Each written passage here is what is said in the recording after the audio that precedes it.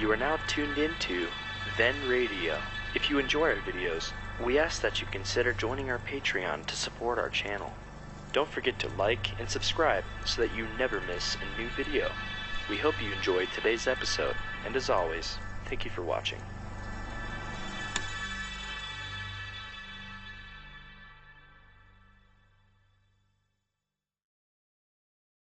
The Equitable Life Assurance Society presents This Is Your FBI.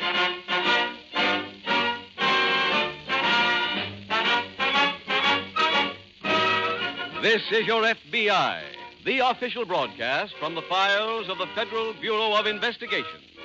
Presented as a public service by the Equitable Life Assurance Society of the United States and the Equitable Society's representative in your community.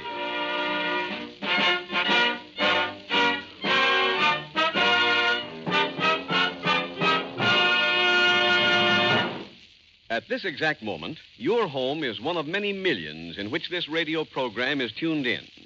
In the Equitable Life Assurance Society, we feel that this nationwide home listening carries with it a very serious responsibility. Our Equitable radio message must be keyed to home and family problems. Tonight's Equitable Society message is on education. If there are children in your home, you'll be particularly interested in this commercial about the Equitable Education Fund. Don't miss it in about 14 minutes.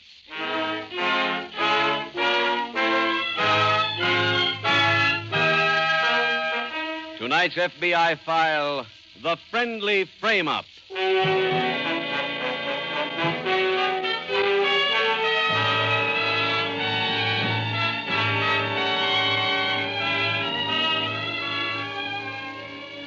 It is a truism in law enforcement circles that no criminal is easy to catch.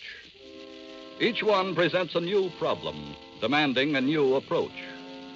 Some, of course, are easier to apprehend than others. It is simpler to bring to justice the criminal who lives by crime alone, who earns no honest dollar, than it is to trap the species of lawbreakers among us who live a Jekyll and Hyde existence, who operate a legitimate business as a front and a criminal business undercover. Those people are difficult to weed out because, for the most part, they take no active role in the commission of any crime. Mainly, they are the brains and the money behind the operation of a complex criminal machine, a machine which is built to stop at nothing.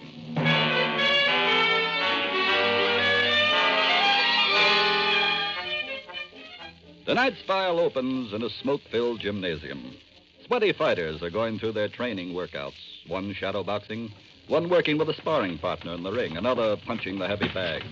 It's 11 o'clock in the morning as Pete Webb, who manages these fighters, walks through the gym to his office. Good work, Lefty. Keep going. Okay. Nice footwork, Jockey. See me later, will you? Right.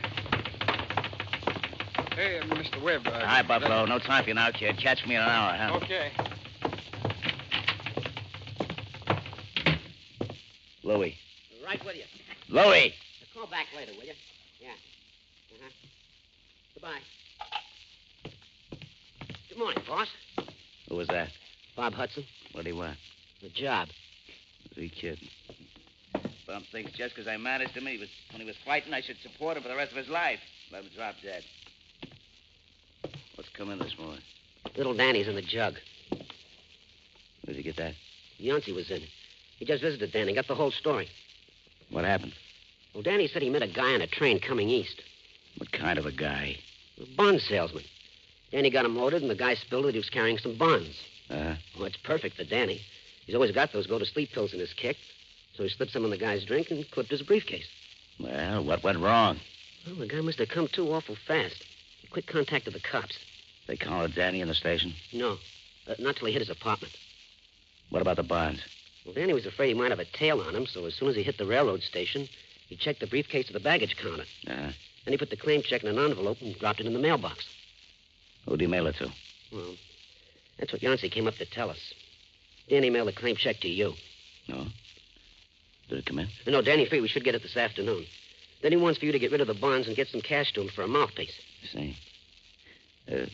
Where'd he check this time? North Side Station. Well, when the baggage checks him in, you run over there and pick the stuff up. Me? Yeah. Are you kidding? No, why? There's liable to be 50 cops waiting around that baggage counter. You just told me that he wasn't picked up till he hit his apartment. All right, he could have talked since then.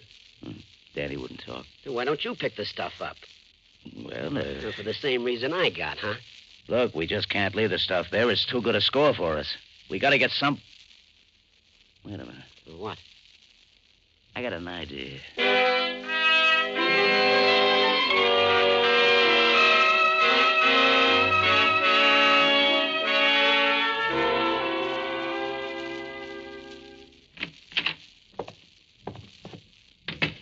Ellie, Yes, Bob.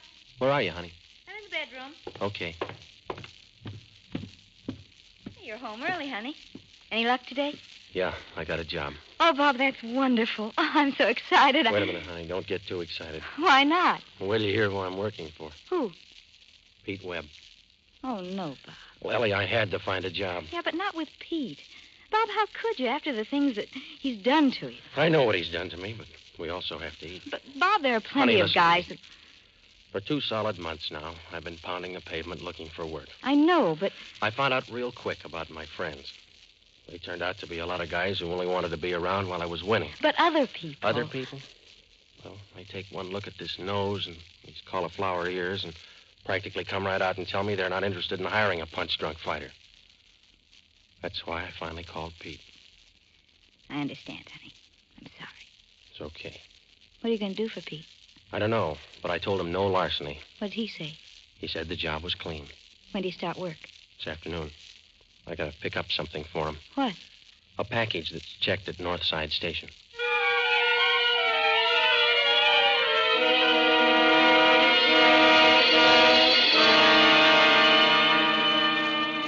The same afternoon in the local FBI field office, Special Agent Jim Taylor is just approaching his desk. Jim. Oh, Jim. Oh, yes, Paul. I've been looking for you. Oh?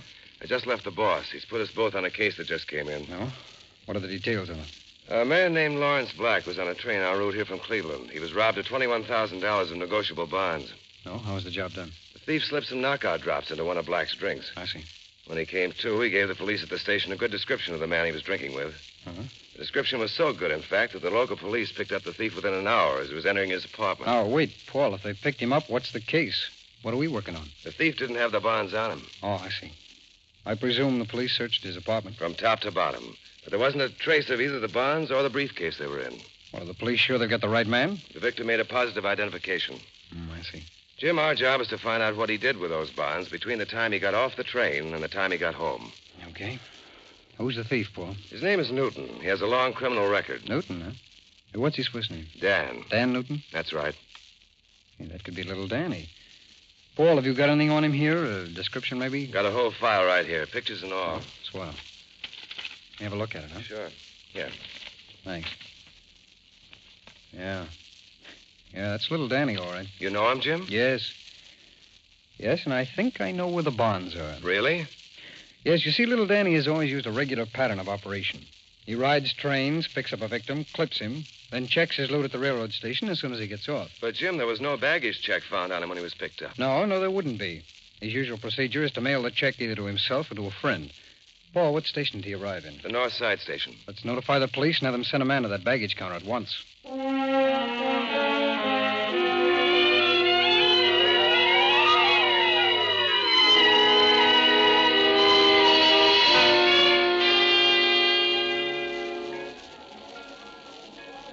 Hey, Bud, how about that bag? I gave you the check 5 minutes ago. Look, can I get some service here? Oh, brother. Hey, you, is that the briefcase? Yeah. Well, it's about time. Let me have it. Here. Wait a minute. You better let me have that briefcase. Who are you? Police. Here's the badge. What is this? Just give me the briefcase, Hudson. How do you know me? I used to watch you fight. Now let's have the bag and come along with me. What for? This is an arrest. I gotta take you in. Look, I don't get any of this. You just claimed that briefcase. Well, so what? I'm picking it up for the guy I work for. Hudson, that briefcase was stolen. There's $21,000 worth of negotiable bonds in there. Well, wait, there must be some mistake. There's no mistake. I know the briefcase, and I've been waiting an hour to nail whoever picked it up. Whoever picked it up. Yeah, now come on. Wait a minute. I'm being framed. Come on, I said. Oh, no. Let go of me. Hey, come back here. Stop or I'll shoot. Hudson, you hear me?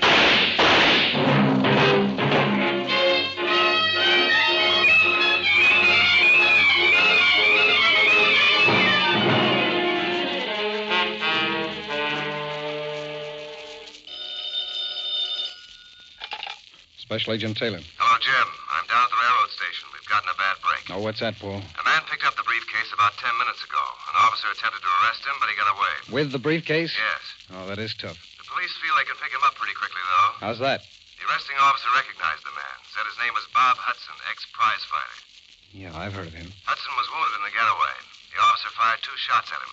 He certainly hit him at least once. Any idea where this Hudson lives? The police are checking that now. Paul, have them call me as soon as they find his address.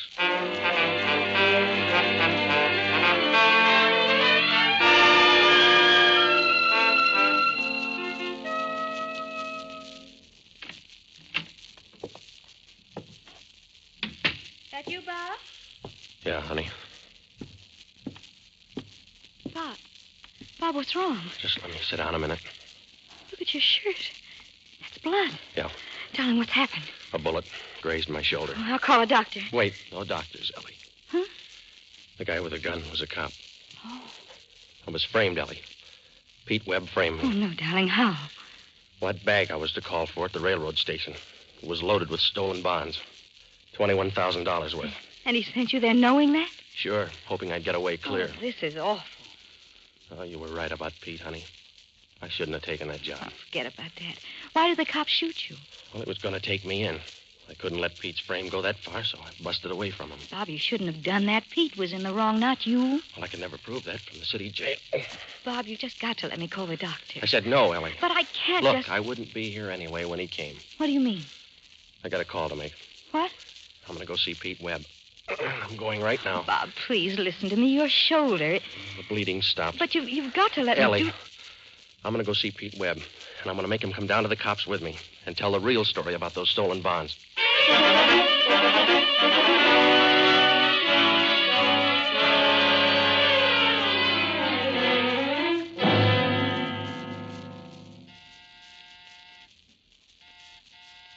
Just a minute. Hello, Louie. Hiya, Bob. Come on in. Pete, it's Bob Hudson. Oh, hiya, kid. Hello, Pete. What took you so long? I was beginning to get a little worried about you. No kidding. Hey, what's with the blood? In my shirt? Yeah. What happened? I got shot. Huh? By who? Cop. What for? You should know what for, Pete. I don't get you. The briefcase. The briefcase that you framed me into picking up. Oh, I sent you on an errand, that's all. But... Stop the routines. Hey, where is the briefcase? I haven't got it. The cops get it? No. And where is it? I put it away in a safe place. It's going to stay there until I take both you guys and the bonds to the cops. You're going to take us to the cops? That's right. Pete, this guy really is punchy. You did frame me. You got to admit that. Yeah. I admit it. But only to you, not the cops. I was just paying you back for an old score. What do you mean? The time you double-crossed me in Bay City. I never double-crossed anybody in my life. Remember the time I had you in a main at Bay City? I bet against you. I told you about it. You turn around and win the fight. I've tried to win every fight. You're in one now you ain't gonna win. Oh, no. I'm taking you both to the cops right now. Hold the phone. This gun says different. That ain't stopping me, Louie. That's what you think. No guns, Louie. This is better. Ooh. Louie, take this blackjack. When he comes to, keep using it on him till you find out where he stashed that briefcase. Well, okay, boss. Where you going? I want some action. I'm going to the fights.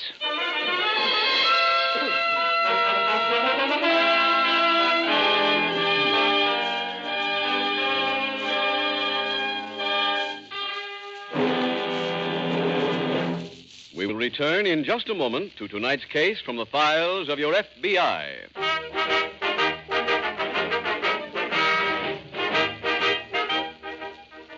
Tomorrow on hundreds of football fields, boys and girls will raise their voices in the old traditional songs. The same songs you and I sang in our college days. Well, college wasn't all singing for me, Mr. Keating. I had a swell time, but I took medicine and studied pretty hard at it. Of course you studied, Harry. And there are hundreds of thousands of others just like you. That's why the average college graduate earns $72,000 more during his working years than the average American. What's more, that extra $72,000 is just half the story. Educated men and women have cultural interests and appreciation that they wouldn't part with for any amount of money. So, for many reasons, everyone agrees college is the wisest and best investment loving fathers and mothers can make for their children. Well, I certainly hope that my boy will get the chance to go. If I were you, I wouldn't leave it to chance. Why not make sure he'll go? Make sure with an equitable education fund. An equitable education fund? Never heard of it before. It's a surefire plan offered by the Equitable Life Assurance Society, and it includes these important features. First, you start when your children are young and spread their educational costs over 10 or 15 years instead of taking a licking in 4. 2, when your boy or girl is ready for education, the money is ready and waiting for him right there in the Equitable Education Fund. 3, this equitable plan works whether you live or die. If you are totally or permanently disabled, the fund continues to build up without any further payments.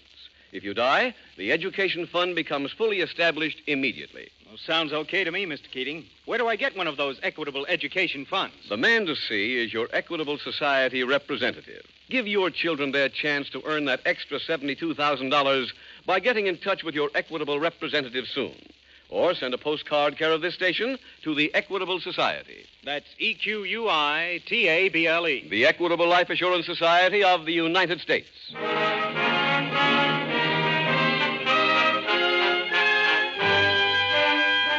And now back to the FBI file, The Friendly Frame-Up.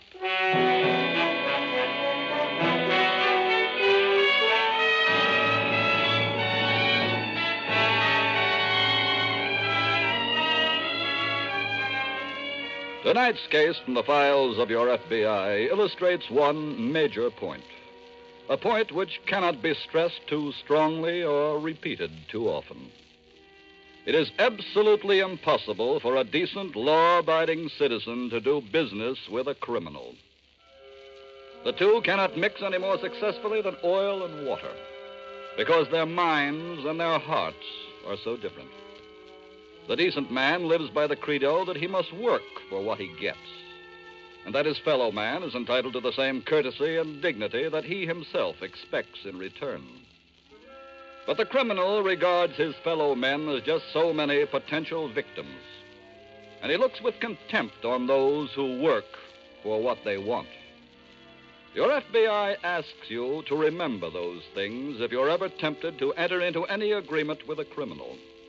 Remember them and heed them well.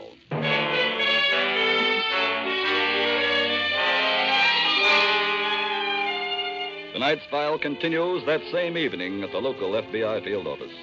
Special Agent Jim Taylor has just returned to his office where Special Agent Meriden is waiting for him. Hello, Paul. Any word from the police on Hudson? Not since I've been here, Jim. Had any dinner yet? No, the drugstore's going to send up a sandwich and some coffee. That'll hold me for a while. The note you left for me said you went to Hudson's house. What happened? Oh, his wife was there. When I questioned her, she told me that Hudson had been given a job just this afternoon by his old manager, Pete Webb. Pete Webb? Yes. Webb's a local character who's on the shady side, but nobody's ever been able to get anything on him. Mm-hmm. Mrs. Hudson says that Webb sent her husband for the briefcase. Did he know what was in it? Well, she said no. She said that Hudson returned to the house wounded this afternoon after he'd been at the station, and that he'd gone from there to Webb's apartment. What for? To make Webb go to the police with him and admit that the whole thing was a frame. I see. So I left Hudson's and went over to Webb's apartment. Yes? Webb had gone out to the fights, according to a stooge of his named Louis Slater, who answered the door. Louis Slater. Where do I know that name from? Oh, he's a petty larceny hoodlum. He said he'd heard of Hudson, but that he didn't know him, and that Hudson had positively never been to Webb's apartment. I don't trust people who are so positive.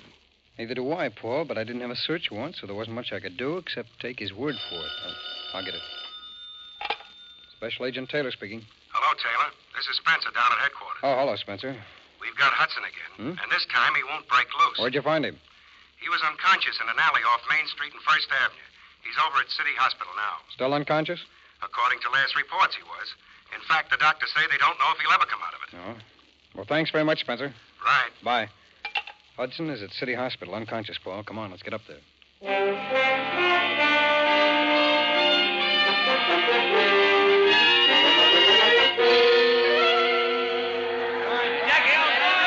sailor. Keep that left out there. Keep that left out. Tell him to get you near the ropes. Hiya, Pete. Who's winning? What are you doing here? Thought you were going to wait for me at the apartment. Yeah, I was, but something important came up. I came to tell you... Don't tell me nothing till this round's over. Come on, sailor. Come on, boy. Get in there now. Keep that left out there.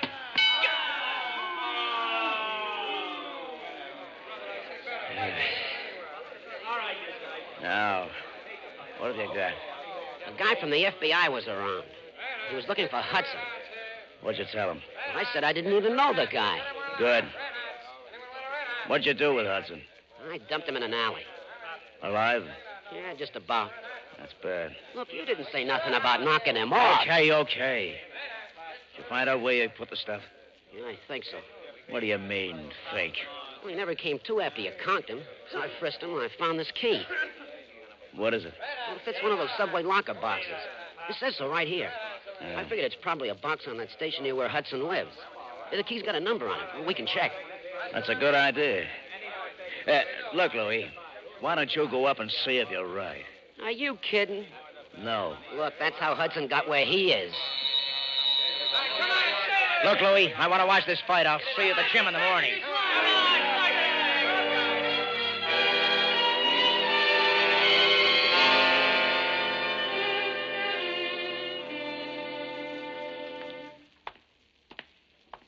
Calling Dr. Chancimino.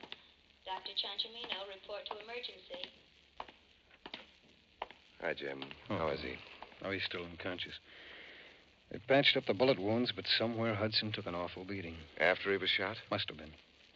You think he got the beating at Webb's place? Could be. I checked on what time Webb got to the fights tonight. He'd have had time to see Hudson and still get to the arena when he did. Hudson didn't have the bonds on him when they found him, did he? His pockets were empty, Paul. What did the doctor think of Hudson's chances? Oh, 50-50. He might pull out of it, but there's no telling. Comes his wife now. Hello, Mr. Taylor. Mrs. Hudson? The nurse told me you spoke to the doctor. Yes, that's right. How is he? Is he going to get better? Well, Mrs. Hudson, it'll be a little while, probably, before the doctors know any more than they do now. Here comes one of them now, Jim. Oh, yes, Hudson. That's Bob's doctor? Yes. He's coming over here. Well, now be calm, Mrs. Hudson. It'll... Bad news. I know it. I can see it in the doctor's face. Bob.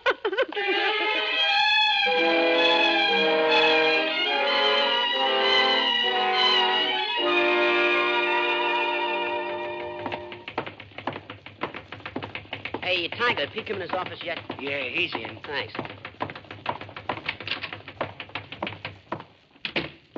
That's you, Louis? Uh-huh. Pete, I got some news for you. What is it? Well, you were worried about me not knocking off Hudson, huh? Uh-huh. He died this morning in the hospital. How do you know? I heard the rumor from a dozen guys, so I called the hospital. I see. They said it was official, and they also told me he died without ever coming to. That means he couldn't tell the cops where he stashed the bonds. That's right. Where's that locker key? Right here in my kick. Where do you think we should start looking? Like I said last night, we go first to the subway station near where Hudson lived. Okay, let's go.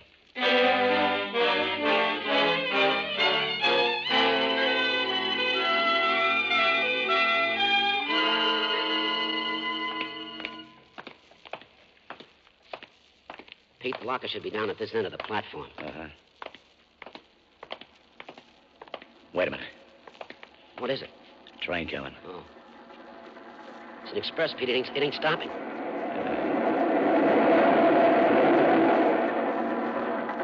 Well, come on.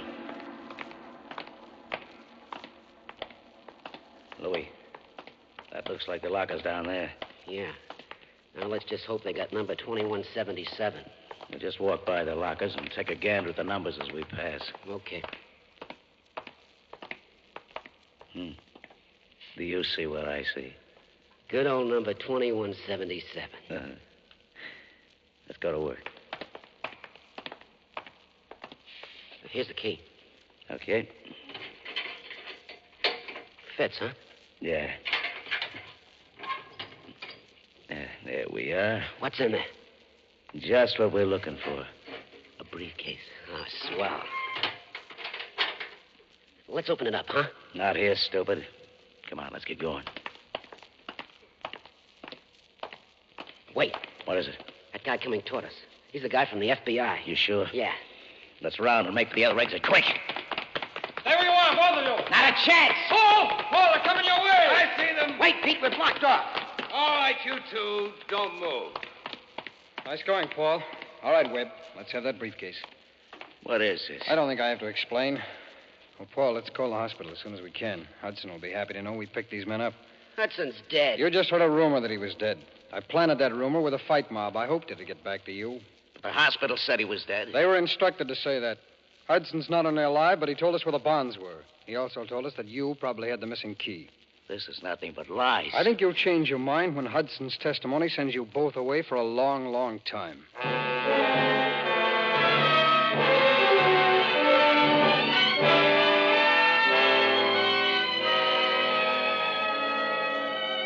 Pete Webb and his henchman, Louis Slater, were tried in a federal court and given 20 years for violating the National Stolen Property Act. They were then turned over to local authorities and sentenced to an additional long term for attempted murder. And thus, your FBI performed a double function in tonight's case. First, they apprehended the guilty criminals. And second, they proved the innocence of an accused man. It's the everyday job of special agents to arrest the violators of certain federal laws. And the story of their success in that job is in their record and in their reputation. But the second function performed in tonight's case is even more important. Because the basic foundation of good law enforcement must be public confidence. The knowledge that the public has that it will not be victimized in order to build up an impressive record of convictions. That each individual questioned will be treated as innocent until he is proven guilty. That is why every special agent is instructed when he is appointed a member of the Federal Bureau of Investigation that the primary job of your FBI is to protect the American people, and that a major part of that protection is seeing to it that no innocent man be found guilty of a crime he did not commit.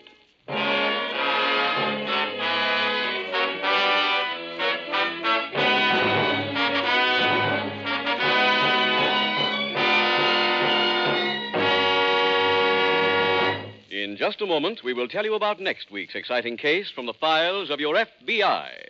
Now, one last word about the Equitable Education Fund. The outstanding feature of this plan is this. It makes sure that your children will be educated no matter what happens. Whether you live or die, they'll get the education you want them to have. So don't wait any longer. Get in touch with your Equitable Society representative soon. Or send a postcard care of this station to the Equitable Life Assurance Society of the United States.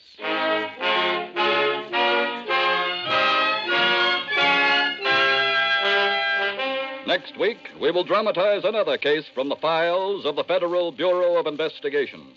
A case that graphically illustrates the fate of a supposedly honest businessman who chooses to consort with thieves. Its subject, fraudulent bankruptcy. Its title, Merchants of Arson. The incidents used in tonight's Equitable Life Assurance Society broadcast are adopted from the files of the Federal Bureau of Investigation. However, all names used are fictitious, and any similarity thereof to the names of persons living or dead is accidental. Tonight, the music was composed and conducted by Frederick Steiner. Your narrator was Dean Carlton, and Special Agent Taylor was played by Stacey Harris. This Is Your FBI is a Jerry Devine production. This is Larry Keating speaking for the Equitable Life Assurance Society of the United States and the Equitable Society's representative in your community, and inviting you to tune in again next week at this same time when the Equitable Life Assurance Society will bring you another thrilling story from the files of the Federal Bureau of Investigation. Merchants of Arson on This Is Your FBI. This is ABC, the American Broadcasting Company.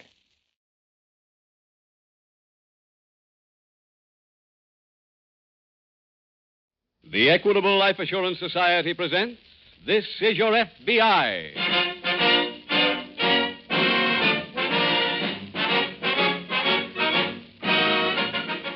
This is Your FBI, the official broadcast from the files of the Federal Bureau of Investigation. presented as a public service by the Equitable Life Assurance Society of the United States and the Equitable Society's representative in your community.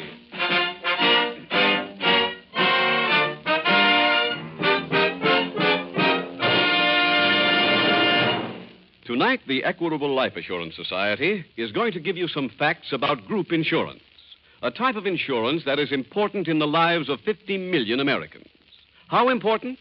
Well, take the Pan American Petroleum and Transport Company. Its president and chairman of the board of its marketing subsidiary, the American Oil Company, Mr. D.J. Smith, says, "Greatly as we regret the loss in the recent Texas City disaster of valued employees to the company and their families, it is comforting to know that group insurance provided for their families." For further information on group insurance, showing just how it can benefit you, be sure to listen in about 14 minutes to a message from the Equitable Life Assurance Society.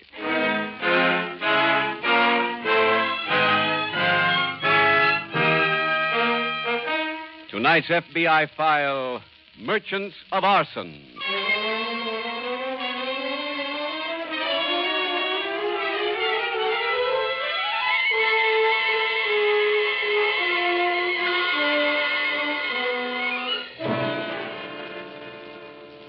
This is a nation of 140 million people.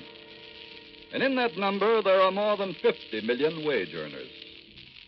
Some earn their daily bread in normal ways, working with their hands in factories, driving trucks, or tilling the soil. Others manage to exist because they engage in some bizarre occupation like diving for sponges or riding with smoke in the sky. But of all the various obtuse methods used to make money, perhaps the least understood is a method used by a certain breed of criminal. This perverse system of garnering a yearly income is managed by those criminals who fraudulently go through the process of bankruptcy. In other words, there are those who make their profit by having a court declare them penniless. They never make the page one headlines, and the public rarely hears about them. But like the killers and the thieves who become notorious, these men, too, are criminals.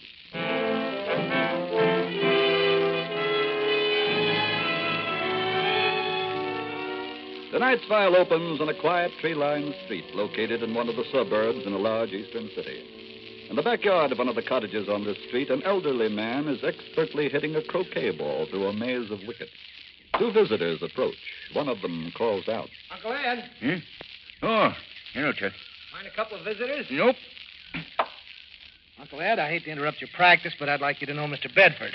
He's a client of mine. How do you do, sir? I do. Uncle Ed, me and Mr. Bedford would like to have a little talk with you. What about? Business. Not interested. But Mr. Bedford here has a real good proposition for you. I'm retired. Hey, stand away from that wicket there. Chuck, this looks like a wasted visit. Oh, no. But he just said... Look, Uncle Ed has retired more times than Harry Lauder. Let me handle him. How? I got a sure system. Never fail. What? Oh, Uncle Ed. What is it? Are you positive you don't want the job? Yep. Then would you mind doing me a favor? What? Tell me where I can get in touch with Tommy Gillen. Huh? What do you want him for? Want to bring him together with Mr. Bedford. You're going to give that old bungler a job? Who else can I get? You're the only two guys around. Mr. Bedford, don't you let him do this to you. Well, if you won't take the job, sir, it looks like I have no choice. I'll take it. Swell. What's the setup? It's a warehouse. Oh, they're tough, boy. Big buildings like that take a lot of work. This is only a two-story structure. You work with me, Chuck? Sure, be glad to. You know my price, Mr. Bedford? Yes, Chuck told me. You'll be paid immediately after the job. Good. Wait. When can you do the job? Yeah, when do you want it? Well, could you do it tonight? Mr. Bedford, your warehouse will be nothing but ashes by morning.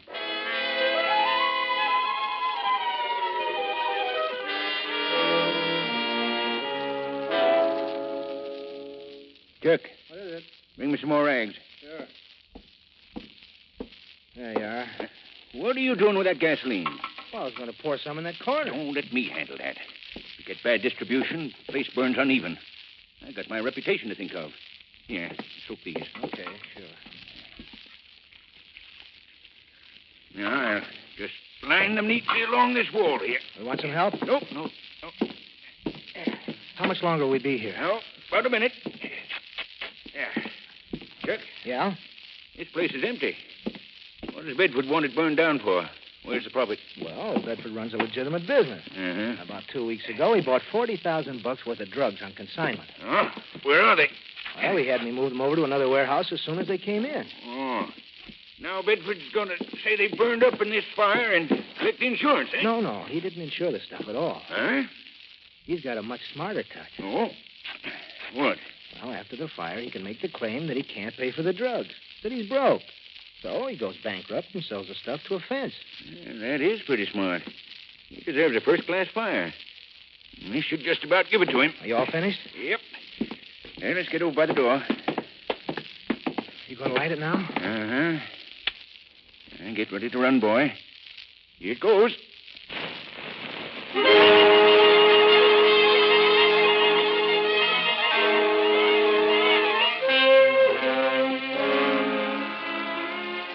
A few weeks after the warehouse fire in the local FBI field office, Special Agent Jim Taylor is at his desk going over a file of correspondence as a visitor approaches. Jim Taylor? Yes, that's right. Vic Norwood. Just got in this morning. Oh, hello there, Vic. Hi. Fine, thanks. Hey, by the way, Bill Sweet said to say hello. Oh, hey, that's right. You were in the Salt Lake City office, weren't you? That's nice country out that way. Nice people to work with, too. Yeah, I know. I was in that office for a year myself. You've been in to see the agent in charge yet? Yeah, it's on first thing this morning. He wants me to work with you on this bankruptcy case, if there's anything there. Well, I'm just going over the file of correspondence myself, Vic. Well, what's the story? Well, we received a letter yesterday from C.J. Crawford and Company. That's a drug house out on the West Coast. Well, how'd they happen to write us? Well, they sold a man named George Bedford $40,000 worth of drugs on consignment about 3 weeks ago. Now, Bedford's business is here. Oh, I see. There was a fire in Bedford's warehouse right after the shipment arrived. And then Bedford filed a petition in bankruptcy. That's right. How much do we know about Bedford? Nothing yet, Vic. Well, have you contacted the fire department for their reports on the fire? Yes, they're sending them over. In addition to that, I'm going to talk to the inspector who covered the fire and interview him. Well, that should help. Those fellows are pretty shrewd. Yeah. Vic, I'll tell you what. You take this file here and read through it, huh? That's the correspondence between Bedford and the Crawford Company. Good. That'll give me a little more background. Mm-hmm. And why don't you check and see what you can find out about this Bedford fellow? All right. Meanwhile, I'll go over and see the fire inspector, and if he thinks there's any point to it, maybe we'll go see what's left of Bedford's warehouse. You'll check back here with me? Yeah, I'll call in by noon at the latest, Vic. And if you've got any dope on Bedford by that time, maybe I'll pay him a visit, too.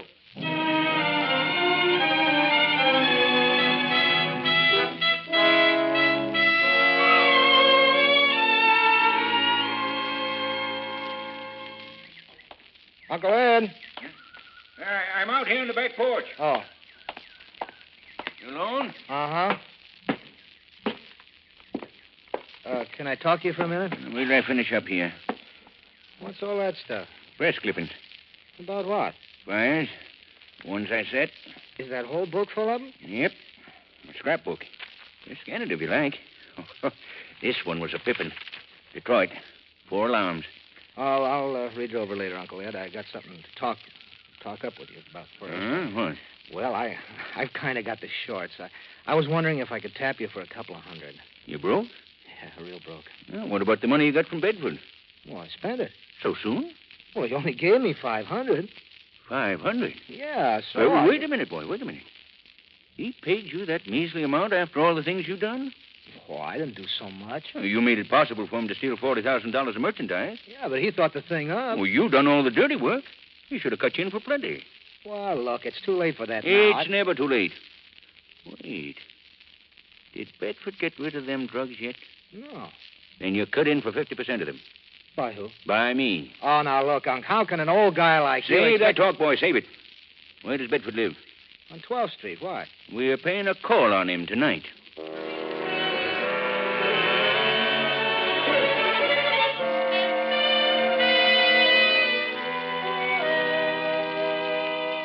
Mr. Taylor, you say you're from the FBI. That's correct, Mr. Bedford. Here are my credentials. I see. Well, what can I do for you? You were the sole owner of the Bedford Company before it went through bankruptcy. Is that right? Yes. We received a letter from the C.J. Crawford Company with whom you did some business. Yes, I purchased quite a bit of merchandise from the Crawford outfit just prior to the fire that wiped me out. Yes, I know. You see, that warehouse was a fire trap, and I could never get any insurance on it, Mr. Taylor. When that Crawford shipment burned, I was wiped out. Clean as a whistle. I went over the fire department reports on that fire this morning. You did? Why? Just checking. And I went to the scene of the fire with the inspector who examined the ruins right after the blaze was put out. What was the purpose of all that, Mr. Taylor? Now, look, I'm a taxpayer, and I'm entitled to know. Oh, certainly, Mr. Bedford. I went over the reports and over the scene of the fire to try and make sure that the Crawford Company drugs actually burned, as you claimed. Are you implying that I'm not an honest man? That's not part of my job, sir. I'm merely checking to make sure there is no fraud connected with your petition of bankruptcy. What was it you want to know?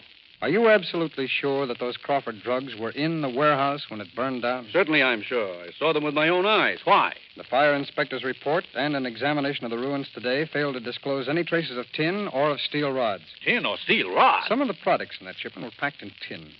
And every one of the Crawford shipping cases for the past 6 months have been reinforced with steel rods. There should have been some evidence of those things in the ruins. Mr. Taylor, I gather that you're calling me a crook. I'm not calling you anything. I just came here to ask you some questions. You've asked your questions. You're going to arrest me? No, Mr. Bedford. I don't have anything to arrest you for. Nobody can prove anything. Yet. If you ever think you can, come back and see me. I'll be right here. All right, sir. Thank you.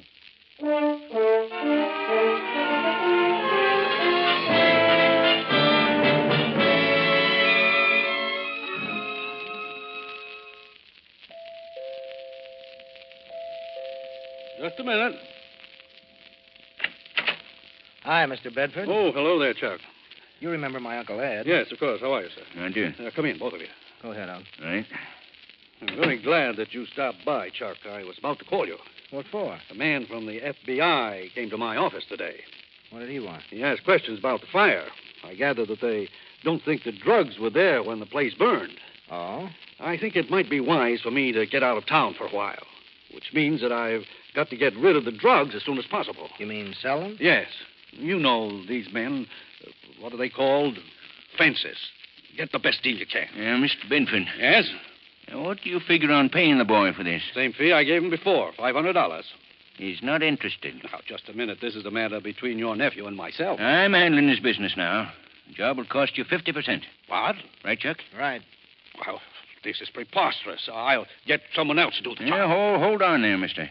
Let me point out something to you. Well? I understand that the warehouse you got the drugs in now is rented in my nephew's name. That's right. I arranged it that way. You know what that could mean, don't you? What? Chuck here could take everything. Oh, that's how you're playing it. Mm-hmm. Does the boy get 50%, Mr. Bedford? Yes. Of this. He's got a gun. That's right. And I'll use it, too, Chuck. Put that away. You'll hurt somebody. Get out of here. Chuck, take that gun away from him. Don't come near me, Chuck. I'll shoot if you do. He won't shoot, Chuck. Ain't got the fortitude. Just walk right up to him. That's it. Keep away from me. That's it, Chuck. Now, take the gun. Come on, give me that. Chuck, take it. Okay. Give it to me, I said. Let it go. Let go. What do I do now? That's elementary, son. You've got a gun in your hand. Use it.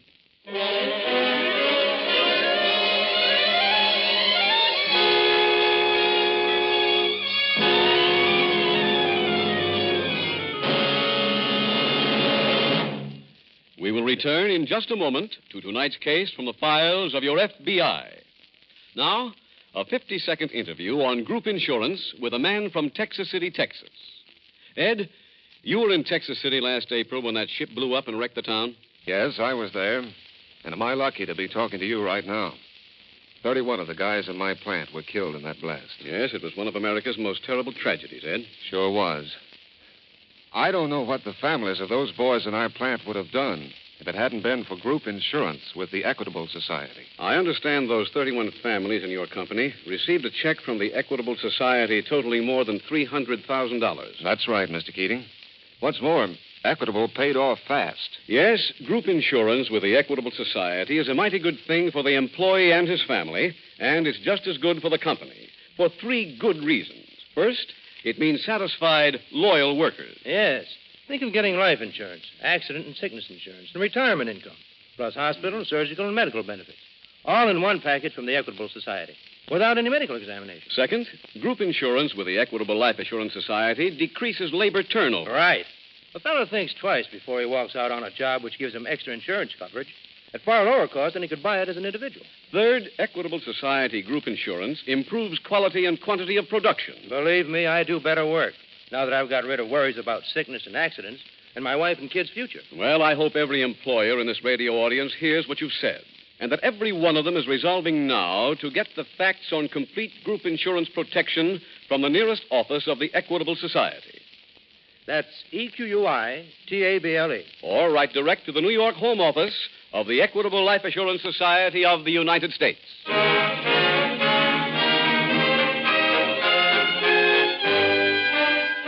And now back to the FBI file, Merchants of Arson.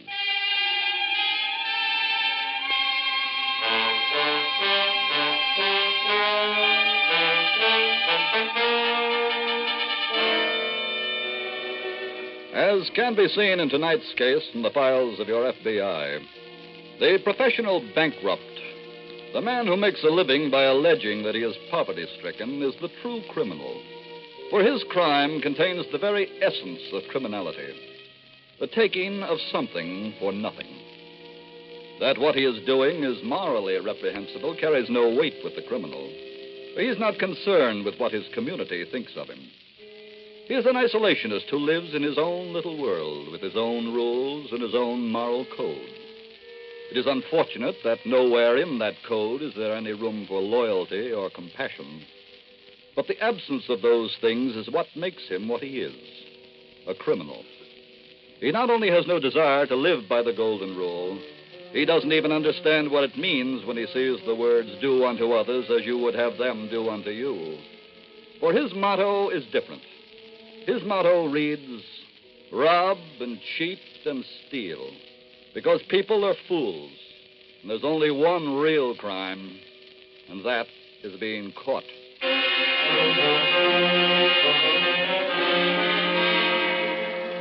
Tonight's file continues in the local FBI field office, where Special Agents Jim Taylor and Vic Norwood are comparing notes on the fraudulent bankruptcy. Jim, I checked on George Bedford every place I could. There's one thing that puzzles me. What's that, Vic? How he ever got a $40,000 shipment from anybody on credit. No, why?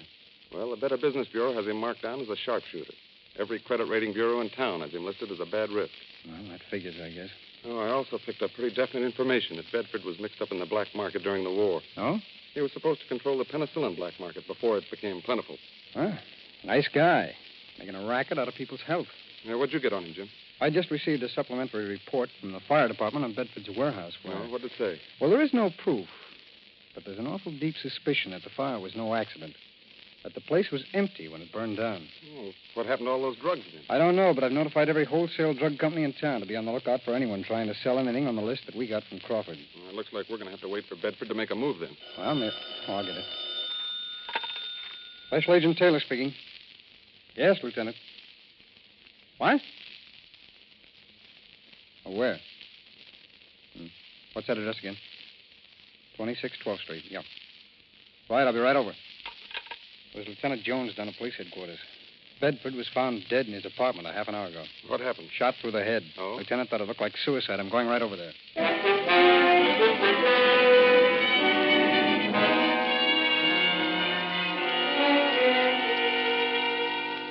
Chuck. Yeah, Unc. Let me have that mucilage. Sure. Here you are. Putting something in the scrapbook? Yep. Another fire? Nope. About Mr. Bedford. Oh, you mean his suicide? Mm-hmm. Hey, that's a good picture of him. Too bad he ain't alive to see it. I should have got it years ago. Them legitimate fellas give honest thieves a bad name. Yeah. Well, I think I'll take a run downtown. What for? I'm going to shop around, see if maybe I can peddle them drugs. Not yet, son. Why not? Too hot. But Bedford's dead. They'll still be looking for the drugs. When the time comes to peddle them, I'll give you the word. Okay. I think I'll go downtown anyway. Hey, wait a minute. What? Don't leave that cigarette burning there. Things like that could start a fire.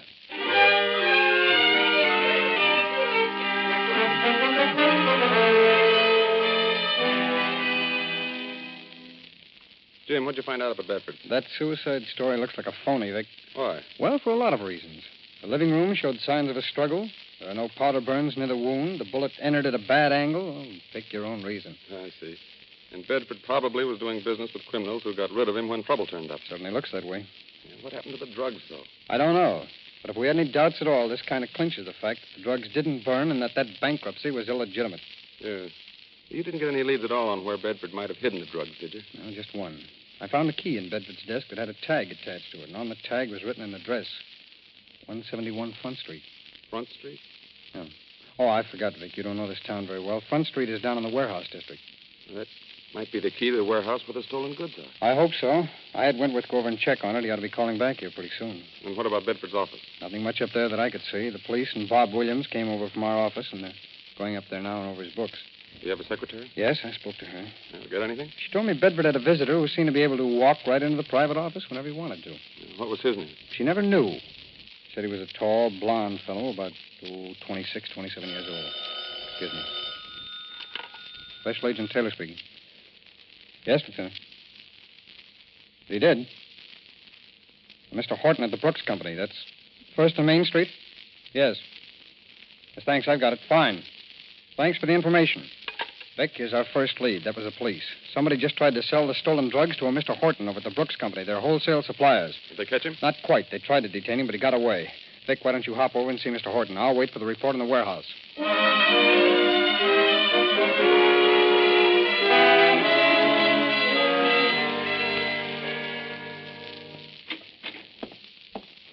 Hey, who's that? Me, Uncle Ed. Oh.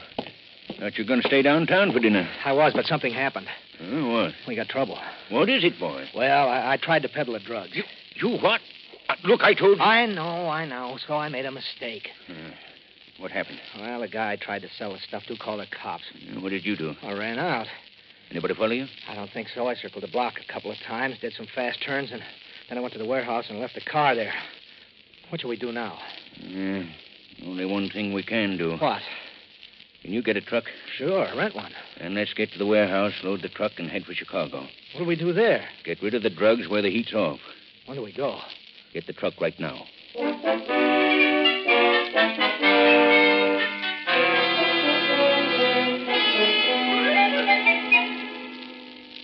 Jim, I got the description of the man who tried to peddle those drugs. Good, let's have it. It was that same tall, blond fellow who hung around Bedford's office. Did he tell Mr. Horton where he had the drugs hidden? No, he didn't. Horton sent one of the boys out in the office to trail him. You going to call you here when the boy comes back? Yes. I take it you had no luck with the key to 171 Front Street. No, it turned out to be a warehouse, all right, but the key didn't fit any lock in the place. Well, whose warehouse is it? Parker and Gordon, the furniture company, owns it. Oh, yeah. No I've heard of legitimate them. firm. Oh, excuse me. Special Agent Taylor speaking. Yes, sir, just a moment. I think it's for you. Special Agent Norwood speaking. Yes, son. Just a moment. That boy from Horton's office, Jim. Oh. Go ahead, son. Yes. Yes? That's where you lost him, huh? I see. Well, thank you for the information. Goodbye. Jim. The boy followed our suspect down 7th Street, but he lost him on the Interstate Bridge. Interstate Bridge. Vic, why didn't I think of that before? What? The Interstate Bridge. Come on, let's go.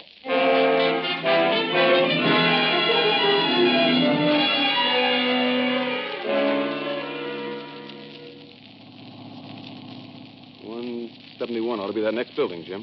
Okay, Vic. Let's park the car right here. Leave your door open, Vic. I'll slide out that side. Right. I think the best thing to do is try this key I found at Bedford's in the office door, Vic. If that doesn't work, then we can try the trucking entrance. Okay. Can you see all right? Yeah, fine. Works. Must be the place. Morning, Vic. Right. I'll turn on my flashlight. Hold it a minute. I thought I heard something.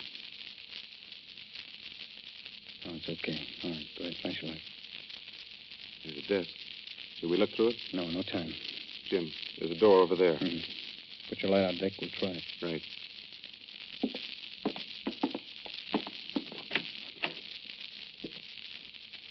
Appears to be a passage down into the warehouse. Come on. Okay.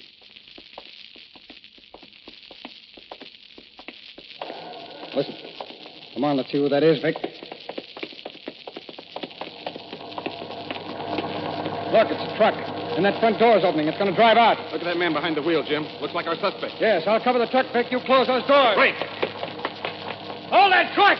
Don't move it! All right. All right, come on. Cut that motor and get out of there. Better do as he says, boy. He's got a gun. Looks like I've got a couple of murderers, too. Oh, Vic, never mind closing those doors. We'll all be driving out of here together.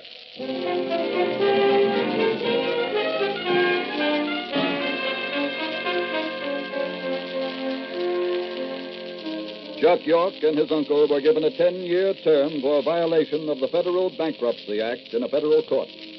They were then turned over to local authorities who tried and convicted them for the murder of George Bedford. And so, because of the timely intervention of your FBI, another crime was solved. Solved because a special agent remembered when he heard that the criminal had crossed the interstate bridge that there was another front street in another community on the other side of the river. In addition to adding to their total number of successfully investigated crimes, your FBI also added to the total value of stolen goods recovered and restored to their rightful legal owners. For that, too, is part of their job. A job so well done that last year the amount of goods recovered and returned ran into millions and millions of dollars. An amount that was a dividend of good law enforcement paid to you, the American people.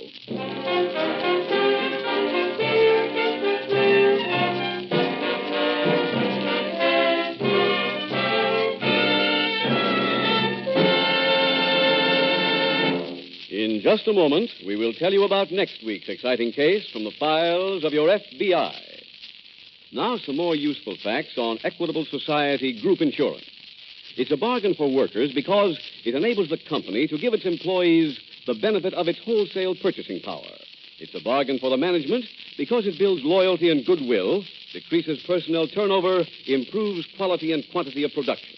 For instance, the president of General Oil Sales Corporation, Mr. O.D. Robinson, writes, "The tragic loss of 31 of our subsidiary employees in the Texas City disaster emphasized to our company the dollars and cents advantage of operating with group protection. If your company does not have group insurance, or if your group program is incomplete, get in touch immediately with the nearest office of the Equitable Life Assurance Society of the United States."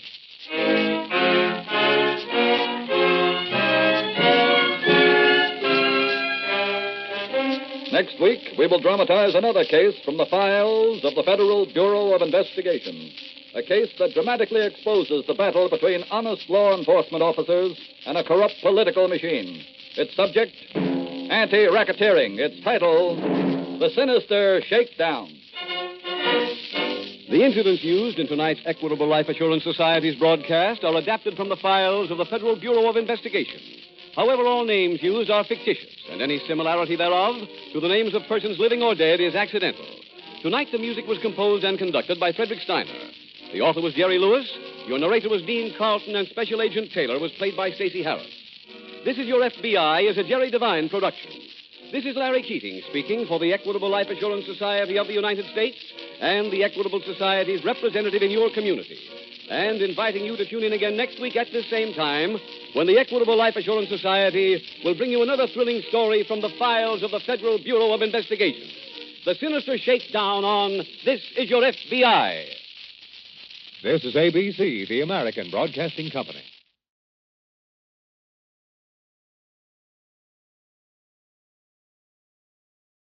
The Equitable Life Assurance Society presents This Is Your FBI.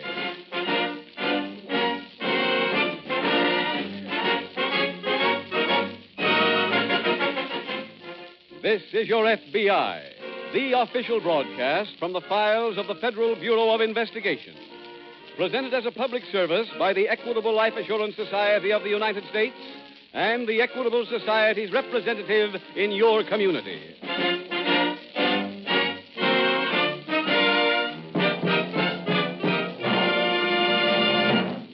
If you're a regular listener to this Equitable Society program, you've probably noticed this about the commercial messages. There's no high-pressure selling. Each Equitable Society message is designed to help you, to give you expert advice on home and family security, to keep you abreast of the latest development in life insurance. For instance, tonight, our Equitable Society message deals with a type of insurance most people know little about, yet it's important in the lives of 1 out of 3 Americans. So, in 14 minutes, listen carefully for interesting information on group insurance from the Equitable Life Assurance Society.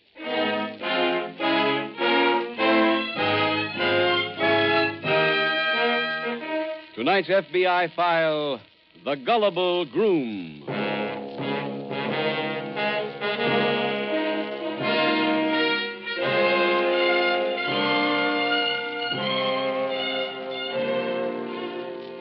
There has never been a time in the long history of the nation when there was so much money in circulation as there is at the present time.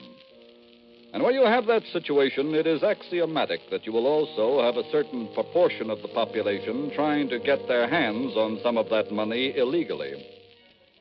Some criminals will take a gun and stalk the highways, robbing stores or gas stations or people in parked automobiles.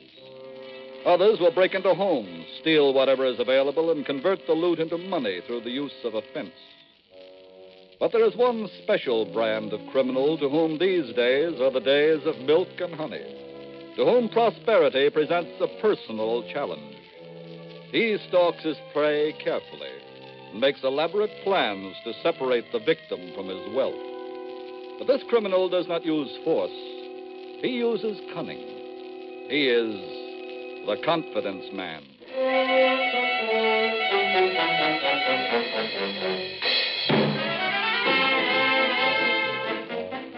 Tonight's file opens in a football stadium in a small college town. A game is in progress. It is midway in the second quarter. The two teams are lined up on the midfield stripe. The ball is snapped. Both lines lunge, pile up. Suddenly, out of the pack, a player carrying the ball seems streaking down the sideline. He's at the 35, the 30, the 25, the 20, the 15, the 10, the 5. He's over for a touchdown.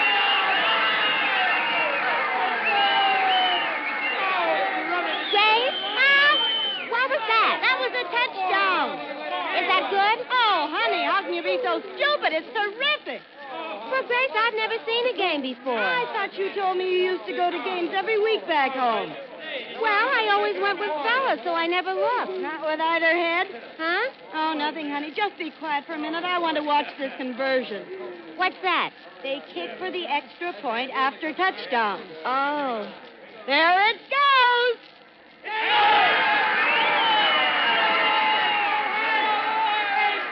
Did he convert? Yes, dear. Well, what happens now? State College kicks off. And they start all over again? That's right. That's silly. Hey, here comes Walter. Where? Coming down the aisle. To see us? I guess so. Walter, over here. Okay. Excuse me, please. Excuse me. I'm sorry, please. Excuse me. Well, hiya, girls. Hello, Walter. Hi. How are you enjoying the game? Never mind that. How are you doing? Oh, I'm doing fine. Who's the man you're with? Oh, he's the sucker I'm building up. His name is Herbert Franklin. Has he got money? Oh, loaded with it. Where'd you meet him? Hey, I told you this morning I met him last night at a bar. He thinks I'm an old grad, too. Is that why you're carrying that pennant? Yes, Faye, yes. It's also the reason why I'm wearing this feather, this badge, this school tie, and this horse throat. They're lining up for the kickoff. You'd better go back. Yeah, okay. When do we go to work? I'll be with Franklin in the cocktail lounge at the hotel at 8 o'clock tonight. We'll be there.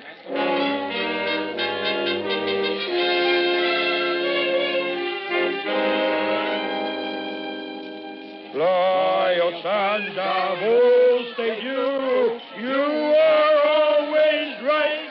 So, on you go, on down the field and fight. Oh, Herbert, you've got a magnificent voice. The best voice in this whole saloon. Well, Walter, I love to sing, but I don't get much chance. Oh, now, wait a minute. Don't tell me that. To sing as gloriously as you do, a man has to get plenty of practice. No, really, Walter. I never get a chance to sing when I'm home. Emma doesn't like noise. Emma? Didn't I show you her picture? No. Well, wait. Here it is. Here, that's Emma and the kid. Oh, hey, fine-looking woman. Yes, she is. And those husky youngsters, why, they're going to be football players. I certainly hope so. Oh, pardon me. Yes? Aren't you Herbert Franklin? Why, yes. Well, don't you remember me? Well, I I remember your face, but I... Oh, we met in New York when you were there last April. My name is Grace Carter. Well, I was in New York last April, but I... Herbert, what's wrong with you, man? Where's your old state spirit? Invite the ladies to sit down. Oh, yeah. Please pardon me. Will you join us? Oh, surely. Mr. Franklin, this is my friend, Fay Madison. Pleased to meet you, Miss Madison. How do you do? Miss Carter, Miss Madison, my old chum and classmate, Mr. Robertson. Well, how do you do? How do you do? It's always nice to meet any of Herbert's friends. Sit down, won't you? Oh, thank you. Hey, waiter, bottle of wine, please. Oh, swell. I just love wine. Do you, Mr. Franklin? Well, yes. Bubbly wine? Yes. In big bottles? Yes. Oh, Mr. Franklin, we have so much in common. Say, Herbert, let's sing the girls our old school song. Hey, that's a good idea. Yeah, come on, everybody sing. Well, you start it. Go ahead. All right. Loyal sons of old state, you are always right. So, on you go, on down the field, and fight.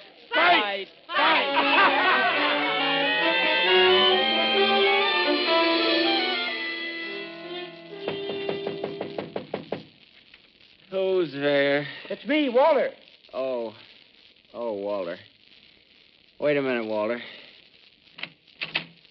Good morning, Walter. Good morning. Come on in. Well, how do you feel, Herbert? Awful. Just awful. Well, then you better sit down, Herbert. I have some upsetting news for you. What is it? How much do you remember about last night? Not too much. Yeah, I was afraid of that. What do you mean? Herbert, you're in trouble. What kind of trouble? Well, last night, when we were celebrating our victory, we met two young ladies. I remember that. And you remember that we bought them a couple of bottles of wine downstairs in the lounge. I remember that perfectly. We sang some songs. That's right. Then you insisted on leaving here and going over to Pete's Tavern. I used to go there when I was a student. Yeah, I know. So we went there and we had some more wine. Then about 10:30, you and the girl called Fay got up and said you were going someplace with her and that you'd meet us later. Did you let me go? Oh, sure. You look sober to me. Well, in a couple of hours, Herb, you came back. The two of you were giggling like school kids, and you told Grace and me you had gotten married. What? Well, that's what you said. Oh, at the time, I just laughed it off. Well, it was a joke. Yeah, that's what I thought. But this morning I got to worrying about it, and I checked with the justice of the peace you mentioned and the town hall. Well? I'm sorry to tell you this, Herbert, but you really did get married last night. I couldn't have. Oh, believe me, you did. Oh, heavens, Walter. What am I going to do? Well, I've been thinking about that, Herbert. Maybe there's some way of buying people off. Let me investigate, and you wait right here until you hear from me.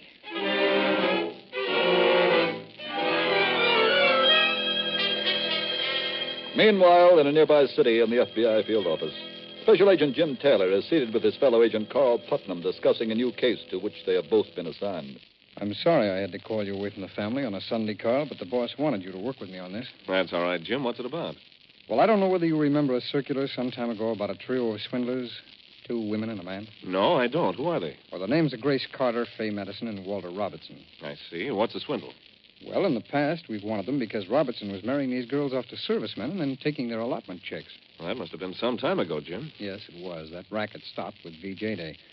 But then, 2 months ago, the same trio changed their pattern. Oh? What did they switch to? An old racket. They found a wealthy married man, took him out, got him drunk, and then in the morning they told him that he had married one of the girls. What's their angle? Well, the married man naturally can't afford to have that become known, so Robertson acts as a go-between and buys off the girl. And Robertson also acts as if he doesn't know the girl. And somebody actually fell for that swindle? A man named Stewart in New Orleans just 2 months ago. Well, if it worked, how did we find out about it? Well, after thinking it over, Stewart decided that he'd been clipped, so he came into the New Orleans office. They sent out the circular on it. But you said all this happened 2 months ago. What's the rush now? Well, New Orleans got a tip that they hid out down there and just headed up this way last week. Oh, I see. What's the first step, Jim? I've already taken care of it, Carl. The police have been alerted, and they're checking all hotels and rooming houses in the city. Look, while we're waiting for them to call back, why don't you take the records on this trio and study them, huh? Okay. I'll check with you as soon as I hear from the police.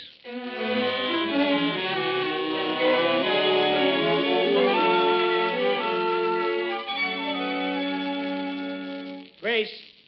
Grace? I'm in here. Oh. Where's Fay? Down having breakfast. Well, how do you feel? Awful. Have you seen Franklin?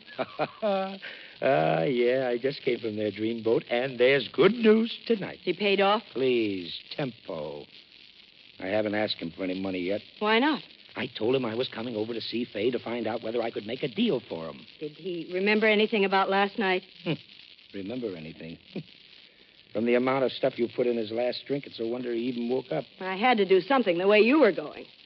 What do you mean? You got that wine in you and almost killed the whole deal. How? You told Franklin that he shouldn't marry Fay, that he was too good for her. I don't believe you. Look, you got plastered and you pulled the same thing in Pittsburgh, remember? In Shut Pittsburgh. up!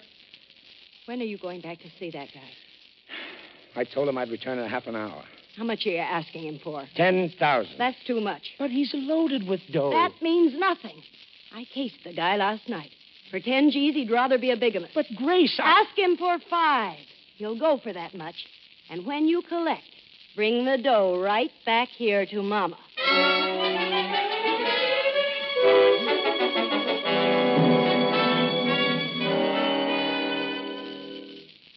Carl, I located Robertson and his female accomplices. Good work, Jim. No, not too good. They were at the Central Hotel, but they've checked out. I see.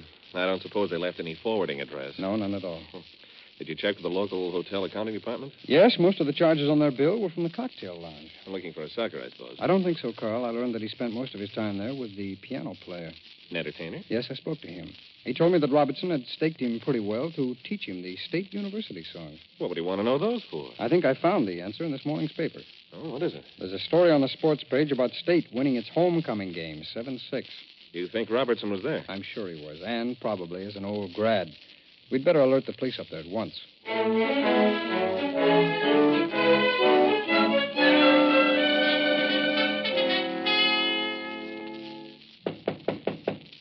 Come in.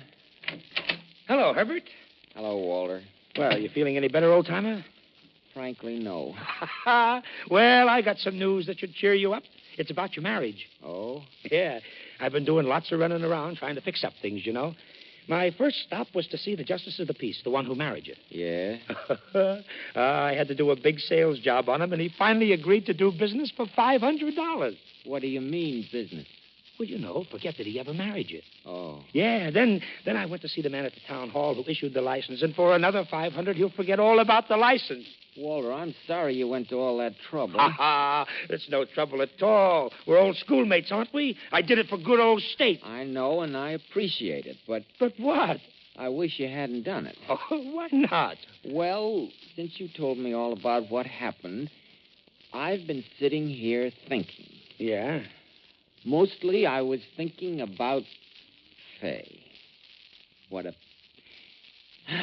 pretty girl she is. Herb, what's your point? Well, I've decided that I want to stay married to her. You what? I want to stay married to Fay. But you can't. Why not? Well, that's obvious, isn't it? Well, what are you talking about? Emma and the kids. You showed me their picture, remember? You'll be arrested for bigamy. But, Walter, they're not my children. They're Emma's children. I just helped to raise them. What about Emma? Well, she'll be mad, I suppose. But she'll get over it. Get over it? Your wife will get over it? Wife? Emma's my sister.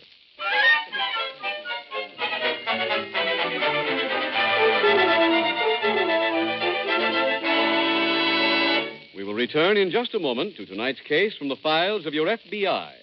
Now, a 50-second interview on group insurance with a man from Boston. Pat, what are you going to name the new baby girl of yours, eh? Mary Ellen Ryan, Mr. Keating, after her mother. But we really ought to name her Equitable Ryan. Equitable Ryan? Yes, sir. Our company has complete group insurance with the Equitable Society. And my group insurance is going to pay all the bills for Mary Ellen. Hospital and doctor bills both? That's right. Before we had complete group insurance, my first 2 kids each put me in debt. But this time, we own our baby free and clear. Yes, group insurance with the Equitable Society is a mighty good thing for you, Pat, and it's just as good for your company for 3 good reasons. First, it means satisfied, loyal workers. Yep.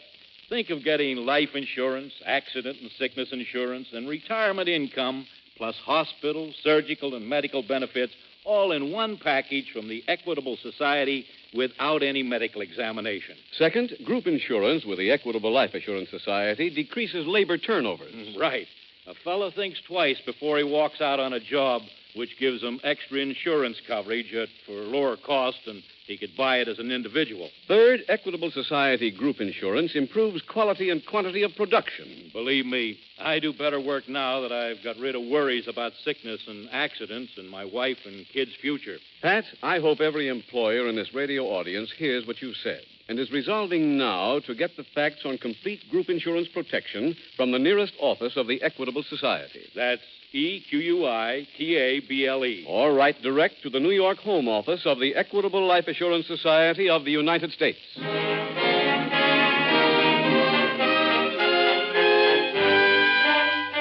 And now back to the FBI file, The Gullible Groom.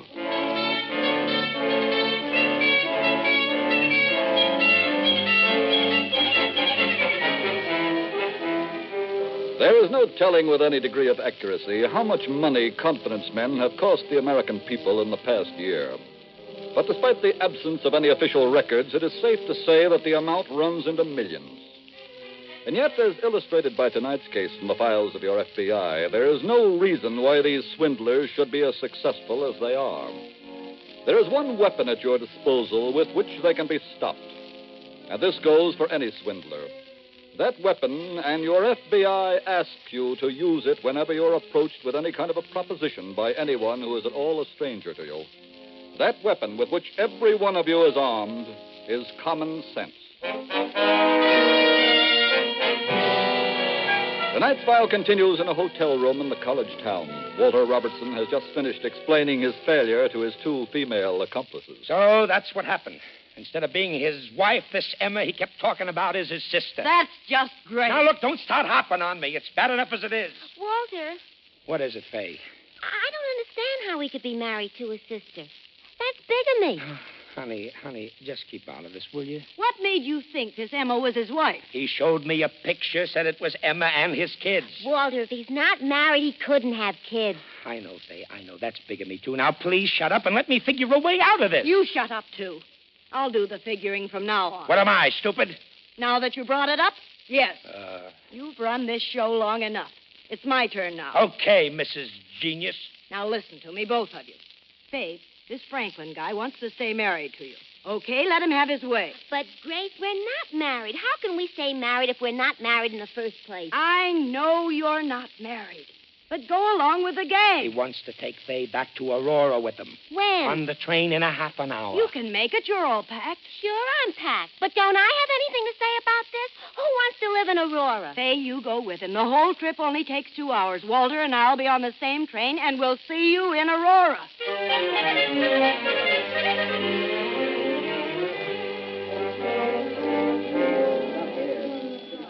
Hello, Jim. Oh, hello, Carl. I've checked the other 2 hotels. Robertson didn't register. Robertson stayed here, Carl, but he'd checked out by the time the police made their call. I see. Any idea where he went? To a town called Aurora. That's about 2 hours from here. It's also across the state line. Yes, I know. How did you find out they went there? The transportation desk got 2 tickets for Robertson on the 2 o'clock train. He's there by now. Should be. I've already alerted the Aurora police to check all the hotels and rooming houses every hour. You think there's anything else to do here before we go to Aurora? Yes.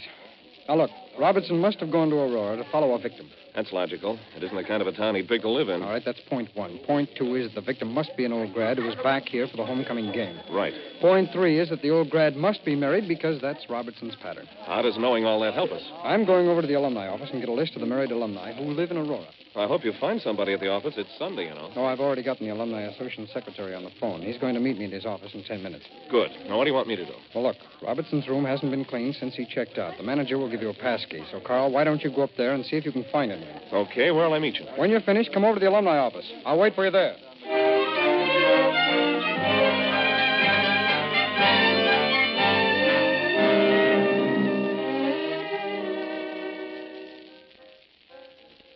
Are you sure this is the place you told Faye to meet us? Certainly, I'm sure. How many cocktail bars do you think there are in this town? I don't know, and I don't care. Oh, there she is. Hello, everybody. Hello, Faye.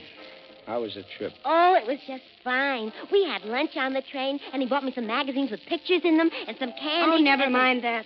What kind of a joint does he live in? Well, it looks like one of those castles in fairy tales. I never saw a place so big in my whole life. I knew the guy was loaded. He hasn't paid off yet. But you've got a way to make him pay off, remember? That's right. And here it is. You're going to call Herbert in a couple of minutes and tell him we just got into town. Tell him you've got to see him. Why? Tell him you spoke to the Justice of Peace and the guy in the town hall again, and that they're going to give the whole story about the marriage and the attempted bribery to the papers. Implicating Herbert in the bribe, too? Right. Then you tell him that they're both waiting for a call from you, and that for $5,000 you can chill the beef. Whoa. Not bad. Thanks. Fay, he'll undoubtedly talk to you about this. You advise him to pay. Then we come over and pick up the $5,000. Grace. What? I don't want to do it. Huh? I don't want to do that. Herbert's been very nice to me, and I'd like to stay married to him. Listen, lame brain. You forget you're not married to this guy. He only thinks you are. Oh, that's right. Look, you just go back home and keep Herbert there till he gets our phone call.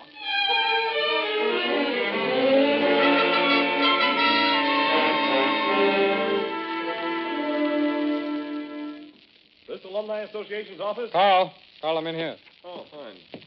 Had any luck yet, Jim? I spoke to the police at Aurora a couple of times since I saw you. What did they say? They've checked every hotel and rooming house twice now, and still no sign of any of the trio. I don't understand that. No. The transportation desk at that hotel said definitely that Robertson bought tickets to Aurora. So they did. You know, he might be staying at the home of the victim. I never thought of that. How about the alumni records? Well, I've come up with 45 alumni who live in Aurora who are married. That's not too many. We ought to be able to comb through them in time to stop Robertson. Carl, I'm afraid we've made a mistake someplace along the line. Why? I phoned the list to the police in Aurora and had them contact every one of the names. And none of them was the right one? None of them had ever even heard of Robertson or the girls. How do you figure that, Jim? Well, we must have made a mistake. What do we do now? We retrace our steps and see where we went wrong. Well, where do you want to start? Look, before we do that, let's go over your stuff. Now, what did you find in Robertson's room? Well, nothing very much, I'm afraid. This football program, for one thing. Any writing on any of the pages? No, I checked through every inch of space. Okay, what else? This red feather that I suppose Robertson wore on his hat yesterday. No, that's no help. And this banner that he probably waved as he sang the state alma mater. With tears in his eyes. Yeah. And then in the wastepaper basket, there was this ticket stub. I guess that's where he sat for the game. Let me see that, huh? Yeah. There's a red A printed on it. That means it was in the alumni section. Hey, that also means that ticket was sold to an alumnus through this office. But Robertson's no alumnus. How did he get this kind of a ticket? I don't know, but I think we can find out. Come on.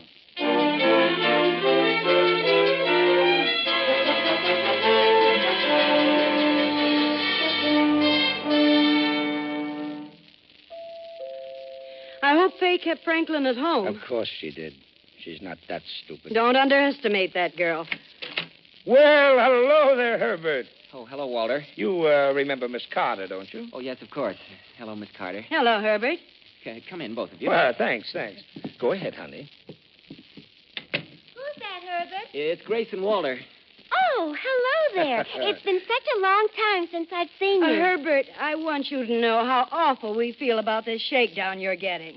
Oh, thank you. Have you got the money, Herbert? Yes, I have it right here. Good.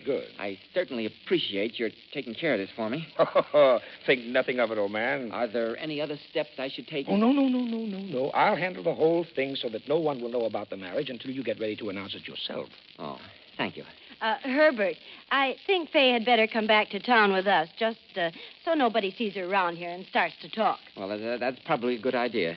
Fay, I'm sorry that you have to start your married life off this way. Oh, that's all right, Herbert. This isn't the first... We'd better be going. Yes. Go ahead, honey. You run along with them. I'll talk to you in the morning. All right, dear. Well, come along, girls. Good night, Herbert. Step back, Robertson. Oh, what? I said step back in there. You and the girls, too. What is this? Yeah. Looks like we arrived here just at the right time. Who are you? We're special agents of the FBI. Are you Mr. Franklin? Yes? Why are you here? To arrest this trio of swindlers. Oh, wait, Fay's not a swindler. She's my wife. Mr. Franklin, that makes you a member of a very large club.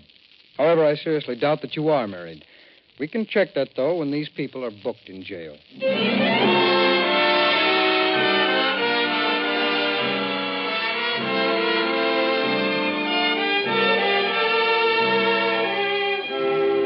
Walter Robertson was tried in federal court and was sentenced to serve 5 years in prison in violation of the National Stolen Property Act.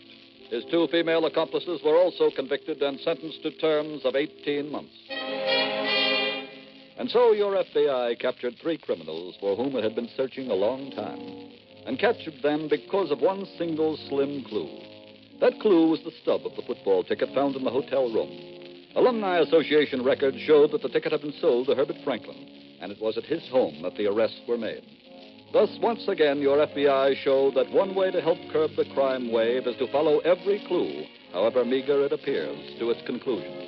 That is a part of the training given to every special agent before he becomes an accredited member of the agency which serves every one of the 140 million Americans from coast to coast. Your national law enforcement agency, your FBI.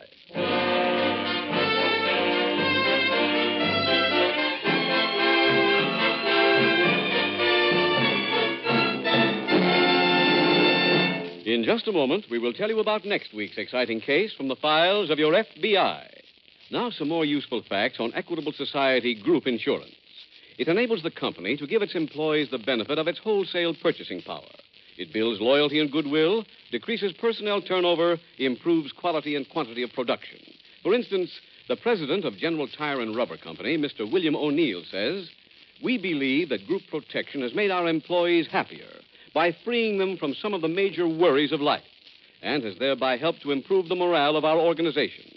This protection is one of the strongest ties that a man and his family can have with the company that employs him, and it comes to him on such easy terms. If your company does not have group insurance, or if your group program is incomplete, get in touch immediately with the nearest office of the Equitable Life Assurance Society of the United States."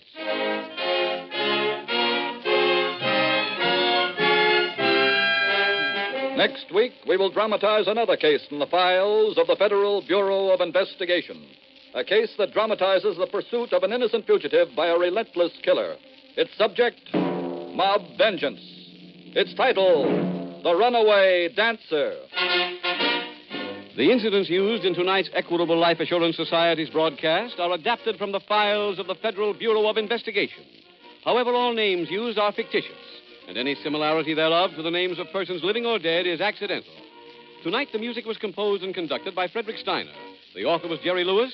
Your narrator was Dean Carlton, and Special Agent Taylor was played by Stacey Harris. This is Your FBI is a Jerry Devine production. This is Larry Keating speaking for the Equitable Life Assurance Society of the United States and the Equitable Society's representative in your community, and inviting you to tune in again next week at this same time when the Equitable Life Assurance Society will bring you another thrilling story from the files of the Federal Bureau of Investigation. The Runaway Dancer on This Is Your FBI. This is ABC, the American Broadcasting Company.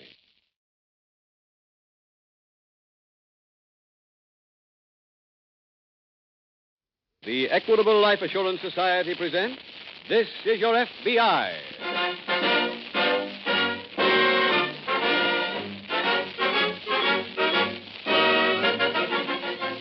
This is Your FBI, the official broadcast from the files of the Federal Bureau of Investigation. Presented as a public service by the Equitable Life Assurance Society of the United States and the Equitable Society's representative in your community.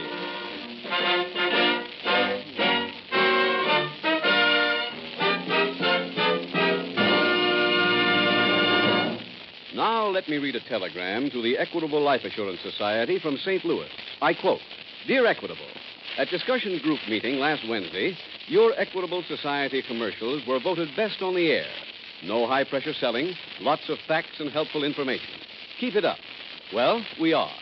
Tonight's Equitable Society commercial will deal with a type of insurance that's important in the lives of 1 out of every 3 Americans. Yet most of you people who have it know almost nothing about it. So listen carefully in just 14 minutes to a message on group insurance from the Equitable Life Assurance Society.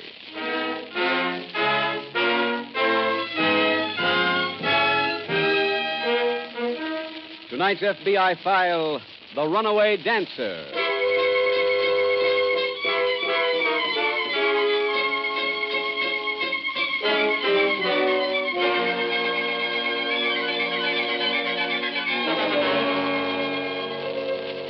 Your FBI makes periodic studies of the field of crime in an effort to be better prepared to apprehend every criminal possible.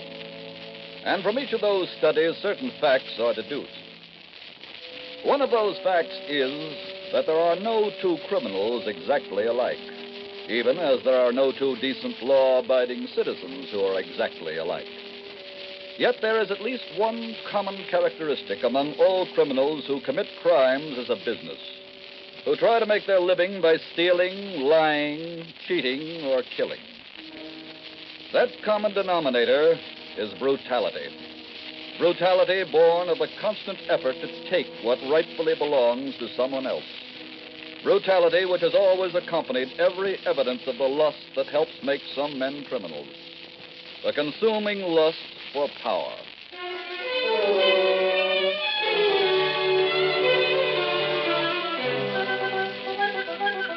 Tonight's file opens in a shabby second-floor dance hall located in a large western city. It is early evening. One of the hostesses is seated at the corner of the table as another hostess approaches. Hi, Sally. Oh, hello, Peg. Oh, mind if I sit here a minute? Oh, my feet are killing me. Oh, that's a shame. How many tickets you got so far, kid? 3. Oh. Look, honey, do you mind if I tell you something? No. You're brand new here, and I've been at this thing a long time. So I feel entitled to give you a little advice. I wish you would. Honey, you don't sell enough. Sell? Yeah. Laugh, talk, turn it on. But, Peg, I try. Sweetheart, nothing comes out. Well, what do you suggest I do? I mean, what should I laugh and talk about?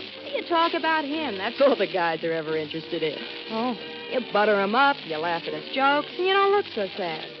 You just got to remember, there'll always be nights like this. Well, Now, you wait. Here comes a guy now.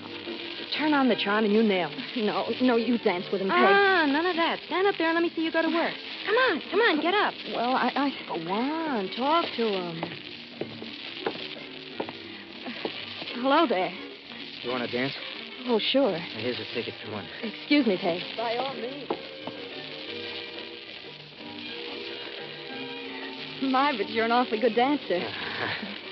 You just seem to have so much rhythm, don't you? Yeah. Do you come up here often? I certainly hope so. You just dance so wonderfully Is that there another way out of here? Huh? Is there any way to get out besides from them front steps? Oh, yes, the forest gate. Where is it? Right behind those curtains in the back. We'll dance over there. Why? Please, just do as I say. You want to leave? That's right. But we just started dancing. Look, just let me... What? You're hurt. It's nothing. Your shoulder is bleeding. Is this where the door is? Yes, but I... Take the rest of my tickets. Just let me go out. And do me a favor, will you? Forget you ever saw me. Wait. Huh? That shoulder, I can't let you. Look, I'm coming with you.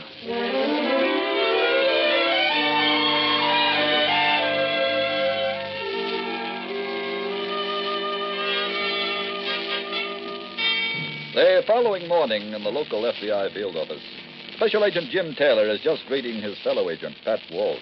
Hello, Pat. Welcome back. No, thanks, Jim. How was the vacation? Great. Well, good. Oh, you've been in to see the boss yet? Yes, that's what I'm doing here. He wants me to work with you. Fine. I can use the help. Well, what's the story? A bank job.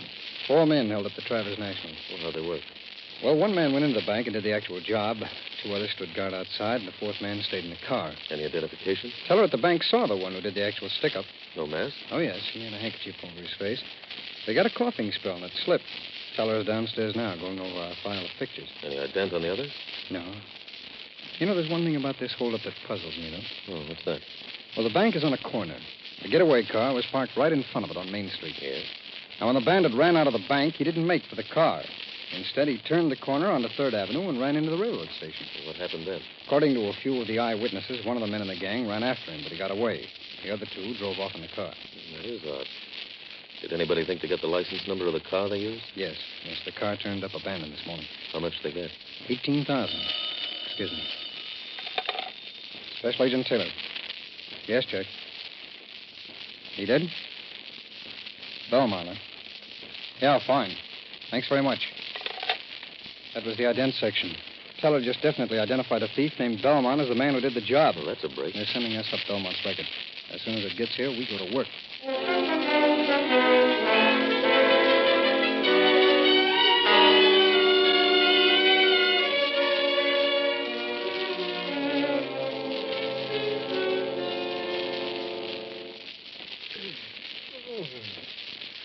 Hello.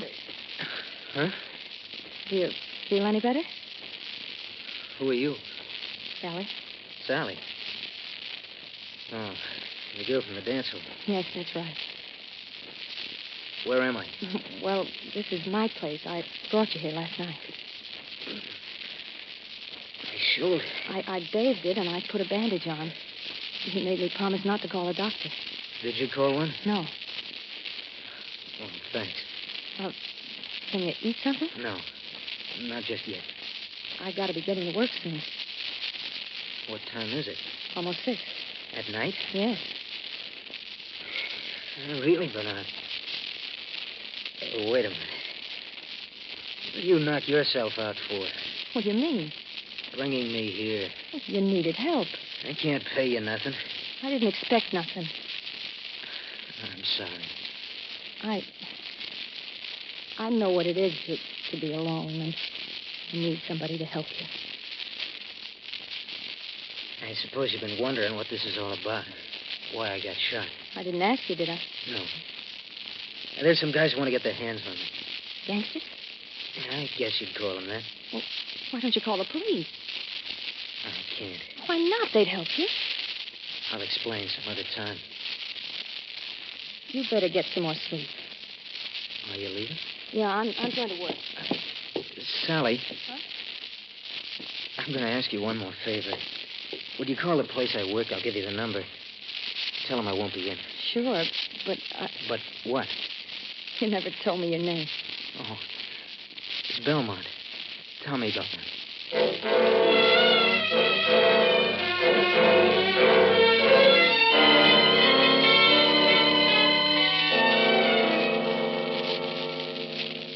Hello, Pat. Hi, Jim. Anything happen while I was out? Bill called. He went out and examined the car that was used in the bank job, but he couldn't find a thing. Oh. Any news from the police? No. How'd you make out? Well, I finally found the hotel where Belmont was living. Was living? Yes, he checked out the morning of the stick-up. One of the bellboys said that he took Belmont's bags down to the railroad station and checked them, but Belmont never came back for the claim checks. Oh, that's funny. I got the claim checks and went down to the station. The bags were still there. Did you go through them? Yes, but there wasn't anything in them that might be a lead. Just some shirts and socks and 2 old suits. Sounds like he intended to come back for the checks, but never got a chance. Yeah, I guess that must be it. He must have just grabbed a train when he ran into the railroad station. Did he have any friends at the hotel? No, he was a loner.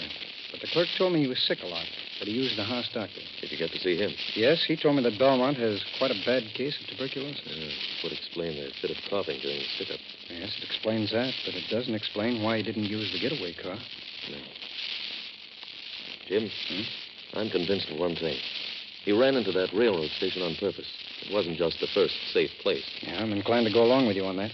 I've got the switchboard working now on something that might prove you to be right. What's that? The doctor at the hotel told Belmont to go away to a sanitarium up in the mountains. Any particular one? No, I gave him a list of places. I got it. Oh, pardon me. Special Agent Taylor. Yes. Oh, yes? Oh, yeah. Yes, thanks very much. Now, look, will you put a call through the police headquarters up there for me? No. That's fine. Thanks. That was the switchboard, Pat. They were working on that list. They've located Belmont at one of the sanitariums. Good. You hold down the office. I'm going to take a run up there right now.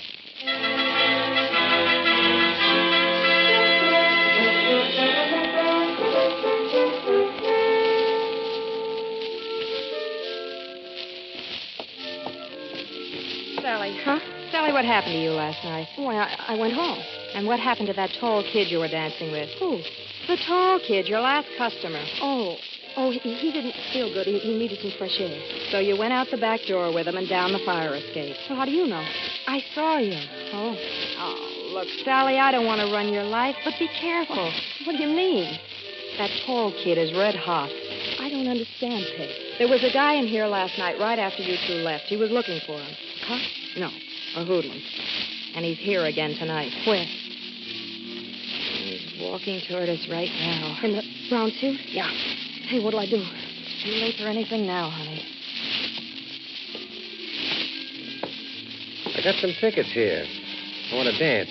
With me, honey. No, honey. With her. But she's kind of tired. Shut up.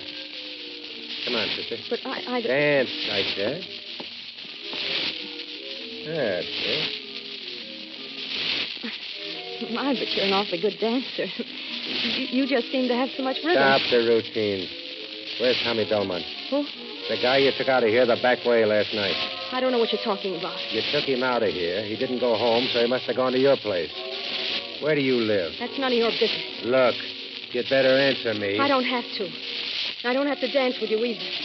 Find yourself another girl.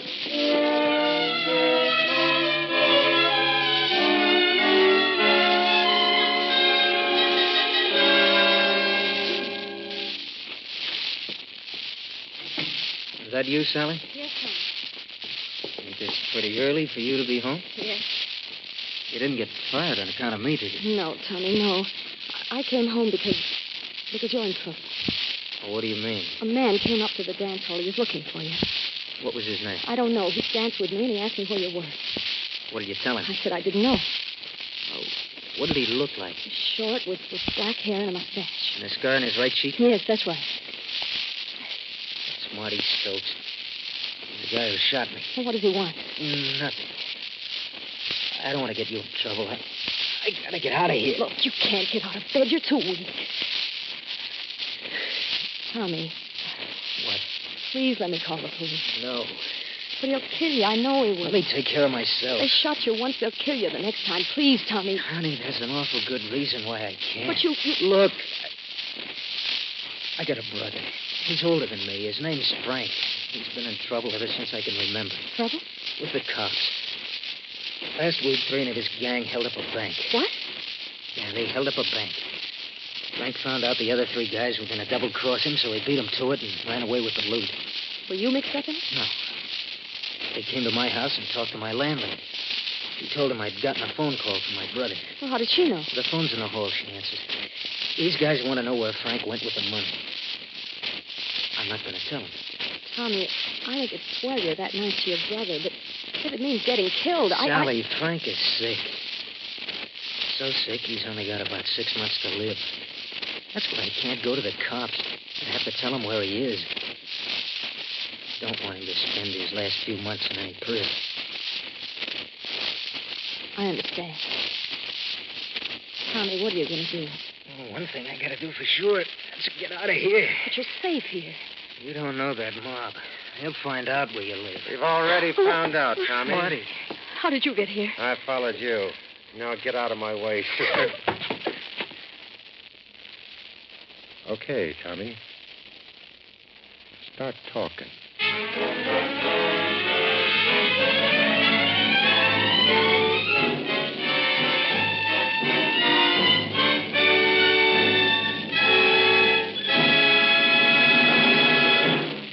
We will return in just a moment to tonight's case from the files of your FBI.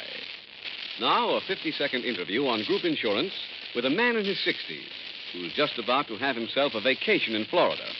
Andy, how soon do you expect to get back to work? I'm never coming back to work, Mr. Keating.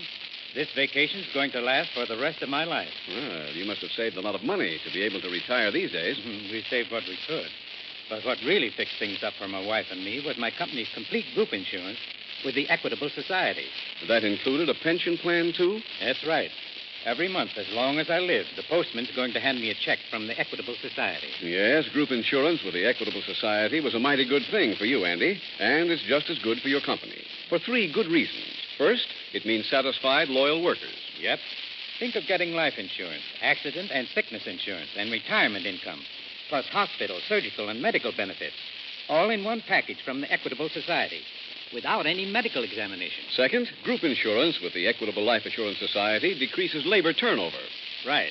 A fellow thinks twice before he walks out on a job which gives him extra insurance coverage at far lower cost than he could buy it as an individual. Third, Equitable Society group insurance improves quality and quantity of production.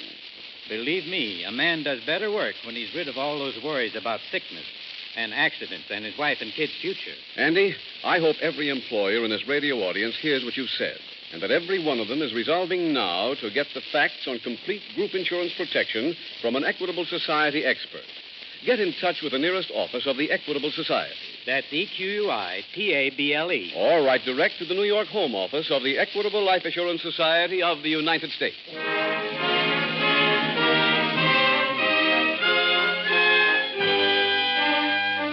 And now back to the FBI file, The Runaway Dancer.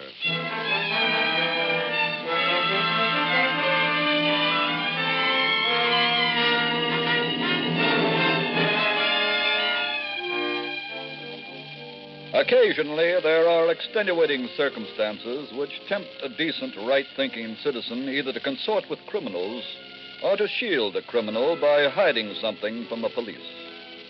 When that happens, as in tonight's case from the files of your FBI, that citizen thinks he is doing the right thing by following the dictates of his conscience. But in every case, and there are no exceptions, he is not only doing the wrong thing, but he is endangering himself. If a situation should ever arise in your life where you have some information which would help to solve a crime, even though it compromises someone near to you, there is only one step you can take, only one thing you can do which will be to your ultimate advantage. Call your local police.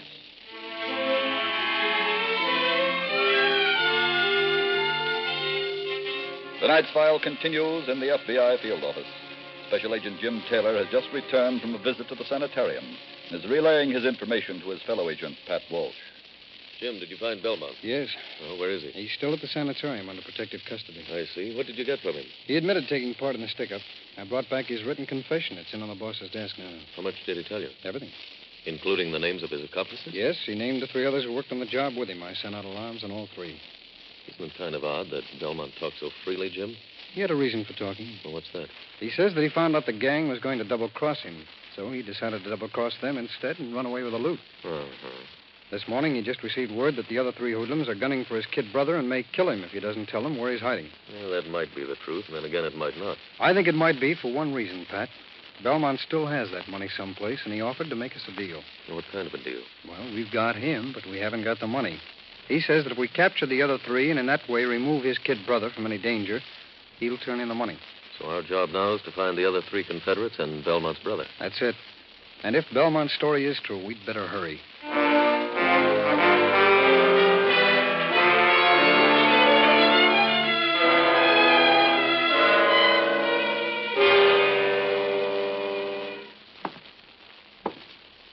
Tommy. What is it? You know I'm a nice fella. I don't like to hurt nobody. But I may have to start if you don't open up soon and tell me where your brother is. He has been telling you. He doesn't know. You keep out of this. She's right. I don't know where Frank is. Okay, kid. Let's forget about where he is. Make believe I'm not interested. We'll change the subject. Okay? Fine. Suppose you just tell me where he stashed the dough. I don't know that either. Look, Tommy, believe me, if it was just me, I'd walk out of here and forget the whole thing. Then why don't you? What would I tell my partners? That I came here? You told me a story? That I was a big slob and said forget it. They wouldn't understand, kid. No? No. So why don't you make it easy for both of us? Tell me where we can find Frank or the dough and let me get out of here. The 100th time, I don't know. Look, kid, I never belted anybody who was laying in bed. Don't make me break my record. You leave him alone. You hear what I'm saying, Tommy? I hear you. This is your last chance. Where's your brother? I don't know. Okay. I guess you gotta get the full treatment.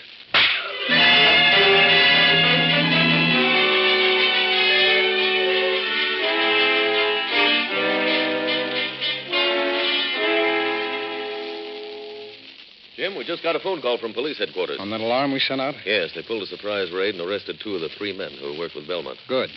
Now, which one is missing? Marty Stokes. Stokes, I know him. He's a killer. How about you? Do you have any luck? Yes, when I left here, I went up to the rooming house where Tommy Belmont lived. Mm-hmm. Anybody home? I spoke to his landlady. She told me Tommy hadn't been home last night at all. Sounds like Frank's story might be true.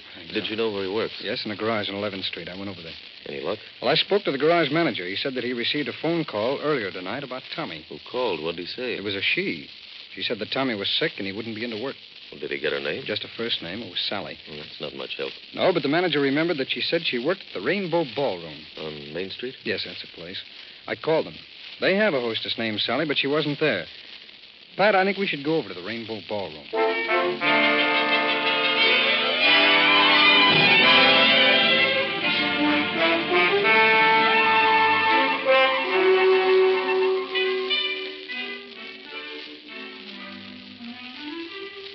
Pardon me, are you Miss Peg Jackson? Yeah. We're special agents of the FBI. Here are my credentials. What do you want? We'd like to ask you a few questions about your girlfriend, Sally Adams. What about Sally? What's happened to her? Nothing, we hope. No riddles, mister. Well, from what the manager says, Miss Adams just came to work here last week. That's right. And he says that because you girls get paid on the 1st and the 15th of the month, well, he still hasn't gotten her address. Well? Miss Jackson, since you seem to be the only friend she had up here, we thought that you might know her address. You came to the wrong store, Mr. Taylor. I don't turn in my friends. We don't want to arrest Miss Adams, but she might be in very serious danger. We'd like to help her. Are you leveling? We have absolutely no reason to want to arrest Miss Adams. You can take our word for that. Okay. What do you want to know? Where does she live? I don't know. I went there last Thursday night with her after work, but we went in the cab and we were talking all the way. You know the way it is. You don't pay much attention. Yes, I understand. Do you remember anything about the house? Yeah, it was number 333. But I don't know what street it was on because there was so much excitement. Oh, about what? There was a big fire right across the street. Miss Jackson, can you remember what kind of building was on fire? I think it was a store. Why? We may be able to check the fire department records and see what fires they covered on Thursday night. Oh, I see. Miss Jackson, did you take the cab to Miss Adams' home from here in front of the dance hall? Yeah, we did. Now, this is very important. Do you remember how much the cab fare was? Let's see. I paid it. The meter read 60 cents. Well, that means it's less than 2 miles from here. Pat, let's get a map of the city and check with the fire department on what fires they covered within a radius of 2 miles of here last Thursday night. Okay, Jim. A fire across the street from a building numbered 333 ought to give us Sally Adams' address.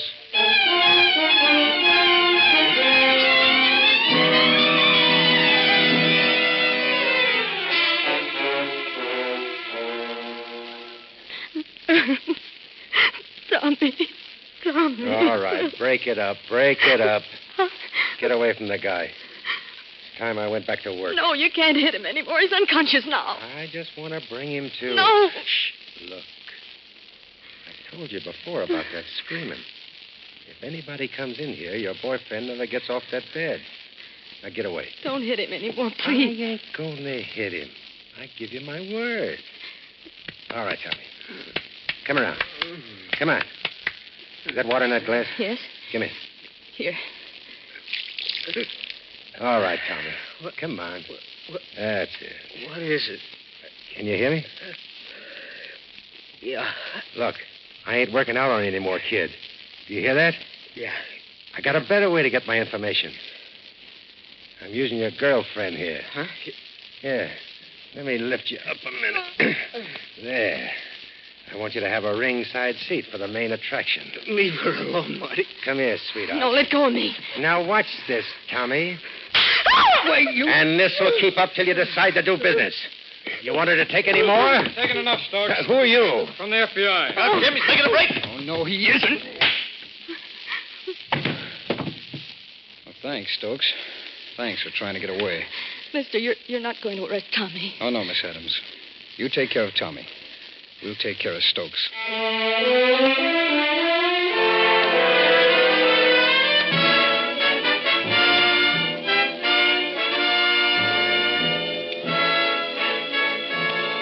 Marty Stokes was given a 25-year sentence in federal prison for bank robbery.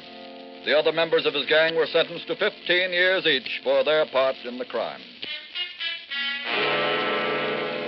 And thus, by careful deduction and painstaking investigation, your FBI was able not only to round up the 4 criminals who wantonly robbed a bank, but also to save 2 young innocent people from further sadistic torture meted out by a brutal thug.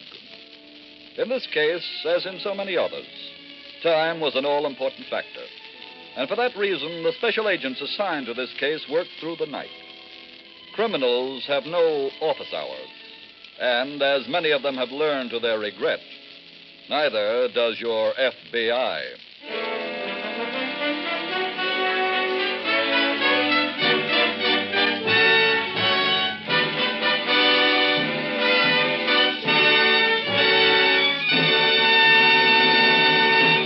In just a moment, we will tell you about next week's exciting case from the files of your FBI.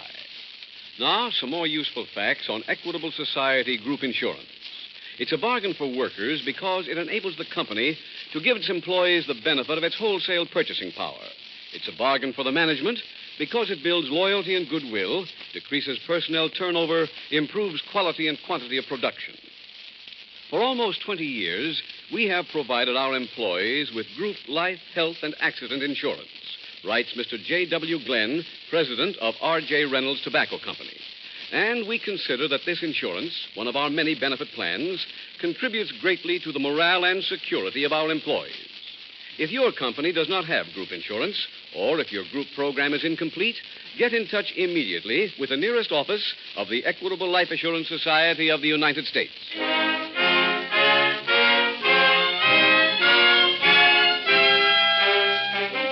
Next week, we will dramatize another case from the files of the Federal Bureau of Investigation. A case involving crime on a tropical island. Its subject, jewel theft. Its title, The Flying Felon. The incidents used in tonight's Equitable Life Assurance Society's broadcast are adapted from the files of the Federal Bureau of Investigation. However, all names used are fictitious, and any similarity thereof to the names of persons living or dead is accidental. Tonight, the music was composed and conducted by Frederick Steiner. The author was Jerry Lewis, your narrator was Dean Carlton, and Special Agent Taylor was played by Stacey Harris. This is Your FBI is a Jerry Devine production. This is Larry Keating speaking for the Equitable Life Assurance Society of the United States and the Equitable Society's representative in your community, and inviting you to tune in again next week at this same time when the Equitable Life Assurance Society will bring you another thrilling story from the files of the Federal Bureau of Investigation. The Flying Felon on This Is Your FBI. This is ABC, the American Broadcasting Company.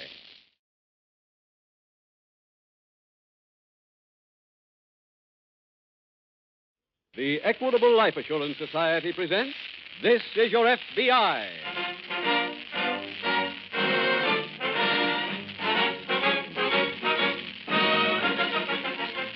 This is Your FBI, the official broadcast from the files of the Federal Bureau of Investigation, presented as a public service by the Equitable Life Assurance Society of the United States and the Equitable Society's representative in your community.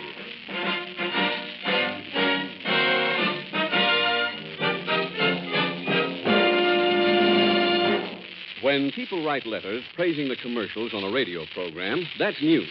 Well, it's happened scores of times to the Equitable Life Assurance Society.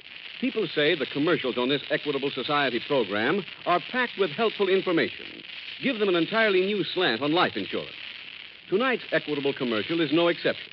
Tonight, in just 14 minutes, you're going to hear about a type of insurance that's important to 50 million Americans, most of whom know practically nothing about it. Be sure to listen carefully to this message on group insurance from the Equitable Life Assurance Society.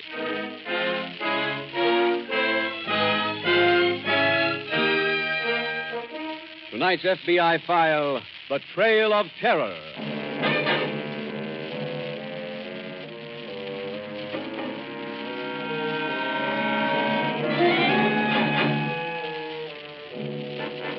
In the early days of the nation, the West was considered to be the gathering place for every lawbreaker who was evading the police of his native state. It is true that in those days there were whole cities made up of fugitive criminals. Bad men rode the plains and committed untold havoc among the early pioneer settlers. Life was rugged, and only the very strongest were able to survive. But today, things are different. Today, in every western state, you find evidence that life is not much different than it is in the East. For people are basically the same wherever they live. Most of them are decent, law-abiding citizens. But some of them are throwbacks to the Old West. The West that grew up to the constant noise of gunfire. The Old West, where few men met death naturally.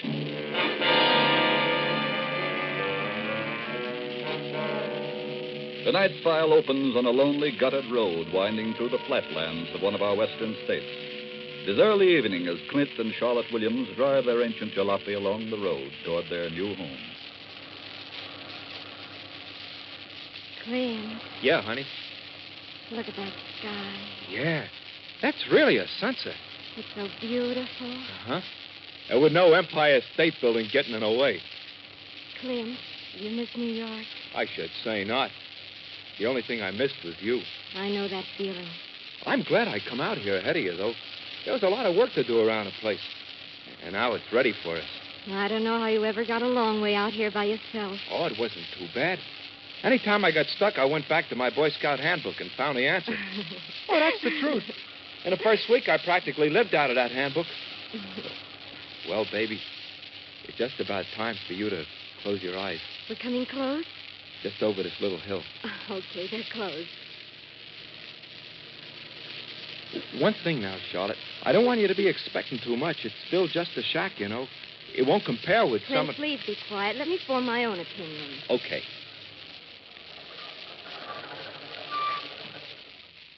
Let's have that opinion. Clint, it's lovely. You like it, honest? Oh, it's wonderful. Hey, is that our dog? His name is Slats. He came with the place. Well, isn't he a nice fella? Okay, Slats. Hey, down, boy, down. That's a fella. Hey, get down. Clint, this is everything I hoped it would be. It's different from Washington Heights, huh? Oh, gee, yes. You know something funny? When I was a kid on the West Side, I was all the time nuts for playing cowboy. Now look at me. Boots, blue jeans, 10-gallon hat.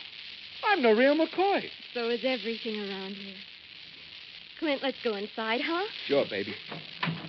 Hey, you want to slide out on this side? Uh-huh. That's it. Thank you, partner. You're mighty welcome, ma'am. Hey, have you got any cows on this ranch? Sure. That's him. Over there in the barn. Oh, Clint. Yeah, wait a minute. I'll get out my key. You don't need a key. The door's open. Hey, that's funny. I thought I locked it. Well, honey, we just walk right in. Go ahead. Okay. Well, how do you like it? Hey, What's the matter, dear? I didn't leave those dirty dishes there. I didn't open those cans. Are you sure? Well, of course. I spent all day yesterday cleaning this place up before I went in for you. Hey, Charlotte, somebody must have broken in. Oh.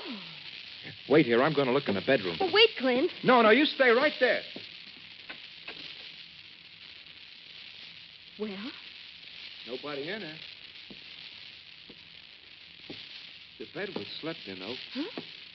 Somebody broke in and stayed here last night.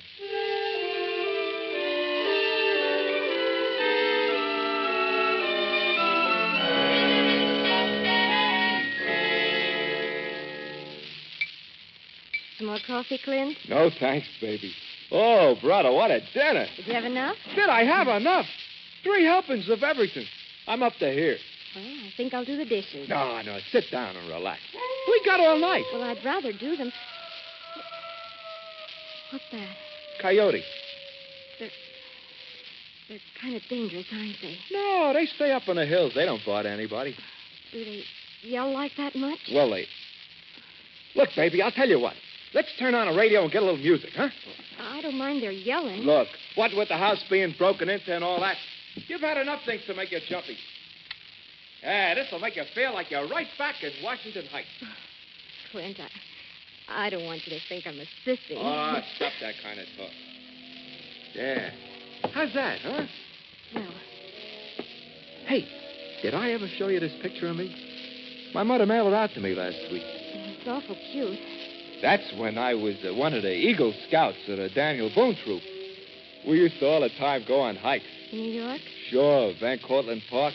Way over to Jersey, to the Palisades. You know something? I never got lost once. Oh? Yeah, I was the best trail marker in the troops. We interrupt this program to broadcast a warning. 3 men held up the Maywood Bank on Tuesday afternoon. One of the bandits has been captured, but the other 2, who are armed, are still at large in this vicinity. All roads have been blocked off, Oh, that's enough of that. Clint, do you suppose they're the same ones? What do you mean?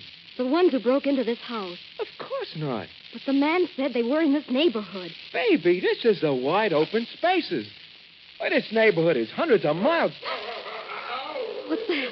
It's the dog, Slap. Well, what's he barking for? I don't know, but I'm going to find out. Wait, I'm coming with you. You're not going out there alone.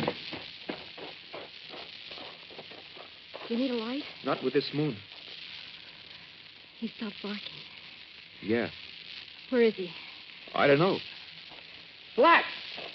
Slap! Here, boy! Maybe he chased something. Maybe he ran up. Oh, Clint! What is it? Look here. Oh. He's dead. Isn't he, Clint? Yeah. Somebody hit him with a club.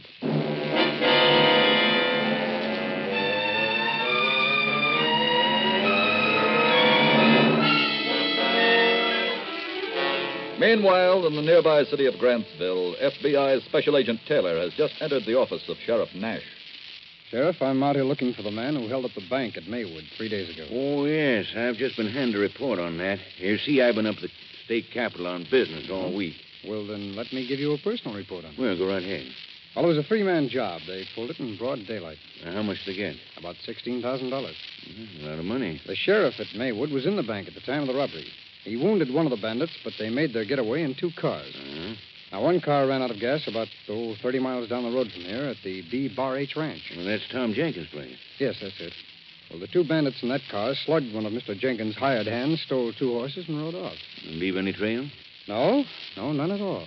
Well, what happened to the other fellow? Now, he was the one who was wounded. I guess he couldn't keep going with that wound because he drove his car off into a ditch. Oh, where? About 5 miles down the road. My guess is that this is where he was going to rendezvous with his partners. Well, what happened to him? One of your men is with him over at the hospital now. They picked him up. You can see I just got back. I don't know what's going on in my own office. I understand, Sheriff. Oh, here's a description of the other 2 robbers.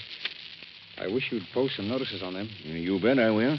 You got anything else on either of them? Well, I got some prints on one of them from the car they abandoned. I've already sent them on to our identification division down in Washington. Good. Well, I'll have these wanted notices made up at once.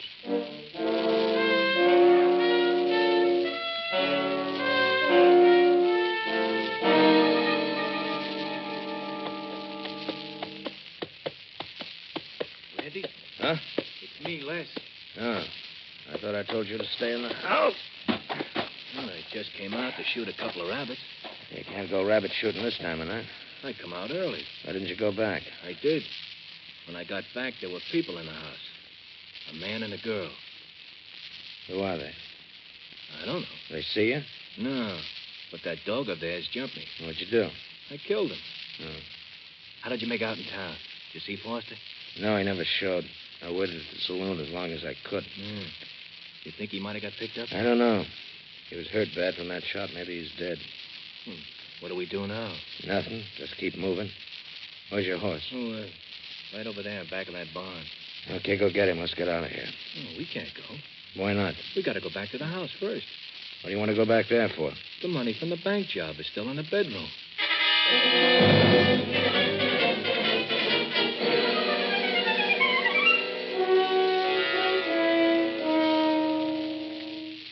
Sheriff, did you find out anything in town? I sure wish we'd gotten these wanted notices out a little sooner. No, why? One of these fellas was in the Parker House saloon all afternoon.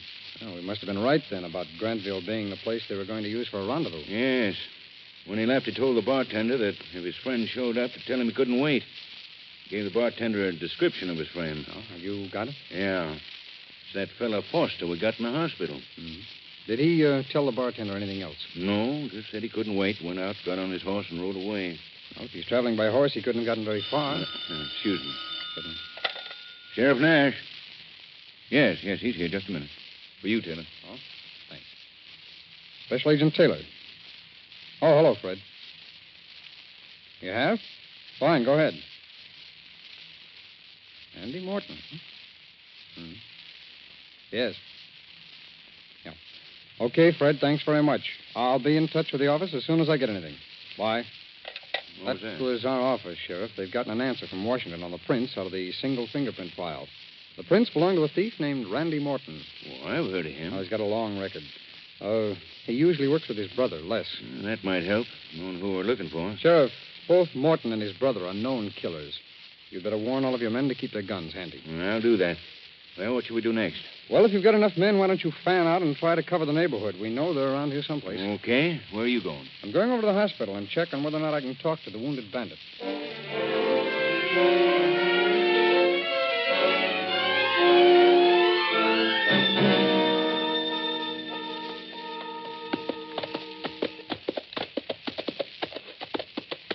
That's the house right up there.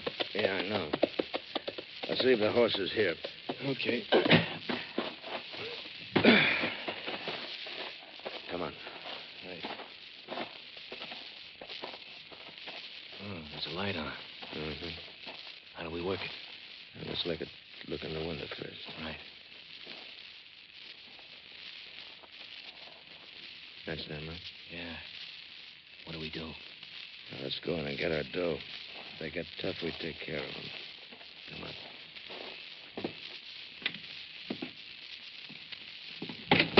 Hey, what is Step this? back, mister. It's a gun I got here. Please. Quiet, lady. Hey, you Keep stay those away- hands up. All right, frisk him, Les. Right. Clint, who are these men? I don't know. He ain't carrying nothing. What are you doing here? We left the package. Where is it, Les? Under the mattress in that room. See if it's still there. What were you doing in this house? We slept here last night. You the ones who killed my dog? You asked too many questions. Clint, I know who they are. They're the ones the radio was telling about. They held up that bank. That's right. You'll never get away with this. Every road is blocked off. The radio said so. I got the money. You hear that, Les? What? She says every road is blocked off. She claims we'll never get through. Oh? Shall I tie him up? No. They're going to help us. Oh. They got a car. They're going to drive us through that roadblock. I won't do it. Shut up!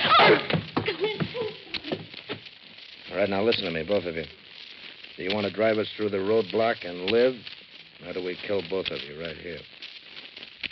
Well, come on, answer him. We'll drive you through.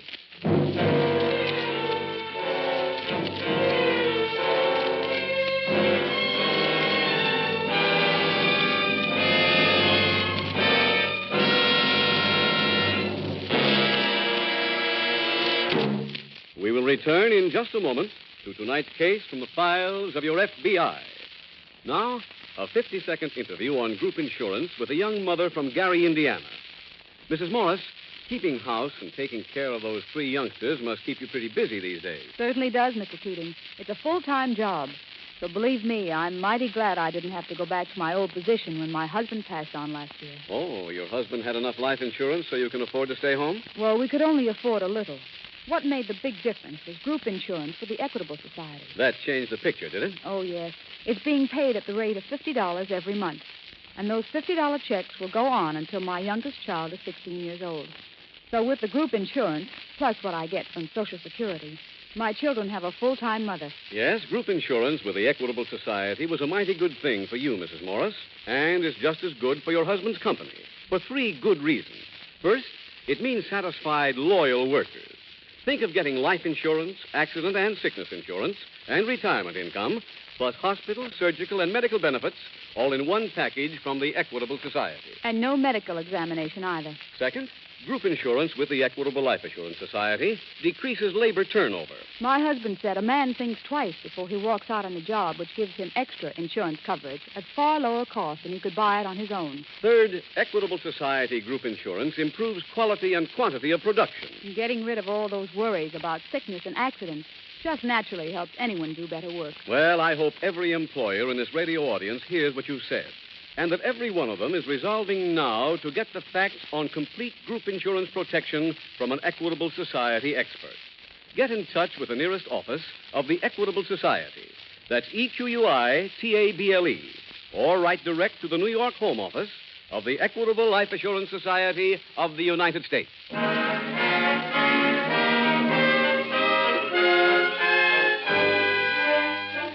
And now back to the FBI file, The Trail of Terror.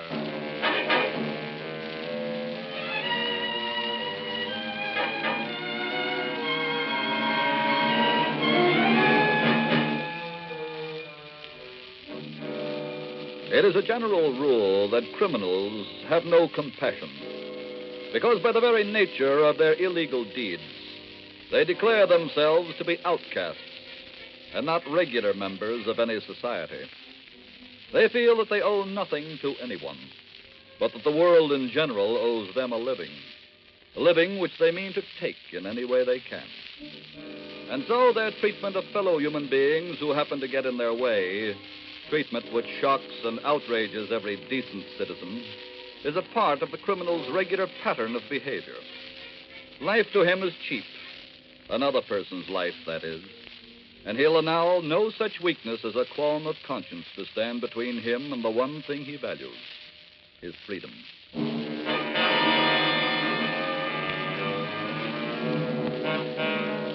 Tonight's file continues as Special Agent Jim Taylor arrives in front of the young couple's home to meet Sheriff Nash.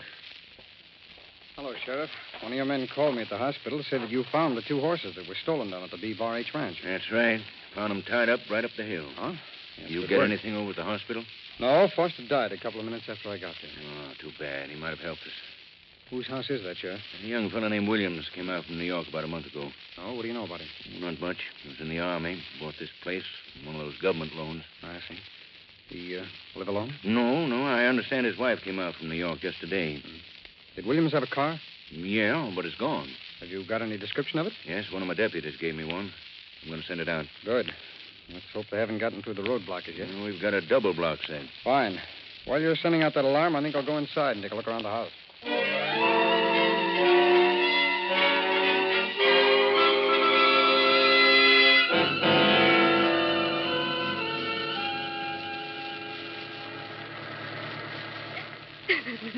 Try to stop crying, baby. We'll get out of it, okay? Let's have a little less noise up front. Can I even talk to her? You just Wait a keep- minute. What? Them lights up there on the road must be a roadblock. Slow down, kid. Oh, thank heaven. This ain't doing you any good, lady. You're going to duck under these blankets back here. And I don't need to tell you, you two better give the man the right answers. Baby, we gotta do like he says.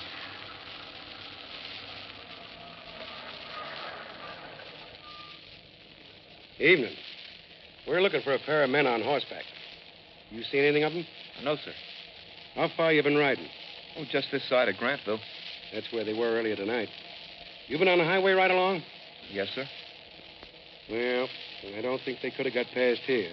But if you see anything of 2 men on horseback, you just go to the nearest phone and call the sheriff. Yes, sir. I'll do that. All right, go ahead.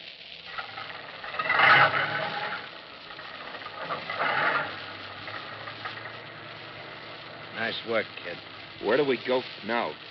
There's a fork in the road up ahead. Turn to the left. When are you letting us go? I ain't made up my mind about that yet.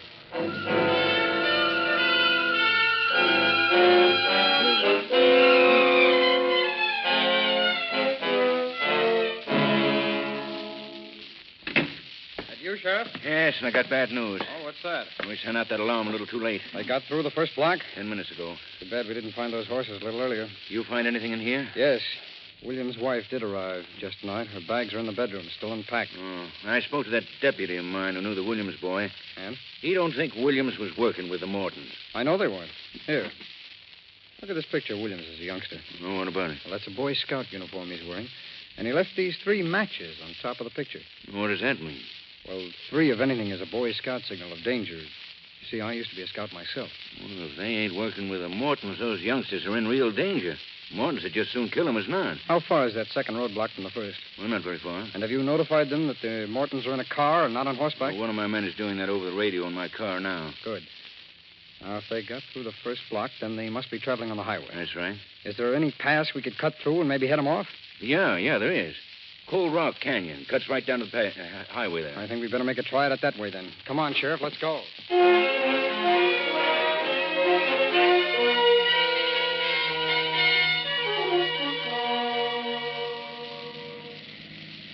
Well, this road ain't as smooth as the highway, but it'll get us there quicker. Well, that's all we're looking for right now. We'll pick up about half an hour going this way. That might be enough to save a couple of lives. I sure hope so. Newton to car number 1. Well, that's us. Go ahead, Newton. More bad news, Sheriff. The Williams car got through the second roadblock. How'd that happen? There was a girl driving the car, and Harrison was looking for 3 men. After they got past, he got the second alarm, but they were gone. All right. We're headed down toward the highway now. If they keep going, we'll head right into them. We'll be in touch with you later.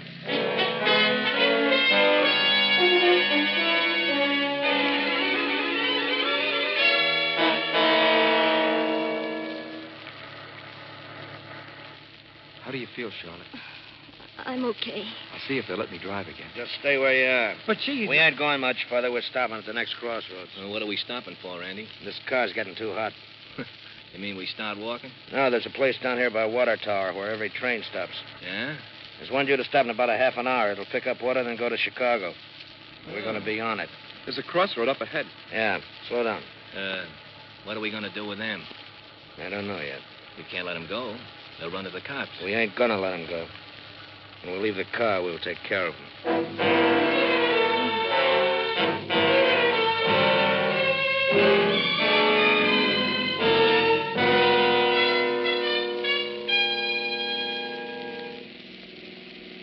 Sheriff, there's the highway now, isn't it? Yeah, that's it. Here we are. Sheriff, look. There's a car parked over there. Looks like the Williams Come car. on, let's take a look. It is the Williams car. They're in it. Are they dead? No. No, they're still breathing. Oh, good. They're both unconscious. What do you suppose made the Mortons get out here? I don't know. Come on, let's see if we can find any trail. It's pretty dark to be looking for footprints. Motor's still hot. That means they must have been here not more than a couple of minutes ago. We couldn't have missed them by more than that. I think Wait a minute, Sheriff. Come here. Flash your light on that front window of the car there, will you? That one? That's it. Didn't your deputy report that Mrs. Williams was driving when they went through that second roadblock? Yeah, that's right. That means that Williams was sitting in this right-hand seat. Well, I guess so. Why? Look what's drawn in the dust on that window. A long vertical line with short cross lines and a heart upside down. Yeah. Sheriff, radio your deputies to pick up these youngsters and get them to a doctor. I think I know where we can find the Morton brothers.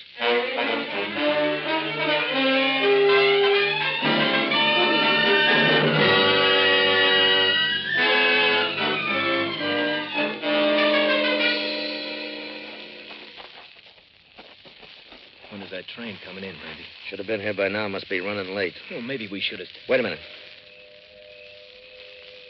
Yeah. Here she comes now. You think it'll stop? Sure. It's got to have water, don't it? Does it? Look, Les, I've run things pretty good so far, haven't I? Not good enough, Morton. Throw those hands up. Go on, both of you. Who are you, a railroad cop? Oh. I'm from the FBI. What? All right, Sheriff. Throw the cuffs on them. It'll be a downright pleasure. Then let's get back to town. It's pretty late for an old Boy Scout like me to be up.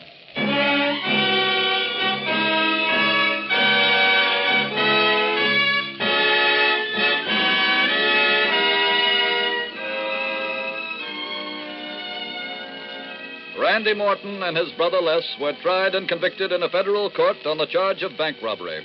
They were sentenced to serve 20 years in a federal prison.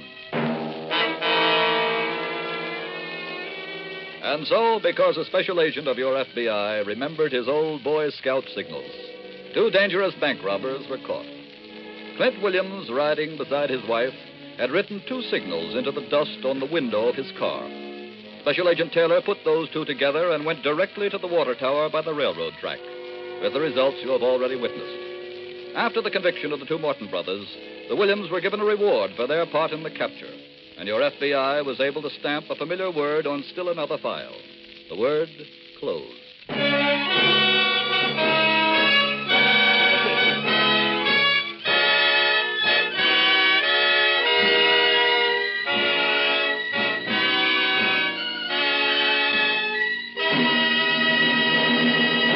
In just a moment, we will tell you about next week's exciting case from the files of your FBI. Now, some more useful facts on Equitable Society Group Insurance. It's a bargain for workers because it enables the company to give its employees the benefit of its wholesale purchasing power. It's a bargain for the management because it builds loyalty and goodwill, decreases personnel turnover, improves quality and quantity of production.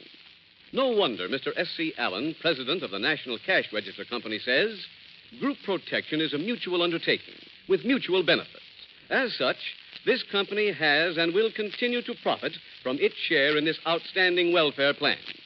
If your company does not have group insurance, or if your group program is incomplete, get in touch immediately with the nearest office of the Equitable Life Assurance Society of the United States.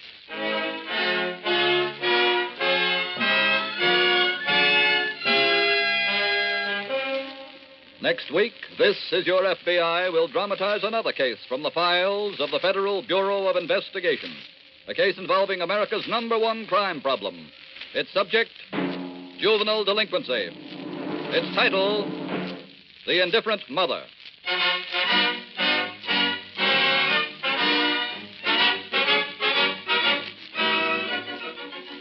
The incidents used in tonight's Equitable Life Assurance Society's broadcast are adapted from the files of the Federal Bureau of Investigation. However, all names used are fictitious, and any similarity thereof to the names of persons living or dead is accidental. Tonight, the music was composed and conducted by Frederick Steiner. The author was Jerry Lewis, your narrator was Dean Carlton, and Special Agent Taylor was played by Stacey Harris.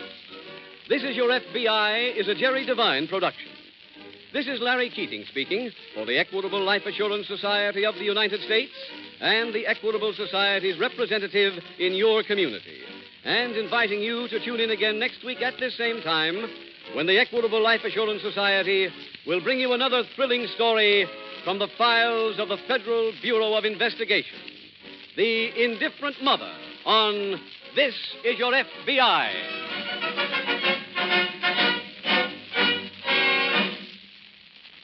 This is ABC, the American Broadcasting Company.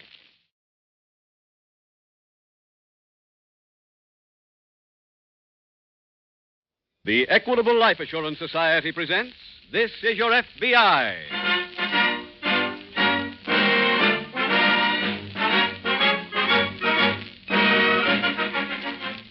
This Is Your FBI, the official broadcast from the files of the Federal Bureau of Investigation, presented as a public service by the Equitable Life Assurance Society of the United States and the Equitable Society's representative in your community. On tonight's program, it is our pleasure to present Mr. J. Edgar Hoover, Director of the Federal Bureau of Investigation, who will speak to you from Washington, D.C.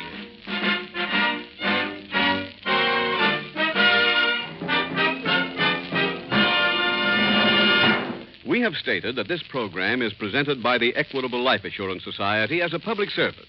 This applies not only to the program itself, but to the commercials. All Equitable Society messages are designed to be of service to you, to point out ways and means by which you can give greater security to your loved ones, to keep you informed on present-day developments in insurance. For instance, tonight's Equitable Society message is on a type of insurance which touches the lives of 50 million Americans. Yet most of the 50 million know little or nothing about it. So it will pay you, in just 14 minutes, to listen to the message on group insurance from the Equitable Life Assurance Society.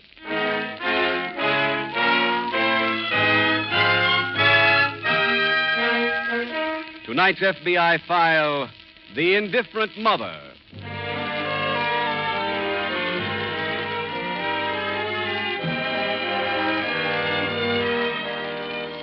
Every law enforcement agency in the nation is faced with many seemingly eternal problems. And when, as sometimes happens, those problems appear in pairs, then the path to a solution becomes that much more difficult. Juvenile delinquency, always a major problem, has recently become entwined with one of America's most serious crimes, auto theft. In a recent study made by your FBI of the field of crime during the first 6 months of this year, one figure stood out. That figure was the total value of automobiles stolen during those 6 months. And that figure was more than $31 million.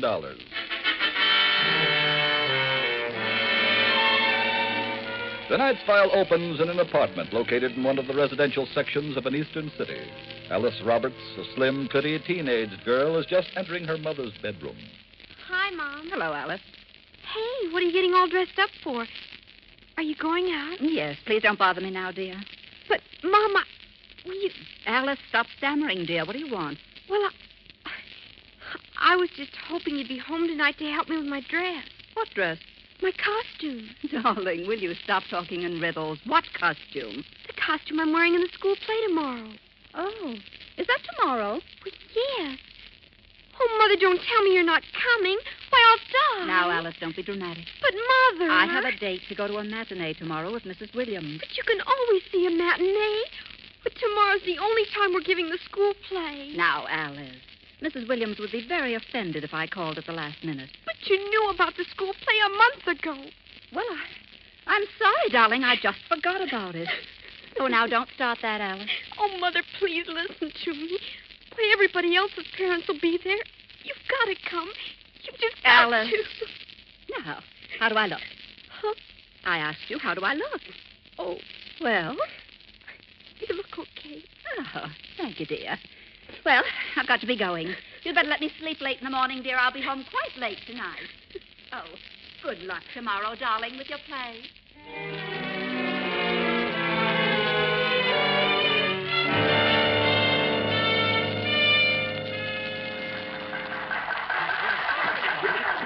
All right, children. Just one more ball. Out you go. That's it. All right, children. Come on now. Off to your dressing rooms. You were all excellent. Excellent. Watch the noise, please. Hi, Alice. Oh, hello, Flo. How come you didn't take any bows? I didn't feel like it. Honey, that ain't the reason. You got the same trouble I have. What do you mean? Your mother didn't show up. Mine didn't either. Isn't that it? She didn't even send any flowers. Oh, look, honey, what do you care? Don't you? I don't pay any attention to those things anymore. I'm used to them. Well, don't you feel funny when your own mother doesn't care enough to show up? Well, it used to bother me, but why ride with it now? My mother lives her life, I live mine. You want to do the same thing. I don't understand, Flo. Well, it's simple. You're a pretty girl, like me. Lots of fellows would like to go out with you. My mother doesn't let me go out. Is she going to be home tonight? No. She's got a date to go someplace to a party. Well, that's fine. Then why don't you come home with me for dinner? I got a date tonight. I'll have him get a friend for you.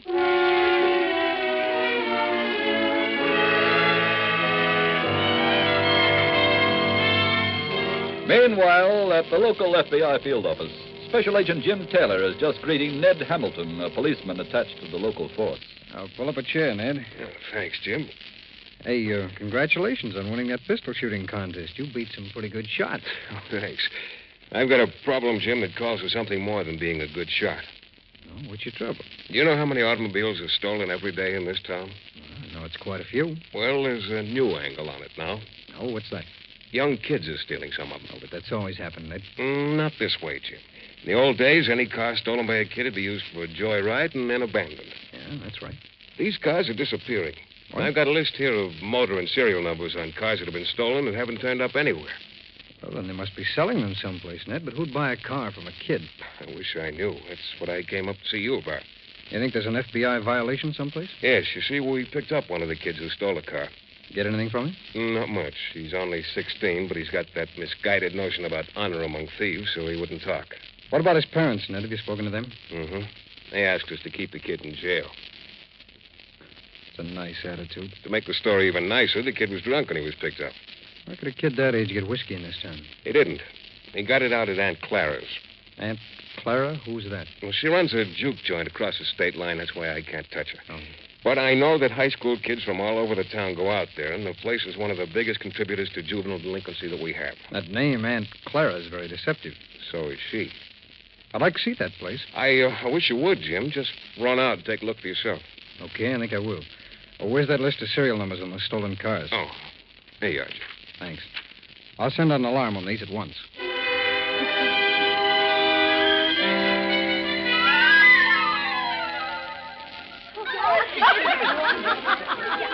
Aunt Clara. Hello there, son. Come on over. Hi, Aunt Clara. Hello, Ricky boy. Sit down. Sit down. Thanks. How about a nice big slice of homemade pie, made with Aunt Clara's own loving hand? I ain't hungry, thanks. Well, what's on your mind, Ricky boy? Well, I got a date tonight. That's nice. Anybody I know? Yeah, Flo Duncan. Is that the little blonde you had out here Sunday night? Yeah, that's the one. Say she's real cute. Yeah, I think so, too.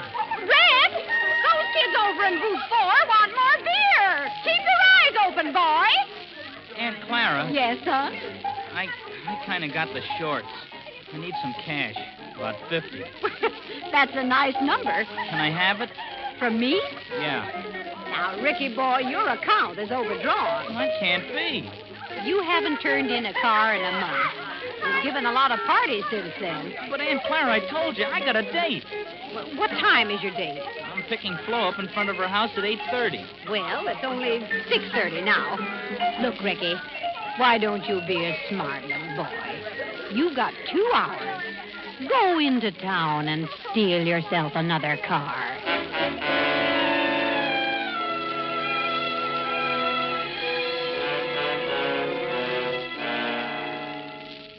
Jim, I received word at headquarters you wanted to see me. That's right, Ned. We got pretty quick action on that list of stolen cars that you gave us. Oh, what have you got? Well, the Cleveland office made a raid yesterday and broke up a big stolen car ring that was operating out of there. One of the cars they found in the garage was on your list. Any idea how they got the car to Cleveland? No, none so far, but the Cleveland office is working on that. And from what they teletyped to us, it's indicated the ring got cars from local agents all over the country. Then they changed the car's numbers and sold it. That's it. Oh, Jim, did you get out to Aunt Clara's? Yes, I did. I just looked around, though. The place was teeming with kids, and all of them drinking quite heavily. Did you see anything that tied in with the stolen cars? No, I didn't. But if this Aunt Clara is tied in with that racket, she's going to be a difficult one to trip up. Yeah, I know. Ned, it'll probably take the Cleveland office a couple of weeks to go through all of the papers they seized when they made that raid.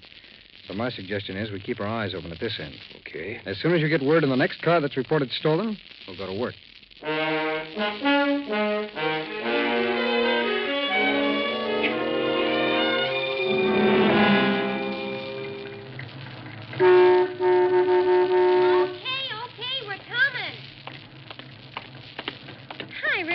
Hi.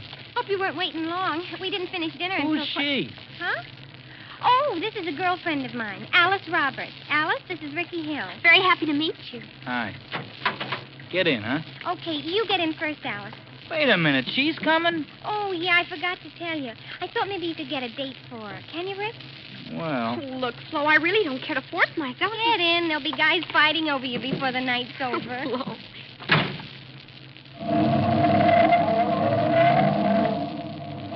Nice car, Rick. Uh-huh. New, huh? Uh-huh. Smooth. Where are we going?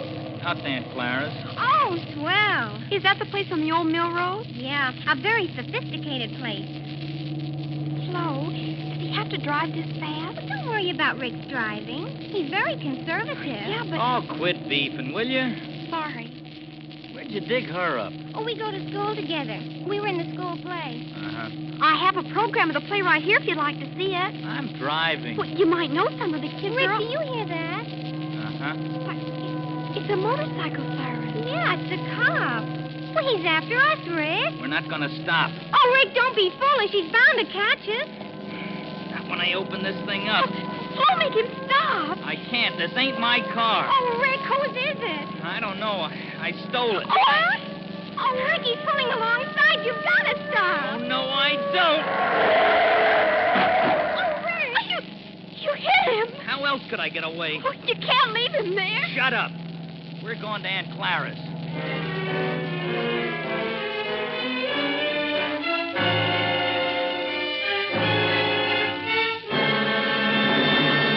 We will return in just a moment to tonight's case from the files of your FBI. Now, a 50-second interview on group insurance with a man who's recently had a lot of sickness in his family. Isn't that so, Sam? Sure is, Mr. Keating. Within 6 months, my kids had mumps and measles. Then my wife caught pneumonia, and all the rest of us came down with the flu. Oh, that was tough going, Sam. I'll bet you owe a mint of money to your doctor. No, sir, I don't owe Doc Smalley 1 red cent. Where I work, we've got complete group insurance with the Equitable Society. And that even covers medical expenses for you and your family? You bet it does. Well, we had 20 visits from Doc Smalley, not counting the times we went to his office. But checks from the Equitable Society paid the doc faster than he's ever been paid before. Yes, group insurance with the Equitable Society was a mighty good thing for you, Sam. And it's just as good for your company for 3 good reasons. First, it means satisfied, loyal workers. Yeah. Think of getting life insurance, accident and sickness insurance, and retirement income, plus hospital, surgical, and medical benefits, all in one package from the Equitable Society, without any medical examination. Second, group insurance with the Equitable Life Assurance Society decreases labor turnover. All right. A fellow thinks twice before he walks out on a job, which gives him extra insurance coverage at far lower cost than he could buy it as an individual. Third, Equitable Society Group Insurance improves quality and quantity of production. Believe me, I do better work now that I've got rid of all those worries about sickness and accidents and my wife and kids' future. Well, I hope every employer in this radio audience hears what you've said, and that every one of them is resolving now to get the facts on complete group insurance protection from an Equitable Society expert. Get in touch with the nearest office of the Equitable Society. That's EQUITABLE. Or write direct to the New York home office of the Equitable Life Assurance Society of the United States.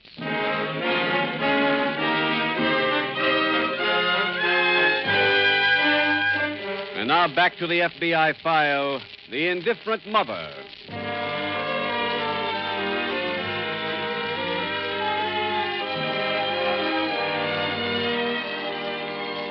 Tonight's case from the files of your FBI gradually illustrates how easy it is for the most innocent youngster to get into trouble.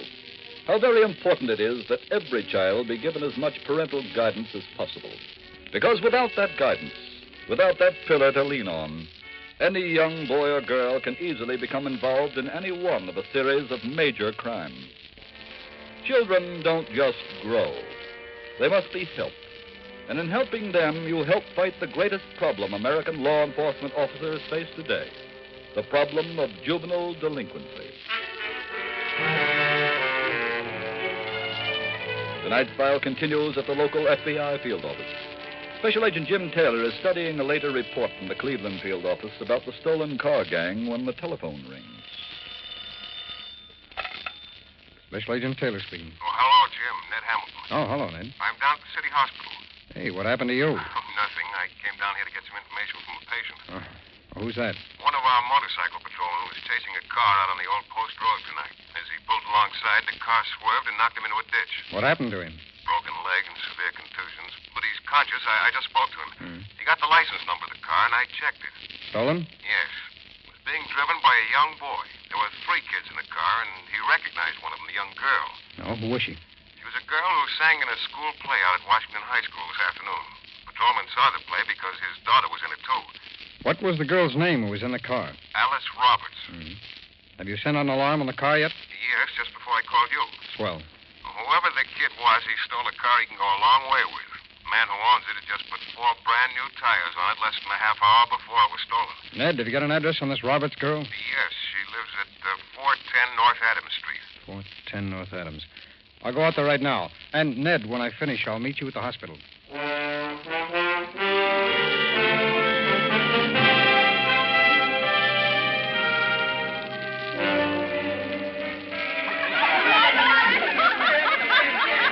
Aunt Clara, you got a minute? I've got to see you. Sure, Ricky boy. What's on your mind? I had an accident. What kind of an accident? I was coming out here with a heap, and a cop started to chase me. Did you shake him off? Better than that. What do you mean? He was on a motorcycle. I let him get alongside of me, and then I swerved, and he went into a ditch. Well, what did you do with the car? I drove it into the basement downstairs. Ricky boy, are you crazy? You want to get everybody thrown into jail? What do you want me to do? Stop and get picked up? I want some protection. Where's your girl? She's down in the car, and there's another girl with us. What'll I do? Get back downstairs and wait for me.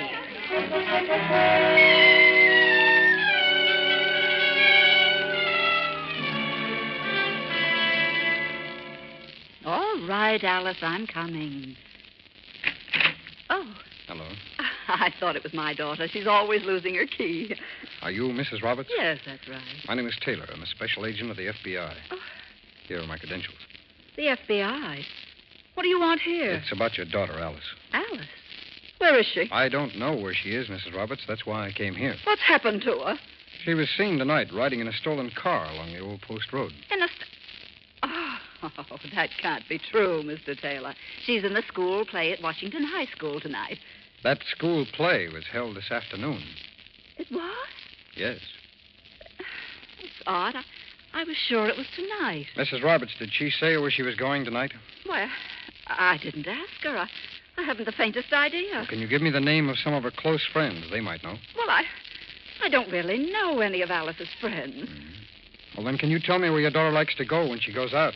Why, Well, how would I know? Girls usually tell their mothers about things like that. Yes, but especially if the mothers show any interest. Oh, my poor baby. A little late for that, Mrs. Roberts. However, if you'll try to help me, we'll do everything we can to find her.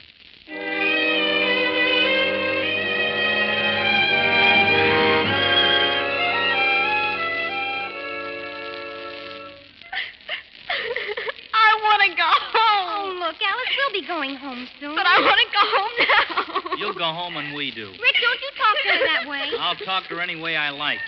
Stand the chatter. Here comes Aunt Clara. Well, what are you doing, Ricky boy, robbing the cradle? Look, Flo is over. I mean the other one. What's she crying for, her mother? No, she felt sorry for the cop on the motorcycle and wants to call the police. It serves you right, Ricky boy. I've told you a dozen times. It's always better to work alone. Well, I did the job alone. I picked them up after. You should have delivered the car before you picked them up. Well, it's too late for that now. What'll I do next? What do you do with us? Please, dear. One thing at a time. Rick, the first thing to do is to get rid of the car. Okay. Now, put the girls in my office, and we'll lock them in while you're gone. Right. And don't go near the garage with that car. It's too hot. Just take it out on the road someplace and leave it. And when you come back, I'll let you know what I've decided about the girls.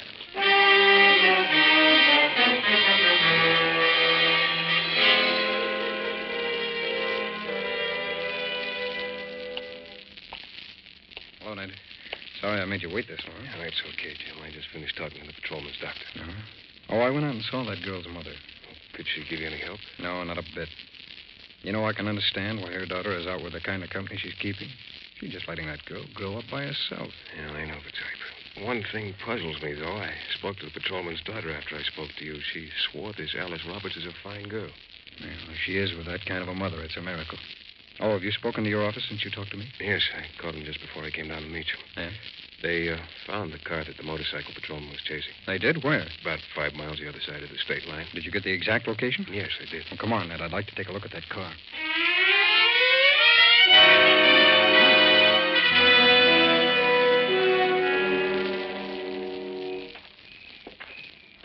Find anything inside the car, Jim? Just this program from the show that was given at Washington High School this afternoon. Oh? It has Alice Roberts' name on it. Well, it proves she was in the car, all right. Yeah. Well, the car wasn't left here too long ago, either. The motor's still warm. Any fingerprints inside? None that are good enough to help us. Well, I guess this dent here is where the motorcycle hit. Yes, it's a fresh dent. The scratches are still clean. Well, at least we're getting a little closer to whoever did the job. We couldn't have missed him by very much. Ned, how about the state trooper who found the car? Did he give you anything? No, I was just talking to him. He didn't see anybody around here. How'd he happen to be on a dirt road like this? Well, the farmer who owns that field saw the car and called the state police barracks. Oh, I see. Trooper made a complete inspection of the ground, followed a set of man's footprints up the dirt road, but he lost them when they reached the concrete highway. A set of man's footprints? Is that all? Yeah. Why? Well, that means he must have dropped the girls off someplace before he decided to get rid of the car. Yeah, that's right, Jim. Come on, let's take a look around the outside of the car. I only went over the inside. Let's use your flashlight, too, huh? Okay. Ed. What? There we go. Yeah. Look down here. Oh, what is it? Didn't you tell me that these were brand new tires that the owner had just put on the car this afternoon? That's right. You see those little bits of blue stone that are caught in the tire? Yeah. What about them? They could lead us to that missing trio.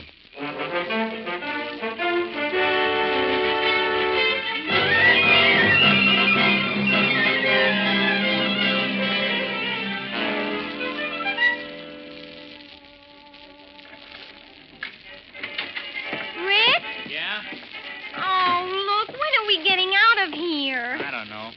Wait till Aunt Clara comes down. She's running the show. I want to go home. Oh, quit that, will you? Lay off her, Rick. Look, all she's done is beef and cry about wanting to go home. I want to go home, too. I don't like this any better than she does. Since when? Since you hit the cop. I like to have fun, but I didn't know you were stealing cars. So now you know. Yes, and I also know enough never to go out with you again. Well, Ricky boy, you got rid of the car, huh? Uh-huh. Look, we want to get out of here. You're getting out of here. You're letting them go? No, but I'm getting rid of them. What do you mean? You girls are taking a little trip. And I think we should get ready for it right now. Ricky boy, I'll need your help. Okay. What is this? Well, you're going away, that's all. And I have something here that should make you sleep through the whole journey. Hold her first, Ricky. No, keep away from me. Shut up. Let go of me. Leave her alone, both of you. Who are you? Special agent with the FBI. What are you doing here? I think that's obvious. Well, how did you know we were here? The car that was abandoned tonight had blue stones stuck in the tires. I remembered that the driveway here was covered with blue stones. Ricky. Can you please take us home now? Well, there's a policeman upstairs who will take you home. I'm going to drive Aunt Clara here and a young friend down to jail.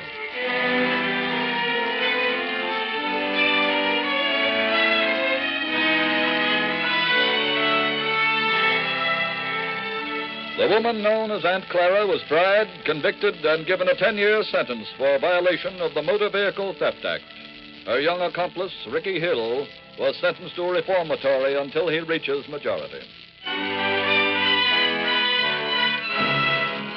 And now, This Is Your FBI brings you a message on juvenile delinquency from the director of the Federal Bureau of Investigation. The next voice you hear will be that of Mr. J. Edgar Hoover, speaking to you from Washington, D.C. My message tonight is directed to the mothers and fathers of America, to all adult citizens responsible for the welfare of our youth. During the war years, when age 17 was leading all other age groups in frequency of arrests, the volume of juvenile delinquency in the United States reached an all-time high. It was disheartening to see thousands of our youngsters caught in the backwash of war. But I had hopes then that the condition was temporary, that after the war, the factors that contributed to delinquency would be removed and corrected. That apparently was wishful thinking. There was an encouraging decline in youthful delinquency immediately after the war, but arrests of youngsters are again on the increase. During the first 9 months of 1947, arrests of boys 18 to 20 years of age increased nearly 27% over the same period in 1946. Moreover, some of the wartime teenage offenders have grown up, and many are now committing more serious crimes. With a major crime occurring every 18 seconds, it is time to pause and examine the problem. I have noted that there is something lacking in the home life of most youngsters who violate the law. Even the delinquents, who are from apparently normal homes, are victims of parental neglect. The parents are either too careless or too busy with their own pleasures to give sufficient time, companionship, and interest to their children. I am convinced that a parent's gravest responsibility is to understand his children and win their confidence. Many fine, law-abiding parents actually do not know what their children are doing or how they spend their leisure time. When they find out, it is often too late. Their remorse does not remove the shame which their negligence has caused.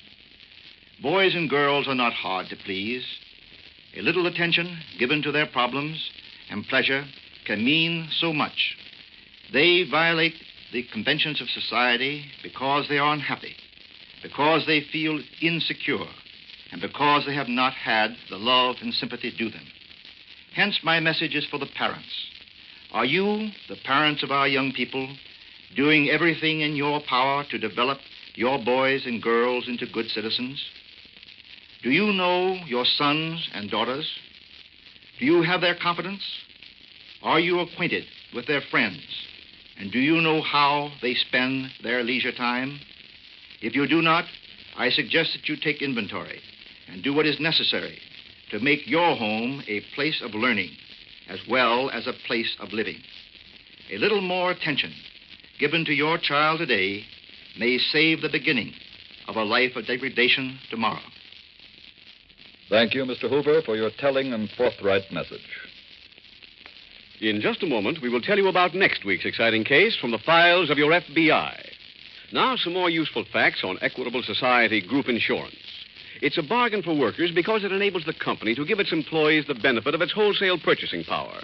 It's a bargain for the management because it builds loyalty and goodwill, decreases personnel turnover, improves quality and quantity of production. For instance, the president of the Colgate-Palmolive Peat Company, Mr. E.H. Little, says, Colgate-Palmolive Peat Company, together with its employees, has recognized the advantages of group insurance protection. We believe that certain basic group plans are an important feature of a well-balanced industrial relations program.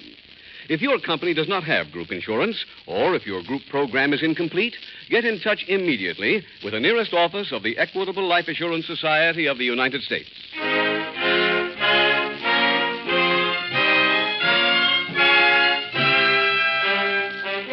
Next week, we will dramatize another case from the files of the Federal Bureau of Investigation. The colorful story of a cross-country quest for a stolen fortune. Its subject, bond theft. Its title, Lady Luck's Husband. The incidents used in tonight's Equitable Life Assurance Society's broadcast are adapted from the files of the Federal Bureau of Investigation. However, all names used are fictitious, and any similarity thereof to the names of persons living or dead is accidental. Tonight, the music was composed and conducted by Frederick Steiner. The author was Jerry Lewis.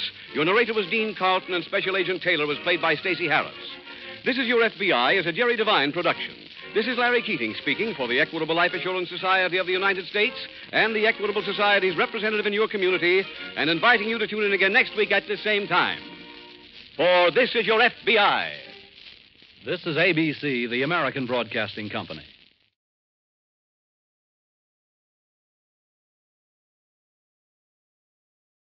The Equitable Life Assurance Society presents This Is Your FBI.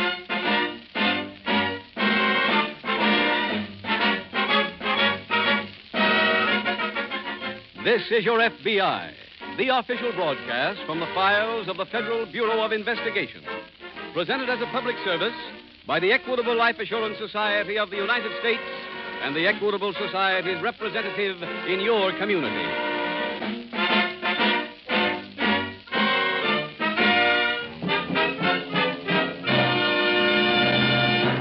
If you have a friend who is a representative of the Equitable Life Assurance Society, maybe this phone conversation will sound familiar to you.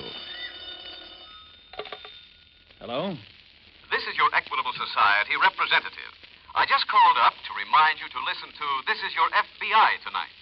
The Equitable Society has some good news for you in the middle commercial. What news is that?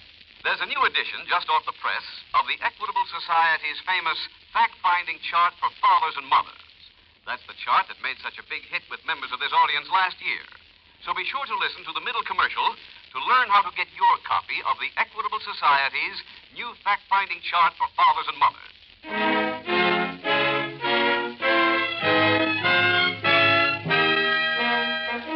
Tonight's FBI file, Lady Luck's Husband.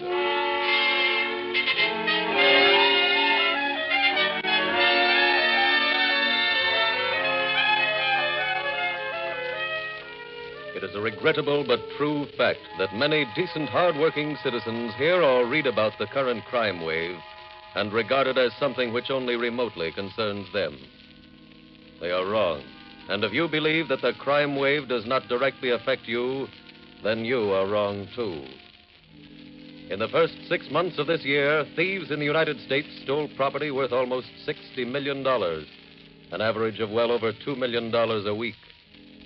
That property was not stolen from any special class of people, but from everyone, in every strata of our society.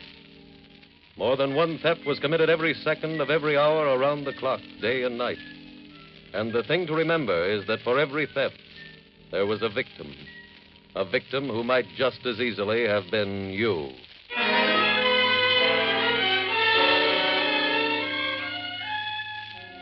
Tonight's file opens in a gambling house located in a suburb in one of our large eastern cities. The owner, a lean, hard-looking, gray-haired man, is standing near the entrance and watching the various tables as a woman approaches. Where have you been? At the bar. I told you to lay off the grog, didn't I? I only had 2 drinks. Our, boy is here. I know. I got the office from Charlie. Which one is he? The guy in the gray suit standing next to Harry. I see him. You remember everything I told you? Don't worry about it. Here's some chips. Go over and bet with him, whatever he bets. There's only 200 here. You won't need any more. He's going to win tonight. Okay. See you later. Yeah.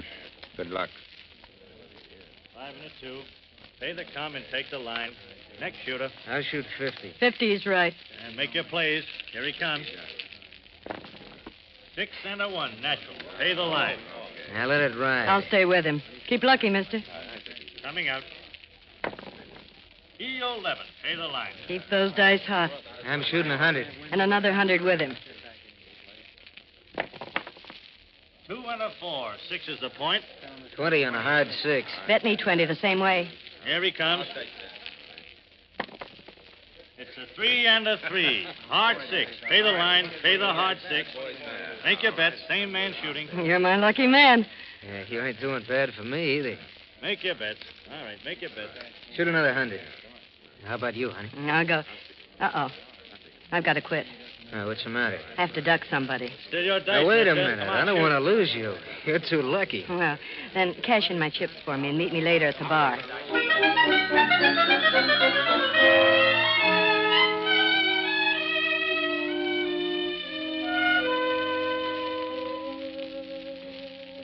Hey, over here. Oh, sorry I kept you waiting, honey. I had to finish my shoot. How'd you make out? I won about a G. Well, not bad.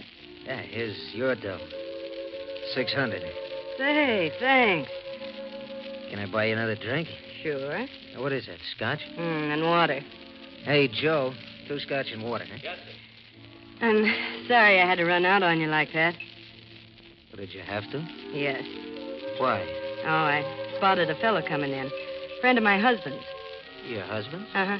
You see, he doesn't want me to gamble, so I have to sneak out and come here alone. He must be daffy. If I was married to anybody as lucky as you, I'd drive you to the game. Well, I'm not usually so lucky. Maybe it was me? It was. Why don't you just say we're a good combination? Okay. One that ought to stay in business. Is that an invitation?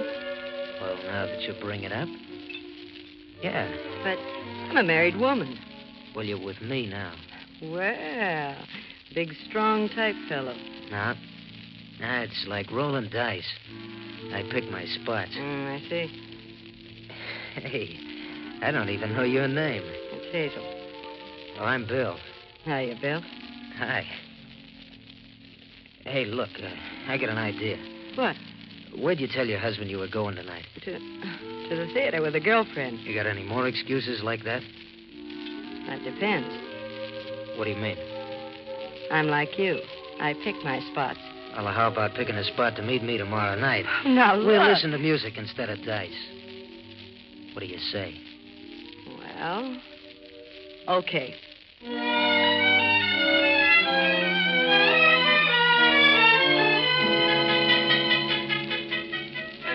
Meanwhile, in the local FBI field office, Special Agent Jim Taylor is seated at his desk when Special Agent Frank Brady enters. Oh, Frank, pull up a chair. Thanks, Jim. Hey, congratulations on the baby. Oh, that's right. I haven't seen you since then. No. How's Evelyn? Fine, Jim. She and the baby came home from the hospital this morning. Oh? No sleep at night for you for the next couple of months. I've been thinking about that. I hope there isn't too much night work on this new case. Well, maybe yes, maybe no. What's it about, Jim? All I know is that the boss assigned me to work with you. It's a bond job, Frank. Huh? $88,000 worth of negotiable securities was stolen 2 weeks ago in Los Angeles. Oh, and they think the bandits are back here? No. No, the Los Angeles office arrested the bandits the day after the job. Well, I don't get it. What are we supposed to do? Find the bonds. Oh, I see. The L.A. office got a tip that the bonds were sent east right after the robbery. They don't know how, do they? No. No, but my guess is they were sent by messenger. Now, have we got the records on the 2 bandits who were arrested? Yes. Yes, I've gone over them 3 times now, but I haven't been able to find any link that they had with anybody here in the East. Well, did either one of them have any family back here? No, not according to the records. What do you think our first move ought to be, Jim? Well, I guess the only thing we can do right now is send out an alarm on the bonds, Frank. I've got all the serial numbers right here. I'll get up a list of security officers here in the city. Fine. And we'll follow up the circular with some phone calls. Check with me as soon as your list is ready, Frank, and we'll go to work.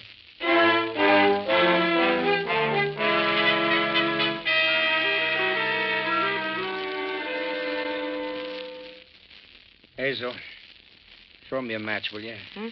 Oh, sure. Here. Thanks.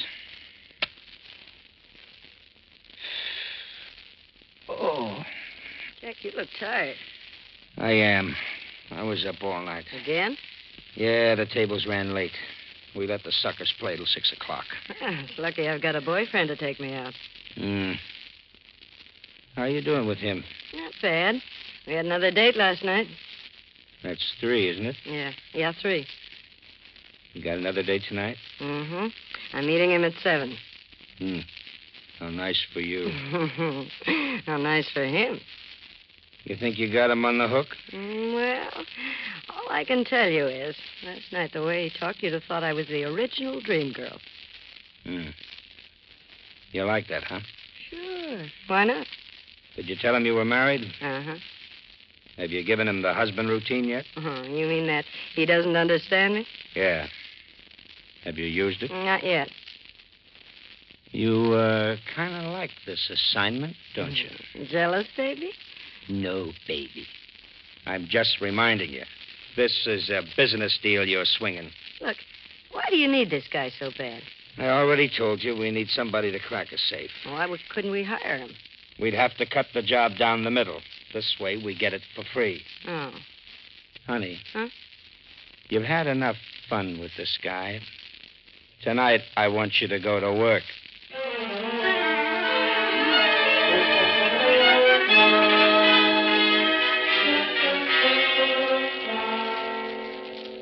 Sorry I'm late, Jim. I was on the phone with Evelyn. The baby's been sick. Oh, really? What's wrong? Doctor says it's nothing serious. Oh, that's good. Yeah, it's quite a relief. He cried all night. Oh, well, you'll get used to that. Yeah, so I understand. Has anything come in on the alarm, Jim? No, not a word so far. But we did get a teletype this morning from the Los Angeles office. About the bonds? Yes. One of the men who committed the robbery decided to change his plea to guilty. Well, that's good. You tell the whole story? Yeah, just about. Including the location of the bonds? He says they sent the bonds back here with a messenger. Well, that's what you guessed, Jim. Who was the messenger? The young hoodlum they gave $50 in expenses to. Pretty cheap for transporting that kind of loot. Well, it seems the messenger didn't know what he was carrying. I see. Who'd he bring the bonds to? A fence named Tom Reynolds. Tom Reynolds? Don't I know that name? Sure you do. He's got a record that runs 2 pages long. A big, heavy-set man with a small mustache? That's the guy. And now we know what our next step is. Let's see if we can find Tom Reynolds.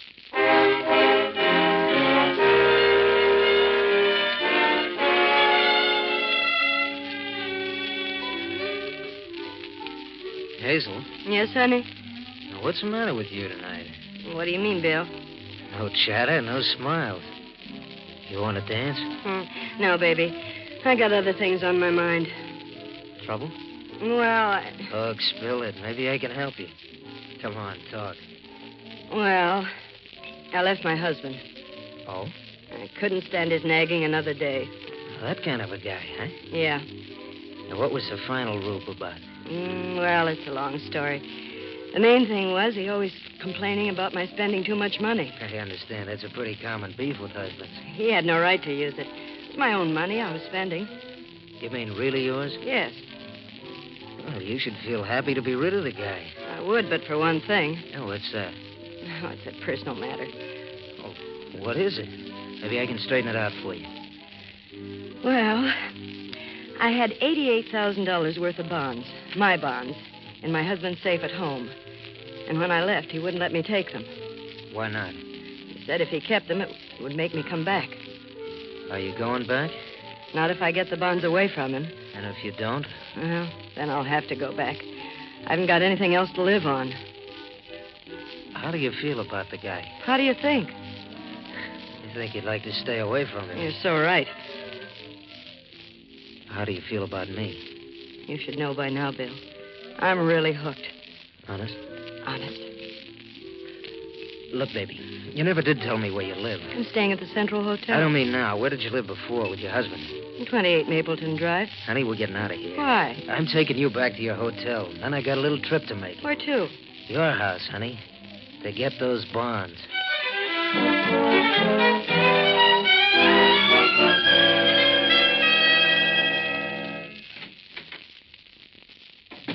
Jack? Yeah? You all through work? Yeah. Not much business tonight. We closed early. Oh. Say, what are you doing here? I thought you had a big date. I had it already. Oh, how'd it go? Fine. Did he go over to Tom's to get the bonds? Yeah, an hour ago. Is he coming back here with them? Oh, just as soon as he gets them. Ha! Swell. It worked out real good. You know something, Jack? What? I almost hated to do it. What? What are you talking about? Well, the boy really had a big yen for me. So? It's going to be real disillusioned. Now, ain't that too bad? I mean it. Look, you ain't running a Lonely Hearts Club. This guy's coming up here any minute with 88 thou worth of bonds, and we're getting them free. Yes, Forget it. Now, you know what to do when he gets here. Yeah. Just have him leave the bonds and say you'll see him tomorrow. I know. Oh, that must be him now. Get in the other room. Yeah, okay. Oh, just a minute. Hello. Is this apartment 407? Well, that's right. Man said to bring this package here. You sign it, please? Oh, surely. There you are. Thanks. Jack. Yeah. Who was it? Delivery boy. He brought this. Oh, looks like flowers. Who are they from? Well, wait till I get it open. There. Hey, there's a note. Wait a minute. I'll read it. What's it say? Dear Hazel, many thanks, sweetheart, to you and your real husband for tipping me off where the bonds were. Your loving sucker, Bill.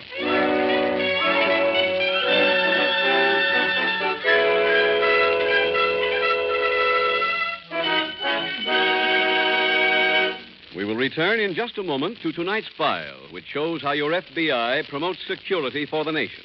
Now let's bring this question of security closer to home. Ed, can you see the title of this chart I'm holding in my hand? Yes, it reads a fact-finding chart for fathers and mothers. Right, a fact-finding chart for fathers and mothers prepared by the Equitable Society. Okay. Facts don't scare me. What's this chart all about, anyway? Ed, it's designed to open your eyes to your family's financial needs if you should die. Fill in this fact-finding chart, and you'll know how much money it would take to keep your wife and children well-fed, well-housed, and well-clothed. Have you ever faced that fact, Ed? I'm ashamed to say I haven't. It'd be quite a job to figure all that out. Ed, with this Equitable Society chart, you'll have the answer in 5 minutes flat. Look, you're guided every step of the way by easy-to-understand pictures, which illustrate the rock-bottom expenses your family will have to meet. And when you're finished, you'll have a clear, accurate, and complete picture of just what income your family would need during the critical years. Critical years? What are they? The years before your youngest child finishes high school. Years during which the home must have a minimum income to keep it together. I see your point. Where do I get one of these fact-finding charts? And how much does it cost? Why, it doesn't cost a cent. The Equitable Society representative in your community will be glad to bring you a copy. Sit down with him, you and your wife together. There's no obligation, and get a true picture of where you stand. Phone him tomorrow to bring you an Equitable fact-finding chart for fathers and mothers. Or send a postcard care of this ABC station to the Equitable Society. That's EQUITABLE. The Equitable Life Assurance Society of the United States.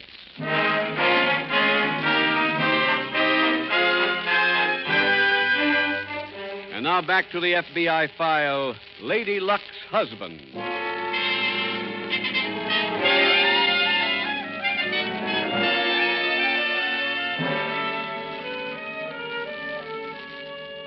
The history of the world since time began is studded with crimes. For even in the very earliest days, some men were so overcome with greed and lust that they became the first criminals. From that day on, up to and including this very minute, some men have devoted their time and their very lives to planning and committing the perfect crime. In tonight's case from the files of your FBI, you see another example of a pair of criminals who tried the same thing with the same inevitable result. Someday, man will give up that evil dream of committing that perfect crime. But from all appearances, that day will not come soon.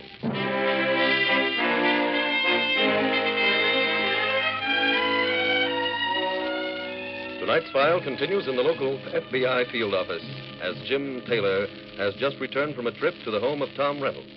Well, Jim, was that the right Tom Reynolds? Yes, Frank, it was. Did he have the bonds? I don't know.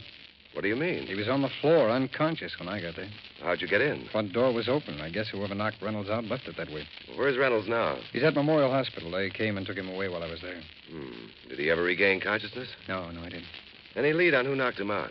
Well, maybe. I worked up a set of prints that I found on his wall safe and on a strong box that was laying open on the table. I sent them on to the ident division in Washington. Well, it looks like somebody else knew Reynolds had those bonds.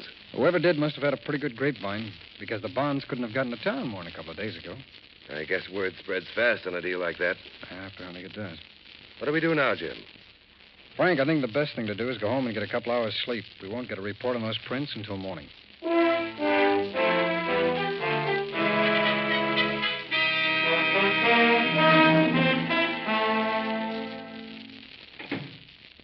Is that you, Jack? It ain't your boyfriend with the bonds. Oh, stop beefing, will you? Go out and get those bonds for me, and I'll stop. Wasn't my fault we got double-crossed. Didn't I ask you to stay right with the guy when he did the job? Didn't I? Yes, you did, but I thought it was better this way. Every time you do any thinking, we get into trouble. Did I pick him out and say he was a sucker? No, that was your idea. The whole thing was set up for you, and if you stayed with him, we'd have the bonds. Look, you once told me don't cry about losing a bet. That's right. You said just worry about winning the next one. Well, we blew a bet.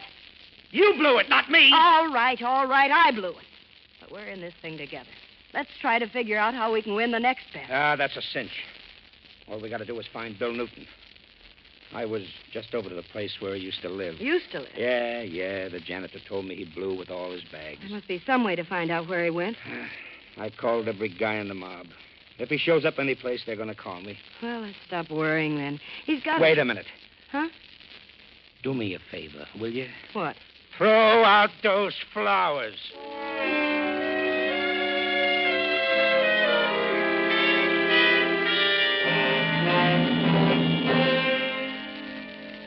Frank.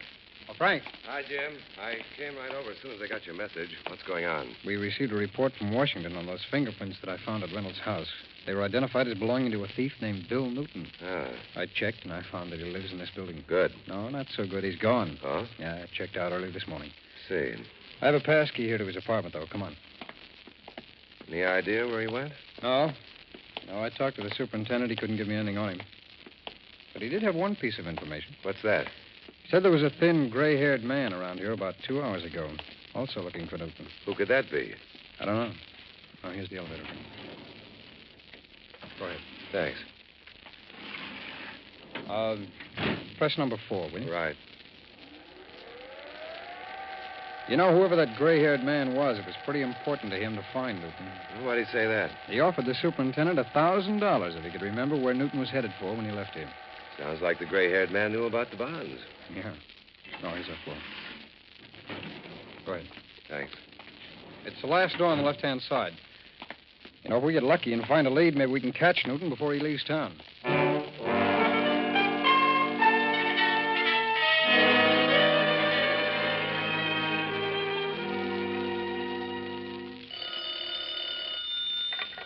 Hello?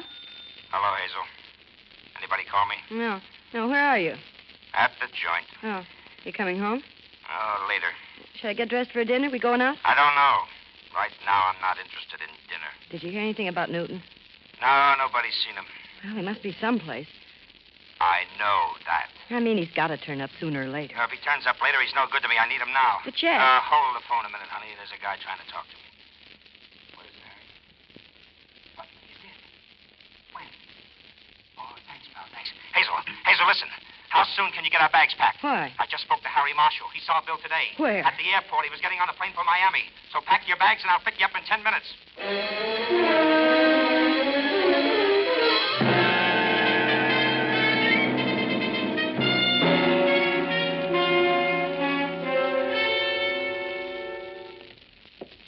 How are you doing in here, Frank? Not very well, Jim. Anything in that closet? No. Looks like Newton had time to pack all of his suits. Anything in these papers in the wastebasket? No, I've been through those, Jim. The only thing he left here is an overcoat. No? Well, that could mean he's headed someplace where he doesn't need one. Unless he left it here to throw us off. No, I don't think he's that smart. Besides, he didn't know we were looking for him. That's true. Did you find anything? No, the laundry hamper in the bathroom is full of soiled monogram shirts, handkerchiefs. There's a laundry box full of clean shirts, also monogrammed, delivered after Newton had skipped. Well, those monograms fit in with what it said in his record. Remember? Oh, yes. Yes, very fancy dresser.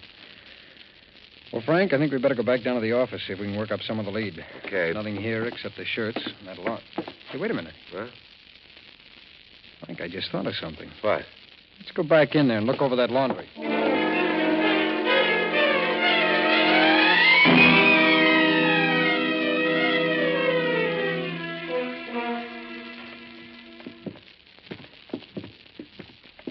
number are we looking for? 1027. Come on. It's down this way. Are you sure he's in? Honey, I didn't give that bell captain $20 for nothing. This I'm going to enjoy. When I think how he Quiet. That's the room there. Who's there? Telegram, Mr. Newton. Oh, Step back, sucker. Well, this is a surprise. Listen, you... Lay off. I'll do the talking. Well, what do you want? Take a guess. If it's the bonds, I haven't got 'em. Don't make jokes. I'm not in the mood. I'm telling you, I haven't got 'em. Look, son. You ever seen one of these? In case you haven't, it's a gun. Yeah, and that little thing on the end is a silencer. It don't make any noise at all when it goes off. You want me to show you? No, never mind. Where are the bonds? They're in the top drawer over there. I'll get 'em. Stay where you are. Hazel, take a look. Okay. Well? I'm looking. In the right-hand corner. Did you hear that? Yeah, I've got him. Good. Here you are, Jack. Now, the next time, stick to your own racket, Newton. Just crack safes. Don't try to outsmart anybody. Come on, let's get out of here. Wait a minute. I'm not finished. But, Jack, We can't leave the chump like this. Now, look, you got your bonds, didn't you? That ain't enough. What do you mean? I'll show you. Drop that gun. Huh? Go on, drop it. Now turn around slowly. Who are you? We're special agents of the FBI. What do you want with us? Those bonds? We don't know anything about them. She's right. They belong to this guy. He's lying, they're hers. Suppose you tell all this to the real owner in federal court. Now come along, all of you.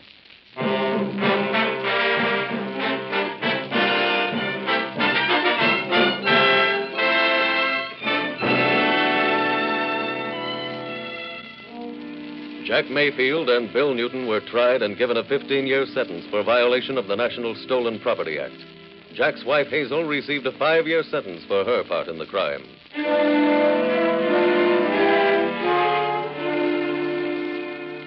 And so, 3 more criminal careers were brought to a close because of the alert observation of a special agent of your FBI. A special agent who remembered that every piece of laundry he had examined had borne the same label. He also reasoned that if Bill Newton was a fastidious dresser, it was likely he would order his new supply of shirts from the same man who had made his old ones. A check at the store revealed that Newton had called before taking the plane and had ordered his new shirts sent to him at the hotel in Miami. That was not a big clue, nor even a seemingly important one, but every special agent is trained to follow every clue, big or small, to its conclusion. For that reason, your FBI was able to close this case and once again to protect you, the American people.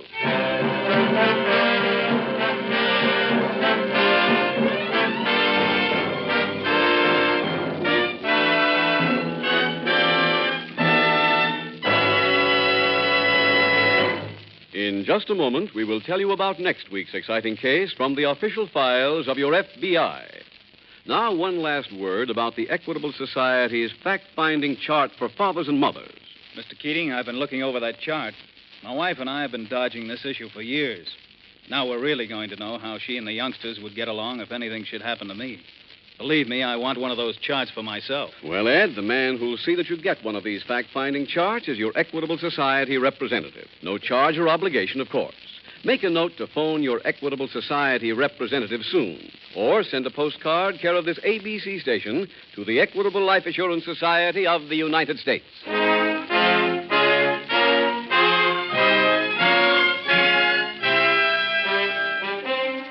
Next week, we will dramatize another case from the files of the Federal Bureau of Investigation. The story of a special agent's search for Santa Claus. Its subject, the Christmas season. Its title, The Return of St. Nick.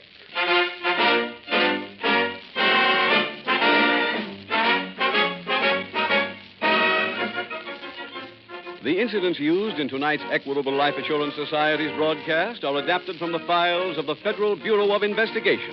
However, all names used are fictitious, and any similarity thereof to the names of persons living or dead is accidental. Tonight, the music was composed and conducted by Frederick Steiner. The author was Jerry Lewis. Your narrator was William Woodson, and Special Agent Taylor was played by Stacey Harris. This Is Your FBI is a Jerry Devine production. This is Larry Keating speaking for the Equitable Life Assurance Society of the United States and the Equitable Society's representative in your community.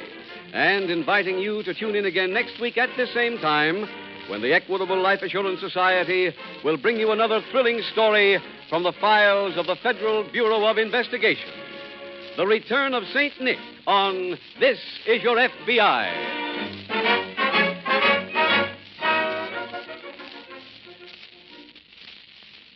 This is ABC, the American Broadcasting Company.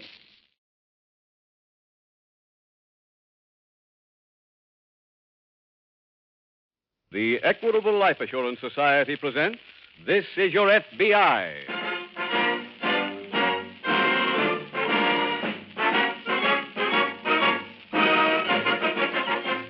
This Is Your FBI, the official broadcast from the files of the Federal Bureau of Investigation. Presented as a public service by the Equitable Life Assurance Society of the United States and the Equitable Society's representative in your community.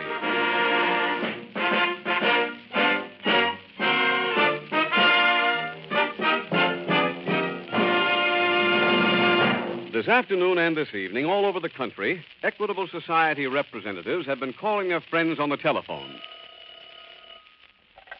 Good Hello? evening, Mr. Long. This is Frank Morris, representing the Equitable Life Assurance Society of the United States.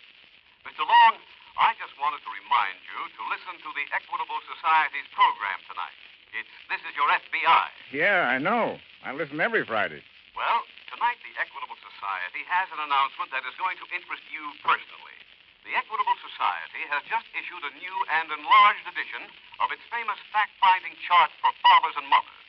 Don't miss the middle commercial. Find out how to get your copy of the Equitable Society's fact-finding chart for fathers and mothers.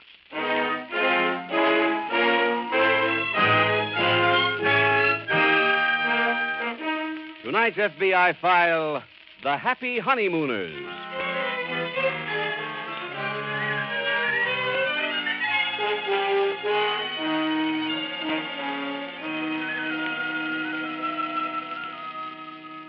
Crime in the United States today is at an all-time high.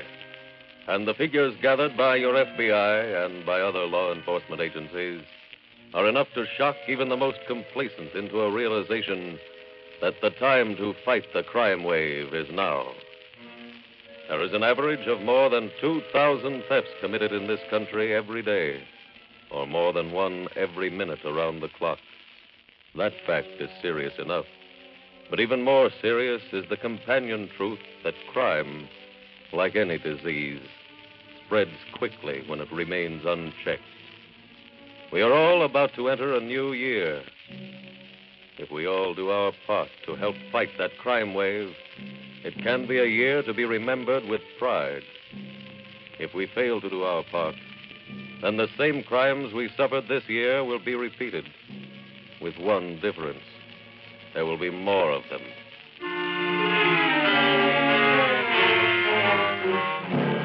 Tonight's file opens on a remote country lane in one of our Midwestern states. It is early afternoon, and a young boy and girl are riding along the river road in a brand new convertible. Isn't this nice, honey? Oh, it's lovely, Eddie. Just lovely. Happy? Very. Oh, look at that view. You can see 10 miles up the river. Uh-huh. Oh, gee, I wish we could sometime settle down in a place like this. I hate to keep traveling all the time. Well, I don't like it too much myself, dear, but I you know. Business comes first. That's right. Well, this is where we get out. What do you mean? Look through those trees. You see that cabin? Uh-huh. It's ours. What? I rented it this morning. Oh, Eddie, you didn't. I've got the keys right here. Come on. Oh, Eddie, this is such a wonderful surprise. I hoped you'd think so. Gee, it's just what I've always dreamed about. Honest? Honest. It's perfect. I just wish now that... You wish what, honey? Well, I don't want to have to leave this. So you don't? You mean we're going to settle down? Stay in one place? Yeah.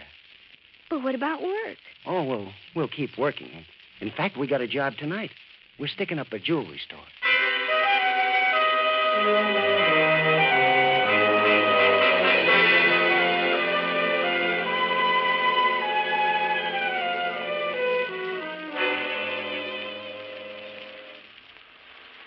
Go ahead, honey. Ring the bell. Okay. Gee, what a rain. Yeah. You think anybody's home? Oh, yeah, I checked. Yes? Good evening, Mr. Mitchell. Good evening. I'm sorry to trouble you, but my car broke down outside your door. I was wondering whether I might use your phone to call the garage. Certainly. Right in. Oh, thanks. Go ahead. Okay. Who is it, dear? A young couple. Their car broke down and they want to use the phone. Oh. Well, Howard asked them to take off their coats. They must be drenched. I'll keep mine on, Mrs. Mitchell. I'm going right out again. In fact, your husband's coming with me. Oh. What? Howard, he's got a gun. What is this? Now, don't get excited, folks. Howard, please. this is a holdup. If it is, he's wasting his time. We have nothing of value here. We know that, Mr. Mitchell. Then My what? husband wants you to take him down to your jewelry store. Then, if you don't mind, he'd like to have you open your safe. I won't do it. Mr. Mitchell, this gun here says you got to. Howard, you better do as he says. He's right, Mr. Mitchell. All right, Mary. I'll go with him. Oh, swell. What happens to my wife? Oh, my bride won't mind staying here with her, will you, Lucy? Of course not. I just love to visit. She'll stay here till I get the jewelry. Oh, by the way, Mrs. Mitchell, Yes? she has a gun, too. Well, come on, sir. We better get going. Very well. Wait, Eddie. Huh? It's such a nasty night out, honey. Ask Mr. Mitchell if he'd mind bringing an umbrella.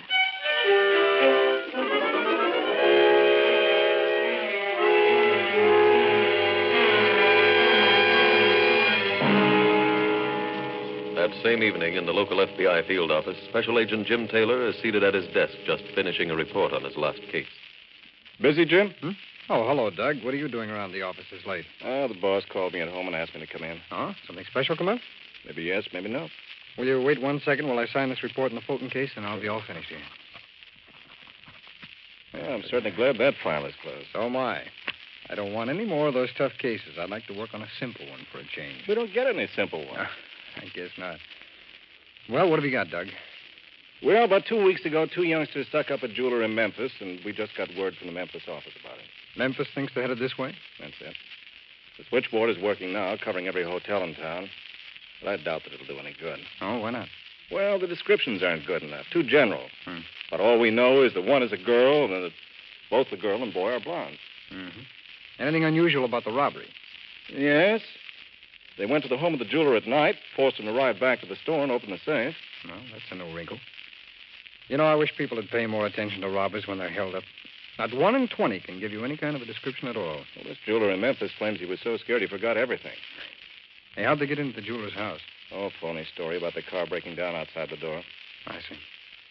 What do you think we ought to do first, Jim? Well, let's see. It's 7 o'clock now. I guess all the jewelry stores are closed by now, aren't they? Well, I imagine so. Well, we'd better get a list of the home phone numbers of every jeweler in town. You know, I think I know where I can lay my hands on that kind of a list, Jim. Fine. Get the list, and we'll split it up and make the calls ourselves. Doug, how long will it take you to get the numbers? Oh, about 15 minutes at most. Good. I'll wait right here for you. When you get back, we'll go to work.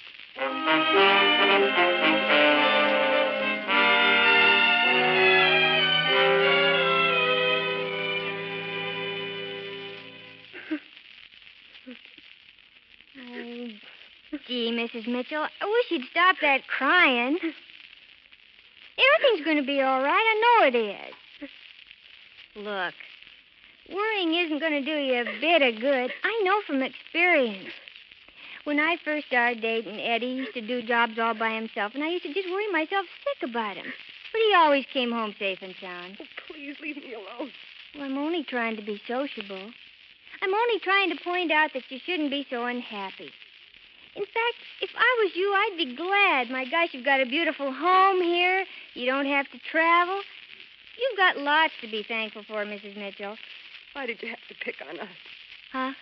There are other jewelers in the city. Why did you pick on my husband? Well, you know that's a funny thing. We went window shopping one day, and we passed your husband's store, and I saw a ring in the window that I was just nuts about. So right then and there, I said, Wait, Mrs. Mitchell, before you answer it, I'll have to ask that you don't let on that anything's wrong, and make the conversation very short. Very well. Hello? Oh, hello, Mrs. Mitchell? May I speak to my wife, please? It's for you. Thank you. Hello? Hello, honey. Everything's fine down here. Mr. Mitchell was very cooperative. Oh, good. Yeah, I'll be leaving here in a few minutes. I'll see you back at the cabin. Well, how are you going to get there? Oh, in Mr. Mitchell's car. Well, that's nice of him. All right, dear. I'll meet you in about half an hour. Oh, fine. I love you, honey. I love you, baby. Bye-bye. Goodbye. I'm sorry, Mrs. Mitchell, but I've got to go now. Oh, thank him. Before I leave, though, please be a lamb and let me tie you up.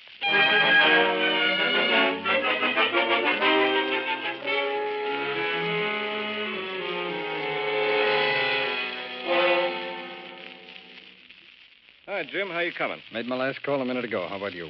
I just finished. Well, it ought to be tough for them to pull that same stunt on any jeweler around here. Yeah, I think so. Hey, any numbers on your list that didn't answer? Yes, two. Say, how about the newspaper? I've already called them, Doug. They'll use the story tomorrow. Oh, excuse me. Special Agent Taylor speaking. Mr. Taylor, this is Sergeant Drew down at headquarters. Yes, Sergeant. We just got a call from a Mrs. Howard Mitchell in Springtown. Mm-hmm. She says a young couple came into her house tonight and made her husband go down to his store and open the safe. Sergeant, is Mr. Mitchell a jeweler by any chance? That's right. How'd you know? We've been looking for that couple, Sergeant. Have you got any descriptions on them? Not very much. Mrs. Mitchell was too excited to tell me more than just the bare facts. Mm-hmm. You say this Mr. Mitchell was brought into the city from Springtown. That's right. That's across the state line, Mr. Taylor. That's why I called you. That makes it a kidnapping case. Sergeant, what's Mrs. Mitchell's address? 169 Bedford Street, Springtown. 169 Bedford. And the address of her husband's store? 1218 Fifth Avenue. 1218 Fifth. Thanks very much, Sergeant. We'll get on it right away. Doug, we've got some work to do. What's that, Jim? Our young couple has already pulled a job. So I gather. A local jeweler was taken from his home to his store. Here's the address of the store, Doug. You check there. I'm going out to the man's home.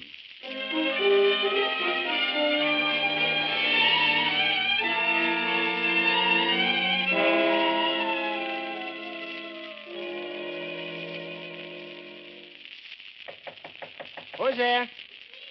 Oh, just a second. Oh, baby, you're soaked. I know. Oh, gee, why didn't you blow the horn or something? I would have come out with Mr. Mitchell's umbrella. Oh, that's okay. Let me get this coat off. Sure, let me help you. My gosh, I never saw such rain. Yeah, I know. Eddie, Huh. where's the jewelry? Oh, right over there in that bag. Oh, I can't wait to see it. Okay, I'll get it for you. Okay. Eddie? Yeah? Isn't that Mr. Mitchell there in the corner? Mm-hmm. What's he doing here? Oh, I brought him back with me. Looks like he's tied up. He is. Here, take a look at this stuff. Oh, Eddie. Real nice, huh? Oh, it's beautiful. And look here, honey. Remember this? It's a ring I like so much. Uh-huh. I had Mr. Mitchell make a special effort to put that in. Oh, honey, you're so thoughtful. Oh, that's okay. Eddie, Yeah, dear. what made you bring Mr. Mitchell home with you? Oh, we had a reason. We only have one bedroom. Well, he can sleep where he is tonight. What was your reason? Well, I figured he could afford to give us a little more money. Oh. Well, I called his wife and told her we were going to keep Mr. Mitchell until she gave us $20,000.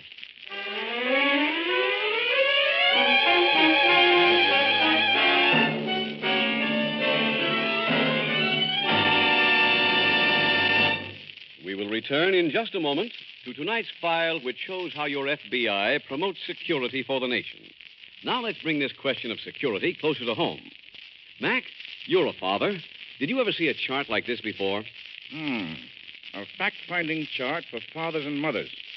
What's it all about, anyway? This fact-finding chart for fathers and mothers has just been published by the Equitable Society to perform a very useful service for a man like you. Go on, I'm listening, Mr. Keating. It was designed to show you how much money your family would really need to keep going if you should die.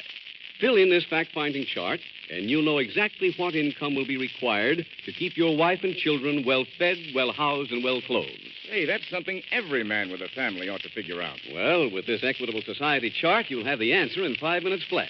Look, you're guided every step of the way by easy-to-understand pictures, which illustrate the rock-bottom expenses your family will have to meet.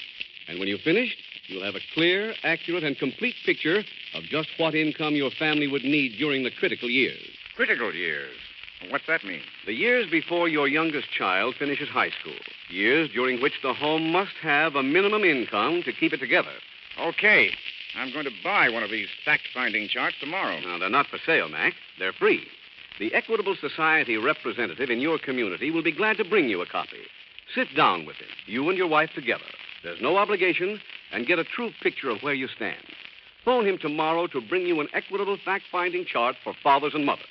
Or send a postcard, care of this ABC station, to the Equitable Society. That's EQUITABLE. The Equitable Life Assurance Society of the United States.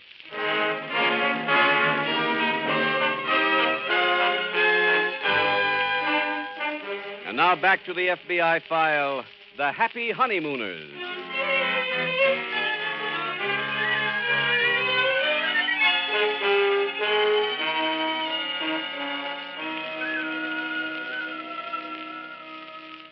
According to the most recent figures available, there are approximately 7.5 million persons with arrest records in the United States today. And like any other group of people, they have certain things in common. But there is one thing which each criminal has that is his and his alone: his appearance. No two criminals look alike, any more than any two decent citizens look exactly alike. It has been a popular misapprehension that you can spot a criminal by watching him. Experts in the living habits and movements of criminals, like the special agents of your FBI, will be the first to tell you that nothing could be further from the truth. There is absolutely no way to tell a criminal from a law-abiding person until one of them commits a crime. For that reason, your FBI advises extreme caution in dealing with any strangers. Do not assume that every stranger is a thief. But by the same token, being careful may save you from becoming another victim of America's current crime wave.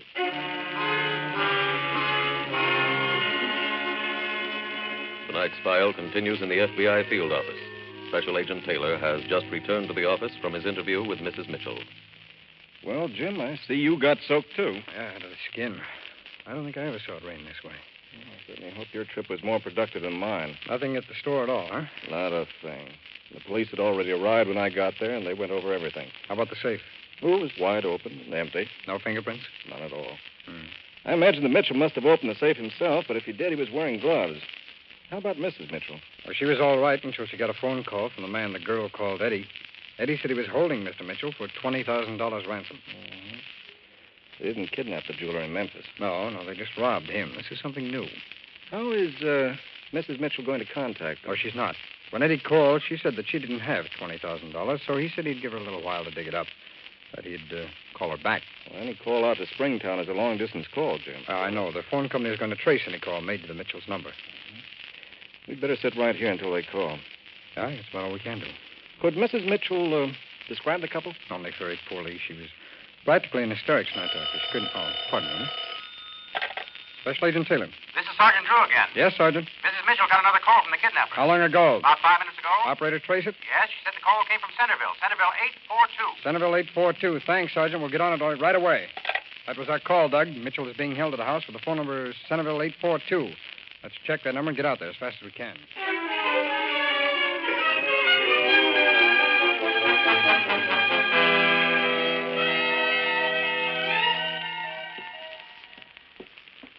Eddie?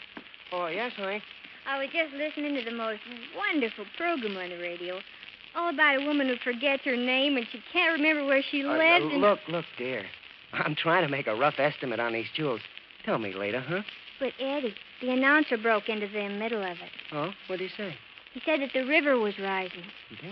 He said it'll flood the whole valley, that everyone will be marooned here after the night. Hey, that's not so good. What do we do, honey? We're practically next to the river. Yeah. I think maybe we'd better get out of here. Oh. Look, if we're marooned here, we'll get picked up for everything. Well, what do we do with Mr. Mitchell? We'll just have to leave him here. How about the $20,000 from Mrs. Mitchell? I think we better settle for the jewels. Are your bags still packed? Yes. Well, you better get them, and we better get going. Well, can't we wait about 10 more minutes? What for? I want to hear how that program comes out.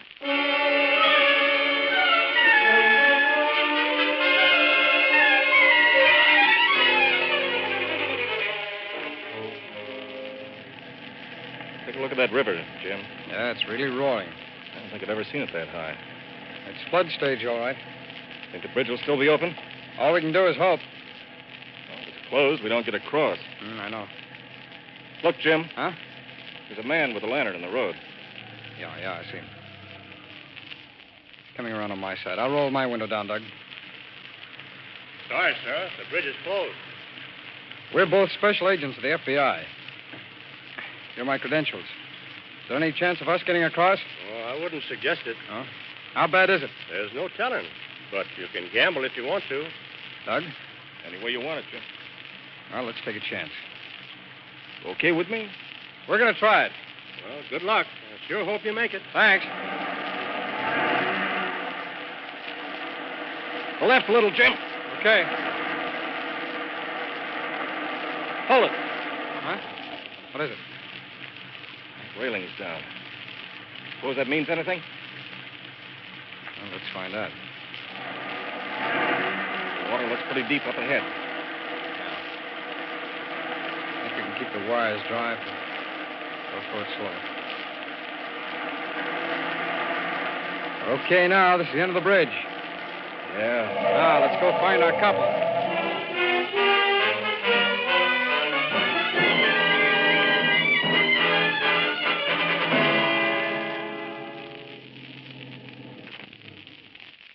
That looks like the place. Go ahead, Jim. I'll keep you covered. All right. Come on, Dick. All right, Tom. Think they're gone? I don't know. Might be a trick. Keep your gun out, Doug. I'm going to try the door. It wasn't locked. Come on, let's go in. Here's the light switch. Hold on. Looks like they're going all right. Look, there's Mitchell tied up over there in the corner. Yeah. How is he, Jim? He's breathing, but he's unconscious. Come on. Come on, it's in time. Get him to a doctor and then come back here.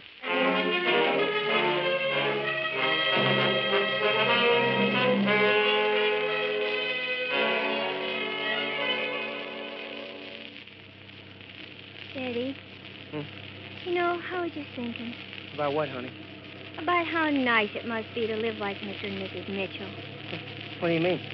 You know, with a nice home and pictures on the wall, and a place where you can have your friends over for dinner. Hey, you're not sorry you married me, are you, honey? No, Eddie, you know I'm not. Oh, it's just that I wish you weren't a traveling man. Oh, but you knew what business I was in when we got married. I know, dear. I'm not complaining, honest. What are you stopping for, honey? Well, there's a fork in the road. Take a look at the map and see which way we go, huh? Oh, Eddie, I forgot it. I left it in the cabin. Oh. Well, I'll take a chance on this right turn. Where are we going, honey? To Chicago and sell the jewelry, and then on to New York.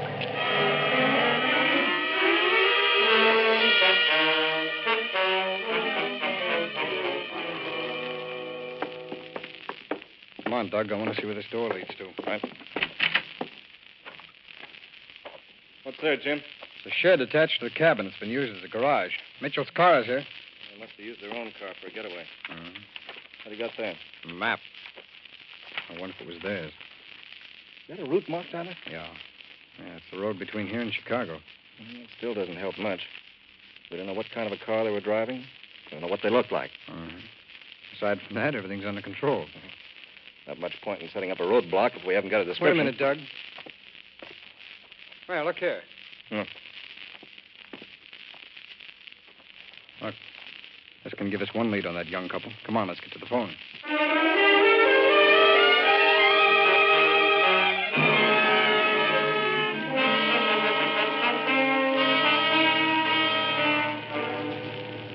Take a right turn here, Jim. I know.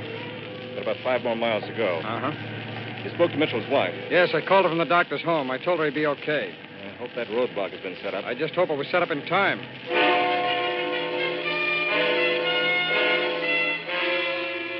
There's a line of cars up ahead, Jim. That's the beginning of the roadblock. It's like 100 cars or more. I was hoping there wouldn't be that many. What are they all doing out in weather like this? They're probably trying to get into the city before both bridges go out. Do we start at the head of the line? No, Doug. We'll park it here and walk up.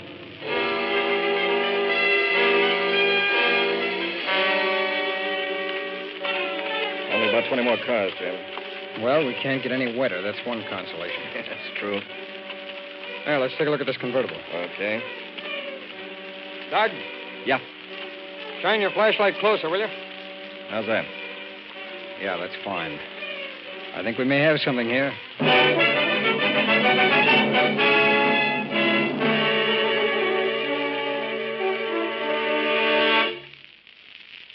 wonder how long they're going to keep us waiting here. Oh, a man said it'd be only a couple of minutes. He said they were fixing the road. Well, this is certainly a silly time to be fixing a road. That's all I can say. Well, maybe the storm washed some of the gravel away. Eddie. Huh. Look, here on my side. Well, what is it? Two men standing there. Oh, maybe their car got stuck. They're looking in, Eddie.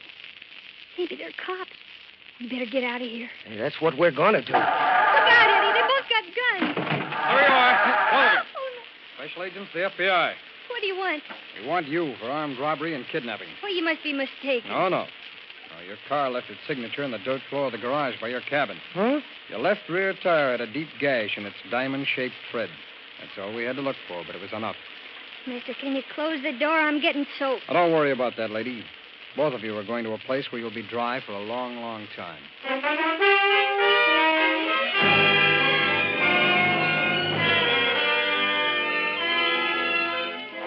The wanton young couple was sentenced to 25 years and 15 years, respectively, for kidnapping and violation of the National Stolen Property Act.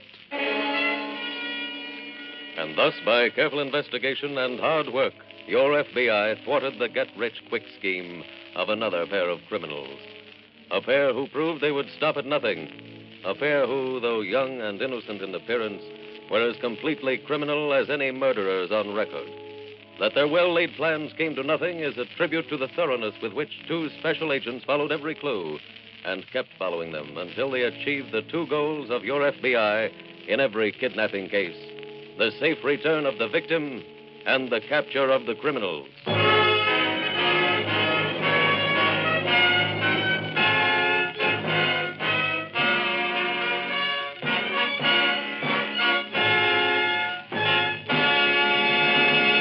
In just a moment, we will tell you about next week's exciting case from the official files of your FBI. Now, back to the news we announced in our middle commercial. The new and enlarged fact-finding chart for fathers and mothers, just issued by the Equitable Life Assurance Society. Mr. Keating, let's see if I've got this straight. The purpose of this chart is to give me a true picture of the minimum income required to give my family a decent standard of living if I should die. That's right, Mac. And the man who'll see that you get one of these fact-finding charts is your Equitable Society representative. No charge or obligation, of course. Phone your Equitable Society representative soon. Or send a postcard, care of this ABC station, to the Equitable Life Assurance Society of the United States. Meanwhile, your Equitable representative wishes you a very happy New Year.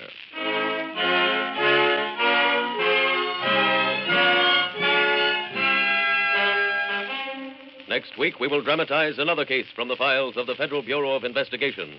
A case involving the operations of a gang of professional thieves. Its subject, bank robbery. Its title, The Sorrowful Safecracker. The incidents used in tonight's Equitable Life Assurance Society's broadcast are adapted from the files of the Federal Bureau of Investigation. However, all names used are fictitious, and any similarity thereof to the names of persons living or dead is accidental. Tonight, the music was composed and conducted by Frederick Steiner. The author was Jerry Lewis, your narrator was William Woodson, and Special Agent Taylor was played by Stacey Harris. This Is Your FBI is a Jerry Devine production. This is Larry Keating speaking for the Equitable Life Assurance Society of the United States and the Equitable Society's representative in your community, and inviting you to tune in again next week at the same time when the Equitable Life Assurance Society will bring you another thrilling story from the files of the Federal Bureau of Investigation. The Sorrowful Safecracker on This Is Your FBI.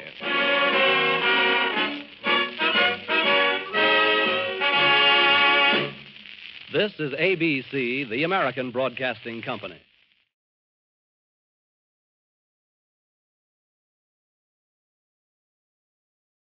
The Equitable Life Assurance Society presents This Is Your FBI.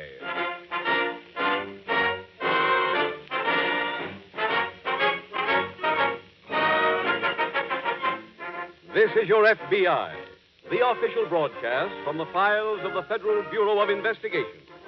Presented as a public service by the Equitable Life Assurance Society of the United States and the Equitable Society's representative in your community.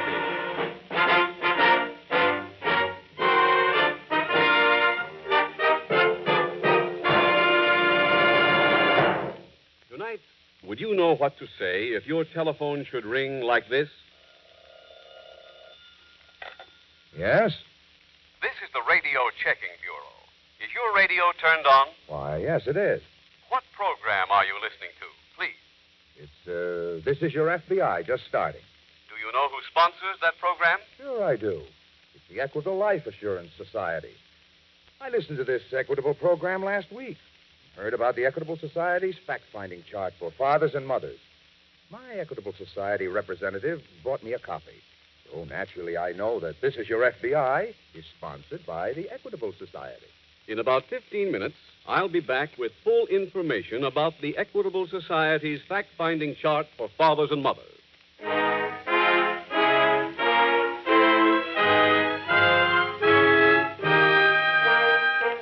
Tonight's FBI file, The Sorrowful Safecrackers.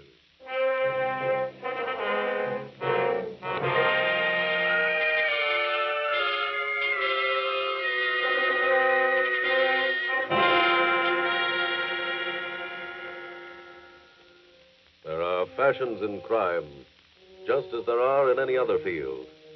And while there are some who go against the trend, most criminals, like most legitimate citizens, follow the current fashion religiously. Some years ago, for instance, if a criminal wanted a quick reputation among his fellows, or if he wanted the biggest possible loot, he planned to rob a bank. In those days, bank robbery was almost a common crime, for banks were poorly protected.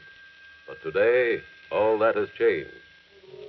Few criminals will undertake the tremendous risk involved in robbing a bank. In one 6-month period last year, for instance, there were only 21 bank robberies attempted. Thieves have turned to attacking easier targets. That is, most of them have. But despite the overwhelming odds against them, there are still some criminals who believe that they can succeed where so many others have failed, who believe that they are smarter than the law.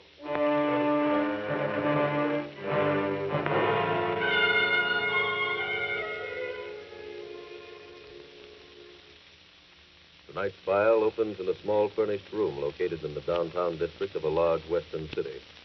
Harry Wheeler, a lean, hungry-looking young man, is reading a book when there is a knock at the door. It's open. Hiya, Harry. Oh, Frankie. Hey, it's getting cold out. You got a drink handy? Yeah. Here's a bottle. Help yourself. Thanks. Yeah, what are you doing, reading? Yeah.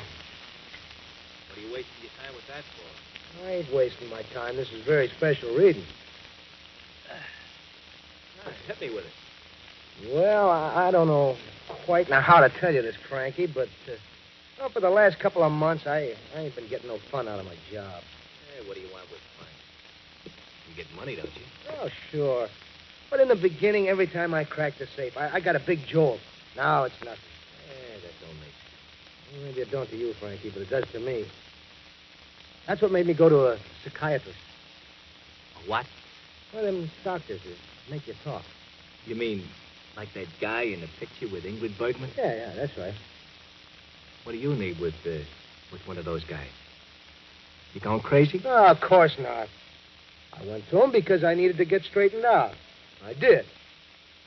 That's why I'm not doing any more jobs. What about tomorrow? You and Rip have to get another guy. Now, look, Harry, we got... My mind's made up. But what about tomorrow? The doc says I should never been a thief in the first place. What does he want you to do, get a job in a grocery store? No, he thinks I ought to get away from the city. So I'm gonna. You're gonna what? I'm gonna take his advice and get me chicken farm. Now, look, Harry, the job is all set for tomorrow. Where is Rip gonna get another guy that quick? The job has got to be done on a holiday when the bank is closed. You know that? Frankie, I made up my mind. No more jobs.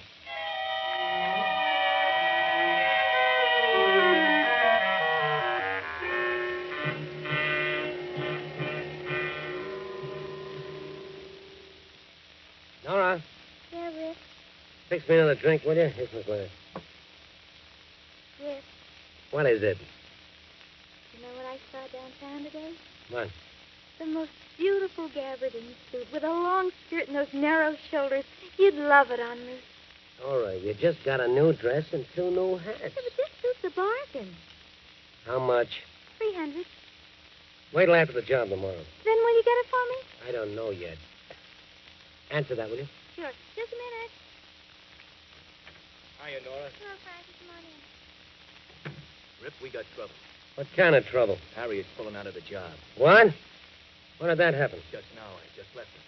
What's the matter with him? He want a bigger cut? Nah, he went to some doctor, and the guy told him he shouldn't do no more jobs. What kind of a doctor is that? I don't know. He told me, but I don't remember. I better go talk to him. Talk won't do no good, Rip. He says he's finished. All right, don't get excited. Don't we have to do the job tomorrow? We'll do it tomorrow. And we'll do it with Harry. But I'm telling you, Rip, talking will do no good with him. His mind is... Wait a minute. Honora. Yeah? You want to get that gabardine suit? Oh, honey. Not so fast. First, you got a job to do. What kind of a job? Harry Wheeler's always been a little strong for you, hasn't he? I think Harry likes me. Don't con me, honey. This is important. So he has a yen for me. It's not my fault. I'm not blaming you. I just want you to throw some charm at Harry. That's all. I think maybe she can do it. I know she can. Do what? What are you two talking about? Nora, Harry wants to pull out of the job tomorrow. Huh? You get him to go along with us, and you got your suit. Honey, you just made a deal.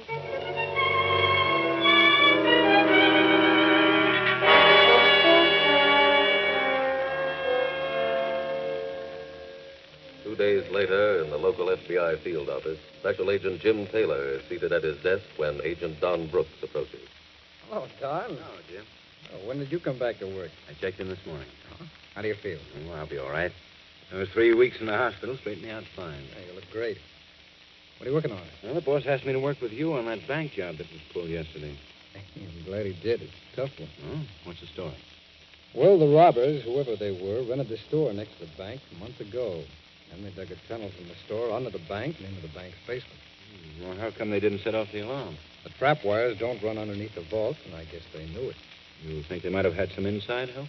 No, I kind of doubt that, Don. After all, if they'd had inside help, they probably wouldn't have had to rent the store and dig the tunnel. Yeah, that's true. How much did they get? About $55,000.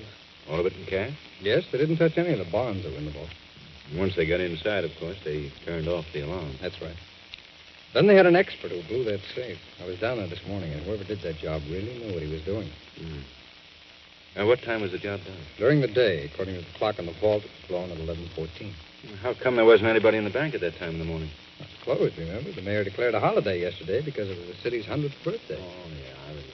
Whoever planned this job planned it to happen just as the parade was passing the bank. I spoke to some people who were standing in front of the bank. They didn't hear a thing. Well, how did they get away? Well, imagine they came back through the tunnel and out of the store. After that, they could meld into the crowd in a minute. Any fingerprints on the vault? Not only no fingerprints, but not a single clue anyplace. Who rented the store? The man who gave his name is William Adams. Paid cash for the first 2 months' rent. I guess William Adams is not available. Correct. He gave the landlord a fake address, so it probably isn't his right name either. Any description on it? No. The renting agent couldn't remember much about him. Well, you were right when you said this was a tough one, Jim. What do you think we ought to do for a start? Well, Don, I think the best thing to do is get out the file of known bank robbers and take their pictures out of that renting agent. If he recognizes any of them as Adams, we start to look for him. And if he doesn't? Well, if he doesn't, we'll try somewhere else. But for now, let's get those pictures and go to work.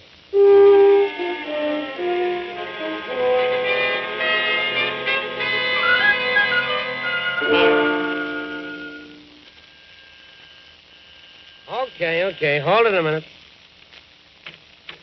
Hello, Rip. Hello, Frankie. Come on in. Hey, the job went okay, huh? Yeah, of course. I told you there wouldn't be trouble. Where's the dough? I rented a safe deposit box. Put it in there this morning. At the bank? Sure, it's safer there. When we get ready to blow, we take it out. When do you think you want to be moving? Oh, I don't know. A week, 10 days, then we go back east, do another job. It's all cased out. Yeah? What kind of a job? Same thing. A jug. Hey, who do we get to fill in for Harry? We don't need anybody.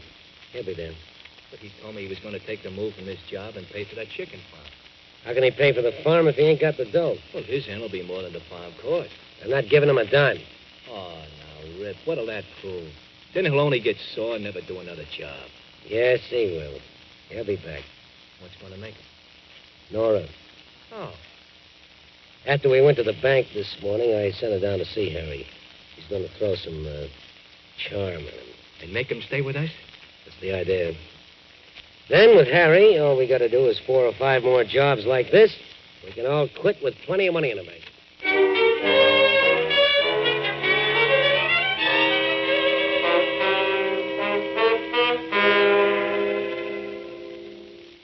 Don? Yes, Jim. While you were out, we got a break. Here, take a look at this picture. Well? The blow-up of a section of yesterday's parade. The newspaper photographer who took it just brought it in. Take a look at that background. See the bank? Mm-hmm. And the store next to the bank? Hey, there are 3 men coming out of that store. That's right. Here, take a look at this through this glass here, those bundles they're carrying. Yeah, it must be the money. Mm-hmm. Unfortunately, only one face shows up in the picture. He's been identified, though, as a thief named Joe Stewart. Well, what are these other pictures? Oh, well, those are a gallery of everyone who was ever arrested with Stewart. They ought to come in handy. Mm-hmm. Say, did you notice the suit on the one who's holding the door open for the other 2? Well, the one whose back is turned to the camera? Yeah. It's a pretty loud stripe to show up so clearly in a picture taken at that distance. Yeah. Who took the picture, Jim? One of the regular photographers in the Morning Dispatch.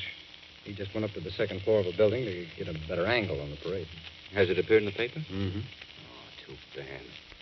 Oh, you mean because it'll warn the bandits that we know who they are? Uh-huh. They'll really go under.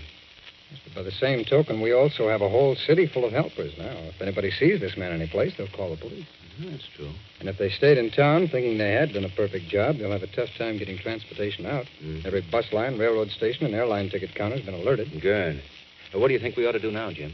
First thing to do is find Joe Stewart. Let's take another look through his record and see if we can get a lead.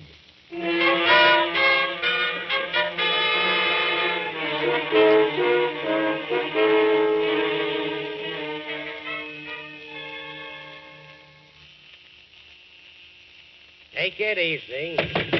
Take it easy! Oh, Rip. What's the matter with you? I'm glad you're still here. Why? Don't you know what happened? What are you talking about? You ain't seen the paper yet. No, they got a story about the job? The story, nothing. They got your picture. What? Yeah. Let me see that paper. Yeah. That's the 3 of them. Yeah. But your face is the only one that shows. You're the one who takes the rap. How do you like that? Yeah. What do we do now? We can't blow town. They'll be looking for me on the rocks. Well, we can't stay here, Rip. One of these bellboys or somebody will turn you in for sure. Yeah. That's true.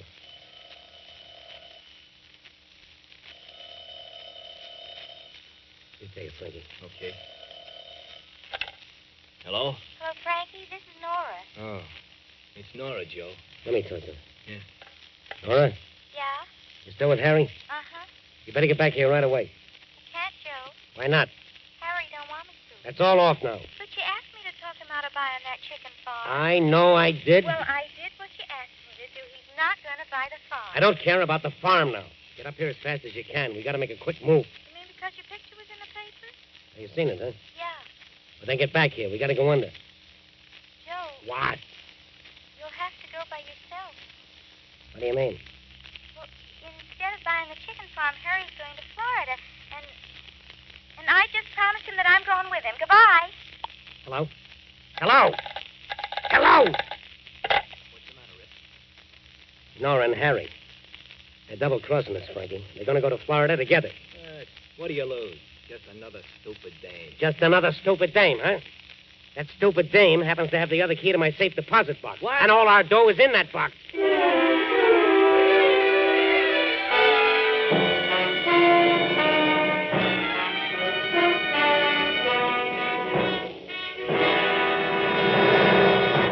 We will return in just a moment to tonight's file, which shows how your FBI promotes security for the nation.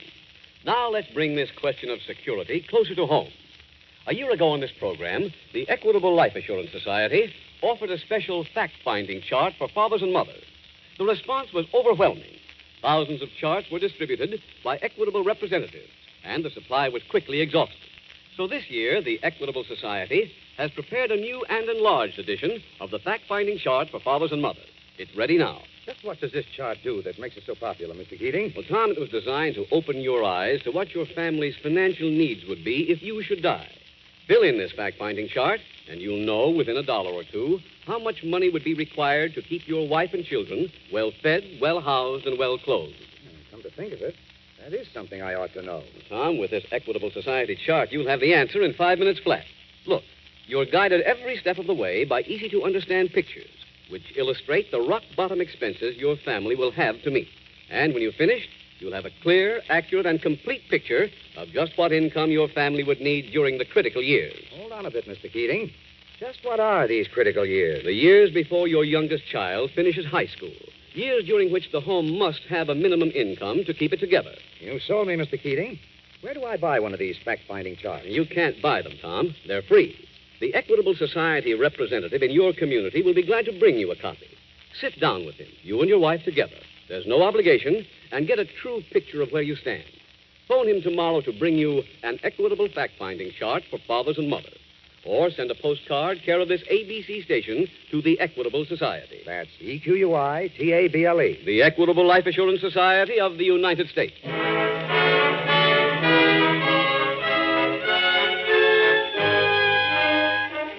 And now back to the FBI file, The Sorrowful Safecracker.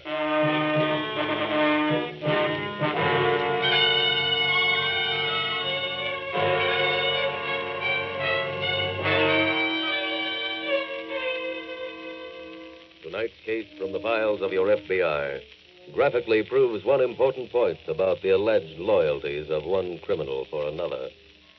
It proves that these loyalties are entirely legendary. The criminal who pursues his livelihood outside the common decencies does not have any loyalty nor anything else that is not for sale.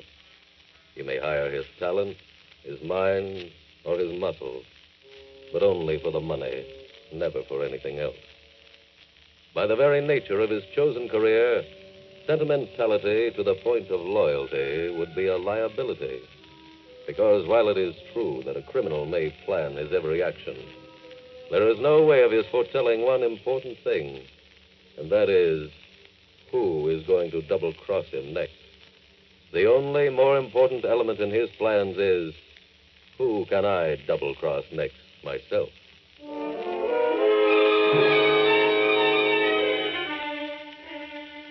Tonight's file continues in the hotel apartment of Joe Stewart.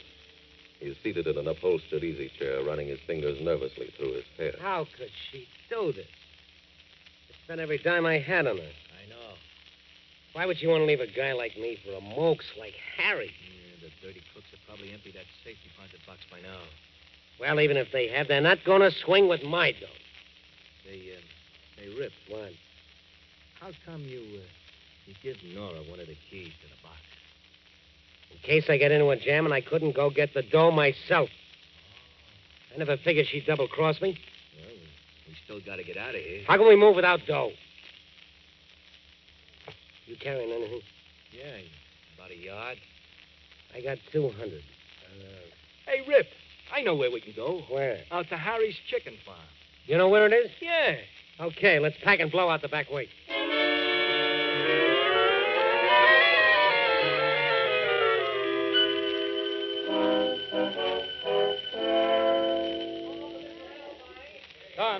Don, here I am. Oh, fine, Jim.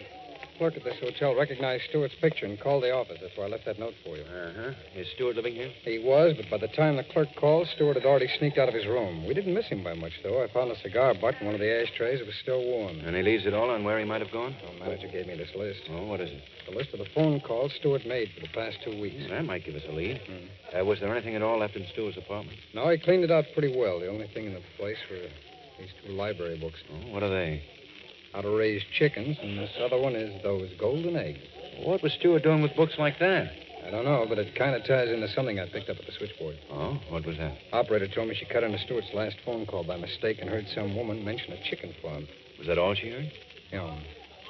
Maybe Stewart is using that farm as a hideout. Could be. Were the library books taken out in his name? I don't know. There's no card in either one of them. I don't suppose we can check with anyone from the library at this hour. No, I tried from the phone up in Stewart's room. There won't be anyone there until 9 in the morning. And by that time, Stewart can be wherever he's headed for. Well, John, the only thing we can do now is go back to the office and start checking these phone numbers. Yeah. If they don't give us anything, we'll check with the library first thing in the morning.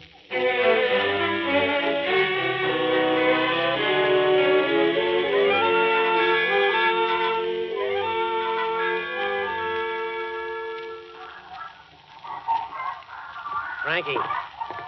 Frankie, get up! Oh. Come on, get up. Okay.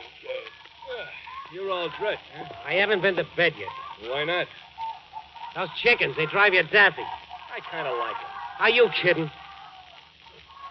Look, I've been thinking how we can get our dough. In the safe deposit box? Yeah. I remember that when Nora called me yesterday afternoon, I looked at my watch. It was exactly 4:50. Well? Banks close at 3 o'clock. That means they couldn't have gotten the dough yesterday. Hey, that's right. Nora will go to the bank as soon as it opens this morning. What did you say? I said Nora will go to the bank as soon as it opens this morning. Oh. Now, I want you to get dressed and meet her. Huh? Will you get dressed and get out of here?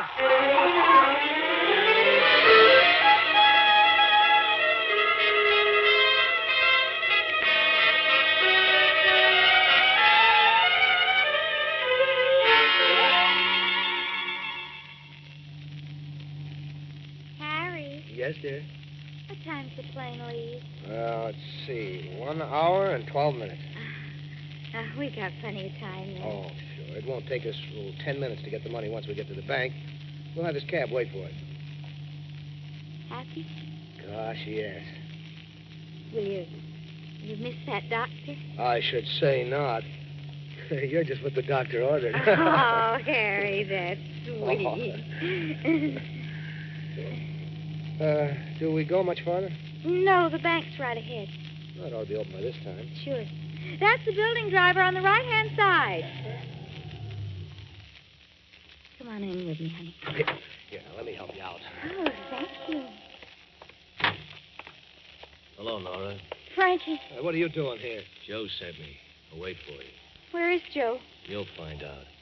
Let's go in and get that dough first, huh? Don't rumble. This gun in my pocket might go off.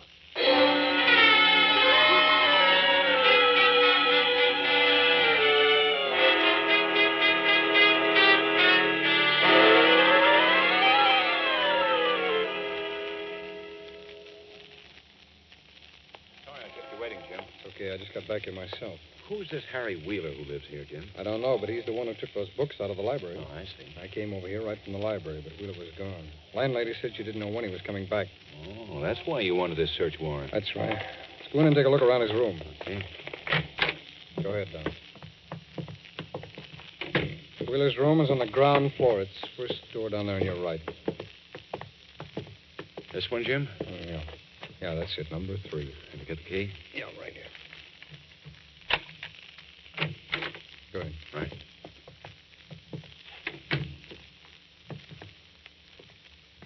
Oh, not much to search in here. It doesn't look that way. Jim, how does this Harry Wheeler fit in anyway? I don't know, Don. This is the only lead we've got right now. I see. Hey, Jim, I think I found something. What is it? It's a lease on a poultry farm. Oh, looks like we came to the right place. Well, this still doesn't hook Wheeler into the bank job, though. All it proves is that there's some connection between Wheeler and Stewart. On, come here. Huh? What is it, Jim? Look in this closet. I think this is all the proof we need.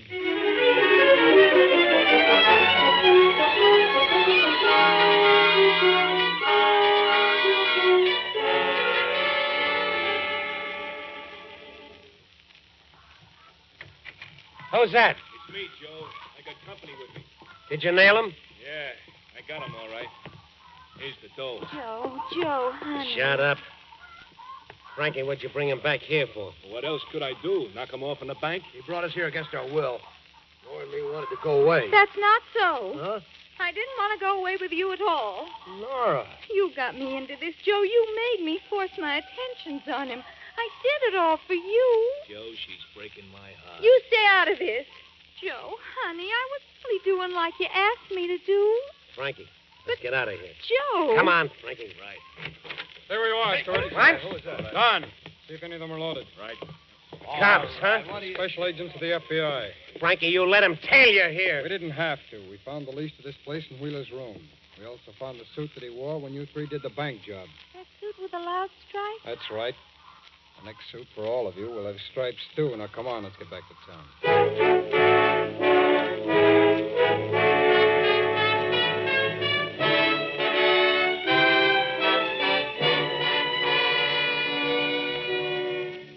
Joe Stewart was sentenced to 25 years.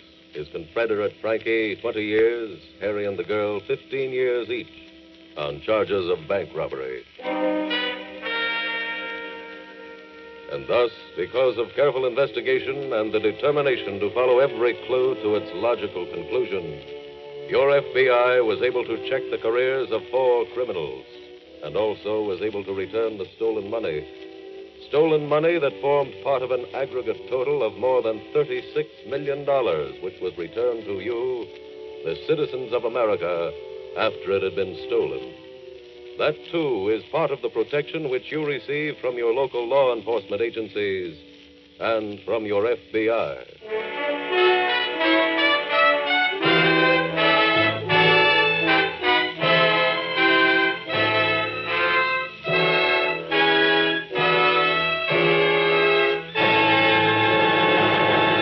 In just a moment, we will tell you about next week's exciting case from the official files of your FBI. Now, for a moment, let's get back to the Equitable Society's fact-finding chart for fathers and mothers. I've been looking over that chart, Mr. Keating. The way I figure it, it's going to take a load off my mind. From now on, I'm going to stop taking chances with my family's future. And as a first step, I'm going to get one of these charts for myself. Well, Tom, the man who'll see that you get one of these fact-finding charts is your Equitable Society representative. No charge or obligation, of course. Make a note to phone your Equitable Society representative soon. Or send a postcard, care of this ABC station, to the Equitable Life Assurance Society of the United States.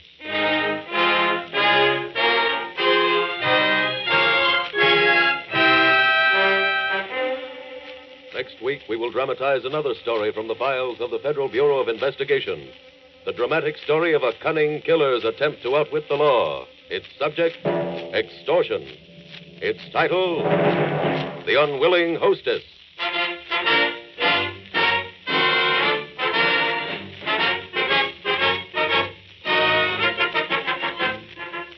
The incidents used in tonight's Equitable Life Assurance Society's broadcast are adapted from the files of the Federal Bureau of Investigation.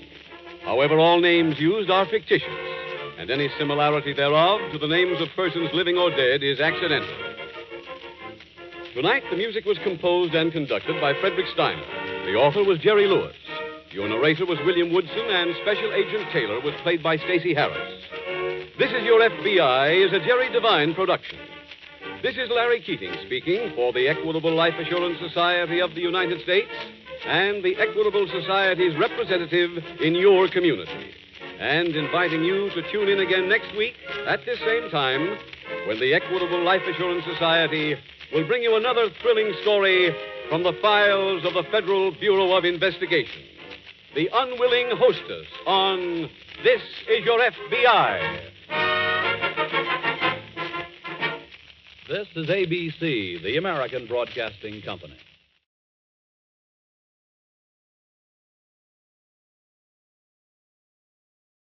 The Equitable Life Assurance Society presents This Is Your FBI.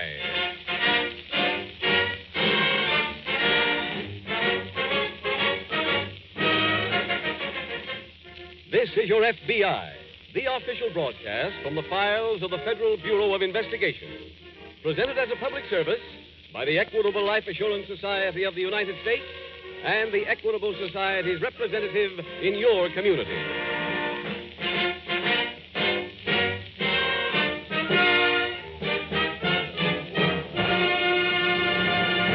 Today, all over the country, telephones have been ringing. Equitable Society representatives calling up fathers and mothers, telling about the coming announcement from the Equitable Life Assurance Society. Yes? Phil, this is Joe.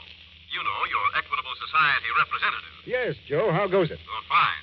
I just wanted to suggest that you make a point of listening to the middle commercial of This Is Your FBI tonight. The Equitable Society has just published a new and enlarged edition of their famous fact-finding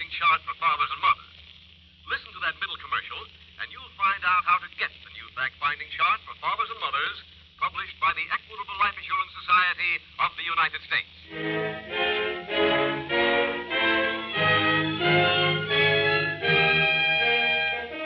Tonight's FBI file, The Unwilling Hostess.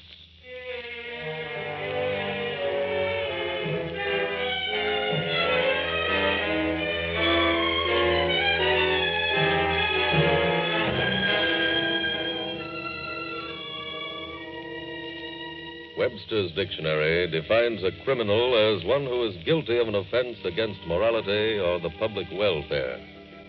And that definition is correct as far as it goes. But there are other things which must be added if the criminal is to be defined fully and truly.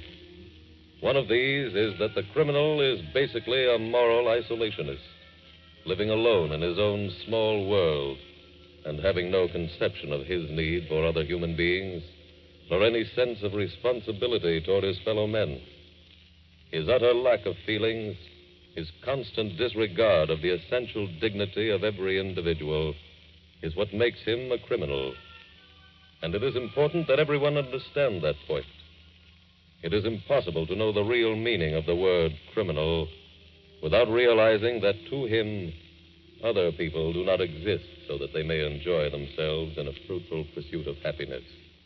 To him, other people exist merely to serve when he chooses as his next victim.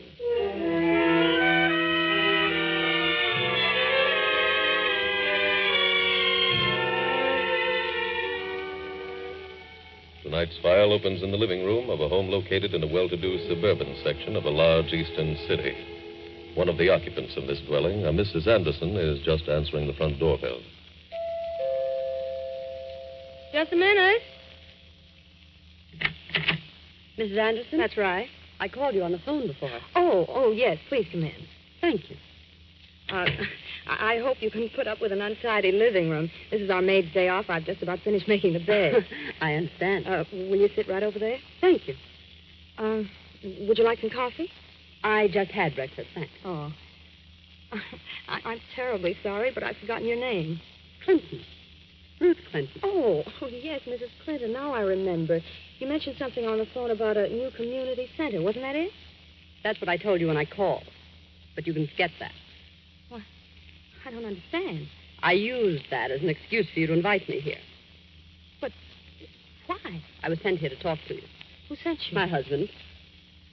Walter Clinton. Remember him? Think hard. I don't know anybody with that name. Look, honey, quit stalling. Mrs. Clinton, I'm afraid you'll have to leave. Walter thought you might say that, so he asked me to show you these newspaper clippings. Wait. I'll hold them. You just look. See this one? Your picture? Where did you get those? I told you. Walter gave them to me. Gee, honey. You know, you haven't changed much. What do you want? Walter's in trouble. He needs some help. Walter's been in trouble all of his life. And he wants to see you right away. That's impossible. Look, you wouldn't want him to show these clippings to your husband, would you? He wouldn't dare. Honey, you know Walter better than that. All right. I'll see him. Well, I'll call him and have him come right over.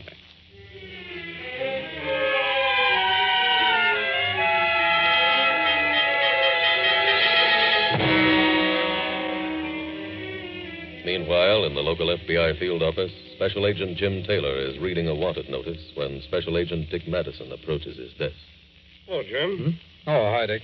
Boss said to check with you. Oh? Oh, I guess he was talking about this thing here, Dick. I don't know that there's very much we can do right now, though. Oh, what's the offense? Well, apparently there are two charges. One of them is extortion, the other one is murder. That sounds big. What's the story? An elderly man named George Russell was found dead in a coal bin at his home. Where was this, Jim? Up at a town called Hamilton. It's about 100 miles north of here. I see. Russell was quite wealthy. When his body was found and showed signs of a bad beating, the police thought that robbery was the motive. What made them change their minds? Well, the old man had a safe in his bedroom that didn't show any signs of having been tampered with. I see. Well, how do we get in on the case, Jim? Well, the police called us when they found some extortion notes. One of them contained a threat to kill the old man if he didn't pay. Oh. There were 3 notes in all, and all of them were signed with the name Charlie. How old were they? All of them were fairly recent. Was there any indication that Russell had paid anything?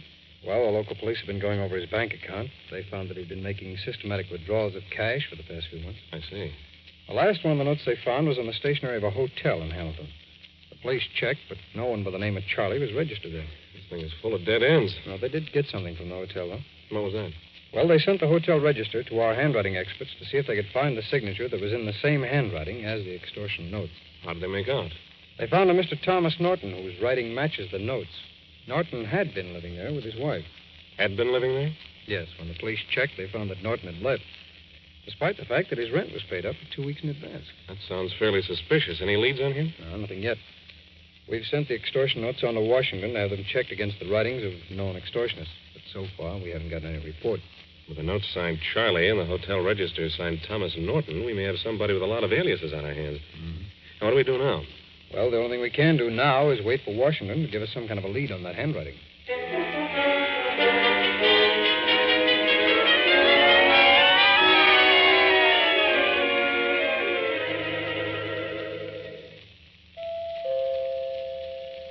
Answer the door, honey. I think it's Walter. Very well. If it's anybody else, don't let them in.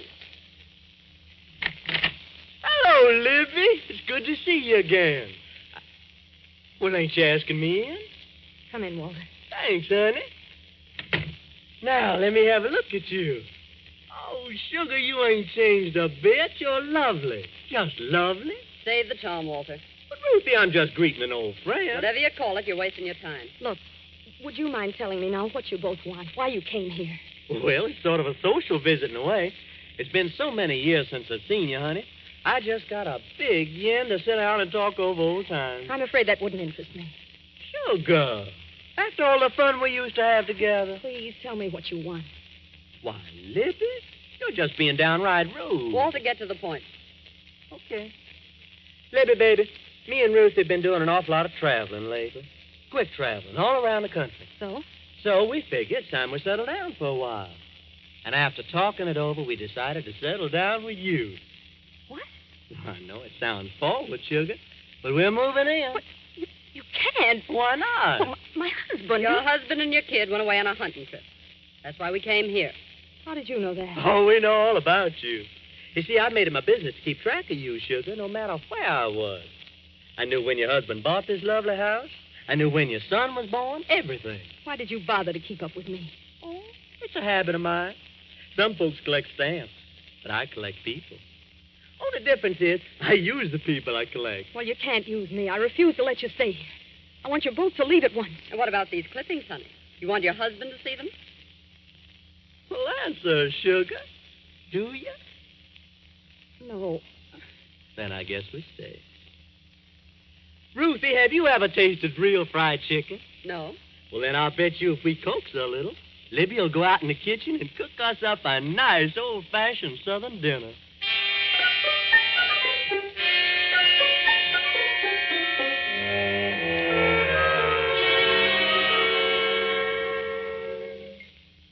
Want a little more coffee, Ruthie? No, thanks. Ooh-wee. Was I lying about that chicken? No. It was okay. You hear that, Libby? Yes?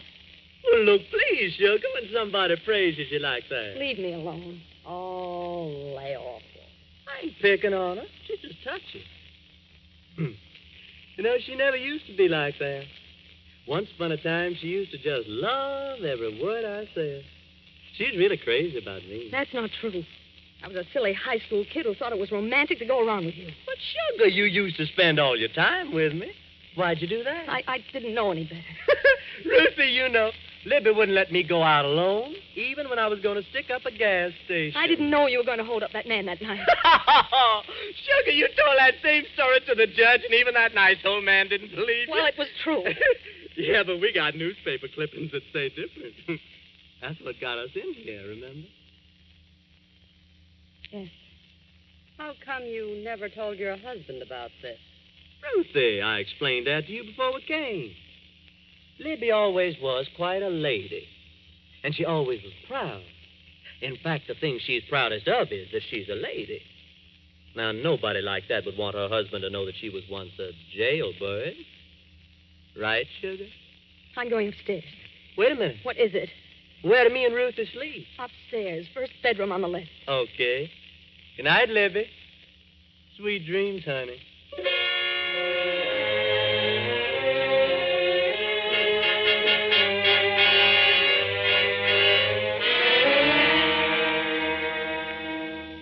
Dick, I think we got something to work on now. What came in? A couple of things. The first one was a report from the handwriting department in Washington. Did they identify the notes? Yes, it was an extortionist named Walter Clinton.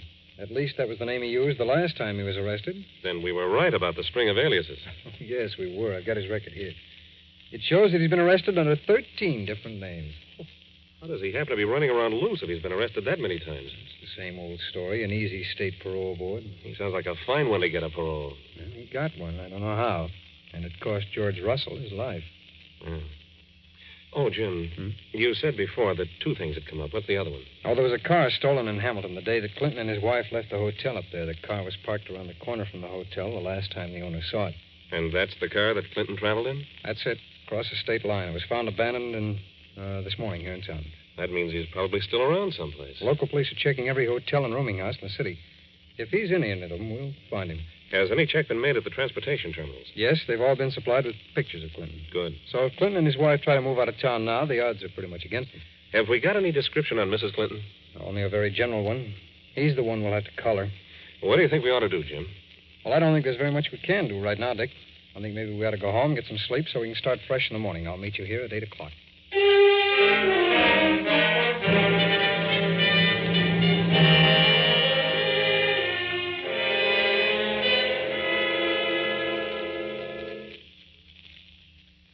Ruthie? What is it? Just seeing if you were sleeping yet. I'm not. Real nice here, ain't it? Look, don't worry about Libby. She'll warm up to us after a while. You just remember why we came here, will you? What do you mean? Keep your mind on your business. Honey, are you angry with Walter? Just quit trying to make character with her. Oh, sugar. Don't sugar me. I'm just trying to make the whole thing easier for you. Excuse me, please. Yes, sugar, what is it? My husband just telephoned. You'll have to get off. Why? They're coming home. When? They started to drive back tonight. Where'd they call from? Hartsville. Where? It's about 300 miles from here, up in the mountains. Oh, well, then there's no hurry. They won't be back too quick. They'll be here tomorrow night. You'll have to go first thing in the morning. Very well. But I thought you said we were going to stay here for a while. Not when we're not bothered. You'll really go. Yeah. But there'll be a slight charge. What are you talking about? Well, I think maybe you'd like to have those Cliftons, wouldn't you? Oh, yes. Okay. You can have them, honey. For $10,000. $10,000? Walter, I haven't got that kind of money. Well, then go sell your jewelry. Go get it from the bank. Go any place. Just get the money. Now, honey, you go get yourself a good night's sleep. Tomorrow's going to be a big day for all of us.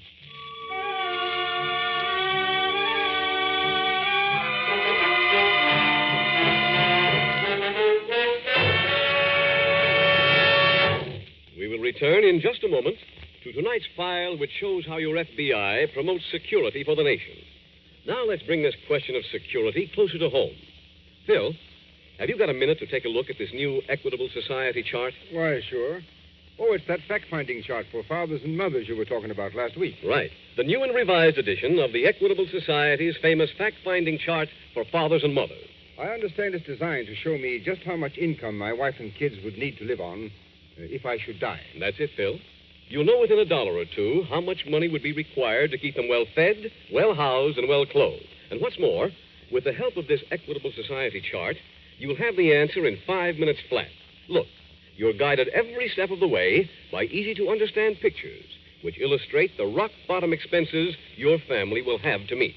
And when you've finished, you'll have a clear, accurate, and complete picture of just what income your family would need during the critical years. Critical years? I'm not sure I know just what you mean by that. The years before your youngest child finishes high school. Years during which the home must have a minimum income to keep it together. You don't have to tell me any more, Mr. Keating. Just tell me where I can buy one of those fact-finding charts. Well, they're not for sale, Phil. They're free. The Equitable Society representative in your community will be glad to bring you a copy. Sit down with him, you and your wife together. There's no obligation, and get a true picture of where you stand. Phone him tomorrow to bring you an Equitable fact-finding chart for fathers and mothers. Or send a postcard, care of this ABC station, to the Equitable Society. That's EQUITABLE. The Equitable Life Assurance Society of the United States.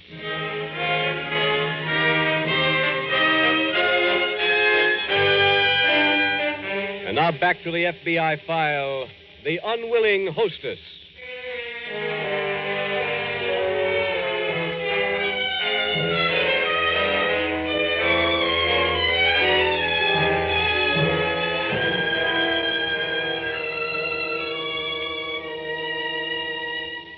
are nearly 5,000 major crimes committed every day in the United States. Many of them fall into the category of crimes against property. Those crimes include arson and burglary and auto theft. The other classification is known as crimes against the person. These include murder, armed robbery, kidnapping, and extortion. Of all the crimes committed, perhaps the most vicious, the most basically cruel, is extortion, because it affects not only the personal safety of the victim, but also his mind. It traps the victim in a terrible vice from which escape is possible two ways, neither of which are attractive. The first and most obvious is to pay the extortioner, and possibly thus to invite a lifetime of further extortion. The other way to escape, and the only logical way, is to do what the victim in tonight's case from the files of your FBI should have done. That infallible means of escape is to call your local police. Like your FBI, they have a remedy for extortion, but that remedy cannot be applied without the cooperation of you, the victim.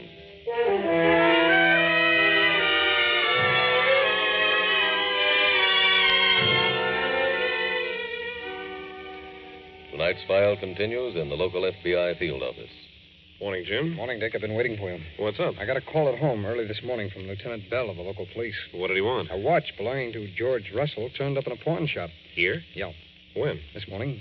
Did you talk to the pawnbroker? Yes. Who turned in the watch? Pawnbroker remembered the man, and from the description, it was Walter Clinton.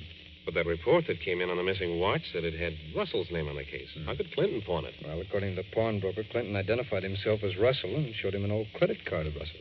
He must have taken that when he killed the old man. I guess so. I checked on the pawn shop. It's legitimate. This is the first time any stolen goods have ever turned up there. I see. When was it pawned? Yesterday morning. Sounds like Clinton is still in town. He is. Lieutenant Bell just called again a few minutes ago. The police have located Clinton's hideout. Where is it? He and his wife have a furnished room over at 411 North Chester Street. Let's pick up a search warrant, Dick, and get over there.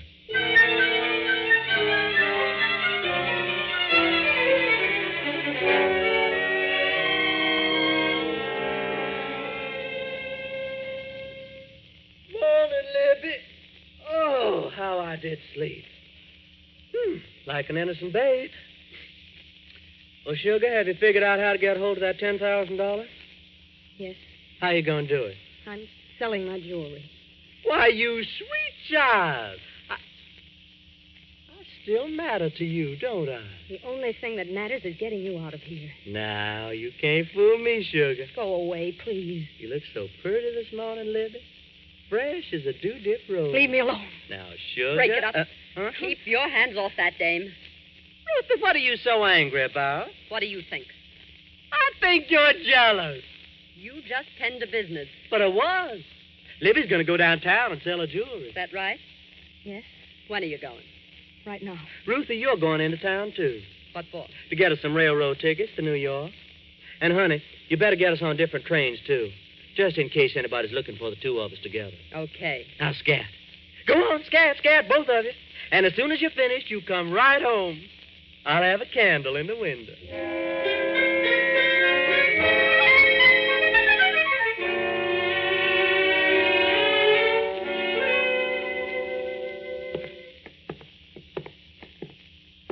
Here's the room, Dick, number 11. I'll unlock it. Okay. Go ahead, Dick. Thanks, Jim.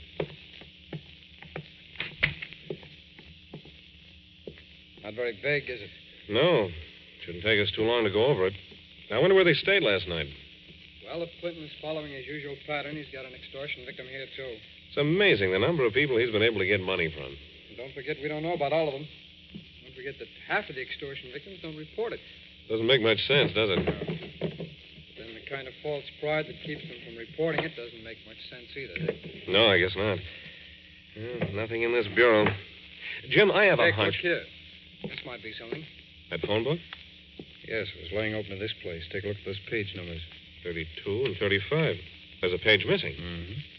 Just might be that the new victim's name is on that page, Dick. We could check and see. It means going through about 800 names, Jim. I know. Let's get back to the office and start calling.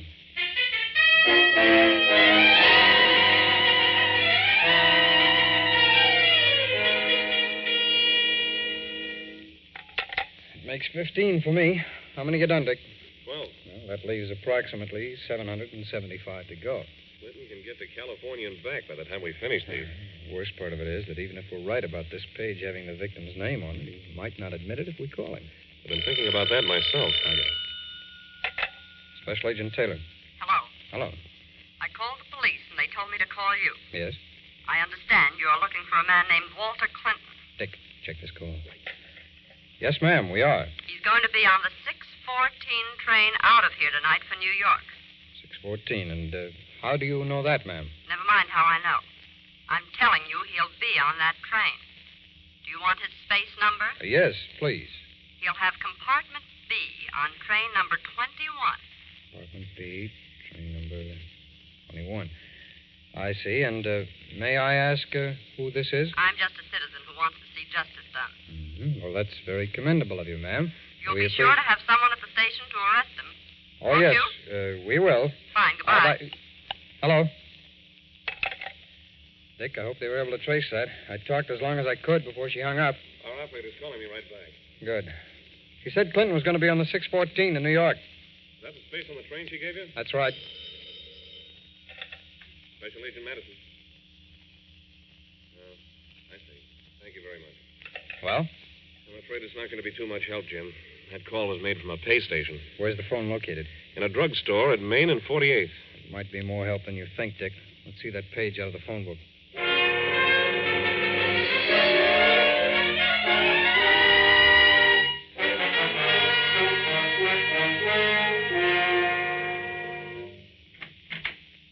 That you, Libby? Yes?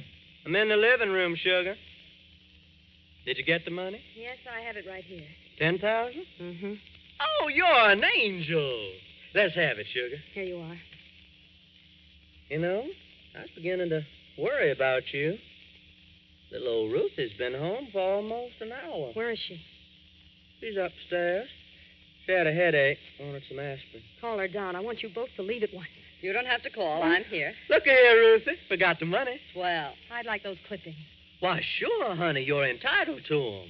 You get what you pay for. I'll let you have them just as soon as I finish counting this green stuff. Walter, maybe you better let me carry that. The money? Yes. What for? Well, in case you get picked up. Uh-uh. Why not? I peeked in your bag while you were out. What? Mm-hmm. I saw that you bought a ticket for me to New York and one for you for California. Looks like you were going to take the money and hang me up. Right, Ruthie? Of course not. You're lying, Ruthie. Ain't you, sugar? Ain't you? Enough of that, Clinton. What? Who are you? I'm from the FBI. The maid let me in the back way. There's another agent out in front. What are you doing here? You're supposed to be at the train. So you called the FBI, Yes, you dirty... he called us, Clinton. We traced the call to a drugstore on the corner. But how did you know he was in this house? He tore a page out of the phone book that has your name on it. There are only 3 names on either side of that page within 2 miles of that drugstore, so we checked those 3 first. All right, come on, Clinton. And you too, Mrs. Clinton. Let's not keep my partner waiting too long.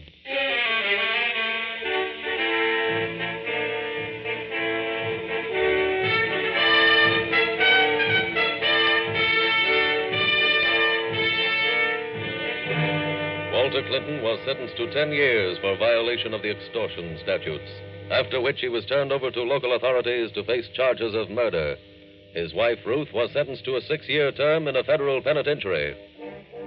With those convictions, your FBI was able to close another case involving murder and extortion, 2 of the most serious crimes in the federal code of law. But these crimes and others like them will continue to be committed so long as the general public retains its present apathy regarding the very serious and dangerous rising tide of lawlessness. You, the decent citizen listening to this program tonight, can do something about this if you want to take the trouble. The biggest step you could take in the right direction would be to join with your fellow citizens in seeing to it that you have a strong, an alert, and above all, a politically unhampered local police force. Your FBI will always be available as a final bastion against crime. But your first line of defense against the criminal army in America today is in your hometown. And the stronger you make your local police, the better your protection will be. That is the job you can do if you want to help in fighting America's rising tide of lawlessness.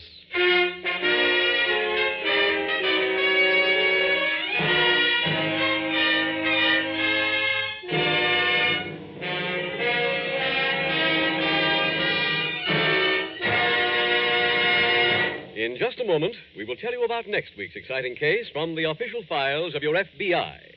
Now, one last word to all the fathers and mothers in our audience who want to get copies of the new and enlarged edition of the fact-finding chart for fathers and mothers just published by the Equitable Life Assurance Society. I believe you said that this chart is not for sale? That's right, Phil. You can't buy it. It's free. And the man who'll be glad to see that you get one of these fact-finding charts is your Equitable Society representative. No charge or obligation, of course.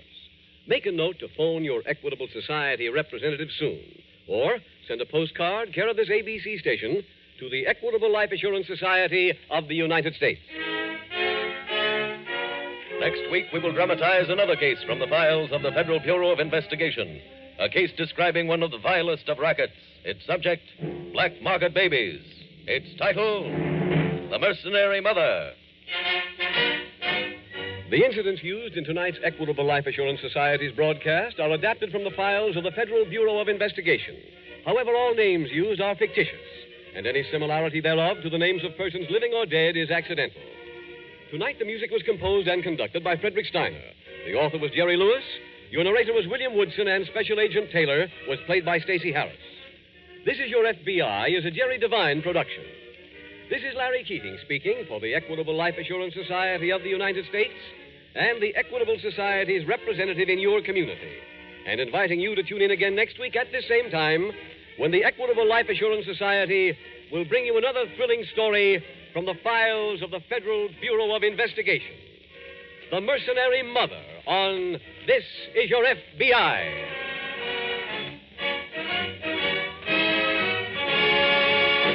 This is ABC, the American Broadcasting Company.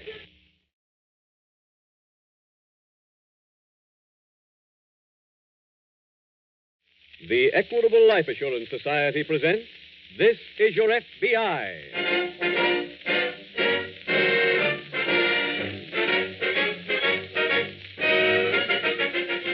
This is Your FBI, the official broadcast from the files of the Federal Bureau of Investigation. Presented as a public service by the Equitable Life Assurance Society of the United States and the Equitable Society's representative in your community.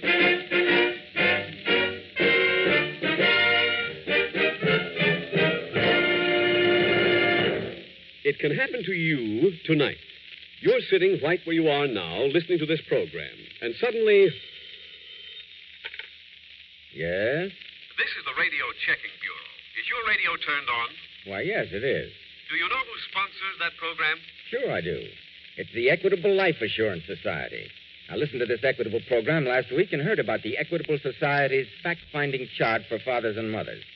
My Equitable Society representative brought me a copy, so naturally I know that This Is Your FBI is sponsored by the Equitable Society. In about 15 minutes, I'll be back with full information about the Equitable Society's fact-finding chart for fathers and mothers.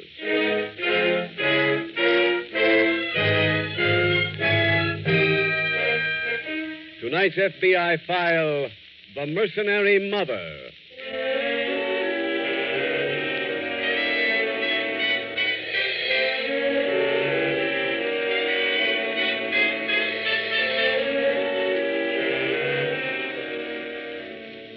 The current crime wave in the United States, a wave which is proceeding at the unprecedented rate of nearly 5,000 major crimes every day, is composed of an infinite variety of illegal actions. Behind every one of these crimes, there is a reason which might be revenge or passion or just ordinary greed.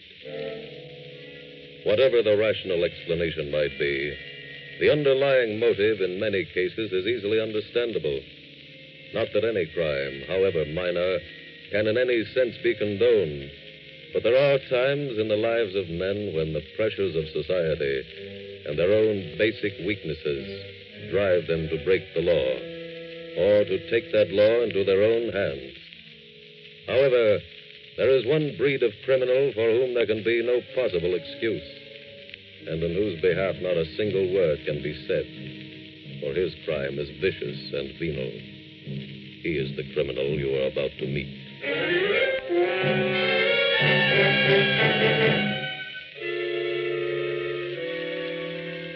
Tonight's file opens in a shabby corner saloon located in one of the poorer districts of a large Midwestern city. Seated at a table toward the rear is a thin, tired-looking man holding his head in his hands and gazing at the drink in front of him. Another customer approaches the table. Hello, Peter, my boy. Oh, hello, Count. Well, you seem to be engaged in serious thought. Yeah, I am. I'm in a jackpot. Perhaps we can arrive at some solution, Peter. Do you mind if I sit down? No, go ahead. Thank you. And how is your charming wife? Okay, I guess. You guess? Don't tell me there's trouble at home. Lay off, Count. Why, I have no desire to pry into your personal affairs, Peter. You know that. Okay, forget it. It merely seemed to me that I might be of more solace to you than whiskey. I got trouble, Count. Oh, Peter, you know me well enough to know that if there's anything I can do... Nobody can help. I have performed some astounding feats in my time, Peter. Have you got a red-headed kid? Well, I don't happen to have one on me, but I'm sure there must be one available. Well, that's what I need. Huh? Are you serious? Yeah. Well, what would you do with one if you found it? Well, Marion figured out a new racket. She got a list of rich families who want to adopt a kid. We're acting like the middleman. I see. We did fine with a kid last week, but now we got a customer who wants a redhead. Why? I don't know, but she won't take no other kind. Peter, you're a very fortunate young man. Me? Why? It's purely a coincidence, of course, but I happen to know of a child who is redheaded and who can be purchased quite reasonably. Are you Levelin? Most assuredly. I know its mother. When would you like delivery? When can you talk to her? I'll speak to her this evening, if you like. Okay, go ahead and make a deal. How much should I offer? How much do you want for yourself? My commission should be, let us say 100. Well, okay. Splendid. Offer the dame 150. Suppose she wants more than that. Oh, Count, I can't afford to spend more for a baby. I'm not getting this kid for pleasure. Babies are my business. I understand perfectly, Peter. I shall call on you tomorrow at noon.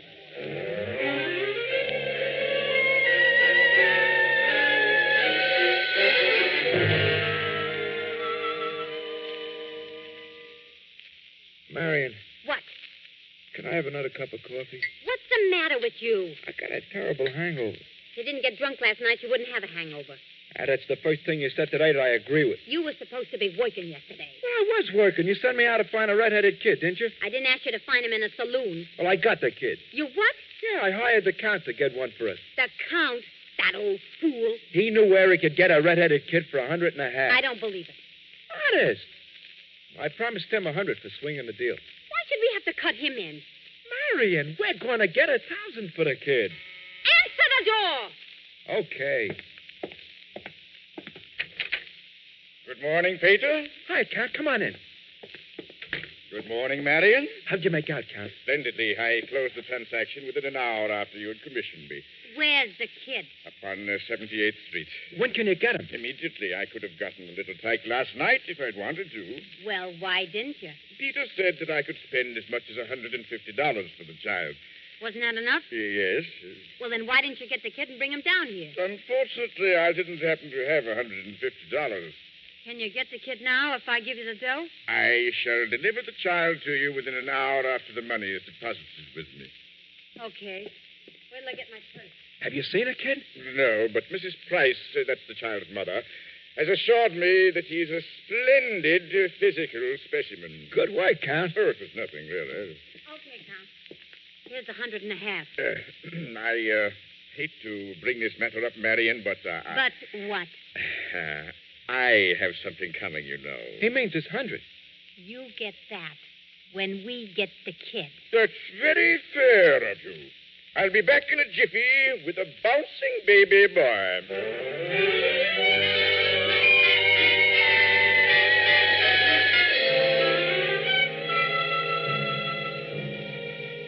A short while later, in the local FBI field office, Special Agent Jim Taylor is greeting a friend of his, Sergeant Ray Kimberly of the local police. Pull up a chair, Ray. Thanks, Jim. Keeping you busy?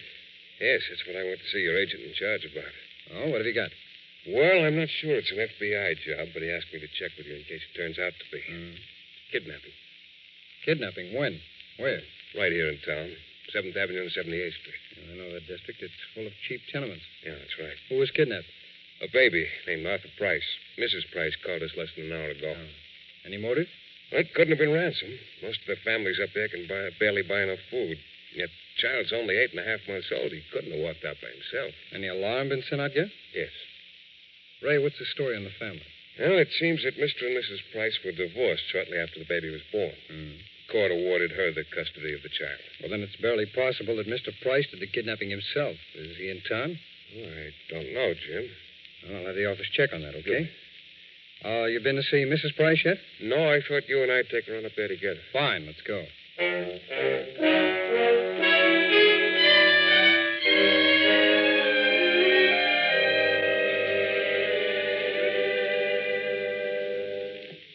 Pete, What do you want? who were you talking to? When? On the phone. Oh, that was Joe Green. What did he want? He located some kids, and he thought we might want to buy them. How does he know we're in the market for kids? I saw him last night. Oh, I guess I told him. Why didn't you take an ad in the papers? Oh, lay off, will you? What time is it? It's 3:20. Why? Your friend, the Count, has been gone over an hour. Well, maybe the kid's old lady wasn't home. I got $150 invested in this deal. I ain't interested in maybe. Relax. Let him come up with the red-headed kid, and I'll relax. Open the door! Okay. Hiya, Count. You got the kid, huh? Yes, I have him. He's apparently wired for sound. Well, come on. Bring him in. Thank you. Hey, look, Marion, he's got the kid. Let me take a look at him. Hey, he ain't got no blankets on him. He must be cold. No, he's a hearty little fellow. Hey, wait, we got a baby blanket around here. I'll get it for him. Get something that will make him stop crying. I'll take care of that. How? I'll give him some of this medicine we've used before on other kids. That should keep him quiet. Here's the blanket. Wait a minute. I'm giving him some medicine. Okay. There. That's it. Now, look at that. The little creature is calming down. Yeah, I guess he likes it. He's starting Why, you chowderhead. You stupid, broken-down has-been. My good lady, are you addressing me? I am. What's the matter, Marion? Look under the baby's cap. Take a look at the kid's hair. It's as black as your mustache. Oh, dear, so it is. I had no idea the little fellow's hair was black. I told you, Count. You remember I said we needed a red-headed kid? Well, I thought this little chap's hair would be red. Why? Well, I've seen his mother at the saloon on the west side on frequent occasions, and she has red hair. Oh. I assumed the child would have red hair, too. Count, didn't you ever think maybe the old lady dyed her hair? Hardly. Look, you go back to that dame and get us back $150. Wait. Before I resort to such a drastic measure, I have a suggestion. What? Assuming that the child's mother did dye her hair, what is there to prevent us from doing the same to the child? Hey, that's a good idea. Great. Brilliant. Look, you stupid idiots. With a kid's hair, you can spot a dye job a mile away. Now take him back.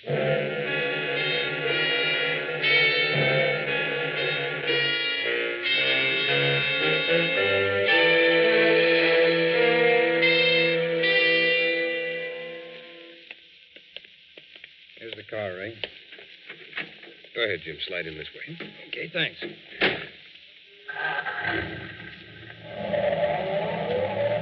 All right, I didn't mention anything about that phone call I got up there because I didn't want to say anything in front of Mrs. Price. I figured that. It was the office calling me. They located Mr. Price. He's out on the West Coast. So we can drop him as a suspect. I think the story Mrs. Price told us was nothing but lies, Jim. Yeah, I agree with you. I wonder what she's hiding. I don't know, Ray. That neighbor you spoke to, she said she saw a tall, middle-aged man leave with the child? Yeah, that's right. Well, any more specifics on his description? No, she was pretty vague. She did give me a fill-in on Mrs. Price, though. Said she spends most of her time in saloons. Yeah, I'd have guessed that. Well, the lights changed, Jim. Oh, yeah. You know, I wish they'd pass a law that no unescorted women could go into a saloon. A law like that would put half the places in this neighborhood out of business. Make our job a lot easier. If we knew what the tall man really looked like, we might find him in one of these saloons. Well, at least we got a picture of the baby. I'll have the office make copies and send them out. Okay, Jim. Then we'll just have to wait for a break, Ray. As soon as we get one, we go back to work.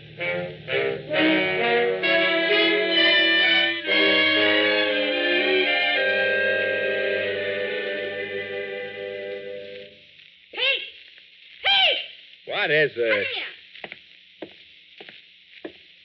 What do you want? That kid the Count brought down here. Didn't he say his name was Price? That he was from 78th Street? That's right. What about it? He never bought that kid. Huh? He snatched him. What? It was just on the radio. The cops are out looking for the kid and for a tall man one of the neighbors saw leaving with the kid. Well, what are you worried about? The Count's on his way back up there. They'll nail him. That's what I'm afraid of. Marion, I don't get it. First you wrapped the Count. Now you're worried about him getting nailed. I don't care about him. I care about me. You don't think I trust that old stew bum, do you?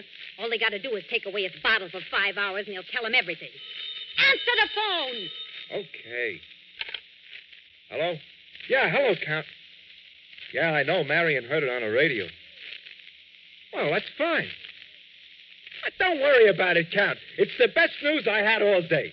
So long. Yeah, right. Told you. You had nothing to worry about. That was the Count. Yeah. Well, where was he? I don't know, but he wasn't with no cops. And we got no trouble. Why not? He ain't got the kid anymore. He lost him.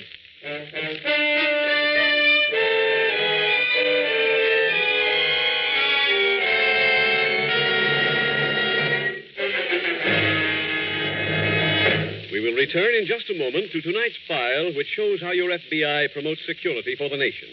Now let's bring this question of security closer to home. Last year on this program, the Equitable Life Assurance Society offered members of the audience a special fact-finding chart for fathers and mothers. It sounds interesting. Can you still get one? Yes, Fred. A new and enlarged fact-finding chart for fathers and mothers has just been published. I have one here. Well, just what's it all about, anyway? Fred, it answers a question every man who loves his family ought to ask himself. That question is, if I should die, how much money would it take to keep my family well-fed, well-housed, and well-clothed? You know, that thought has worried me for years. Well, that worry is over now, Fred. With this Equitable Society chart, you'll have the answer in 5 minutes flat. Look, you're guided every step of the way by easy-to-understand pictures, which illustrate the rock-bottom expenses your family will have to meet. And when you're finished, you'll have a clear, accurate, and complete picture of just what income your family would need during the critical years. Now, just a second, Mr. Keating. What do you mean, critical years? The years before your youngest child finishes high school. Years during which the home must have a minimum income to keep it together. Okay, I don't need to know any more. Where do I get one of these fact-finding charts, and how much does it cost? Why, it doesn't cost a cent. The Equitable Society representative in your community will be glad to bring you a copy. Sit down with him, you and your wife together. There's no obligation, and get a true picture of where you stand. Phone him tomorrow to bring you an Equitable fact-finding chart for fathers and mothers. Or send a postcard care of this ABC station to the Equitable Society. That's EQUITABLE. The Equitable Life Assurance Society of the United States.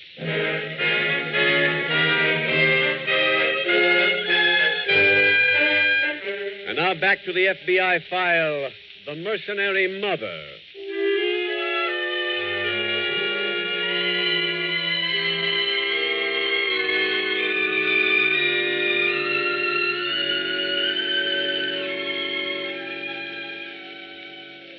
There are no readily available statistics on the number of decent families in the United States who, for one reason or another, would like to adopt a child and to accept the many responsibilities that go with the raising of that child.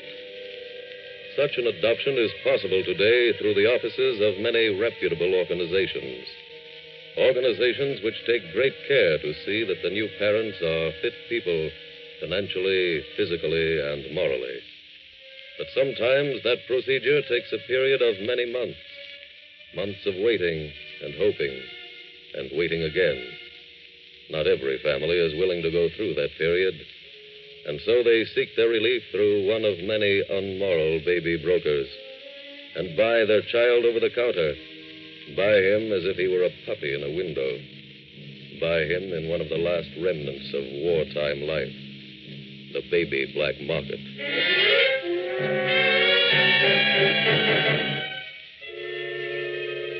X-File continues 1 hour later in the apartment of Pete and Marion Sheridan.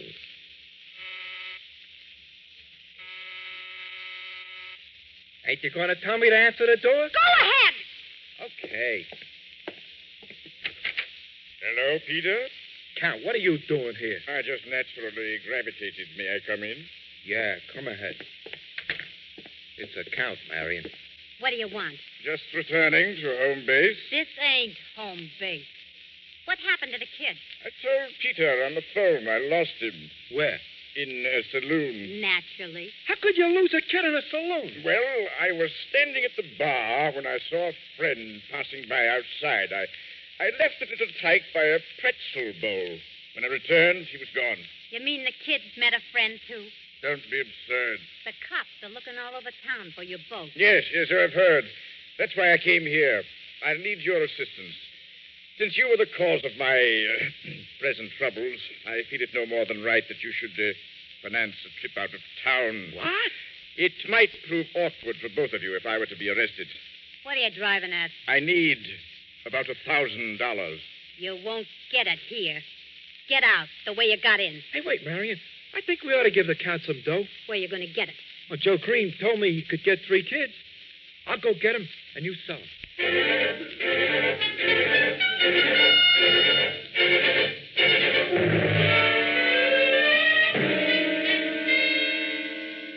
Jim, I've got some good news. The Price baby's been found. That's fine. Where? At a place called the 3-Star Saloon. Who found him? The cab driver went into the saloon for a beer.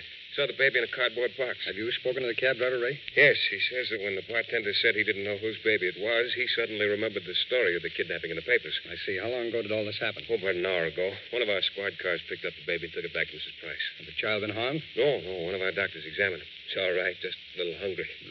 Have you seen Mrs. Price since the baby was returned to her? Yeah, I just came from there. And? She admitted under questioning she thought she knew who took the youngster. What does she think it was? It seems that a man whose name she doesn't know came to her and offered her $150 for her child.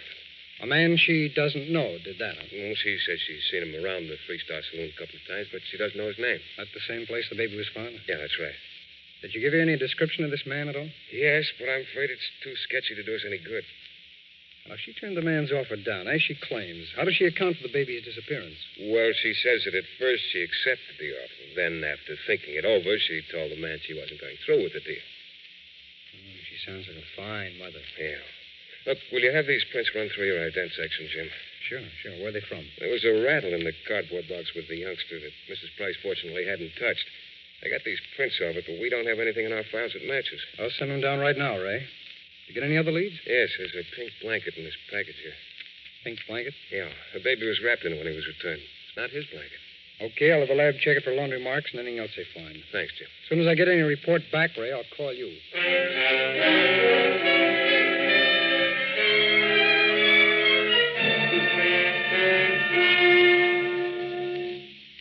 Do you mind if I have another drink, Marion? Go ahead. Thank you. Shall I mix one for you? No, thanks. I do hope Peter is able to do business with his friend. He shouldn't have too much trouble. The kids are for sale. A toast to your attitude, Marion. It's so realistic. You want me to be a sentimental slob and cry like I was their mother? Marion, I'm sure that not even your worst enemy could accuse you of being sentimental. Hello, Peter. How did you make out? I saw the kids. They're real scrawny. How much can we get them for? Including $100 for Joe, all 3 kids would cost us $450. Sounds like a rare bargain. Be quiet, will you? I told Joe I'd call him if you wanted the kids. He can pick them up and deliver them. I think I'll go down and get another bottle of whiskey while we're waiting. No, you don't, Count. I don't want you getting picked up. Pete. Huh? Go in and call Joe and tell him to get those kids up here as soon as he can. Jim,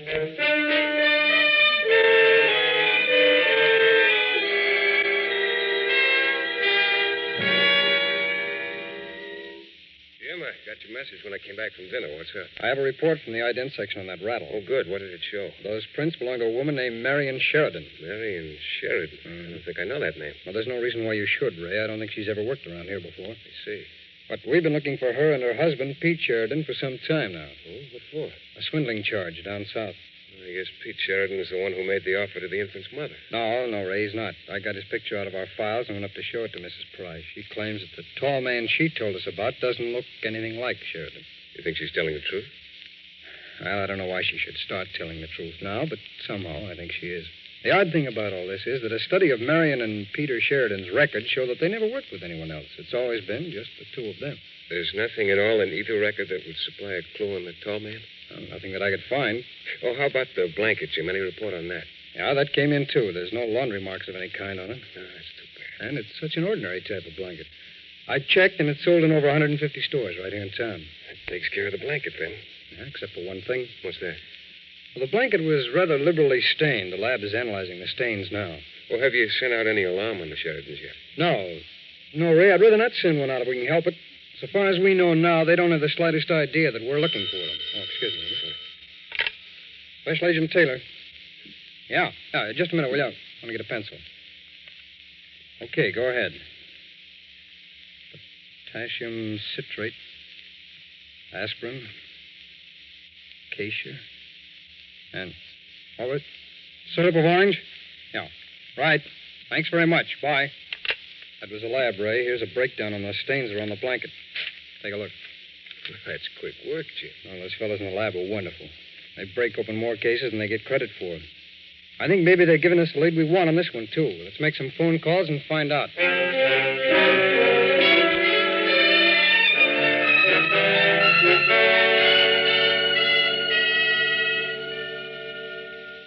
Well, that's not bad, Count. 2 phone calls, 2 customers, 2 babies sold.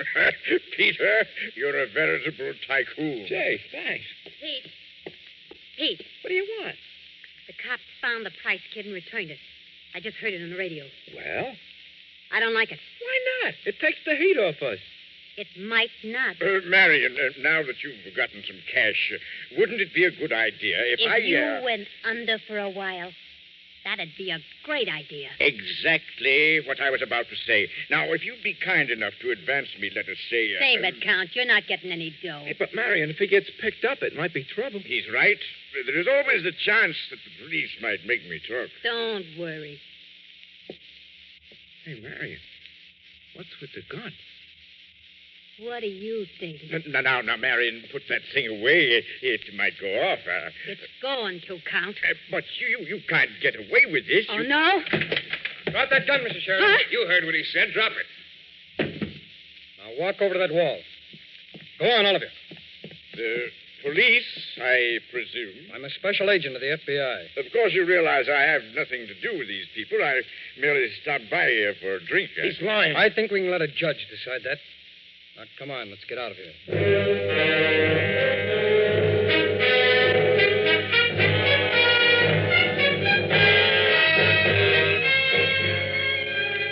The Count, whose real name was George Bedford, together with Peter and Marion Sheridan, were turned over to local authorities for prosecution on charges of obtaining under false pretenses and conspiracy to violate the state kidnapping laws.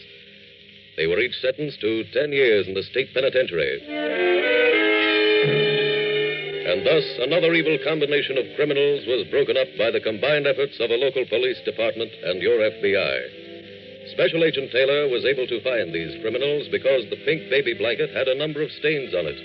Stains which the FBI laboratory analyzed and found to be a prescribed baby remedy.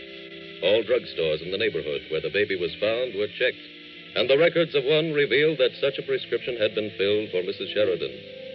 And so, with such a slender lead as the stains on a baby's blanket, your FBI was able to close another case, and to close it with one word written across the file, the word convicted.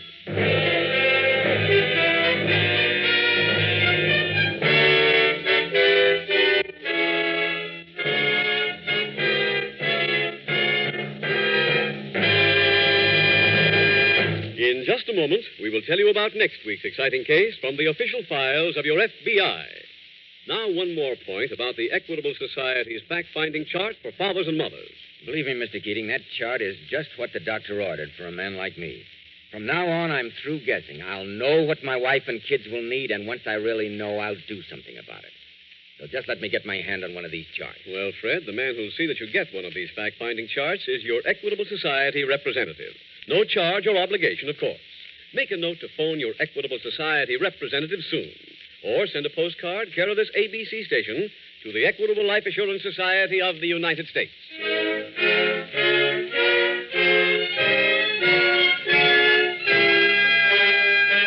Next week, we will dramatize another case from the files of the Federal Bureau of Investigation. A case revealing the operations of a transatlantic criminal. Its subject, crime on the high seas. Its title, The Round Trip Murder. The incidents used in tonight's Equitable Life Assurance Society's broadcast are adapted from the files of the Federal Bureau of Investigation. However, all names used are fictitious, and any similarity thereof to the names of persons living or dead is accidental.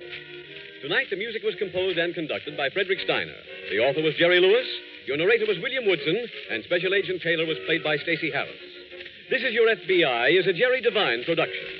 This is Larry Keating speaking for the Equitable Life Assurance Society of the United States and the Equitable Society's representative in your community, and inviting you to tune in again next week at this same time when the Equitable Life Assurance Society will bring you another thrilling story from the files of the Federal Bureau of Investigation. The round-trip murder on This Is Your FBI.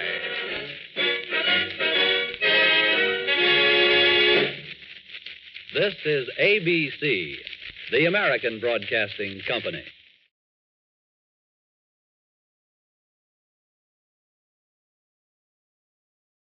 The Equitable Life Assurance Society presents This Is Your FBI.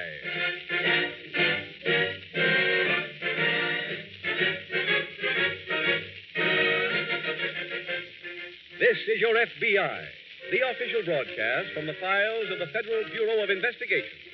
Presented as a public service by the Equitable Life Assurance Society of the United States and the Equitable Society's representative in your community.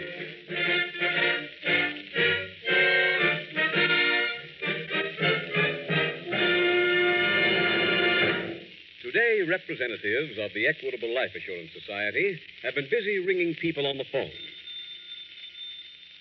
telling their friends about the important announcement that is coming on this program tonight. Earl Sweeney speaking. How are you tonight, Earl? Why, hello, I'm fine. Swell, Earl. I just called up to tell you that the Equitable Society has some good news in the middle commercial of This Is Your FBI.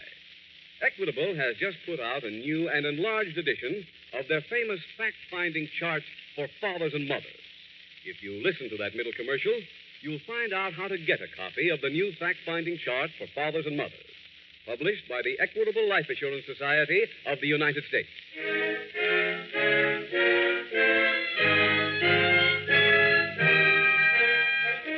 Tonight's FBI file, The Round-Trip Murder.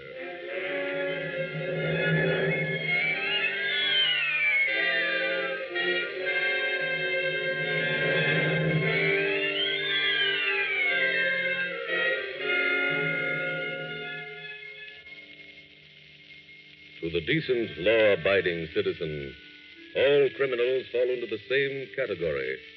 A contemptible, greed-infested mob of corrupt, immoral thieves about whom the police should do something. But to the criminal, other criminals are divided into sharp and distinct classes. For some, he has only the loathing disdain that everyone else feels. They are the dregs of that distorted social order people used to call the underworld. For others, he has some regard, because they make their illicit living in the same manner he does, and he watches them to see whether there is anything he can learn about the business of crime. His regard for them ends when they are apprehended by the police, for that to him indicates that they were clumsy, and he cannot forgive clumsiness. But there is one criminal to whom all others look with respect, even after he is caught and convicted, because he is the white-collar worker among the criminals. His is the crime they aspire to commit. He is the swindler.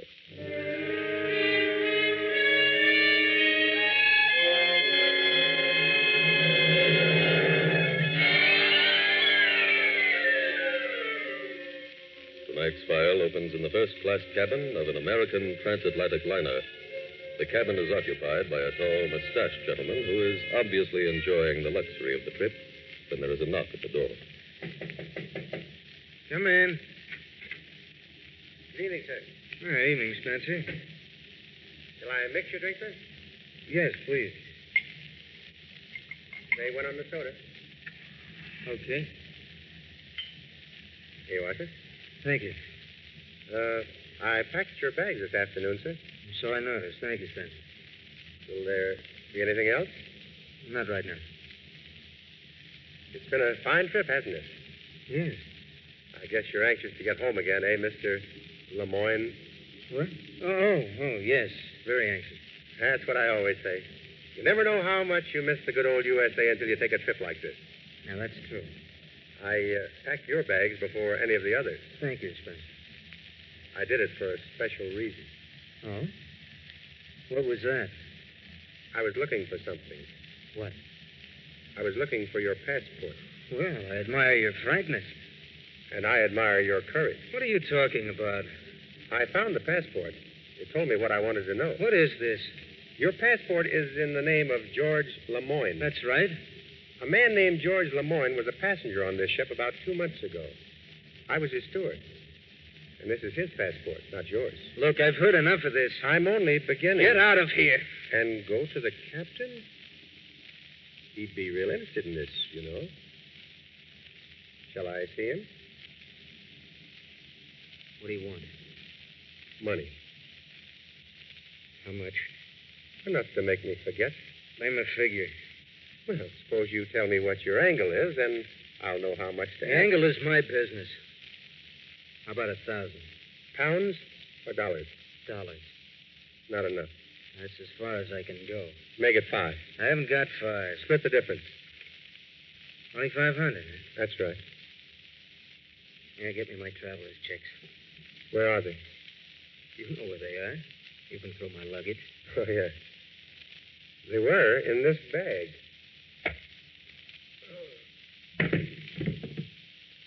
And that's where they're going to stay.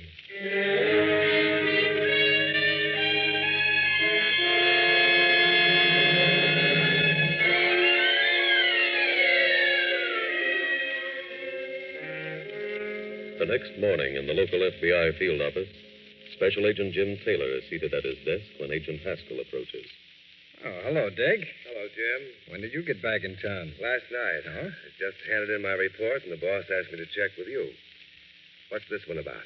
Well, we got an inquiry from Scotland Yard in the mail. What kind of a crime? A man was murdered in London. They couldn't find any identification in his room or in his bags. So? But they found an American flag tattooed on his left arm and the letters USN tattooed underneath the flag. Sounds like a Navy man. Yes, he was. I had the prints checked in the service files, and turned out to be a veteran named George Lemoyne. Have you notified Scotland Yard yet? Yes, boss cabled them as soon as Ident gave us the report. What's the case, then? We got another cable back from them, telling us that some other prints were found in Lemoyne's room. Do they know whose prints they are? No, they checked through their files, and they didn't have them, so they're sending them along to us, airmail. Oh, they should be in tomorrow morning, then. That's right. Who was George Lemoyne, Jim? Well, as far as I can gather, Dick, he was a legitimate businessman. Well, he couldn't have been very old if he was a veteran. No, he was 36. He'd done a 4-year hitch in the Navy, had a very good war record. What was he doing in England? Apparently, he went over there on business. What kind of business was he in? Men's clothes. From what I can gather, he went to England to make a deal for some British woolens. I see. He'd been stationed there during the war for a while, and I imagine he'd made himself some friends. Any obvious motive for his murder? None that we can find over here, or that Scotland Yard can find over there. Well, he wouldn't be carrying any large amount of cash on a business trip. No, he'd arranged for credit with a bank over here for his purchases. You think there's anything we can do until we get those other prints in the mail? I don't know, Dick. But let's go out and see if there's anything else we can find out about Lemoyne. Nobody gets murdered without a motive. If we can find that, maybe it can help find the killer.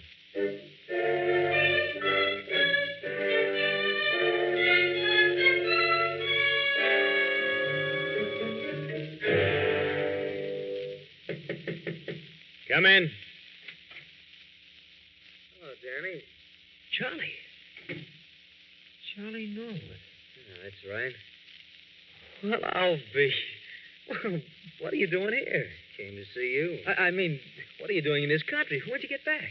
I just got off the boat this morning. No, but I thought I heard you on a jug in Paris for a real long stretch. I was.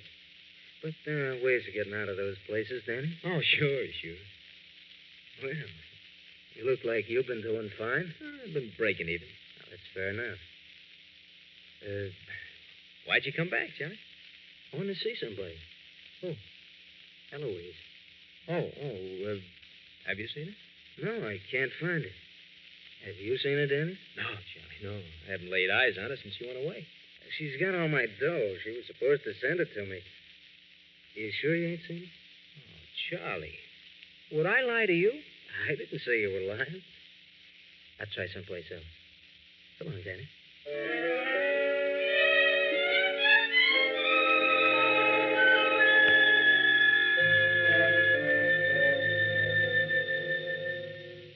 Jim, I went over to that address we had on George Lemoyne. Oh, did you find anything? No. It's an apartment house, and apparently Lemoyne took only those clothes he'd need on the trip. Dick, was he married? No, he lived alone. Oh, I got a call while you were out. I had to go over to Pier 38. On this case? Seems that there was a steward on the ship that came in from England this morning who had been assaulted and left in a closet in one of the cabins. Whose cabin was it? According to the passenger list, it was George Lemoyne's. What? I guess whoever murdered Lemoyne stole his passport and then booked passage immediately. Did you get any description of the man who called himself Lemoyne? Yes, but it wasn't too good. When was the steward attacked? Night before the ship landed. That makes it a crime on the high seas. That's right, Dick. It's our jurisdiction. Were there any prints in the cabin? Yes, there were a couple on a highball glass, and, well, then there were some others scattered around the cabin. No ident on them? Not yet. I sent them through as soon as I got back. How about those prints that Scotland Yard was airmailing? They come in? Yes, I sent them along at the same time. Did you get to talk to the steward? He had just come to when I got to the boat. What was his story? Well, he said that he delivered a highball to Mr. Lemoyne's cabin, and that Lemoyne hit him on the head. He doesn't remember anything after that. Who is the steward? What's his name? Alvin Spencer. Oh, I've checked. He has no criminal record. But why would the murderer, and I assume that's who was using the passport, want to knock out the steward? Well, it's barely possible that Spencer found out that he wasn't Lemoyne. That's true. Spencer says, incidentally, that he had no conversation with the passenger at all. That's a little hard to believe, Jim. Yeah. You know, Dick, I think maybe we'd better keep an eye on Spencer. Sounds like a good idea. Meantime, we'll just wait for that report from my dent. It should tell us who Mr. Lemoyne's killer was.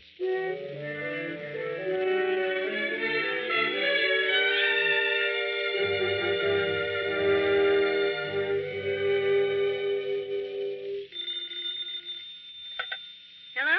Eloise, it's Danny. Oh, hello, honey. I got some bad news. Oh, what's the matter? Charlie just left here. Charlie. Charlie Norwood? What other Charlie would be bad news? But he's supposed to be in Paris. Yeah, he's right here. His boat docked this morning.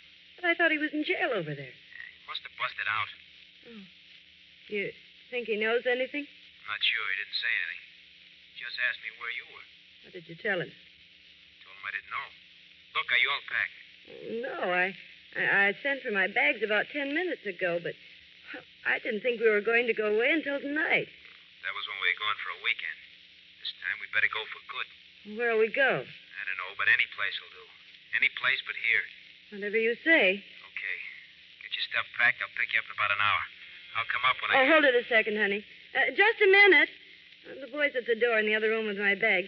I'll see you in an hour. Okay. Bye, baby. Goodbye. Come in. It's open. Is that the boy with the bags? Oh, well, thanks. Just put them down. Is it still raining out? Think I'll be able to get a cab? I'll need one in about an hour. Where you going? Charlie.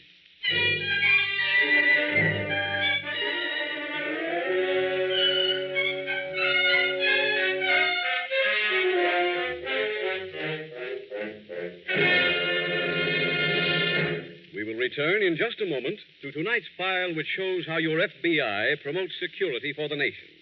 Now let's bring this question of security closer to home. Earl, you're a regular listener to this program. You've heard me mention the Equitable Society's new fact-finding chart for fathers and mothers. Why, yes. Just last week I was telling my wife We ought to get one of those fact-finding charts for fathers and mothers and see what it's all about. Well, Earl, it's made to order for a man in your situation. Like millions of other fathers, you've probably worried over the thought of what would happen to your wife and children if you should die. What income would they need to keep well fed, well housed, and well clothed? Where's that income coming from? Mr. Keating, there's many a night I've lain awake thinking just that. Well, after you get this Equitable Society chart, you can forget those worries. In 5 minutes flat, this fact-finding chart shows you how much money your family would need. Look, you're guided every step of the way by easy-to-understand pictures, which illustrate the rock-bottom expenses your family will have to meet. And when you're finished, you'll have a clear, accurate, and complete picture of just what income your family would need during the critical years. What years are they, Mr. Keating? The critical years are the ones before your youngest child finishes high school. Years during which the home must have a minimum income to keep it together. Yes, I get you. Where can I buy one of these fact-finding charts? You don't buy it. It's free. The Equitable Society representative in your community will be glad to bring you a copy. Sit down with him, you and your wife together. There's no obligation, and get a true picture of where you stand. Phone him tomorrow to bring you an Equitable fact-finding chart for fathers and mothers. Or send a postcard, care of this ABC station, to the Equitable Society. That's EQUITABLE. The Equitable Life Assurance Society of the United States.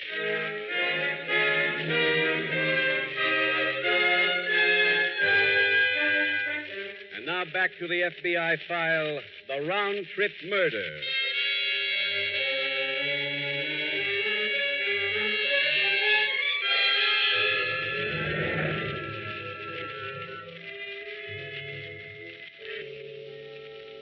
Tonight's case from the files of your FBI amply illustrates one important fact about the behavior of criminals, and that is that they are prepared, once they have committed their first crime, to stop at nothing in their effort to live the easy life.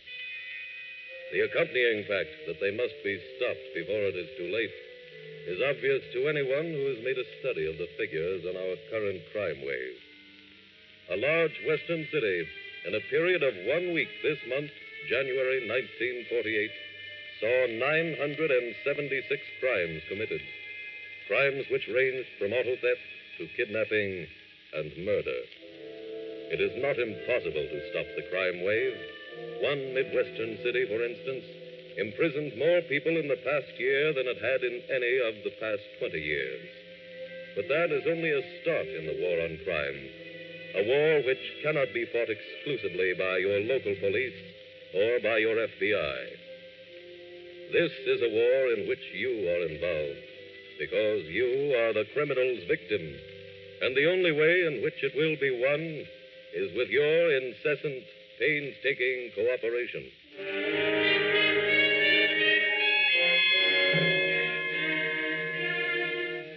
Tonight's file continues in the FBI field office. Here are some reports for you, Jim. Oh, thanks, Dick. I think these are just what we've been waiting for. Let's hope so. Oh, let's see. Yeah, here, Dick, take a look at this. What? The prints I found on the cabin on the boat and the prints that Scotland Yard sent us match up. Whose are they? Charles Norwood. I remember him. Yeah, they sent his record along with the prints, too. He's received quite a lot of publicity in the course of his career. He should have. Here, look at the jobs he's done. See. He's just about the cleverest swindler in the business. 40,000, 60,000. He certainly doesn't swindle anyone for peanuts. No. But somehow I thought he was still in jail. Yeah, so did I. But according to this record, he was released several months ago. And he immediately went to Europe. Oh? And there's a notice here from the French police that he was picked up on a swindling charge in Paris, sentenced to a long prison term there. He must have gotten out of that somehow. Mm-hmm. Then he went to London and killed Lemoyne. That seems to be it.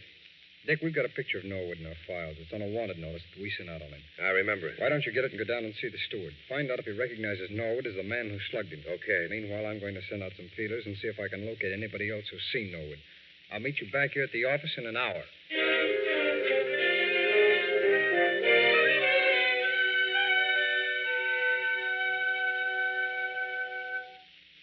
Surprised to see me, Eloise? Oh, gee. Yes, Charlie. You figured I'd stay overseas, huh? Well, I didn't know. When did you get back? Early this morning. I've been looking for you ever since. I went to 3 different places. He left no forwarding address. Well, you found me now. That's all that matters. Come here, honey. Well? Let me hold you. Oh, you don't know how much I've missed you. How much I've missed holding you like this. I saw Danny this afternoon. Danny who? Danny Phillips. Huh? Where'd you run into him? At the place where he's always lived. I went there to get your address. Huh? I haven't seen Danny in months. Quit lying. Got the whole rundown on you two. You've been going around with him ever since I left. That's not true. I saw your picture in his room. I don't know where he got it, Charlie. You gave it to him. I saw the autograph. But you don't know. I know plenty. In fact, I know that Danny Boy's on his way over here right now to meet you. Who told you that? I was outside your door when he called you. He never called me. Stop lying, I said. I know he called you. And I'm going to wait right here for him to show up.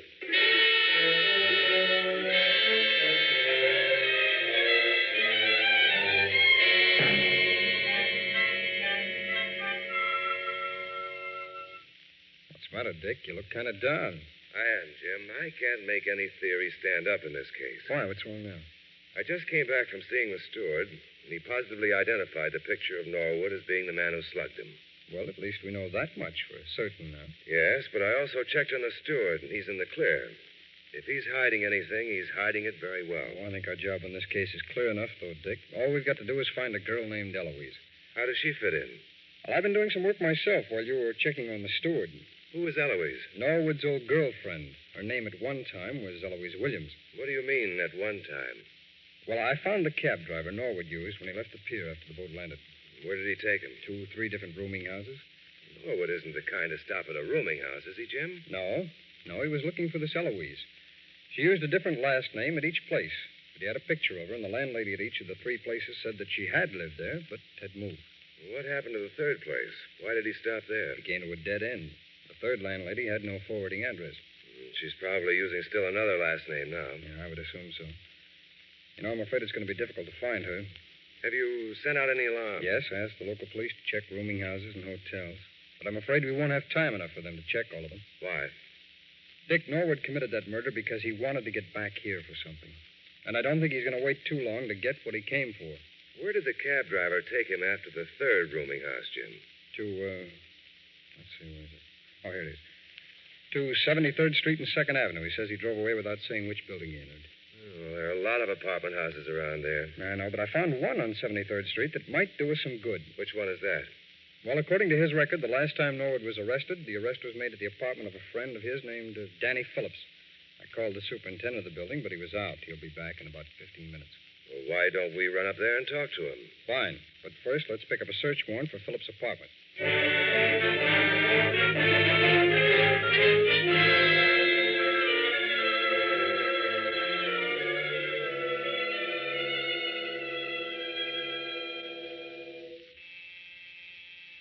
That must be your friend, Danny.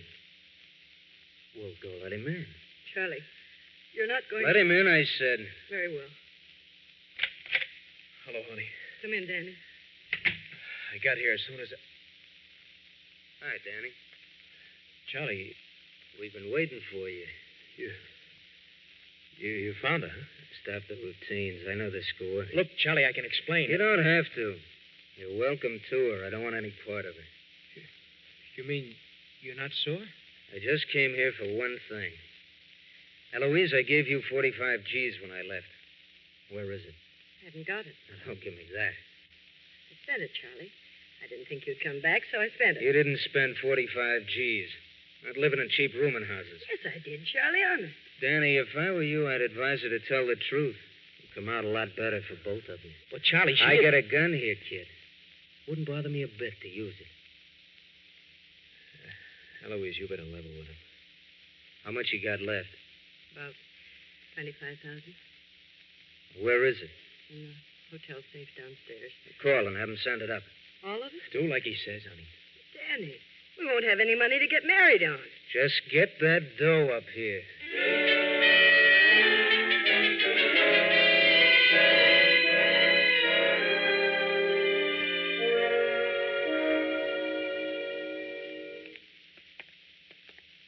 Danny Phillips lives in apartment 417, Dick. It should be down this way.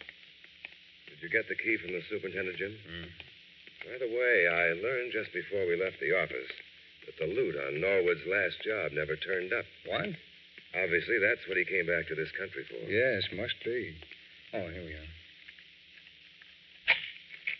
Does it? Come on, Dick. Right.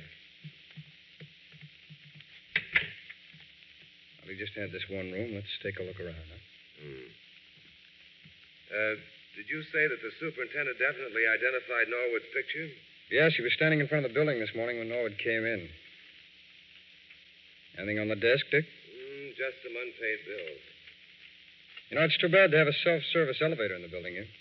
Why? I'd like to know how long Norwood stayed here. It would also be a help to know where Danny Phillips is now. Yeah. Yeah, he could give it. Hey, wait a minute. What is it, Jim? All right, Dick, look at this.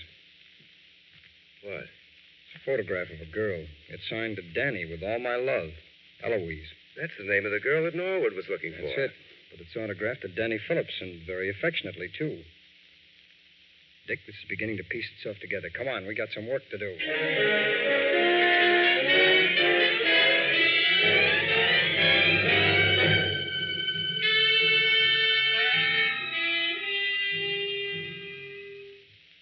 How long does it take in this hotel for somebody to come up here with a package? How do I know? You heard her make the call, Charlie. What more do you want? I want that dough. They said they were going to send it up. Oh, that must be someone with the money. Wait a minute. Well? I'm putting this gun away. Remember, it's right here in my pocket. Now open the door.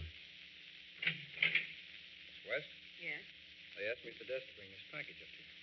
Come in. Thank you. Let me have that package. I was told to deliver it to Miss West. I have something else for you, Norwood. He's got a gun. Who is this guy? I never saw him before in my life. She's telling the truth, Norwood. I'm a special agent of the FBI. Huh? I came here to bring you all back to our office. Now, come on. I think we have a good many things to talk over.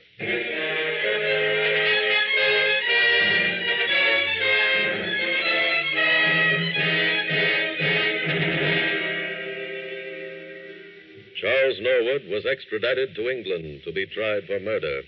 His erstwhile confederate, Danny Phillips, and the woman called Eloise received a sentence of 5 years each in federal prison for violation of the National Stolen Property Act. And so, by tireless, sometimes apparently fruitless investigation, your FBI was able to apprehend a dangerous criminal who was wanted by the police of 2 continents. The clue which led the 2 special agents to the apartment hotel where Miss Williams was residing was a photograph of her which they found while searching Danny Phillips' apartment. Because her dress was cut to conform to the current new look, your FBI knew that it was a recent photograph, and a check at the photographer's gave them Miss Williams' current name and address. Tonight's file is another example of the swift execution of detail that has won for the Federal Bureau of Investigation the enviable international reputation it now holds. A reputation as an arm of justice which is intolerant of only one thing: the freedom of criminals.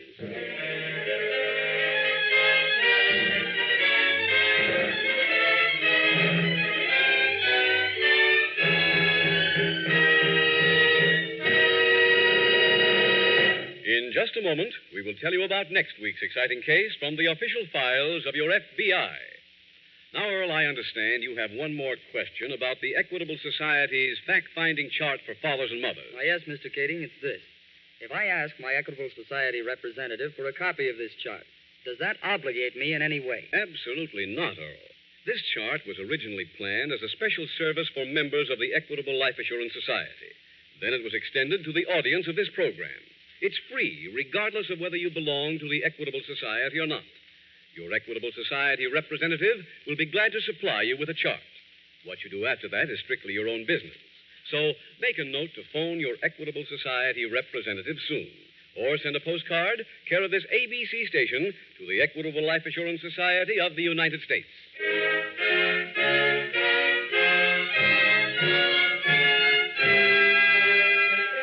Next week, we will dramatize another case from the files of the Federal Bureau of Investigation. A factual account of a criminal who sought escape by means of altering his appearance. Its subject, flight to avoid prosecution. Its title, The Plastic Profile. The incidents used in tonight's Equitable Life Assurance Society's broadcast are adapted from the files of the Federal Bureau of Investigation. However, all names used are fictitious, and any similarity thereof to the names of persons living or dead is accidental. Tonight, the music was composed and conducted by Frederick Steiner. The author was Jerry Lewis. Your narrator was William Woodson, and Special Agent Taylor was played by Stacey Harris. This Is Your FBI is a Jerry Devine production. This is Larry Keating speaking for the Equitable Life Assurance Society of the United States and the Equitable Society's representative in your community, and inviting you to tune in again next week at this same time when the Equitable Life Assurance Society will bring you another thrilling story from the files of the Federal Bureau of Investigation. The Plastic Profile on This Is Your FBI. This is ABC, the American Broadcasting Company.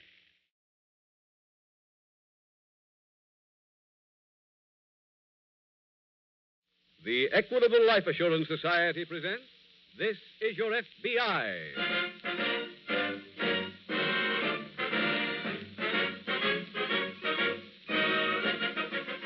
This is Your FBI, the official broadcast from the files of the Federal Bureau of Investigation. Presented as a public service by the Equitable Life Assurance Society of the United States and the Equitable Society's representative in your community.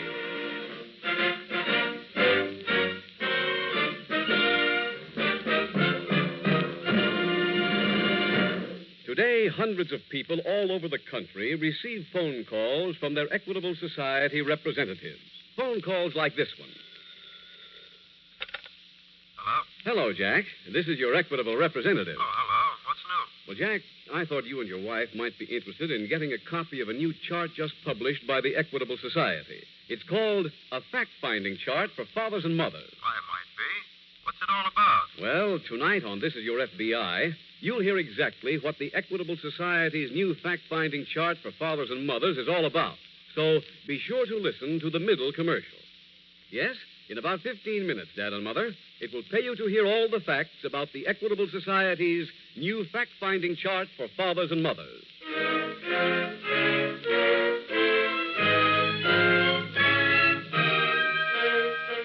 Tonight's FBI file, The Plastic Profile.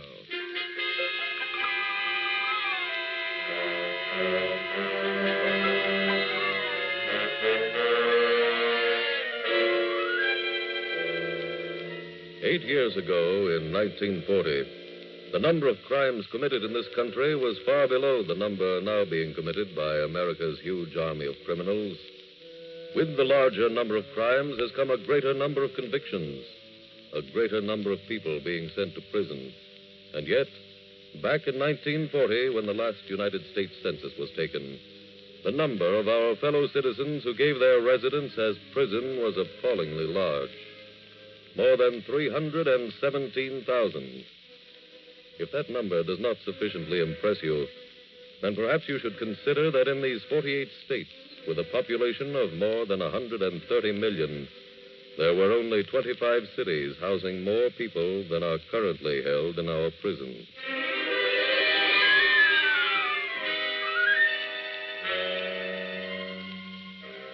Tonight's file opens in a cell in a small prison located in a town in one of our northwestern states. It is early morning, and through the bars can be seen a heavy snowstorm. There are two men in the cell, and one of them is just waking up.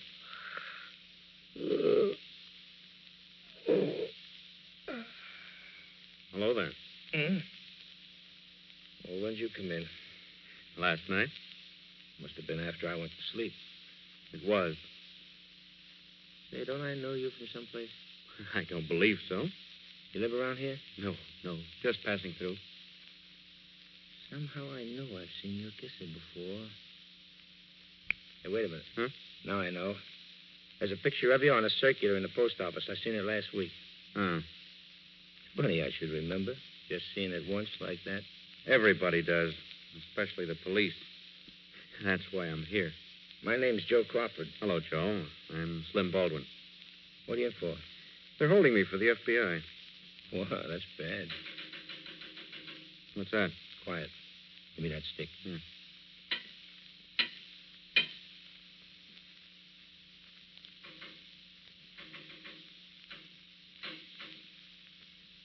talking to? Friend of mine, Ox Putnam.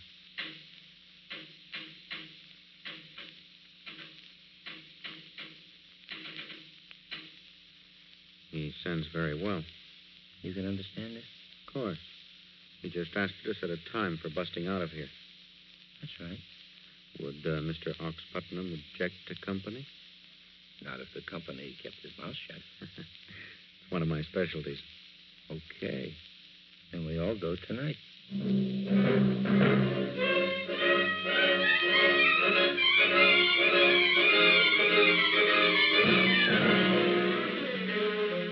The next morning, at the local railroad station, Special Agent Jim Taylor is met by Sergeant Roberts of the local police. Hello. Hello, Jim. Hello. How are you? Okay, guy.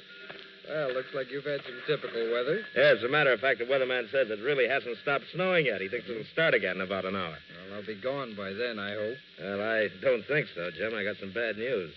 Oh, what's wrong, Jeff? Well, the man you came up to get broke out of jail last night. What? He broke out with two others. One of them was caught here at the railroad station. The other, a man named Joe Crawford, still missing. Then he and Baldwin might be together, huh? Yeah, maybe. Let's get going, huh? Okay. Jeff, how'd they get out? Well, Crawford told the guard he wanted to see the warden. When the guard opened the door, Crawford grabbed his arm, knocked him down, took his keys. Once they got those, they were as good as out. Yeah, I think I know what you mean. I remember that cracker box jail you have here. Hey, I thought they were going to build you a new jailhouse. Well, there was a referendum at the last election. People voted against it. Doesn't make much sense to have a good police force and a bad jail. That's what we tried to tell everybody. Now, here we are, Jim. This is the car. Okay. Let's head back to the office and see if there's been any word.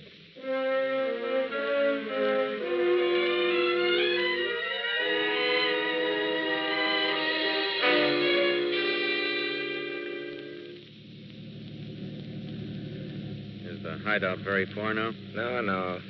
It's that cabin down at the end of the road. See the smoke coming out of the chimney? Someone there? Yeah, Aunt Mary. Your aunt? No. She runs the hideaway. Oh. You can hold up there as long as you want. Well, I won't be staying long. I've got to get back to Seattle. Got a dame there? No. Got some money stashed there. Well, you better not make your move too soon. They'll be throwing plenty of pictures of you around. You know how that kisser of yours stays with people. That's true. Hey. What is it? Yeah, I got a great idea for you, Slim. Why don't you get a new face? Well, I've considered that, but I never had the time. Well, you'll have the time now. And Aunt Mary knows a guy who does the best plastic work in the whole state. A legitimate doctor? Well, he was once. He knows all the angles. Why don't you give him a try, huh? I'll think it over. Okay. Well, here we are. Is this Aunt Mary's? Yeah. Oh, boy. You'll have to plow through the snow a little. That's all right. Can you make it okay? Sure. You suppose she's home? Oh, sure. She's always home. Hello, Aunt Mary. Joe Crawford. That's come right. Come in, Joe. Yeah, go ahead, Slim, boy. Oh, it's got a fire in here. Yeah, ooh, feels good. Aunt Mary, this is Slim Baldwin. Well, how do you do, Slim? Hello, Aunt Mary. We just busted out of jail. You did? Yeah. Well, bless you both. Let me fix you a nice hot meal.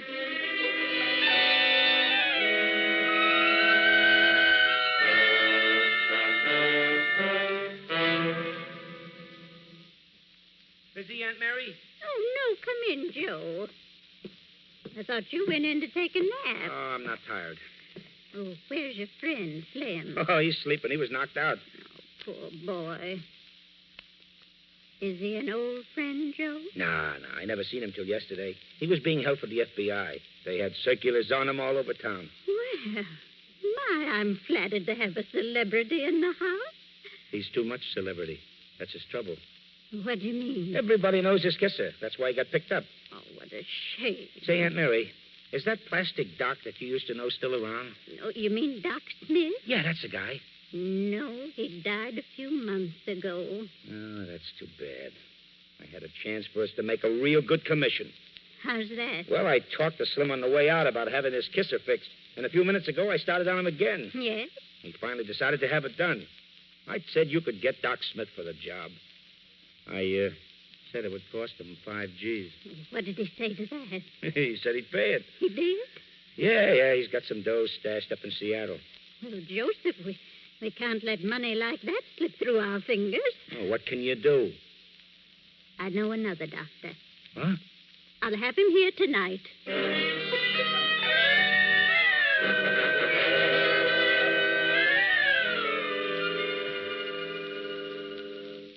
Jeff, how did you get Baldwin? Oh, we just recognized him from the wanted circular and picked him up. What was his specialty, anyway? Jewel theft. A lot of women thought he was attractive. That's the way he earned his money. Oh, I see.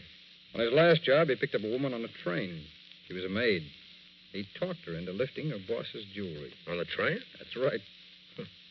Hey, who was this Joe Crawford that he escaped with? Well, he's wanted for murder. He shot a cashier in a local factory. Got about $30,000 in cash. But fortunately, he had it all on him when he was arrested. Oh, excuse me. Certainly. Robert speaking. Yes? They did? Well, when? Oh, I see. Well, thank you, Mr. Gordon. What was that number again? Uh-huh. Yeah, all right, I got it. Thanks a lot. We got a break, Jim. That was a farmer named Gordon. Baldwin and Crawford knocked him out and stole his car early this morning. How come he didn't report it until now? Well, he just came to. Oh. Well, let's get a good description on the car and send an alarm right away. Right. And, Jeff, I think I'll go out and have a talk with Mr. Gordon.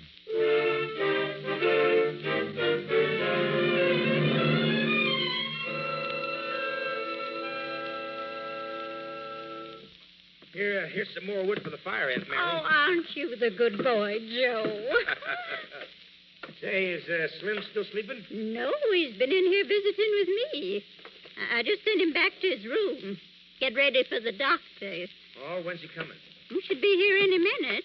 Did you talk to Slim about the dough? Yes, I told him I arranged everything with the doctor. Told him that he didn't have to pay till he got back to Seattle. Did you tell him that we'd go up with him to collect? Oh, yes. Mm-hmm. Swell. Well, there.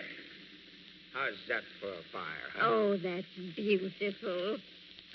You know, it reminds me of a building my departed husband once set fire to. Aunt Mary, you killed me. Oh, that's probably the doctor now. I'll let him in. Well, hello, Doctor. Hello, Mary. Well, come in, won't you? Yeah, thank you. Joe, this is Dr. Montgomery. Oh? Doc, this is Joe Crawford. Hiya, Doc. Fine. Let me have your coat. Sure. There we are. Goodness, where are your rubbers? Huh? Must have forgot some. This the patient? No, he's in his bedroom. Do you think you can do the job tonight, Doc? Sure, no trouble at all. Got all the instruments in my little black bag. What kind of a face you going to give the guy? What kind would he like? What kind you got? All kinds. He can look like he ate Southern, Robert Mantel. Oh, how glamorous. Who are them guys? Oh, they're very handsome men. But, Doctor, why don't you talk to the patient? After all, he's the one who'll have to make the choice. He's in his bedroom, Doctor. You go right in. Very well. Very well. Hey, Aunt Mary. Yes, Joseph? This may not be the right thing to ask, but has the doctor been drinking? Of course. But how can he operate? Operate? Well, the only time he's used a knife in his life is to put butter on his bread.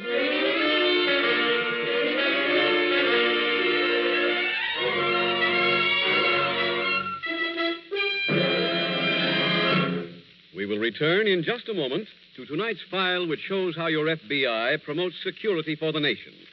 Now let's bring this question of security closer to home. Jack, with those youngsters of yours growing as fast as they are, here's something you'll want to see. It's called a fact-finding chart for fathers and mothers. Fact-finding chart? How's that going to help me? It'll help you, Jack, because you're the kind of man who isn't afraid to face facts squarely. For example, what would happen to your wife and children if you should die unexpectedly? Would they be able to make out all right? Would they have enough money to keep well-fed, well-housed, and well-clothed? When you put it that way, Mr. Keating, I couldn't say. But that fact-finding chart sounds kind of complicated. Not a bit, Jack. It's the simplest thing in the world. With the Equitable Society's fact-finding chart, you'll have your answer in 5 minutes flat. Look, you're guided every step of the way by easy-to-understand pictures, which illustrate the rock-bottom expenses your family will have to meet. And when you're finished, you'll have a clear, accurate, and complete picture of just what income your family would need during the critical years. Hold your horses, Mr. Keating. What do you mean, critical years? The years before your youngest child finishes high school. Years during which the home must have a minimum income to keep it together. I see what you mean, Mr. Keating. Guess I ought to get this fact-finding chart. How much do they charge for it? Jack, it doesn't cost you a single cent. The Equitable Society representative in your community will be glad to bring you a copy. Sit down with him, you and your wife together. There's no obligation, and get a true picture of where you stand. Phone him tomorrow to bring you an equitable fact-finding chart for fathers and mothers. Or send a postcard, care of this ABC station, to the Equitable Society. That's EQUITABLE. The Equitable Life Assurance Society of the United States.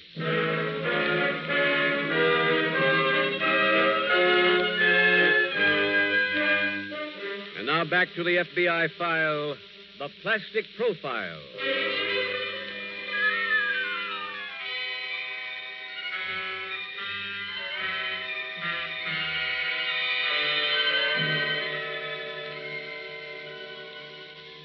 Tonight's case from the files of your FBI lays bare the primary emotion of every criminal, the desire to get his hands on what belongs to someone else, no matter what the cost in physical pain or mental torture might be to the victim. When we in this nation reach a point where every person in every section is truly a civilized human being, then there will be no more crime wave, nor any criminals. Because the true stamp of civilization is a deep compassion for your fellow human beings. But until we reach that utopian day, it is our bounden duty to cooperate at every turn with our local police and with every other law enforcement agency to see to it that the war against crime is waged successfully.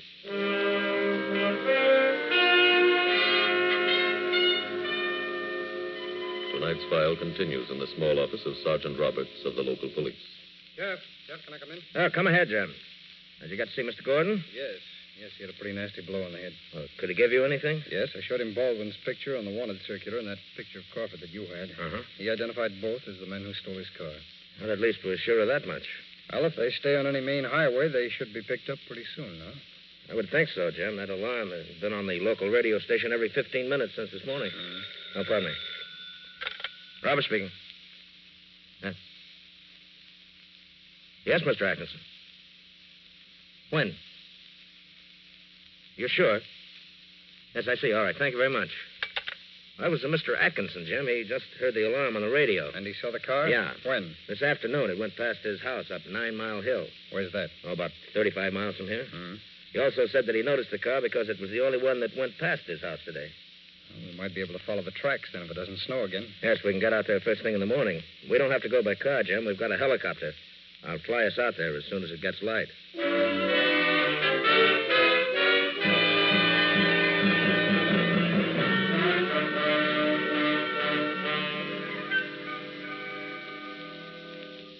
Hey, Aunt Mary. What is it, Joe? Slim ain't dead, is he? What gracious, no. What makes you think that? Well, I just looked in that room where he is. He's out cold. Well, naturally. Oh, is he supposed to be that way? Well, the doctor was very generous with the chloroform. Oh. How long will he be out? About another hour. Then can he take off those bandages? No, son. They won't come off for a few weeks yet. What? But I don't want to wait here that long. He won't have to. Can travel as soon as he regains consciousness. With his head all bandaged like that? Well, of course. I'll get him a cap with earmuffs. Then with his coat collar turned up, no one will notice him. I hope that car we picked up holds together until we get to Seattle. Oh, we're not using that car. Might be hot. We'll use Doc Montgomery's. What about the doctor's dough? He's already gotten everything he's going to get. You paid him? Gave him 2 bottles of whiskey. That should keep him very happy. Suppose the doctor gets in touch with Slim and asks for his dough.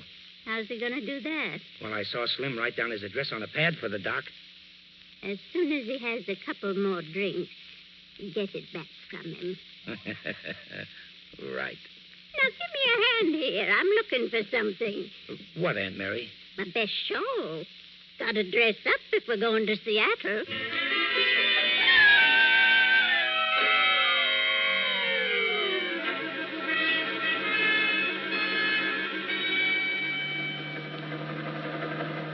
Now, Jim, we should be over 9 Mile Hill in a couple of minutes now.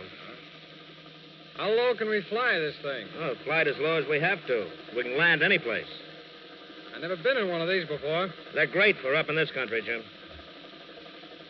Things certainly do look beautiful from up here. Looks like a Christmas card. Yeah. Jeff, is that 9 Mile Hill straight ahead there? Yeah, that's it. Be over it in a few seconds now. Atkinson was right. There's only one set of tire tracks going up it. Well, let's follow the road. Well, there's still only one set of tracks. We're lucky it didn't start to snow again. Jeff, look. The tracks are turning off the road. Where? On the left there, the trees. Oh, yes, I see it. There's a car down there, right next to that cabin. Yeah. I'll drop down.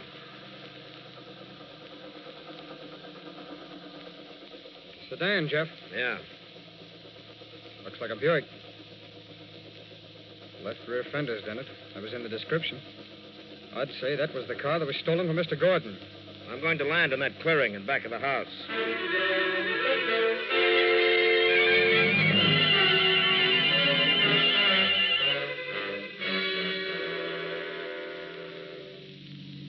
You warm enough, Aunt Mary? Oh, certainly. I love this weather. How about you, Slim? I just hope this face of mine turns out all right. Oh, Slim, it's going to be beautiful. How do you know? Well, the doctor showed me your face before he put the bandages on. Huh? What do I look like? Like a Greek god. I was pretty worried about how it would turn out. Why? Well, I smelled whiskey on the doctor's breath just before I took the anesthetic. No, he just had one little nip. He was really drunk when we left. Well, he wanted to relax after such a difficult operation. Now be a good boy and stop worrying, Slim. You're going to look fine. Aunt Mary, how long since you've been to Seattle? Oh, heavens, not for years. Oh? Well, this will be like a vacation for you then, huh? Should say so. First thing I'm going to do is go to a department store and do some shopping. Oh, gee, that's just like a dame. Spending all your money on clothes. Money? Gracious, Joe, I didn't say I was going to buy them. Huh? Well, you're much too young to remember, but in my day, I was the best shoplifter west of the Mississippi.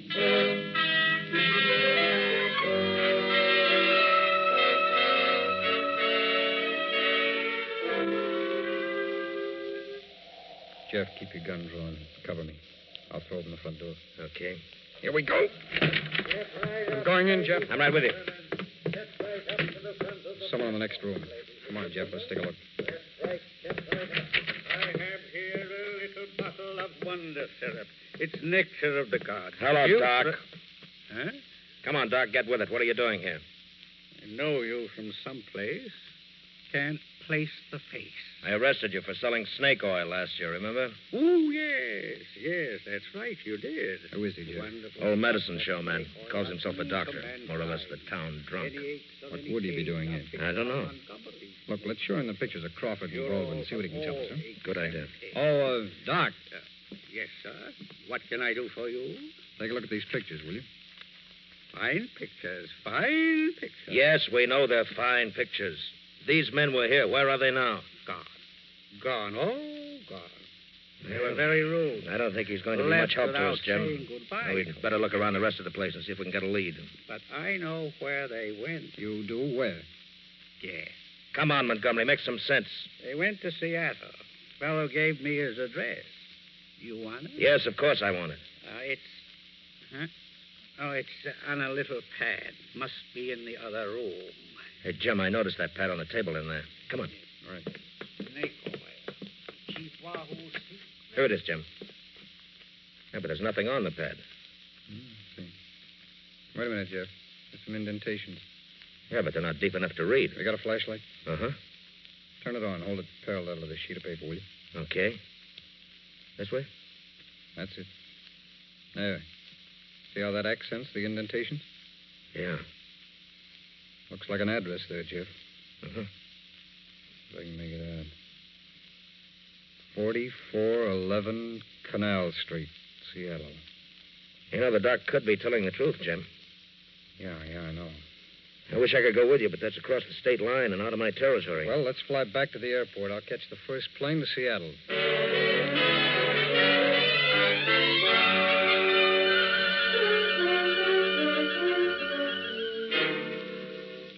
My, Slim, isn't this a nice apartment? Thank you, Aunt Mary. Let's see now. Can I get you anything? Well, if it wouldn't seem too rude, you could get us the money. Money? Yeah, the 5 G's. For the doc. Oh, of course. I'll get it right now. Gee, you keep that much cash here? This wall safe is pretty well concealed. Mercy, I'd be afraid of thieves. I think they extend professional courtesy. Here we are. He's got a gun. That's right, Joe. Slim, you put that away. You'll hurt somebody now. I will if you two don't get out of here. What is this? Pretty apparent, isn't it? I'm saving myself $5,000. Young man, this is most unethical. It's just good business, that's all. Look, Slim, what are we going to tell the doc? Don't give me that. You had no intention of paying. But you got a new kisser. You're wrong, Joe. What? He's still got the same face under those bandages. What are you talking about? That man wasn't a doctor. He didn't touch your face. If you're lying, I can feel it. What you feel is plain plaster. If you don't believe me, take off the bandages, see for yourself. Go ahead, take them off. I will. Is that the truth, Aunt Mary? Yes, Joe. He'll find out when he looks at himself in that mirror. Wait. You dirty... Get his gun, Joe. Right. Let it go. Oh, no. Now we take over. Good work, Joseph. Now take a look and see what Mr. Baldwin really has in that wall safe. There you are, all of you. Huh? A cop. I'm a special agent of the FBI. Well, you just arrived in time, young man. That fella there with his face half covered with bandages is a criminal. I want you too, Mrs. Dawson. And I'm taking these two to a jail they won't break out of.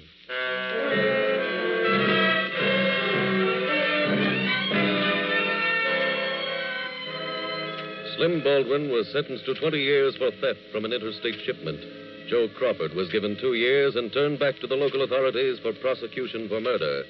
Mary Dawson received 2 years and a $1,000 fine, and the bogus doctor's probation was revoked, and he was returned to jail for 1 year. And thus, once more did cooperation between a local police officer and a special agent of your FBI result in the successful pursuit of a group of criminals. The method of reading indented writing, which led Special Agent Taylor to the address in Seattle, is only one of many skills in scientific crime investigation which form a part of the training given to every special agent before he becomes a duly authorized and qualified member of your national law enforcement agency, your FBI.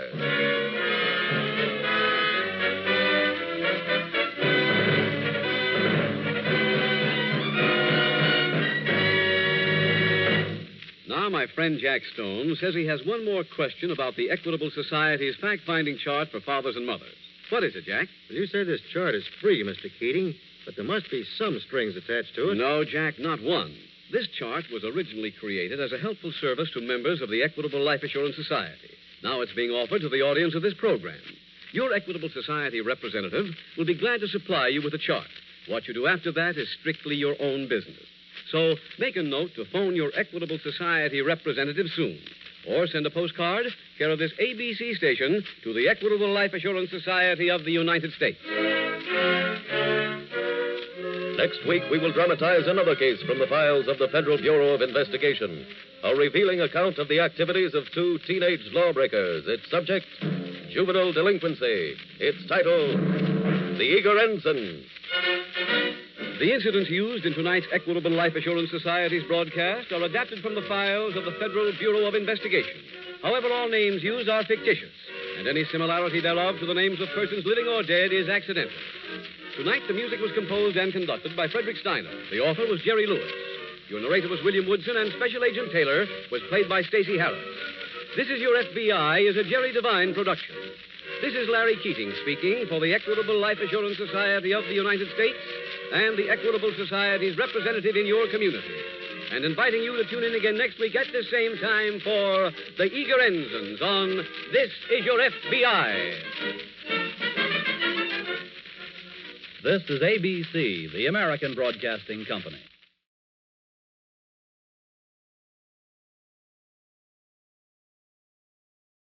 The Equitable Life Assurance Society presents This Is Your FBI.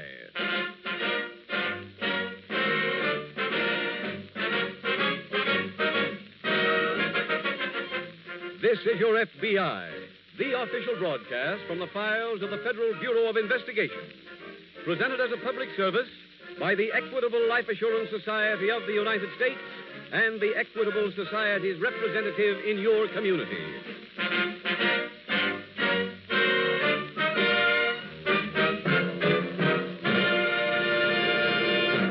Are you covered by Social Security? Then please listen carefully.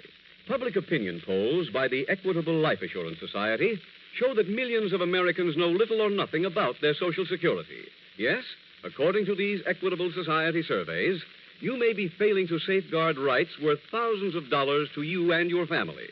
Therefore, as a public service, the Equitable Life Assurance Society will devote this program's entire middle commercial, due in just 14 minutes, to information on Social Security. Information that may mean money in your pocket.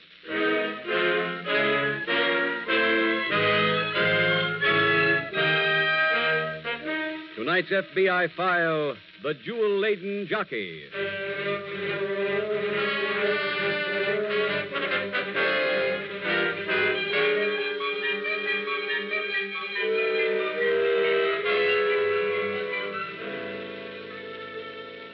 There are those among us who see stories in their daily newspapers about new crimes which have just been committed and who conveniently skip over those items because crime is unpleasant and affords them no escape from reality.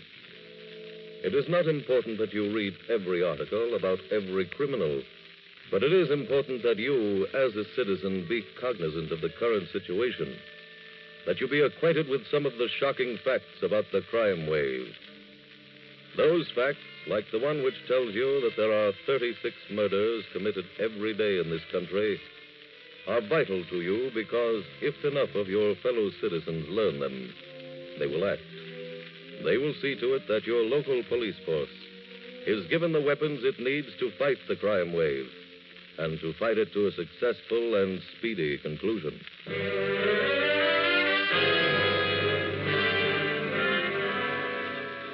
Tonight's file opens at a small half-mile racetrack in a Midwestern state. Pop Campbell, one of the trainers, is standing at the rail with his daughter Betty. It is 6:30 in the morning, just getting light, but already there are horses on the track getting their morning workout. That's Jupiter's boy, isn't it, Pop? Yeah? I caught him in 52 flat. He's the one to beat this afternoon. Nah, we can beat him if Scotty gets here to ride. Wonder what happened to Scotty.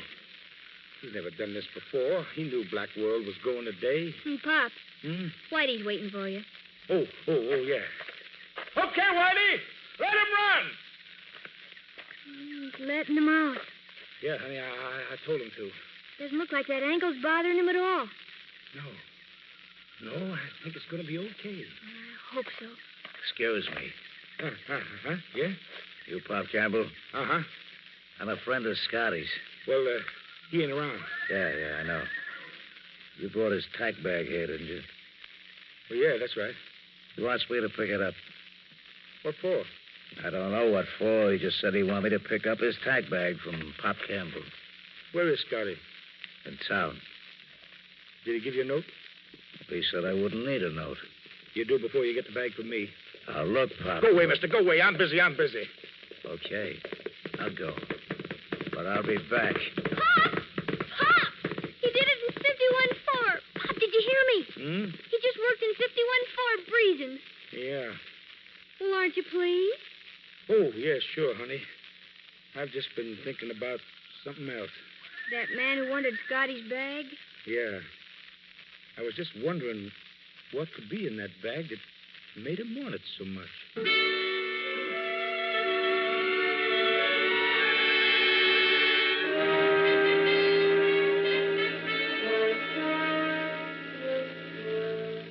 Later that morning, in the local FBI field office, Special Agent Jim Taylor approaches the desk of Agent Bruce Bedford. Hi, Bruce. Oh, hello, Jim. Boss just called, said I should check with you. Yeah, he wants us to work together on this case that just came in. What is it? Well, so far as we know, it's murder. Where did it happen? On the train from Chicago sometime last night. How much do we know? Oh, enough to start on, but not enough to get very far with. That sounds familiar. Yeah. Who was killed? A man named Richard Scott. He was a jockey. At one time, he rode at some of the big tracks, but he's ridden mostly at county fairs and half-mile tracks around this part of the country. I see. Whoever killed him probably used a silencer on his gun because the porter claims he never heard any shot fired. When was the body discovered? This morning in his compartment. It's a little odd for a small-time jockey like that to travel in a compartment. Scott liked to live as well as he could, according to what I found out so far. Well, why was this office given the case? Because Scott was en route to the city. Probably to ride out of Whitman Park. Racing starts out there today. Yeah, that's right. Yeah, that's probably where he was headed. Anything else in the report on Scott? Yes, his bag was rifled and his clothes were scattered all over the compartment. There was an address book found in Scott's clothes that may prove to be an interesting collection of names. Why? Well, 2 of the names were people here in town, and both of them are suspected by the police of being fences for stolen jewelry. Oh, how about the other names from out of town? They're being checked now. How about the bullet that killed Scott? Was shot from a .38. It's being checked at the unidentified ammunition file right now. Bruce, as soon as we get a report from either source, we'll go to work.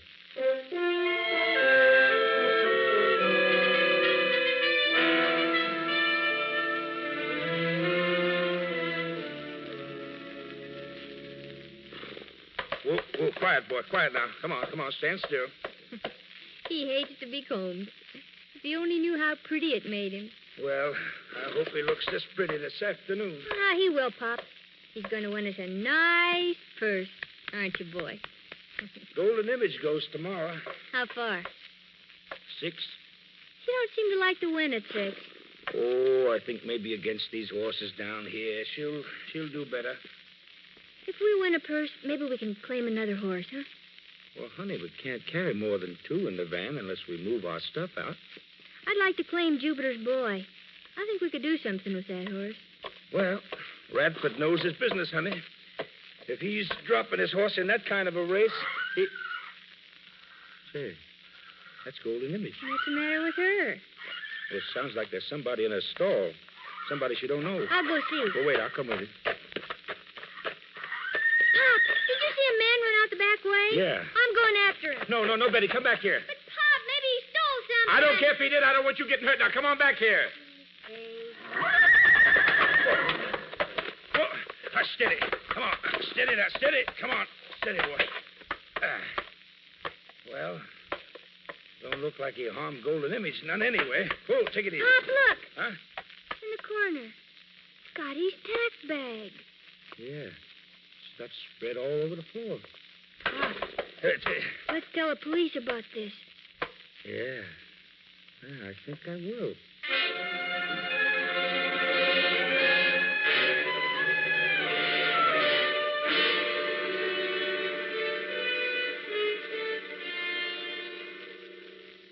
Jim, did you get anything back yet on your queries? Yes, I just got the report back on Scott's address book. Oh, what about those names from out of town? Almost every one of them is a suspected fence. Sounds like Scott was mixed up in something more than horse racing. In fact, we know he was. One of the suspected fences admitted that Scott worked with him. And what was his job? Well, Scott used to be the messenger for a whole flock of dealers in stolen jewelry. It was easy for him to carry it without suspicion. Well, that establishes the motive for the murder, then. Yeah, the killer undoubtedly knew that Scott was carrying some jewelry to deliver to someone here in the city. How about checking those 2 names that were in the book from here in town? Oh, I just finished talking to them. Oh? They both admitted knowing Scott, but denied that they were expecting him to bring anything to them. Scott was traveling with only one bag. I wonder where the rest of his stuff is. Oh, I called the Ritchie State Fairgrounds where Scott rode last week. They checked on that for me. What'd they find? Well, Scott ordinarily traveled with a man named Pop Campbell and his daughter Betty. Who are they? Campbell's what they call a gypsy around the racetracks. He owns 2 horses, trains them himself, and lives on whatever the horses win. I see. Now, Scott was his jockey. Ordinarily, the 3 of them travel together right with the horses. Well, this time, Scott came by train. Wonder why. I don't know, Bruce. But we can find that out easily enough. Let's go out to Whitman Park and talk to Pop Campbell.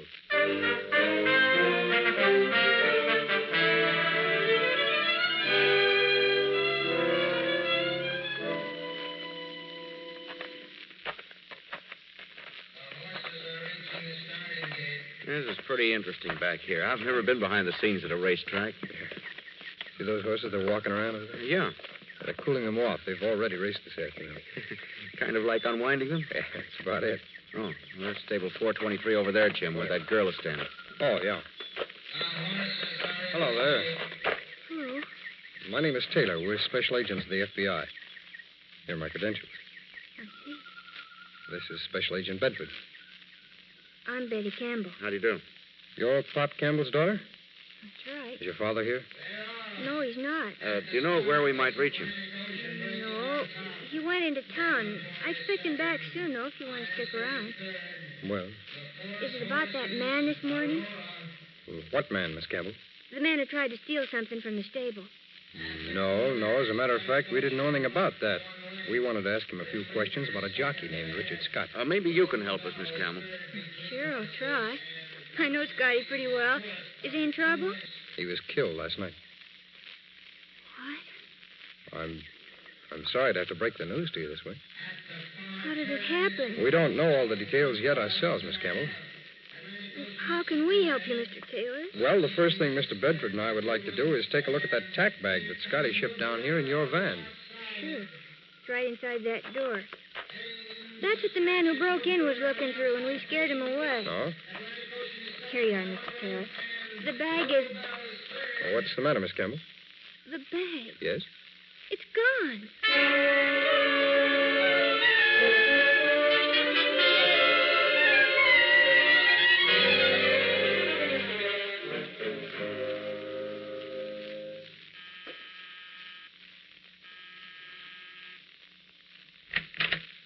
Is Scotty here? You Pop Campbell? Yeah, that's right. I got his message asking me to come by here. Come on in. Thank you. He'll be with you in a minute. Tell him I'm in a hurry. I got to get back to the track. Hello, Pop. I said hello. Hey, you're the man who was at the track this morning. Yeah, that's right. What are you doing here? I live here. But I got a message from Scotty to bring his tack bag here. Me and my partner here left that message for you. Oh, I get it. Well, I still ain't giving you this bag. We don't want it anymore. We've already gone through the bag, Pop. So you're the one who was at the stable this morning? Yeah. We didn't find what we wanted. That's why we had you come here. What were you looking for? Scotty had a package in that bag, and we think you know where it is. I never looked in Scotty's tack bag in my life. How would I know? Look, Pop, take my advice, huh? You'd better tell us what we want to know. It'll work out nicer for you. How can I tell you what I don't know myself? Now, look, Pop. Johnny, let me handle this. Where's the package, Pop? I told you, I don't know. You're a liar. No. Let him get up by himself, Johnny. Maybe now he'll remember.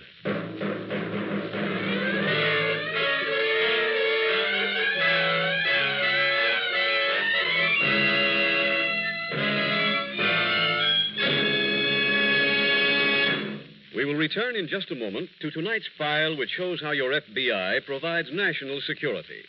Now, an important message about Social Security, your Social Security. Do you know how to get the most out of it? Do you know what steps you should take to safeguard your rights?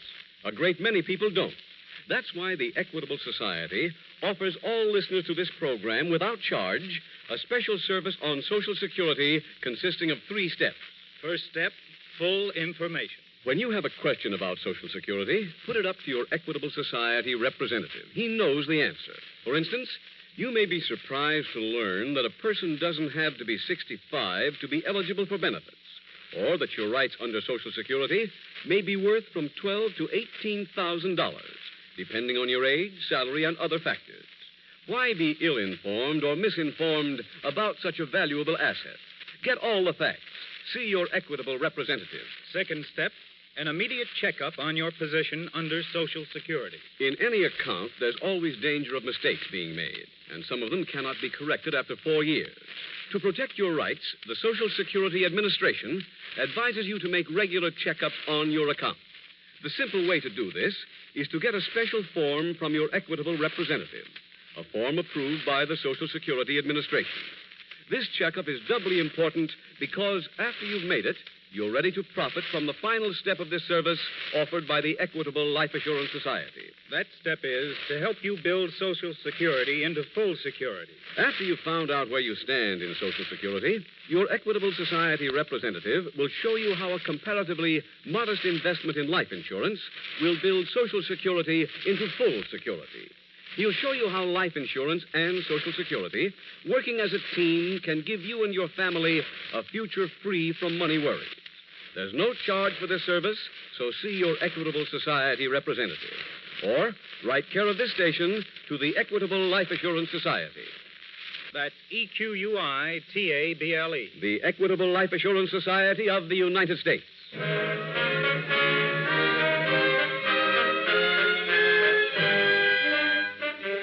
And now back to the FBI file, The Jewel-Laden Jockey.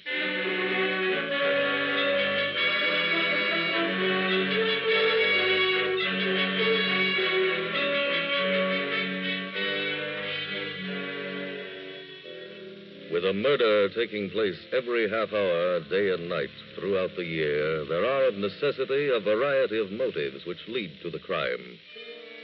Some murders are committed because of an overwhelming desire for revenge, or a temporary emotional instability, or sheer unadulterated hatred of people. None of those murders can be condoned. But of the different classifications, the most socially reprehensible is the venal murder, the killing of a fellow man for profit, such as the murder in tonight's case from the files of your FBI. Those murders are the most difficult to solve because they are usually committed by professional criminals who take pains to cover up their tracks. Sometimes they cover up so well that it seems for a while that they will be successful, as if they will escape without paying their just debt to society.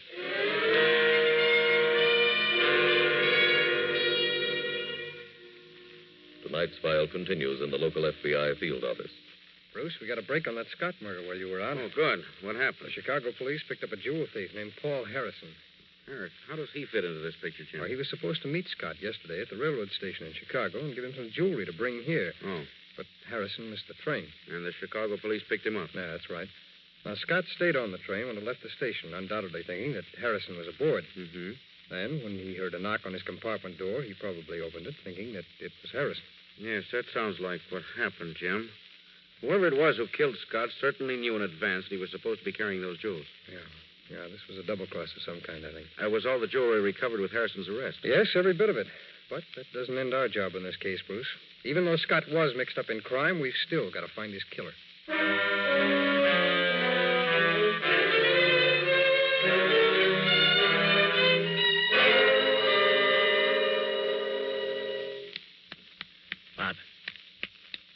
Pop. He's out, Al. He ain't going to stay out. Give me that glass of water on the table.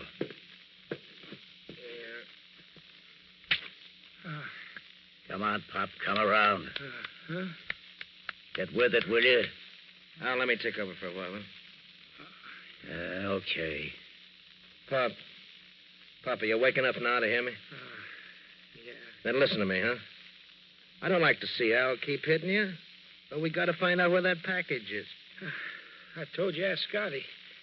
He'll tell you he never give me any package. We can't ask Scotty, Pop. He's dead. What? He had an accident on the train. What happened to him? Take one guess. Oh. Now, you wouldn't want the same thing to happen to you, would you? No. Now, look, Pop. You train horses for a living, right? Yeah. Okay, we do this for a living. You don't like your job to be any tougher than it has to be, so neither do we. Now, why don't you stop all this and tell us where the package is? I don't know. Why do you keep saying I don't know? Because it's true. Look, Johnny, let me start again. It's up to you, Pup. Do you want him to? How can I tell you what I don't know? Okay, I'll go to work again.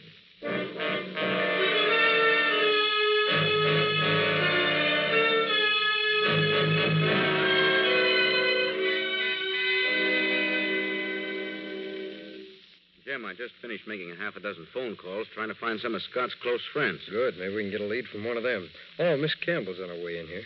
Maybe she's got some news. What's she doing here? I don't know, Bruce. The receptionist just called in, asked if it was all right to send her in. I think we ought to go back to the track, Jim. Why? You got some kind of a lead out there? No, but maybe some of those jockeys can give us some dope on Scott, huh? Yeah. I don't seem to be able to locate anybody who knows much about him. May I come in, Mr. Taylor? Oh, yes, Miss Campbell, please. Hello there. Hi. Mr. Taylor, I think Pop's in trouble. Why? What's happened? Black World, one of our horses, was in the 4th race, and Pop didn't show up. Oh? After the race, I went looking for him. Does he always stay at the track during the races? Sure, when we have a horse running, he does. I looked all over for him, and finally, in the kitchen, where all the horse people eat, I got Pop's message. What message was that? He told the man behind the counter to tell me that he'd be back in time for the race. That was after we spoke to you, wasn't it? That's right. Well, he might have just been delayed someplace. I wouldn't be too concerned. But the counterman told me that Pop said he was going to meet Scotty. He what? You see? He didn't know that Scotty'd been killed. Bruce, it sounds like a trap to get him into town. Yeah. Miss Campbell, do you have any idea where he might have gone when he left the track? Yes, he got a lift with George Barrow. Who? He's a trainer. He's got a public stable. Oh, I see. And did Barrow return to the track? Yes. I asked him where Pop was, and he said that he let him out at Main and 7th, and that Pop said he was going to catch a streetcar from there. 7th, but Barrow didn't see what streetcar your father took, did he? No. Seems to me the first thing we've got to do is find out who we're looking for. Bruce, suppose you take Miss Campbell with you and go on down to police headquarters. Right. What for, Mr. Taylor? Oh, Mr. Bedford will help you look through their file of pictures and see if you can pick out the man who came to see you. I'm going out to the track, Bruce. I'll meet the two of you out there.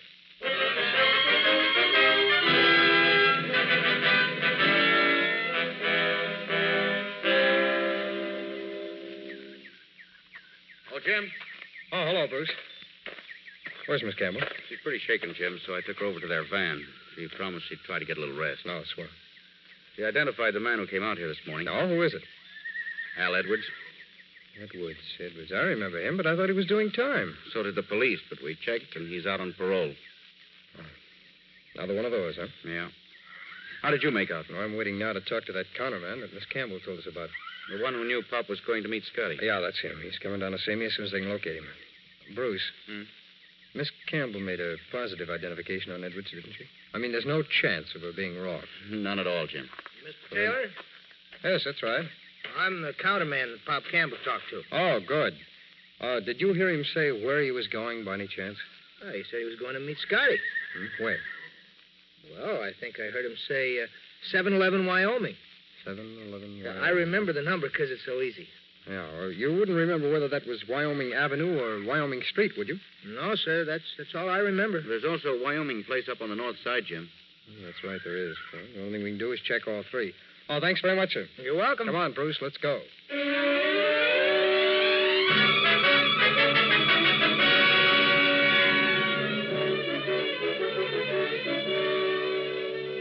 Well, check this one off, Bruce. No luck, huh? No, Dr. Logan lives in this house.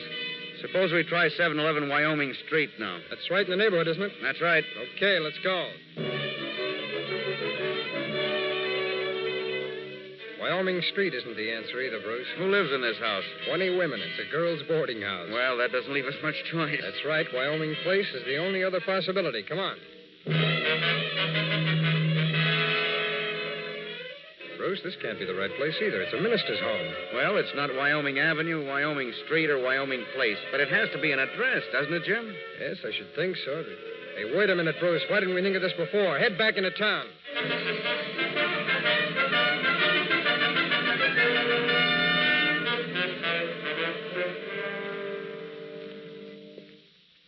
Suppose I should bring the old guy around again, Johnny? No, just let him stay where he is. But he can't tell us nothing while he's out. I don't think he knows, Al. I think he's leveling with us. If he knew, he'd have talked by now. You mean we did all this for nothing? Well, that's the way it goes. You win one, you lose one. I ain't win one in 6 months now. Don't let it get you down. We'll get lucky with something else. What do we do now? Blow? Not yet. Why not? We can't just walk out and leave the old guy the way he is. He won't come to for a couple of hours yet. But when he does, he goes right to the cops. So what? We'll be gone by then. Just as soon we had more start than that. Oh. I took the silencer off my gun. Put it back on. It's jammed. And forget the silencer. They'll hear it all over the hotel. In this trap, Al, it'll sound like sweet music. Just look out in the hall. See if it's empty. Okay. Well, stay right where you are. Drop that gun, Edwards. Who are you? Special agents of the FBI. We have a warrant here. You better call the doctor, Bruce. Campbell looks like he's taking a bad beating. Okay, Jim. Well, we'll take these two downtown and book them. You got nothing on us? Nothing but the murder of Richard Scott. I'm just guessing, Al. The porter on the train that Scott was killed on can identify both of you. When he does, you'll take another train ride. This time, the government will buy you tickets.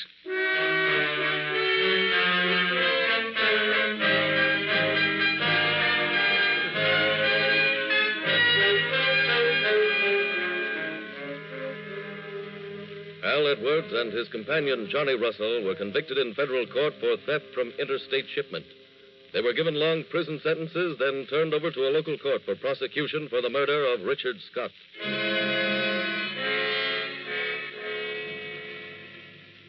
The idea which came to Special Agent Taylor after he and Agent Bedford had failed to locate the wanted criminals at Wyoming Avenue, Wyoming Street, and Wyoming Place was that there was a Wyoming hotel, and that 711 Wyoming could mean room 711.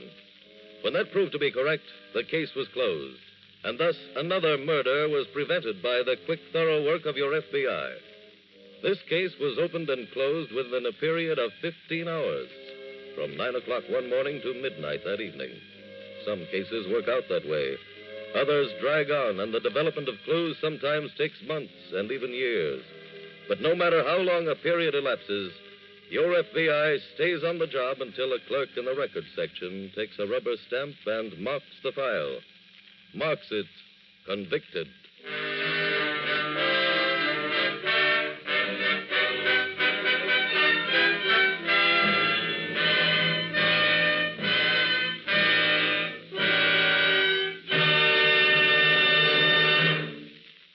In just a moment, we will tell you about next week's exciting case from the files of your FBI. Now, a quick review of the special three-point service offered by your Equitable Society representative to help you get the most out of Social Security. First, he gives you a clear picture of what Social Security can accomplish for you. Second, your Equitable Society representative supplies you with the special form approved by the Social Security Administration for checking up on your position under Social Security. Third, he shows you how easy and inexpensive it is to build Social Security into full security. Don't fail to take advantage of this special service offered without charge by your Equitable representative and the Equitable Life Assurance Society of the United States.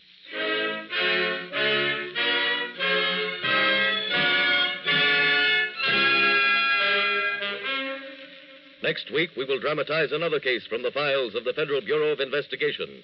A behind-the-scenes glimpse into the home life of a hold-up man. Its subject, impersonation. Its title, The Henpecked Hijacker.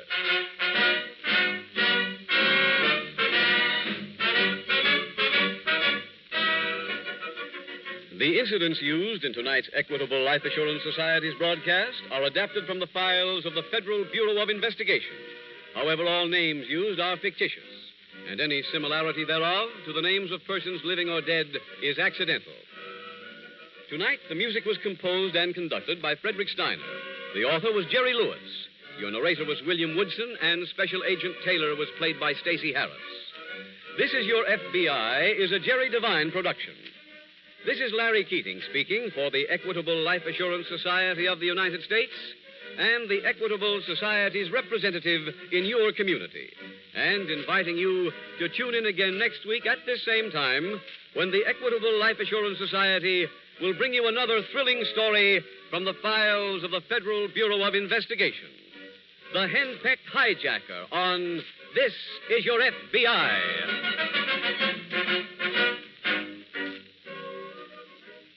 This is ABC, the American Broadcasting Company.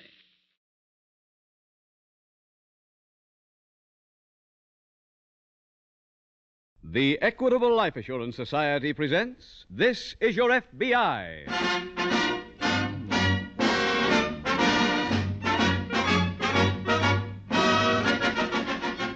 This is Your FBI, the official broadcast from the files of the Federal Bureau of Investigation. presented as a public service by the Equitable Life Assurance Society of the United States and the Equitable Society's representative in your community.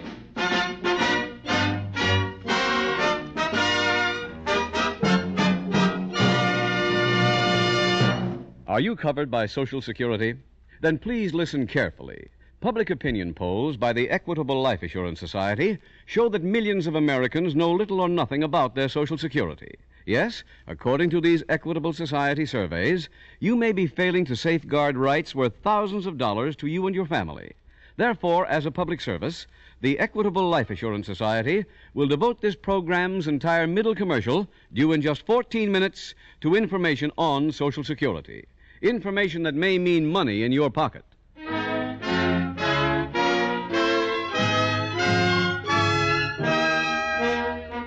Tonight's FBI file, The Henpecked Hijacker.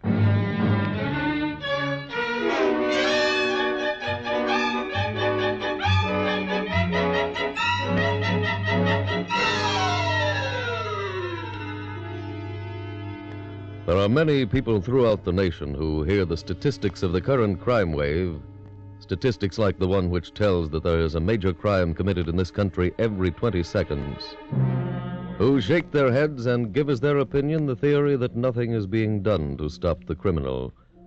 Nothing could be further from the truth.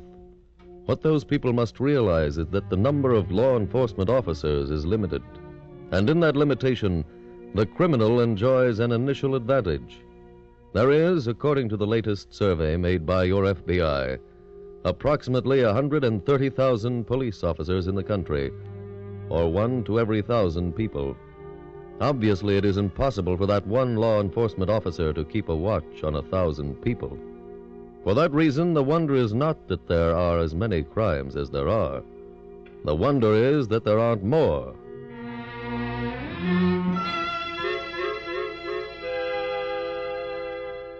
Tonight's file opens in a small furnished apartment in the midtown section of an eastern city. It is early evening, and Marge and Jean Wheeler have just finished dinner. Where are you going? I got my cigarettes. You might help me with the dishes, you know. Leave them till later. Then you'll be too tired to help me. Want a cigarette? No, thanks. What's the matter with you tonight? Every time I've said anything, you've yapped at me. I had lunch with Ann and Ruthie today. Oh, you got loaded. I only had 2 drinks. Well, get with it. What's eating you? Ruthie was wearing a new mink coat today. Uh-huh. Ann had a diamond bracelet that must have cost Harry $5,000. Well, so what? Why should that make you sore? Because I felt like a poor relation. I don't get it. They sat there, and they boasted about how great their husbands are doing. How do you think I felt? Well, I don't think I'm doing so bad. I'm making close to $10,000 a year now, and it's steady. $10,000 a year. Harry makes that in one night. Well, let him make it his way. I'll make it in mine. Haven't you got any ambition? Well, sure. You and Harry and George all started out together. You're as good as they are. I want to see you do as good as them. Honey, Harry sticks up a bank maybe twice a year, and he lives on that the rest of the time. I couldn't do that. Why not? Because I don't like guns. If I walked into a bank with a gun and stood in front of all those people, I'd feel foolish. All right. Do what George does. George is a hijacker. You need a gun for that, too. I just want to go along my own easy way with little stock market swindles and let everybody else live their own lives. Sure. Sure, let everybody live their own lives. What about mine? Doing my own cleaning, my own cooking, making my own clothes. I'm sick of it. You better make dough. Big dough. And make it fast. But I No can't... buts about it. There's only one way to do it, and that's with a gun. You got one. Use it. Marge, I love you, and I'd do anything to make you happy, but I can't use that gun on a job. That's final. Look, if you don't go out and steal something big inside of the next month, I'm leaving you. And that's final, too.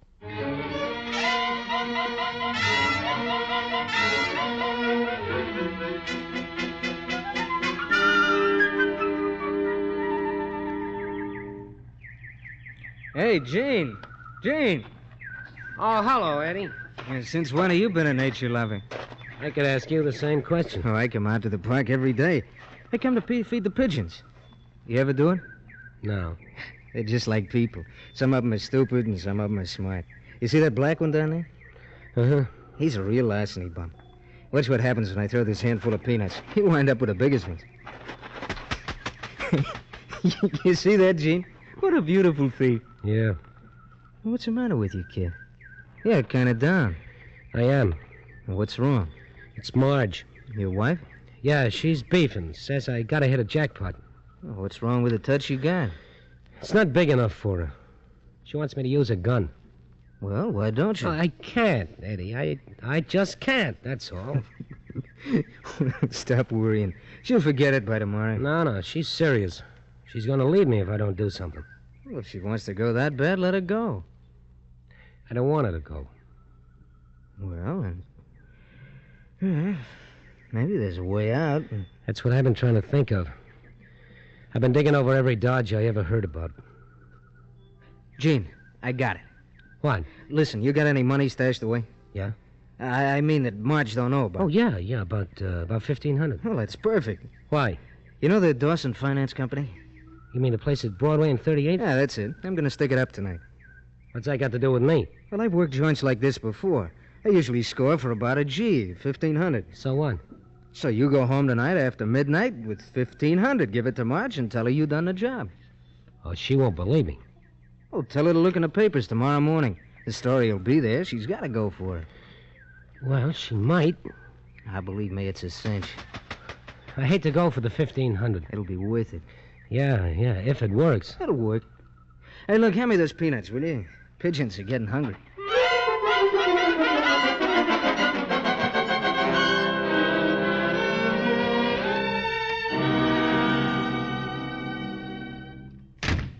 Is that you, Gene? Yeah, Marge. Well, where have you been? It's after 1 o'clock. You said you... Oh, now, take it easy, honey. I got a surprise for you. What? What does that look like? A gun. What does this look like? Gene, where did you get all that dough? I pulled the stick up. What? Now, you asked me to use a gun, so I did. I can't believe it. How much did you get? Little over $1,500. Where'd you do the job? Dawson Finance Company, Broadway and 38th. You did it all by yourself? Of course. Well, I must say, this is a surprise. I didn't think you'd ever do it, Gene. I'm proud of you, honey. Well, show it, will you? What do you mean? I'm tired. I had a tough night. Yeah, I know. Where are the evening papers? Right here, honey. Now, let's have them, will you? Sure. And I'm hungry, Marge. I'd like a sandwich and a bottle of beer. Sure. I'll fix something right away. Anything else, dear? A little quiet. I want to read my papers.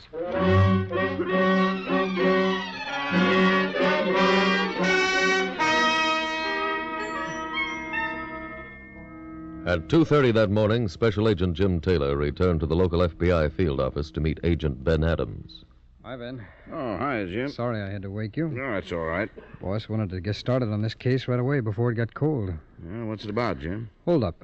The Dawson Finance Company. It's a loan outfit up on Broadway and 38th Street. It was held up about 11:30 tonight. How'd we get in on a holdup?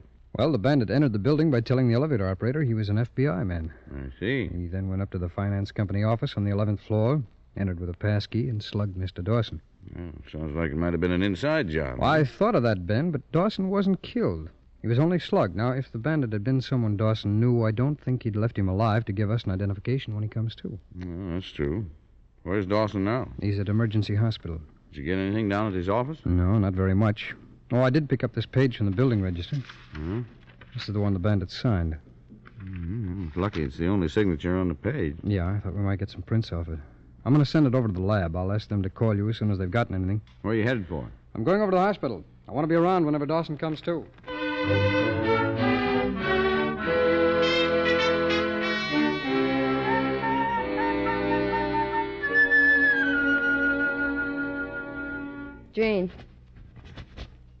Gene, wake up. Oh. Come on, get up. Oh, go away. Let me sleep. I'm tired. Get up. What do you want? Look at this. What? The morning paper. There's a big story about the stick-up on the front page. There is? What do they say? Where's the rest of it? The rest of what? The rest of the money from the stick-up. What are you talking about? The paper says the job was good for $22,000. What? You heard me. They had the same story on the radio this morning. Oh. Where's the rest of the dough? I haven't got it. Quit stalling. I'm not stalling, You got Marge. $22,000 on the job. You gave me $1,500. That makes you $20,500 shy. Now, where is it? Marge, I got a confession to make. Well? I didn't do the job. What? Eddie Perkins did it. Wait a minute. What do you take me No, for? I swear to you, Eddie did the job. He told me about it in advance so I could make you think I did it. You're lying. Marge, I just did it to make you happy. There's only one way you can make me happy. Get me the rest of that $22,000. Yeah, but if you don't, I'm walking out of here, and I'm not coming back.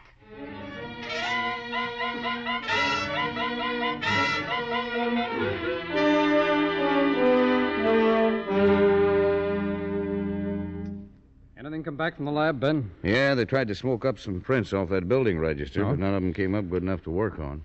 That's too bad. I hope you had better luck at the hospital. Oh, a little. I finally got in to see Dawson. How is he? He'll recover. He's got a nasty scalp wound, but it's not too serious. Could he give you anything? No, not much. When the bandit entered the office, he was wearing a brown handkerchief over his face as a mask. Uh-huh. Did he recognize the bandit's general physical setup as anyone who worked for him? Oh, he's only got women working in the office. Oh. So I went back down to his office after I spoke to him. He thought there might be some prints of the bandit on the cash box. The bandit was the last one to handle it. Were there any? Well, the box was covered with prints, but it was impossible to pick out any distinct ones. We did get one break, though. Yeah? Got this handkerchief here.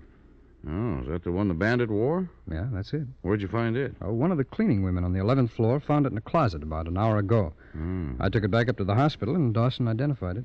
Yeah, I see, Jim. Well, there's a laundry mark on this handkerchief. Yeah, I saw it. Now our job is to find out whose laundry mark it is.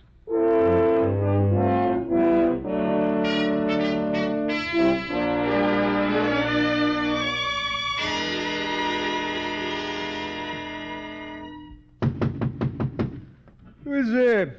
It's me, Gene Wheeler. Yeah, okay, Gene. Hello, Eddie. Hi, Gene. Come on in. What are you doing up this early? Oh, I got another rhubarb going with Marge. Well, what are you waking me up for? Because it's all your fault. My fault? Yeah. How did I get into this thing? It's that job you did. The one last night? Yeah. I went home and told Marge I did it, and I gave her the $1,500 like you said.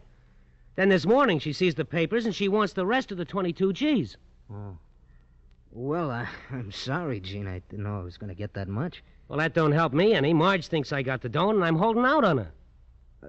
Look, Gene, I'll tell her the real story and square the rap for you. That won't work, Eddie. Why not? I already tried it. You told her I did the job? That's right. She didn't believe me. Well, Oh, you got me in an awful jam, Eddie. I was only trying to help you. This could break up my marriage. Well, what do you want me to do? Give me the 22,000. What? I want the 22 G's. Are you out of your mind? Eddie, I got to give that money to Marge. Look, get out of here, will you? It's the only way I can square myself. Will you blow? I can't, Eddie. I can't leave here without the money. Now, come on, give it to me. Over my dead body. Okay.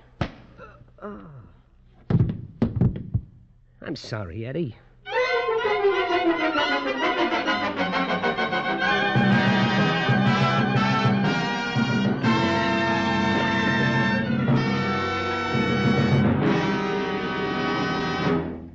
We will return in just a moment to tonight's file, which shows how your FBI provides national security.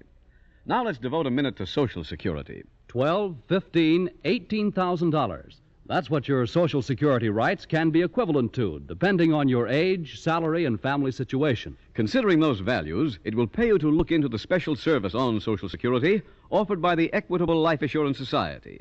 This service consists of 3 steps. First step, full information. Your Equitable Society representative is ready to give you a complete and accurate picture of Social Security as it applies to you and your family.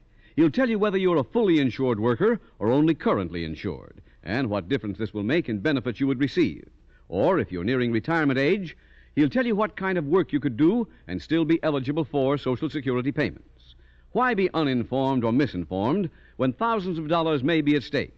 See your Equitable representative soon. Second step, an immediate checkup on your position under Social Security. Social Security Administration recommends that you make these checkups regularly. They prevent errors being made in your account. And the easiest way to check your account is to get the special form from your Equitable representative, a form approved by the Social Security Administration. Once you've determined your standing under Social Security, you're ready to benefit from the last step of this free service offered by the Equitable Life Assurance Society. That step is to help you build Social Security into full security. Yes, your Equitable Society representative will show you how a comparatively modest investment in life insurance will build Social Security into full security.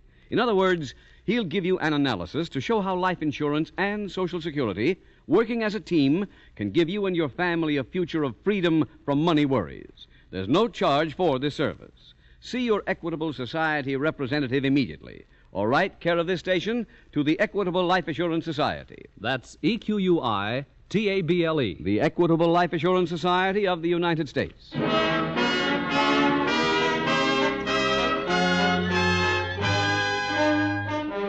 And now back to the FBI file, The Henpecked Hijacker.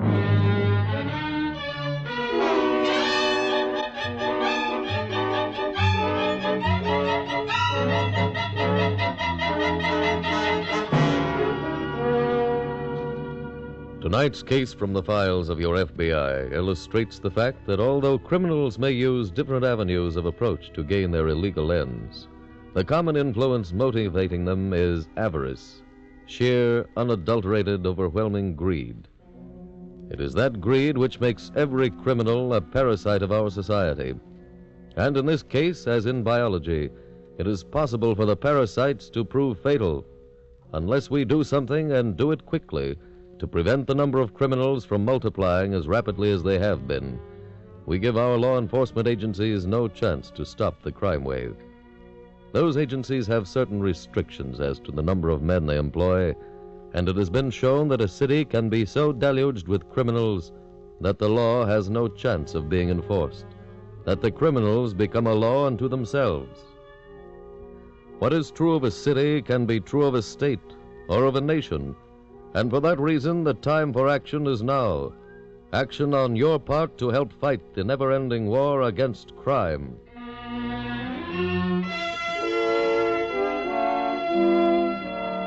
Tonight's file continues as Special Agents Taylor and Adams drive through city traffic. Slow down, Jim. There's our laundry. I see it. Hey, Ben, we're really lucky. We've even got a place to park. Yeah. You want to slide out this side? Yeah, I might as well. Well, the switchboard really did a job locating this laundry so fast. Yeah, those operators really cut loose once they get a job to do. Go ahead, Jim. Thanks, man. Good morning. Morning. Something I could do for you? No, I'm Mr. Taylor from the FBI. Here are my credentials. Oh, yes, Mr. Taylor. I'm Mr. Merrick. How are you, sir? This is Mr. Adams from our office. How do you Merrick, do? how are you? This is the handkerchief our office told you about, Mr. Merrick. Uh-huh. Oh, yes, this is our laundry mark. Do you know who it belongs to? Yes, but I don't know his name. This belongs to a man who brings his laundry in every week. Himself. I see. Can you tell us what he looks like? Yes, he's about 35, 6 foot tall, about 200 pounds. He's got black hair, and he's got a blue star tattooed on the back of his left hand. Well, that's a pretty complete description, Mr. Merrick. Mr. Adams, all my life I've been reading stories in the papers about the police. They come to a laundry to find out whose laundry mark it is, and always it's the same thing. They never get a good description. That's right. I made up my mind a long time ago that I would study my customers, and if the police ever asked the Merrick Laundry for a description, the Merrick Laundry would be ready. Well, I wish there were more people as conscientious as that, Mr. Merrick. Oh, by the way, where do you deliver this man's laundry? I don't deliver it, Mr. Taylor. He picks up his clean package when he brings in his dirty stuff. Mm-hmm. Do you know where he lives? No, I don't. All I know is that he lives in a hotel around here. Well, how do you know that, Mr. Merrick? Because the first time he brought in his laundry, he told me that his hotel did his shirts once, and they ruined 3 brand new ones. Well, he sounds like a very careful dresser. Oh, he is. Has he got any laundry with you now? Yes, he's got a package ready to be picked up. Fine. May we see it, please? Well, certainly. It's right here under the counter. Yeah. Wait till I pick out the right box. Ah, yes, here it is. Here you are, gentlemen. Yes, he is a careful dresser, Ben. Mm-hmm. Every one of these shirts comes from Merchant and Thompson up on 50th Street. Yes, they're very expensive shirts, Mr. Taylor. Ben, you've got the notes on that description that Mr. Merrick gave us, haven't you? Yes, Jim. Well, look, why don't you run back to the office, see if you can find anybody in our files answering that description, huh? Okay, Jim. While you're doing that, I'll go by Merchant and Thompson and see if they can tell me who they made these shirts for.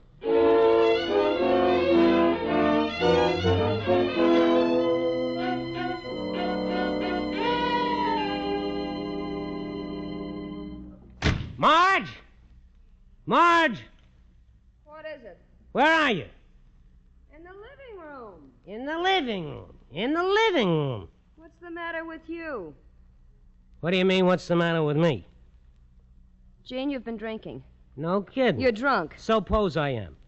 Now, don't you talk that way to me. I'll talk to you any way I want, and you know why? Because I'm rich. You're rich. We're both rich. Now, look at this. Money, money, money, money. So I was right. You did do that job. No, Eddie did the job. Then where did you get the money? I took it from Eddie. I hit him over the head. And I took it. Gene, that's wonderful. I figured you'd think that way. What do you mean?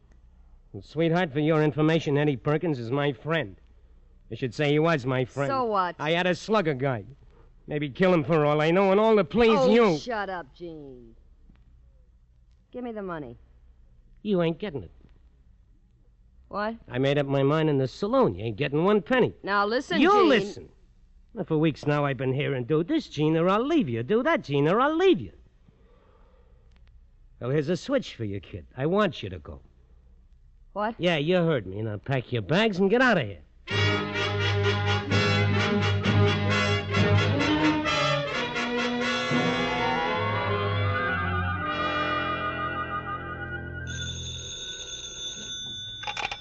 Special Agent Adams. Hello, Ben. Oh, hiya, Jim. Where are you? I'm over at the shirt makers. The shirts were made for a thief named Eddie Perkins. Oh, I don't think I know him. He's got a long record. Was a hold-up man? Yeah, his last couple of arrests have been for armed robbery. Oh, did you get anything? No, Jim, not yet. The file room's still working on the description. I see. Have you got an address on Eddie Perkins at the store, Jim? Well, they're getting it for me now. Oh, well, do you think I ought to get a warrant for Perkins' arrest before I leave the office? Yeah, it's a good idea. We'll, excuse me, Ben. Yeah.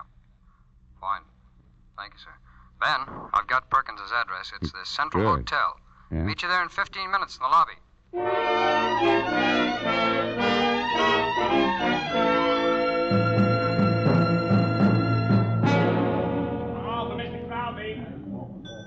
Ben, I got here sooner than I expected, so I went on upstairs. Did you find Perkins? No, he wasn't in, but I got enough evidence to prove that he did the job. Yeah, what'd you find? Well, there were half a dozen money bags from the Dawson Finance Company strewn all over the room. That's enough.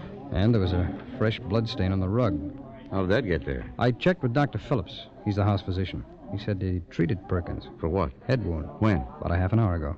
Well, was the head wound bad enough to prevent him from traveling? No, Ben, it wasn't.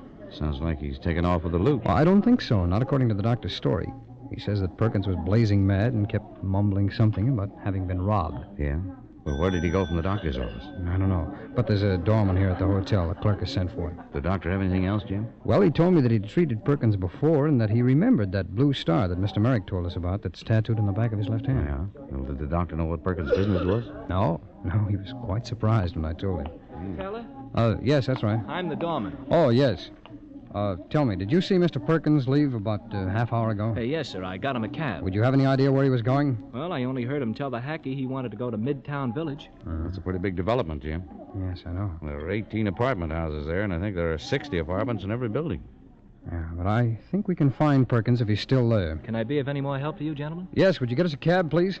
Ben, we're going to Midtown Village ourselves.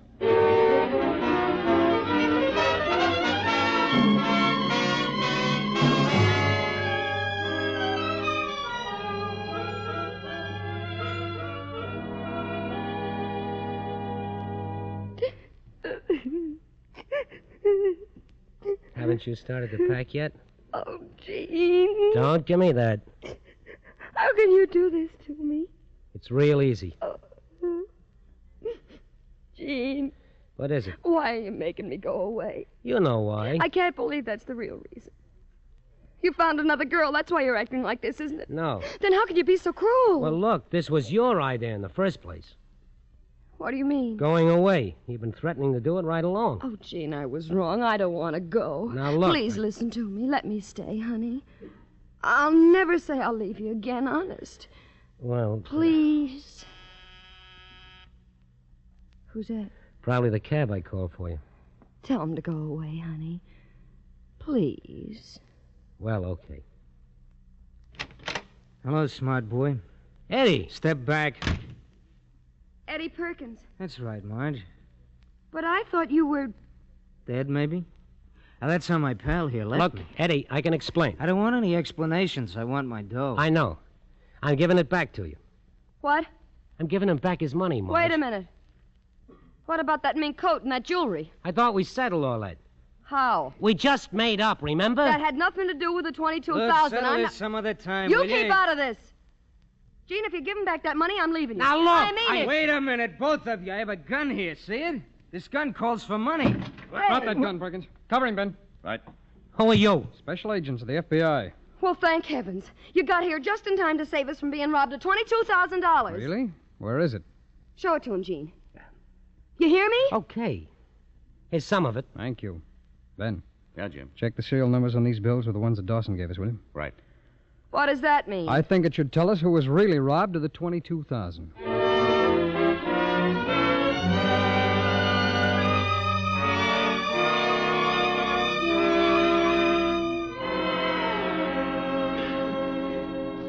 Eddie Perkins was convicted for violation of the federal impersonation statute. He was then turned over to local authorities for prosecution for robbery. Gene and Marge Wheeler were also turned over to local authorities for obtaining under false pretense and robbery. Special Agent Taylor was pretty certain that Eddie Perkins could be traced at Midtown Village with ease because the doctor at the hotel who had treated him mentioned that he had bandaged Perkins' head. Once at Midtown Village, it was, as Taylor had guessed, simple to find out where the man with the bandaged head had gone and to follow that rather wide trail. And thus was your FBI able once again to close a case with a conviction, and to close it within a matter of hours after the initial crime was reported. True, that meant working all night and most of the next day, but no special agent is a clock watcher. He works as your FBI has trained him to work, 24 hours a day if need be, and around the clock again if that will help him do his job. His job of fighting incessant warfare against America's army of criminals.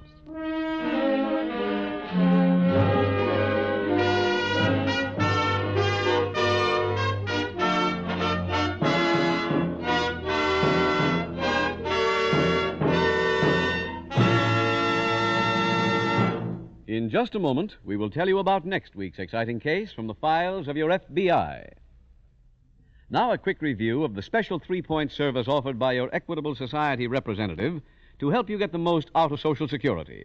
First, he gives you a clear picture of what Social Security can accomplish for you. Second, your Equitable Society representative supplies you with a special form approved by the Social Security Administration for checking up on your position under Social Security. Third, he shows you how easy and inexpensive it is to build Social Security into full security. Don't fail to take advantage of this special service by your Equitable representative and the Equitable Life Assurance Society of the United States.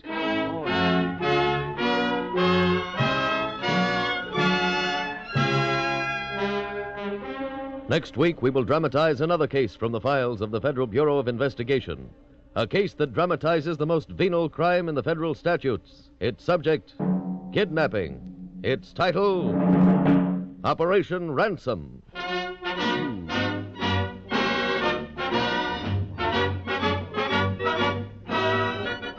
The incidents used in tonight's Equitable Life Assurance Society's broadcast are adapted from the files of the Federal Bureau of Investigation. However, all names used are fictitious, and any similarity thereof to the names of persons living or dead is accidental. Tonight, the music was composed and conducted by Frederick Steiner. The author was Jerry Lewis. Your narrator was William Woodson, and Special Agent Taylor was played by Stacey Harris. This Is Your FBI is a Jerry Devine production.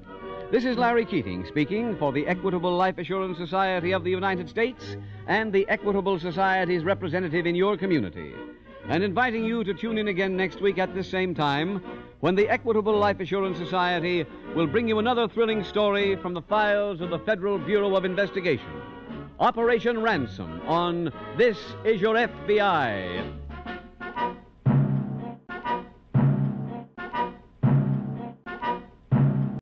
The Equitable Life Assurance Society presents This Is Your FBI.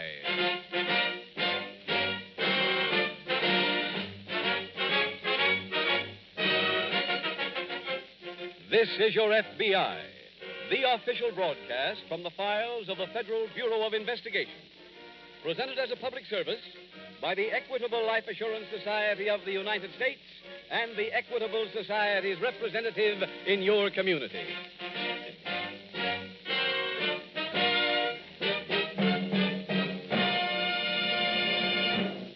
Are you covered by Social Security? Then please listen carefully. Public opinion polls by the Equitable Life Assurance Society show that millions of Americans know little about their Social Security. Yes, according to these Equitable Society surveys, you may be failing to safeguard rights worth thousands of dollars.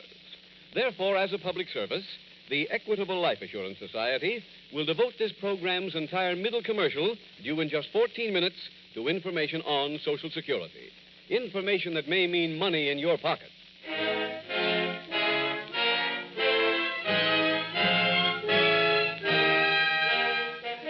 Tonight's FBI file, Operation Ransom.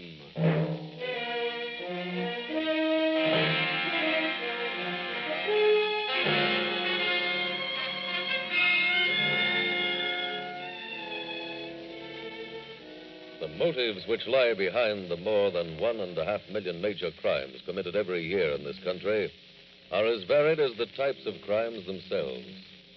Some criminals engage in illegal activities because of the temptation for so-called easy money. Others commit crimes out of passion or because of a craving for revenge.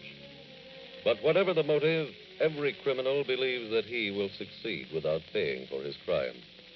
He is sure that circumstances will conspire to make his capture impossible because, as he sees it, he has every advantage on his side. Not only must he be captured, but he must then be proven guilty beyond the shadow of a doubt. What he does not realize is that actually there are no advantages on his side, except for one. That single asset which always belongs to the criminal is the element of time. For he alone is the one who decides when the crime is to take place.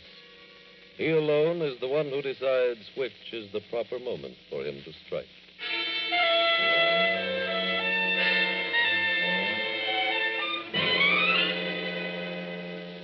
Tonight's file opens near a bridle path in a large park in a Midwestern city. Two men are strolling along a gravel path. Take it easy, Harry. Huh? Don't walk so fast. We're not going anyplace. Yeah, okay. Oh, it's a lovely spring morning, Harry. Mm-hmm. Man doesn't get enough of these. Yeah. Look around you, Harry. Isn't it glorious? George, we didn't come out to admire the scenery. I know, Harry. We got work to do. You can still enjoy nature. Just look at that grass sprouting up.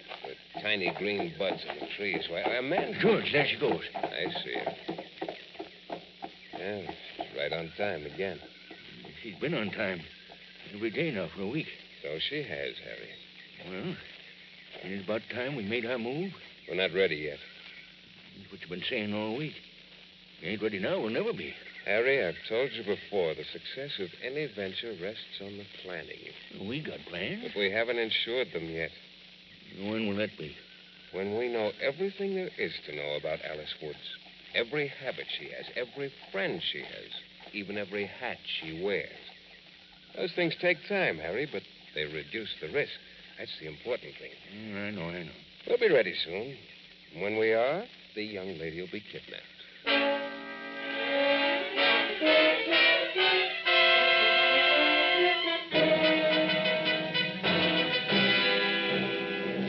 A few days later, in the local FBI field office, Special Agent Jim Taylor has just entered the office of Agent in Charge, Evans.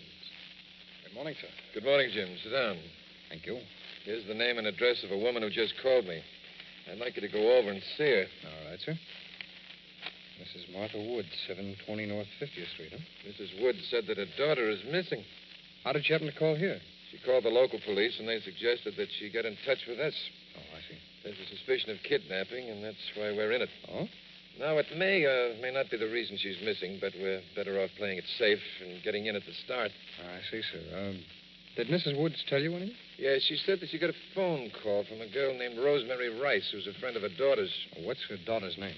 Alice Woods. Mm-hmm. The girlfriend said that she was riding a horse in the park this morning, some 100 yards or so behind Miss Woods, when she saw the missing girl stop and dismount. Where was that, sir? Near 53rd Street entrance to the park. She walked over to talk to a man who had called her while she was riding. Miss Rice didn't recognize this man, did you? I don't know, Jim. At any rate, the man walked the girl over to a car that was parked at the roadside. There, they met another man, and the three of them spoke for a few seconds. Then Miss Woods was forced into the car, and it drove off. Any description on the car? Yes, it is a 1947 Buick sedan, color black. Any license plate number? No, but it was an out-of-state license. Out of state. Go up and see if you can get a picture of Alice Woods from her mother. If you can, have some copies made. All right, sir. I'm also putting Bob Clinton on this case to work with you, Jim. Fine. As soon as you get back, we can have a meeting and decide which move to make first.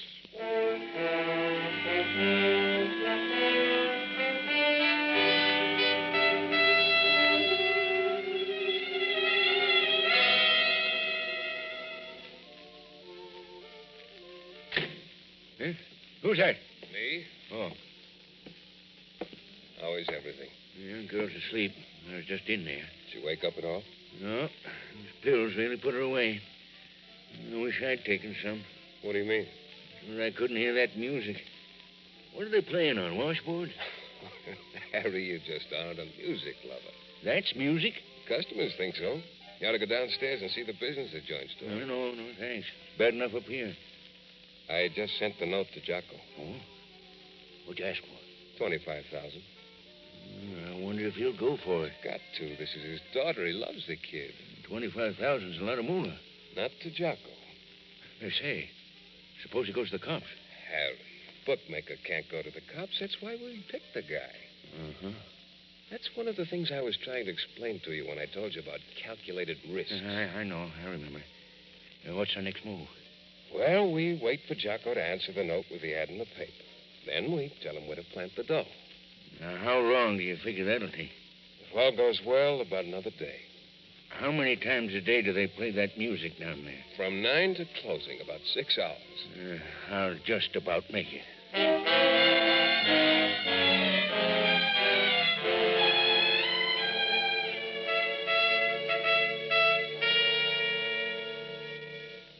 Excuse me, sir. Yes, Jim. I got Alice Wood's photograph from her mother. Good. Have you ordered any copies? Yes, sir. Oh, I found out something about the girl that might give us the motive for the kidnapping. What's that, Jim? Her father is Jocko Morgan. The bookmaker? That's right, sir. How'd you find that out? Well, Mrs. Woods told me that she had received a phone call from her ex-husband. He said that he'd gotten a ransom note and wanted to know whether or not the girl really had been kidnapped. And Jocko Morgan is her ex-husband? That's it, sir. They've been divorced for 15 years, and Mrs. Woods has resumed her maiden name. Oh, incidentally, she told me that her daughter believes that her father is dead. Have you been to see Morgan? Yes, sir. I went over to his apartment. Did he give you the note? No, not at first. In fact, he denied any knowledge of it. He was probably going to pay the money and not say anything to the police. I imagine so, yes. But he finally agreed to talk about it. In fact, he wound up begging us to help him find his daughter. That's a bit ironical. A man like Morgan asking the law to help him. Yes, isn't it?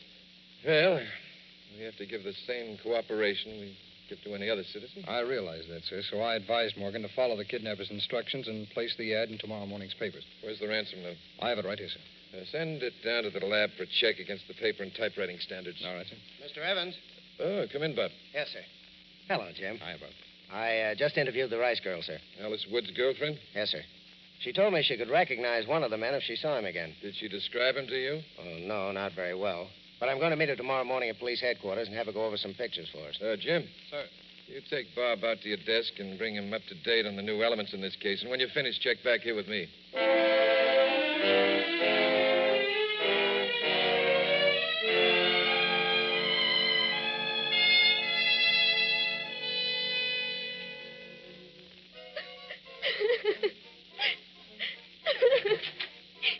Who's that?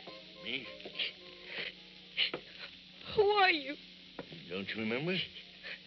Oh, yes. You had a good sleep, didn't you? Where am I? In a room. I mean, where? What is this place? It's a building. I want to go home. I don't blame you. Why are you keeping me here? It's a matter of money. What do you mean? We're holding you here till your old man pays off. My father? Yeah, that's right. But my father's dead. Since when? He died when I was a little girl. Oh, had me scared for a minute. So you won't be collecting from him? Oh, yes, we will. How? He ain't dead. What? Yeah, I just seen him last week. My father? Yes, your old man is Jocko Morgan. He's the biggest bookmaker in town. But if you think he's dead, you can get 3 to 1 from him personally that he ain't. You're lying. Well, now, look, I can prove it to you. Hey, who's that? I'll be right with you. But wait a minute. See you later. The girl awake? Yeah, weak and crying. What's she crying about? I don't know. I just told her old man was a bookmaker, and she burst into tears. Sure wouldn't make me cry if my old man was a bookmaker. Yeah, look at this. What is it? Jocko ran the ad, see it? Oh, yeah. Huh. When do we get the dough? You go in for it tonight.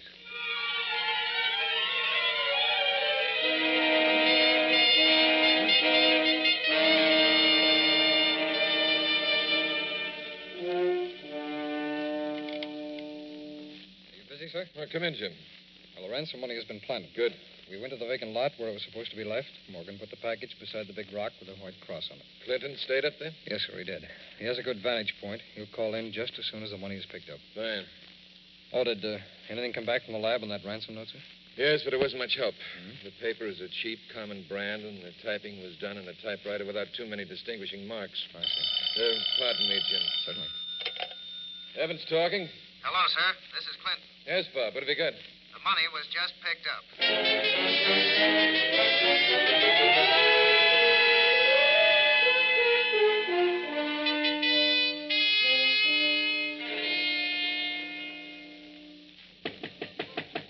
Who is it? Me.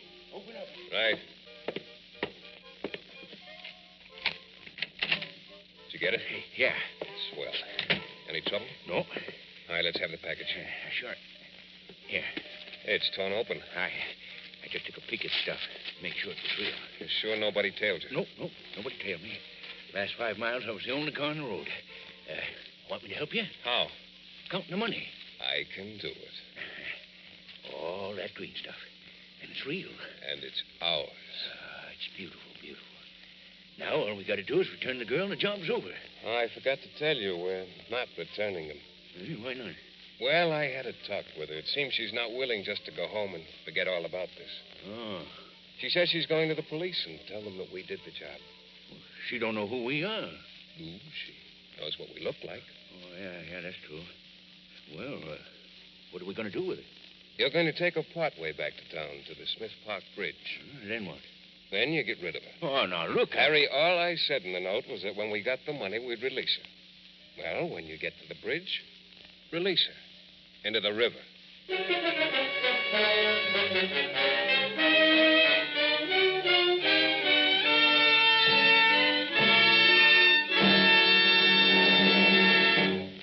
We will return in just a moment to tonight's file, which shows how your FBI provides national security. Now, a timely announcement on Social Security. Equitable Life Assurance Society surveys indicate that most people know little about their rights under Social Security. To correct this situation, the Equitable Society offers listeners a special service consisting of 3 steps. First step, full information. Your Equitable Society representative is an expert on Social Security. He's qualified to answer such puzzling questions as... Suppose a widow waits 3 years after her husband's death before making a claim for Social Security. Can she collect all the back payments she might have received? The answer is no. Your Equitable representative will explain why. Does a man automatically start to receive Social Security benefits on his 65th birthday? Again, the answer is no. Your Equitable representative will explain why. The second step in this equitable service is an immediate checkup on your position under Social Security. Since some errors cannot be corrected after 4 years, the Social Security Administration advises you to protect yourself by checking up regularly. Your Equitable Society representative will supply you with a special form approved by the Social Security Administration and show you what to do with it. Then you're ready for the final step. That step is to help you build Social Security into full security. After you've found out where you stand in Social Security, your Equitable Society representative will show you how a comparatively modest investment in life insurance will build Social Security into full security. He'll show you how life insurance and Social Security, working as a team, can give you and your family a future free from money worries. There's no obligation whatsoever. So see your Equitable Society representative. Or write care of this station to the Equitable Life Assurance Society. That's EQUI, TABLE. The Equitable Life Assurance Society of the United States.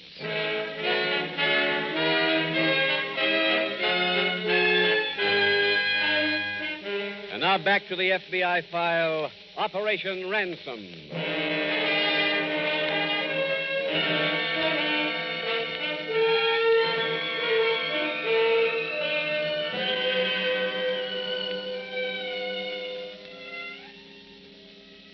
Those who have made the field of crime their life work, who study constantly in an effort to understand the mind of the criminal and the forces which impel him to break the law, have agreed that there is no common prototype among the 7.5 million persons with arrest records in the United States. Some dress well, some dress badly. Some are well educated, some are totally unschooled. Some are tall, some are short. The various discrepancies between any two criminals can be as wide as those between any two law-abiding citizens. And yet, they do have their common bond, the things which make every criminal kin to every other criminal. One of those things, and this applies to those who commit crimes against property or crimes against the person, is that he is insulated against any feeling of compassion for his fellow man. To him, to the true criminal, the world exists so that he may live. And the easier that living comes, the better he likes it.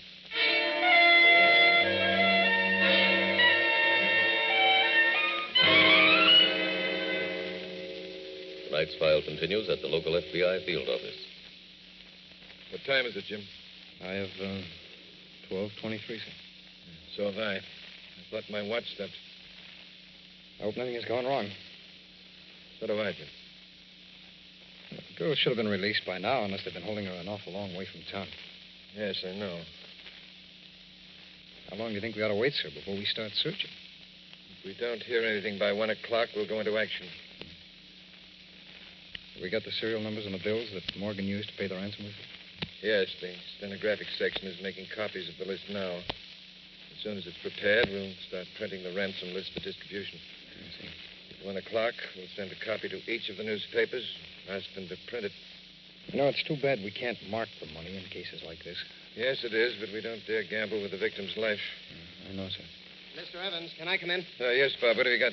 Alice Woods has been found. Where? When? She ran up to the toll gate at the Smith Park Bridge a few minutes ago. Is she all right, Bob? Well, she's exhausted and suffering from shock. Where's she now? At the Memorial Hospital, sir.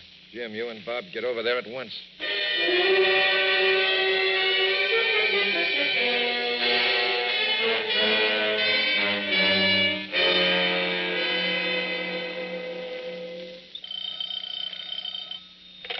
Hello. Hello, George.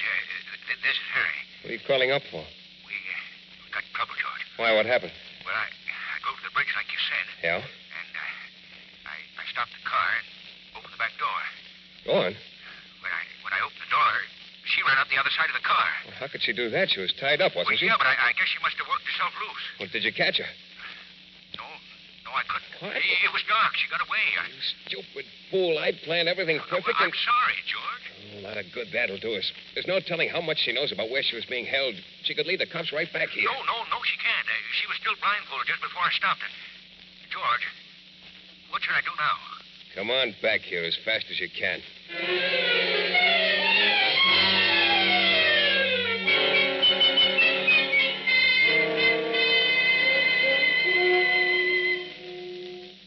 Miss Woods, do you feel up to talking about your experience now? Yes, Mr. Taylor. I'll tell you whatever I can remember. That's fine, thanks. Now, first, we'd like to know how the kidnappers approached you. Well, I was riding in the park when a man standing on the side of the bridle path called after me. Did he know your name, Miss Woods? Yes, Mr. Clinton, he did. That's why I stopped. I see. I rode back to where he was standing, and he said that I had to come with him right away. My mother had been in a serious accident. He didn't say where, did he? No, sir, he didn't. Now, what happened then? I dismounted, and the man led me to a car. When I got there, I saw another man. This second man, was he behind the driver's wheel? Yes, that's right. I asked what kind of an accident Mother had had, and the man said she'd been driving her car down Oak Avenue and been hit by a truck. I see. Go on. I knew then that they were lying to me because Mother doesn't drive. Oh? I started to scream, but A man who'd called me clapped his hand over my mouth and threw me into the car. And that's when they drove away with you. Yes, sir. What did they do once they had you in the car, Miss Woods? The man in back with me blindfolded me and put a gag in my mouth. Then he covered me with a blanket. I see. And did both men drive you back to the Smith Park Bridge tonight? No, sir, only one of them. That's how I was able to escape. I heard them planning to kill me, so when I got in the car, I used all my strength, and finally I got my hands loose. Were you gagged and blindfolded on the return trip, too? Yes, sir, until I got my hands loose, and that wasn't until just before we got to the cliff, by the bridge. Miss Woods, you don't know where you were held, do you? No, sir. I haven't the faintest idea. Well, is there anything you can tell us about the ride after you got in the car in the park? Did you hear any odd sounds or any conversation between the men? Well, let me think. Sure. Oh, a little while after we started, one of the men asked the other one for a quarter for the bridge. It must be the Smith Park Bridge. You told there's a quarter. Miss Woods, would you know which way you turned when you got off the bridge? No, I don't. But I remember after we rode a while, I heard some planes warming up, as if they were about to take off. You're sure they weren't flying above you? Oh, no, sir. I've done some flying, and I can tell the difference. Good. Now, is there anything else?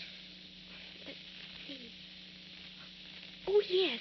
A little bit after that, we went past what sounded like a waterfall. A waterfall? Yes. Jim, there are no waterfalls in this section. That's what it sounded like to me, Mr. Clinton. I'm sorry. Please go on. Well, let's see.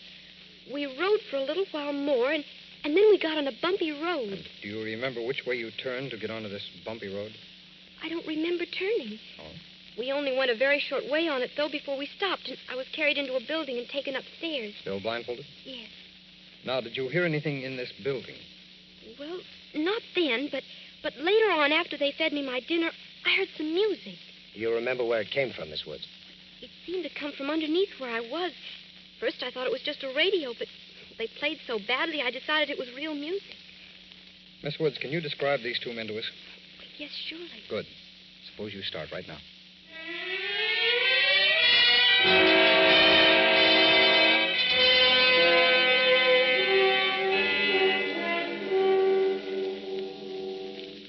Bob. Yes, Jim. Alice Woods identified the two pictures I brought her as the men who kidnapped her. Oh, good. Who are they? One of them is George Payne. The other is Harry Rawlins. Here's some copies of the pictures. Oh, fine. Now our job is to find out where they took the girl. Oh, I picked up that map you wanted. Swell. That's it? Now, here's where the trip started. And this is the exit they used to leave the park. Right. Then they went up the drive to the Smith Park Bridge. Yeah. Now, the problem is, which way did they turn when they got off the bridge? Well, we know they went past an airport very soon after they left the bridge. Look, there's Hurley Field. Right. They'd have gone by that if they turned left. But, Jim, if they turned right, they'd have gone by Western Airport. Oh, yeah. So they could have gone either way. Yeah, that's right. Now, the next thing Miss Woods remembered was that waterfall. That's a real baffler. I know that section. There is no waterfall. The only... Bob, I know what it was. What? It was the Barrel Point Dam. I remember seeing a story in the paper this week that they opened the sluice gates on the dam because the water got too high. Well, then they must have turned right off the bridge. Check. And the next thing is that bumpy road. If we find that, we can find out where she was held. Let's see. She said they only went a short way on it. Bob, I know that highway. There are no side roads on it. And I drove it last summer. It's as smooth as glass. Hey, wait a minute. What is it?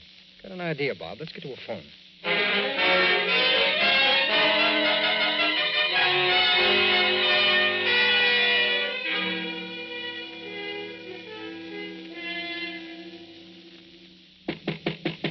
Who's that?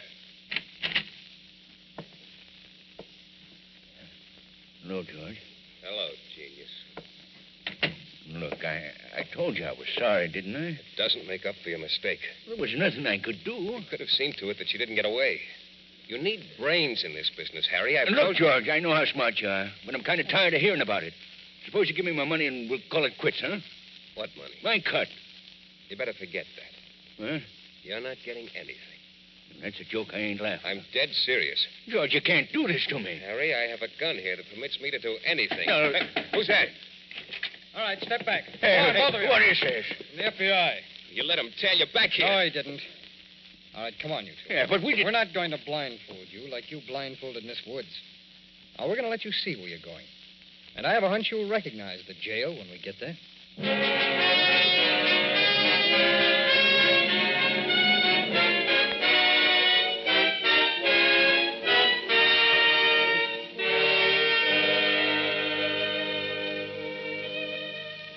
George Payne and Harry Rollins were tried, convicted, and sentenced to serve 50-year terms in a federal prison for kidnapping. Your FBI was led to the roadhouse where Miss Woods had been held captive because every clue, no matter how slim it appeared, was followed to its conclusion. One of those clues was that Miss Woods remembered that she had been driven by the kidnappers over a bumpy road and that the car had stopped shortly afterwards. A check with the State Highway Commission showed that there was a part of the highway under repair, but open to traffic. The roadhouse was situated beside that section of the highway. And so your FBI was able to close another file, to close it the way almost every kidnapping file has been closed, with the word convicted stamped across it.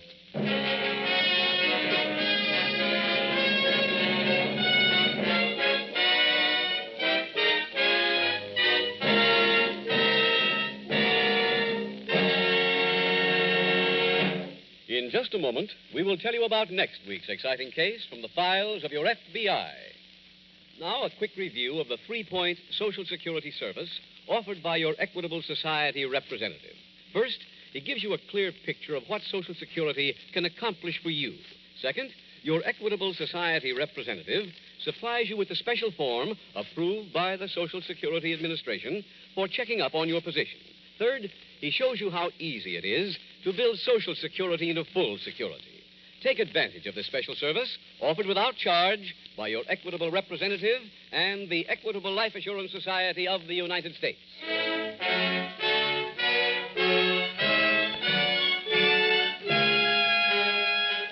Next week, we will dramatize another case from the files of the Federal Bureau of Investigation. A factual account of the operation of a stolen car ring. Its subject, interstate theft.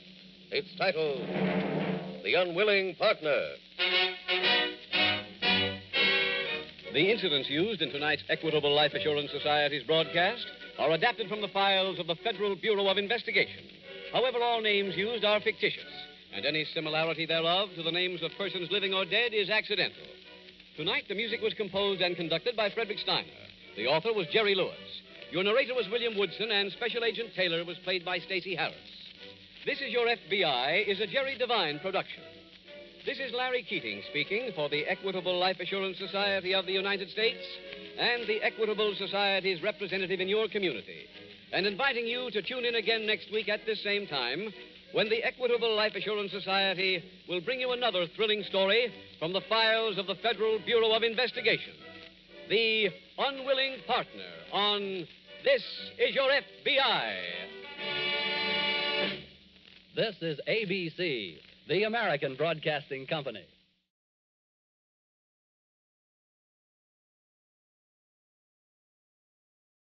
The Equitable Life Assurance Society presents This Is Your FBI.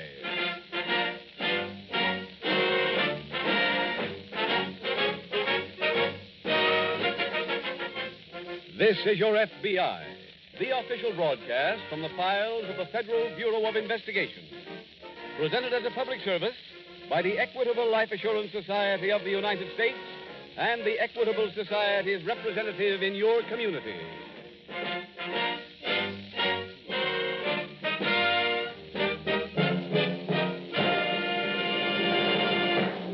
Are you covered by Social Security? Then please listen carefully. Public opinion polls by the Equitable Life Assurance Society show that millions of Americans know little or nothing about their Social Security. Yes, according to these Equitable Society surveys, you may be failing to safeguard rights worth thousands of dollars.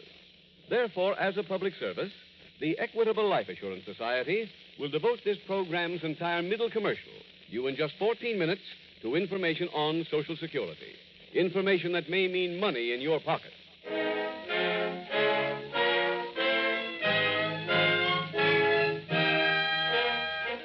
Tonight's FBI file, The Unwilling Partner.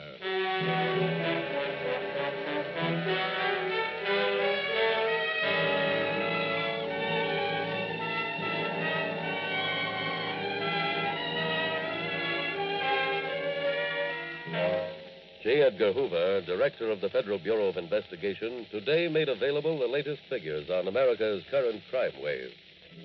This study contains the newest facts known to your FBI about the substance and the quantity of crimes committed in the United States in the past 12 months.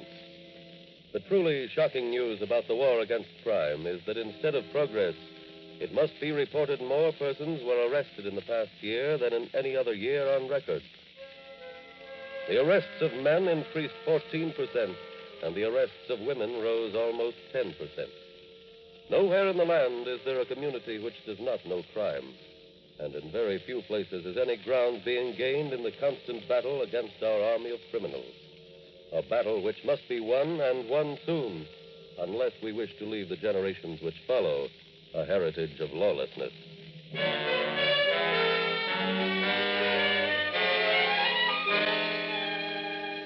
Tonight's file opens at the spring training camp of a minor league baseball team in a Midwestern town. It is early afternoon, and scattered around the ballpark are several dozen players. Some of them are shagging flies in the outfield, some are having pepper practice, and a few of the pitchers, like Red Martin, are warming up with a catcher.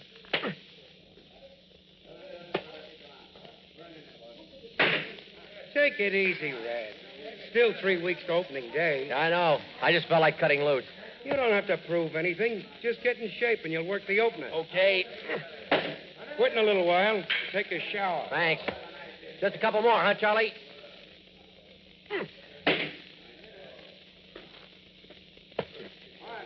Hello, Red. Hi, son. Can I have your autograph on this ball, Red? Sure, kid. As soon as I finish working. Well, you know something? We just made up a Red Martin club. Did you? Yeah. We're going to come out and see you every time you pitch. How many of you in the club? 4 of us so far. I'm the president. I'll tell you what I'll do. I'll give you some passes for the opening game, huh? Honest? Sure. What's your name? Herbie Jackson. Okay, Herbie. They'll be at the pass gate. Gee, thanks, Red. Forget it. Okay, Charlie, that's all for me. See you later, Herbie. I'm going to take a shower. Okay. Hey, Red. Huh? Red, I want to see you a minute. Don't you remember me? Vince Green. Oh, yeah. You were a friend of Joe Jenkins. That's right. Met you in St. Louis. Uh-huh. Been a lot of places since then. What are you doing here? I came to see you. About what? Business proposition, Red. I got a business, Vince. I'm a ball player. Oh, wait a minute. You ain't going to be a ball player all your life. This is a chance for you to hook into something nice. I'm busy, Vince. I got to get in and take a shower before I cool off. Well, look, why don't you meet me after you get through with your shower? I'll wait for you outside the clubhouse, huh?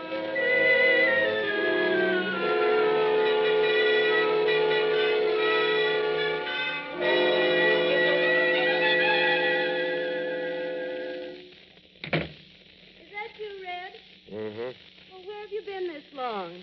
At the ballpark. Until 7 o'clock? Yeah. Red, you knew I was going to have dinner ready early. Honey, I'm sorry. I met some guy who wanted to talk to me. That's why I'm late. Oh. Well, who was he? A guy named Vince Green. Do I know him? No. He was a friend of Joe Jenkins. I met him when I used to room with Joe. Oh.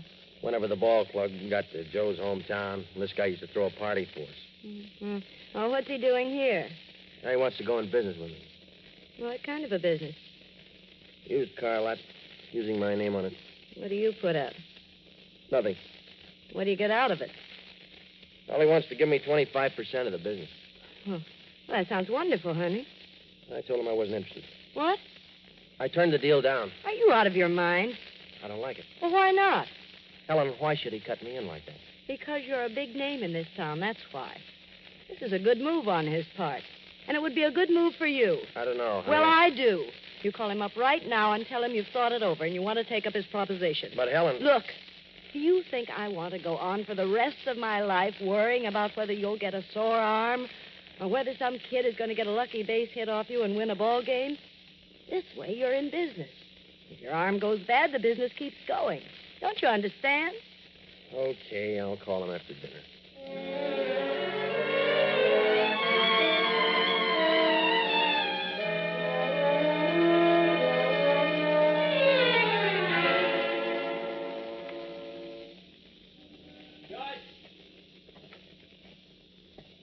I'm here in the shack, Vince. Oh.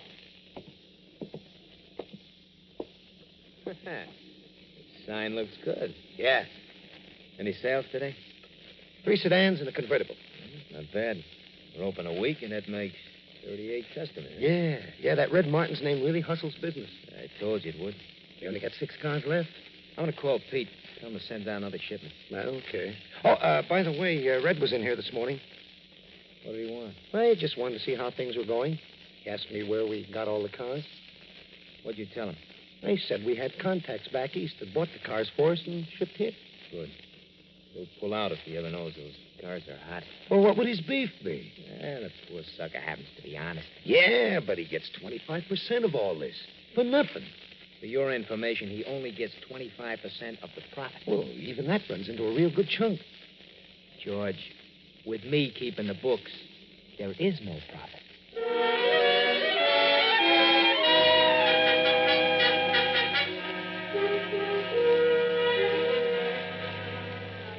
In a nearby city, a combination warehouse and garage is on fire. It is a 3-alarm blaze.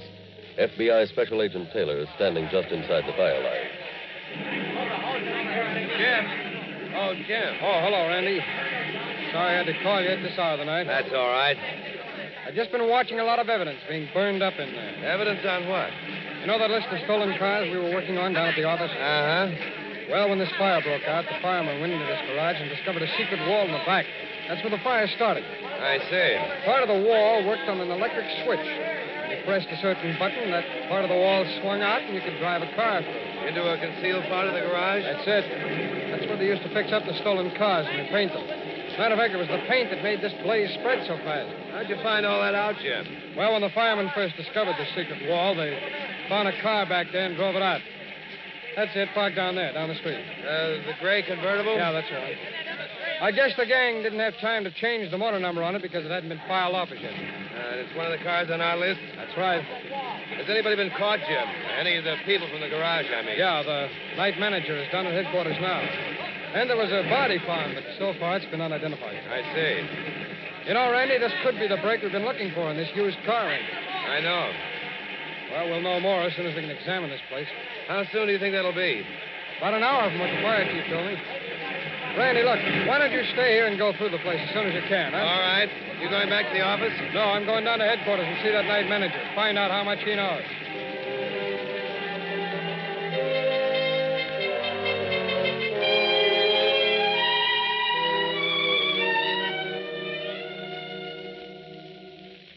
You home, Red? In the living room. Well, I didn't see any lights on. Well, why are you sitting here in the dark? I've been thinking. Well, suppose you try thinking with the lights on. Okay. What's the matter with you? When I got home here this afternoon, there was a letter for me. Who from? Joe Jenkins. What do you want? I wrote to him about this new partner of mine, Vince Green. Well? Joe says in his letter that Green is no good. That he once tried to get Joe to throw a ball game for him so he could win a bet. Joe never reported it because he couldn't prove it. Oh, well, honey, that might be just a story. You know the way Joe used to make up things. Oh, it ain't a story. Joe also says he checked on Green after that. Found he was mixed up in a lot of rackets. Oh. I told you I never liked this deal, Helen. Right from the very beginning. Now I'm going to get out of it. Red, wait. Find more out about him first. Oh, I know enough right now. But what about the money you're making? Helen, for all we know, those cars may even be stolen. I don't want that kind of money. But, Red... I'm going down to see Green and call off this whole deal.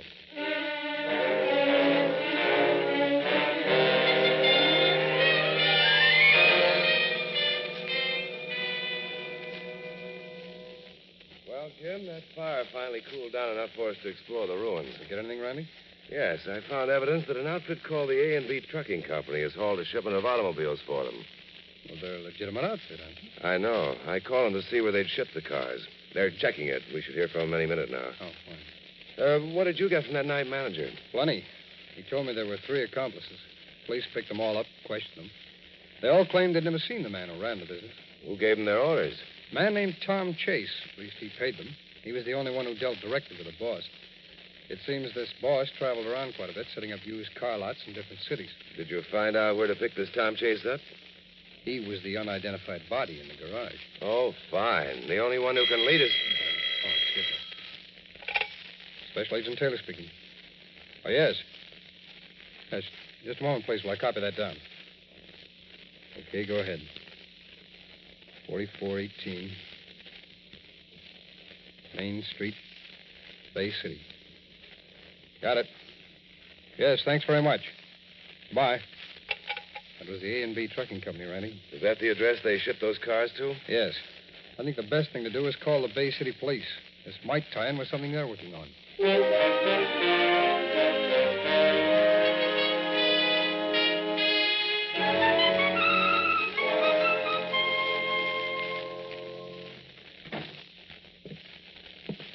George, I got some bad news. What? The garage burned down last night. The whole thing? Yeah. Tommy burned to death, and the others got nailed by the cops. Hey, that ain't good. This could be real trouble, especially if anybody talks. Well, they don't know much. They know enough to make it hot. What are we going to do? Low. What? Leave this? This is a gold mine. There'll be others. How many cars we got left? 2. Close our bank account this afternoon. Get all our dough right here in my kick. Good. Now, look, as soon as we get organized, who's that? Hello, fellas.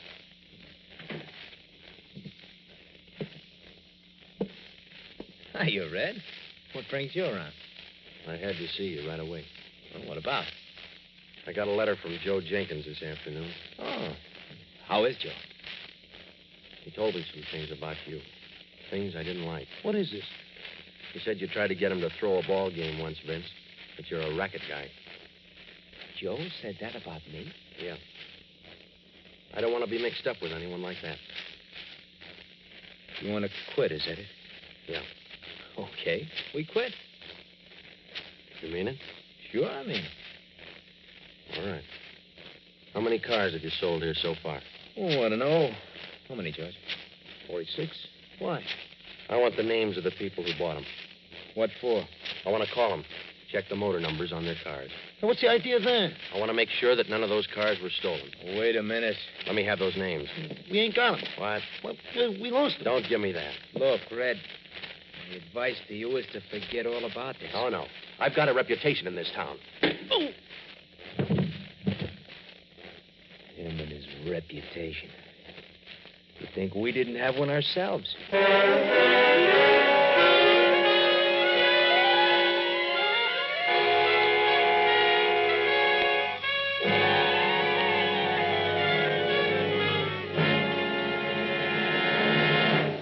We will return in just a moment to tonight's file, which shows how your FBI provides national security. Now, a word about Social Security. Mr. Williams, I understand you have a question. Well, yes, Mr. Keating, I have.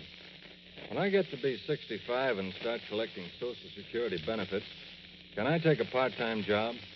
I'd be pretty well fixed if I could do that. Probably not, Mr. Williams. If you worked in covered employment and earned more than $14.99 per month, you wouldn't get anything from Social Security. Before you make any further plans, get in touch with your Equitable Society representative.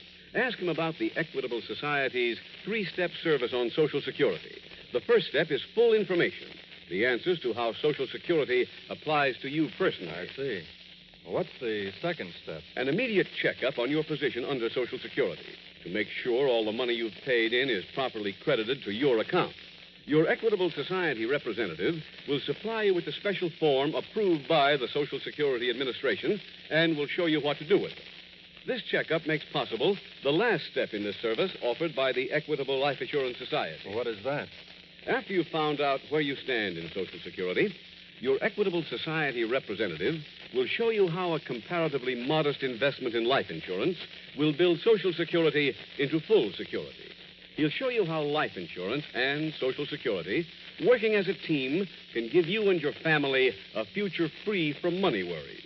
There's no charge for this service, no obligation whatsoever. So see your Equitable Society representative immediately, or write care of this station to the Equitable Life Assurance Society. That's EQUI TABLE. The Equitable Life Assurance Society of the United States.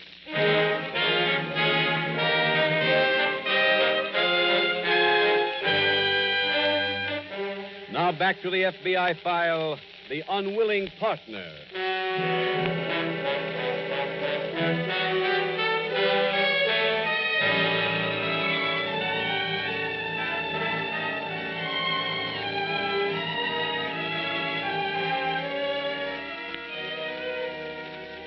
You rarely see an item in your newspaper or hear a story on a radio newscast about a stolen automobile. Because the value of any single car is not likely to be large enough to make it newsworthy. However, it is newsworthy when you learn that many of those cars, which are stolen all over the nation, find their way into a pool which filters them to various exchanges throughout the country where they are altered in every respect and then resold. Those exchanges are big business today when the supply of automobiles is still seriously short of the demand. To give you some idea of how big those centers are, it is necessary only to tell you that in the last year, more than $61 million worth of cars have been stolen.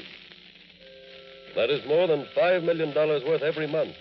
And the truly solemn fact about those figures is that they are increasing.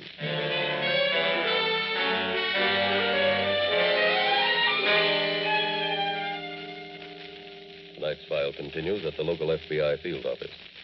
Randy, I've just come in to see the boss. About this used car ring? Yes, I told him what had happened so far, and he agreed that we might be getting pretty close to the core of it.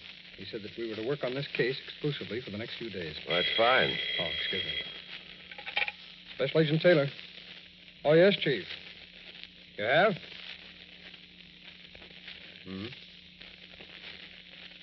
Closed out, huh? Yeah, I remember him. Oh, I see. All right, thanks, Chief. Yes, we will. Yeah. Why? That was the chief of police down at Bay City, Randy. Did he check that used car lot already? Yes, it was being run by 3 men.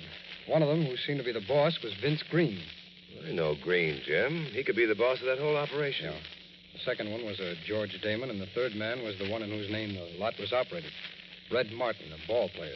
Red Martin? Mm-hmm. I saw him pitch a 2-hitter a couple of years ago, Jim. I met him after the game. No?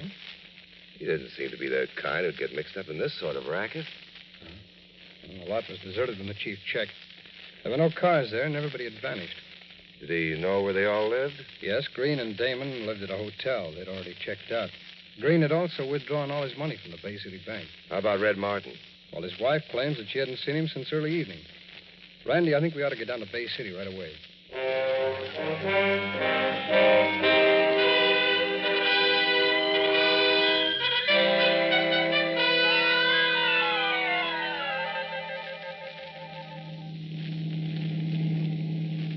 This is pretty good heat. Glad we didn't sell it.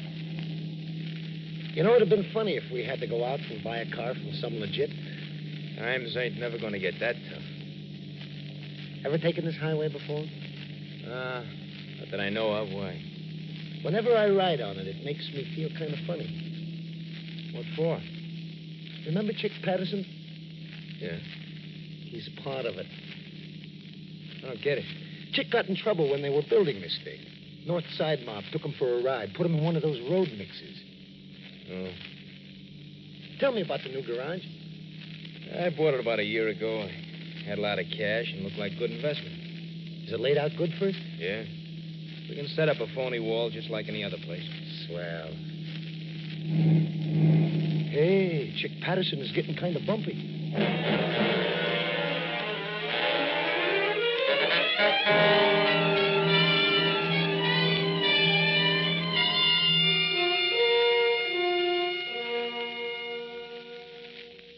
Oh, Jim, Mrs. Red Martin is outside. Oh, fine, Randy. Ask her to come in, will you? Sure. Please come in. Thank you. This is Special Agent Taylor, Mrs. Martin. Well, how do you do, Mr. Taylor? Hello, Mrs. Martin. Won't you sit down, please? Thank you. Jim, I'm going in to talk with the chief of police. Right, Randy. See you later. Mr. Taylor, have you heard anything about my husband? No, not yet. We've got an alarm out on his car, and that's about all we can do at the moment. You're sure you have no idea where he is? No. No, but I'm certain he's not hiding from the police. He's looking for those 2 men. Well, Mrs. Martin, tell me, what made him go into a deal like this in the first place? Well, I'm afraid I made him do it. I wanted things he couldn't afford to buy me anymore. And I saw this chance to get some money, so I made him take it. I see. You said over the telephone before that he decided last night that he didn't want to be in business with them any longer. Yes, that's right, Mr. Taylor. He got a letter from a man who used to be his roommate. The letter said that Vince Green was a crook. And your husband told you that he was going down to the used car lot and break up the partnership. That's right.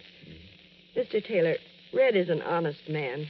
Oh, he may not be young anymore, and he may not be able to pitch as good, but he's still dead honest.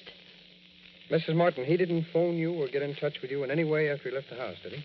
No, he didn't. Pardon me, Jim, but we may have a break. About my husband? What is it, Randy? A youngster at one of the city schools went to his teacher and told her that he saw Red Martin last night at the used car lot. I told you he went there. Where's the youngster now? He's on his way over here. Oh, good. Mrs. Martin. Yes? You may go home now, and as soon as we have anything, we'll call you.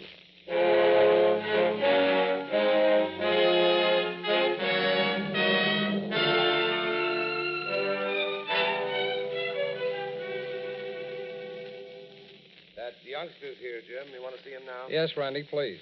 All right, Herbie, come on in. Jim, this is Herbie Jackson. Hello, Herbie. My name is Jim Taylor. Hello, Mr. Taylor. Herbie, I understand that you saw Mr. Martin last night. Yeah. I'm president of the Red Martin Fan Club. Oh? And I went over to get his autograph for a new member. I see. What time was that, Herbie? It was right after my dinner. About 8:30. I see. And he was there when you got to the lot? Yes, sir. He was on the floor, hurt. What? He was hurt bad. How do you know that, Herbie? His head was bleeding. Was he conscious? Oh, yes. He spoke to me. What did he say, Herbie? He told me he got beaten up by his partners. Did he tell you where he was going? Yes. He was going after his partners. He wanted to catch them. And he said he knew where they went. Well, did he mention any city to you? No, sir, he didn't. You sure? No, sir. I know he didn't. I'd remember if he did. Well, tell me, Herbie, did he say anything else to you? Yes. He said for me not to worry, that he wouldn't get in any trouble. I wonder why he was so sure of that. He said because he had a lot of relatives at one place he was going. A lot of his relatives? Yes, sir. He said it was always a cousin town for him. Jim, let's get hold of Mrs. Martin and see where his cousins live. I don't think we have to do that, Randy. Let's call the office of the ball club. I think they'll be more help.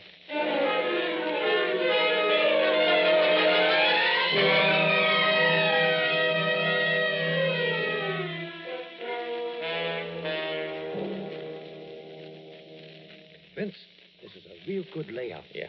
We got room for 2 paint shops here. We can turn out a car every day. I talked to some boys from the east this morning. Oh? They said if we pay cash, we can have as many hots as we want.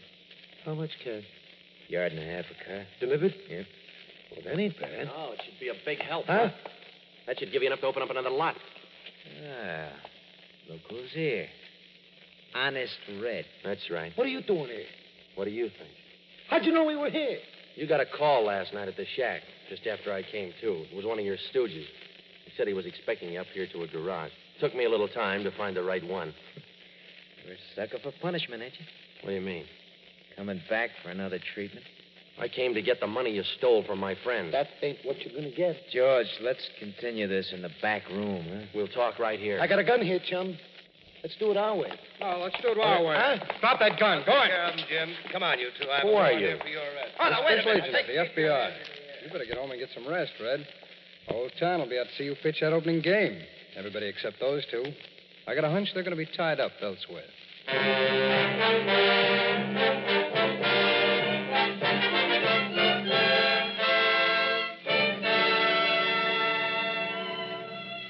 Vince Green and George Damon were tried, convicted, and sentenced to 20 years imprisonment for a violation of the National Motor Vehicle Theft Act. The word cousins is a baseball expression meaning an opponent who is easy to defeat. And a check at the baseball team's office showed which club had never beaten Red Martin. On the same phone call, Special Agent Taylor learned the name of the hotel at which the ball club stopped when they visited that city. It proved a simple matter to learn that Martin had checked in at the hotel and to trail him until he led the 2 agents to the men who had attacked him. Men who were engaged in operating a stolen car ring and a string of used car lots. The fact that these men were thieves and in the used car business is not a reflection on this business as a whole. The overwhelming majority of used car dealers are capable, honest businessmen. The only important thing for you, the law-abiding citizen, to remember is to check on every stranger with whom you do business. In that way, you protect yourself and you do your part in fighting America's incessant battle, the war against crime. In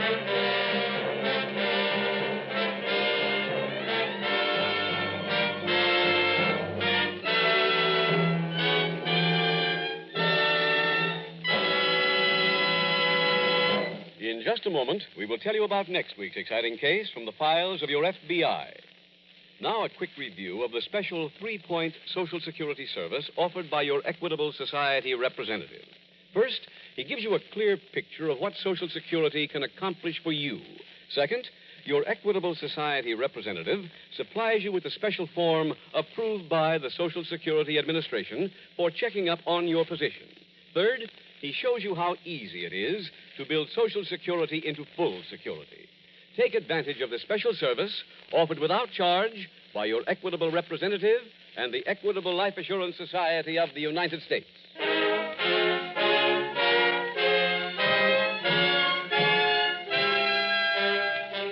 Next week, in addition to presenting another dramatic case, you will hear J. Edgar Hoover, Director of the Federal Bureau of Investigation, with a message of importance to all of you. The incidents used in tonight's Equitable Life Assurance Society's broadcast are adapted from the files of the Federal Bureau of Investigation. However, all names used are fictitious, and any similarity thereof to the names of persons living or dead is accidental. Tonight, the music was composed and conducted by Frederick Steiner. The author was Jerry Lewis. Your narrator was William Woodson, and Special Agent Taylor was played by Stacey Harris. This Is Your FBI is a Jerry Devine production. This is Larry Keating speaking for the Equitable Life Assurance Society of the United States and the Equitable Society's representative in your community, and inviting you to tune in again next week at the same time when the Equitable Life Assurance Society will bring you another thrilling story from the files of the Federal Bureau of Investigation. The Runaway Racketeers on This Is Your FBI. This is ABC, the American Broadcasting Company.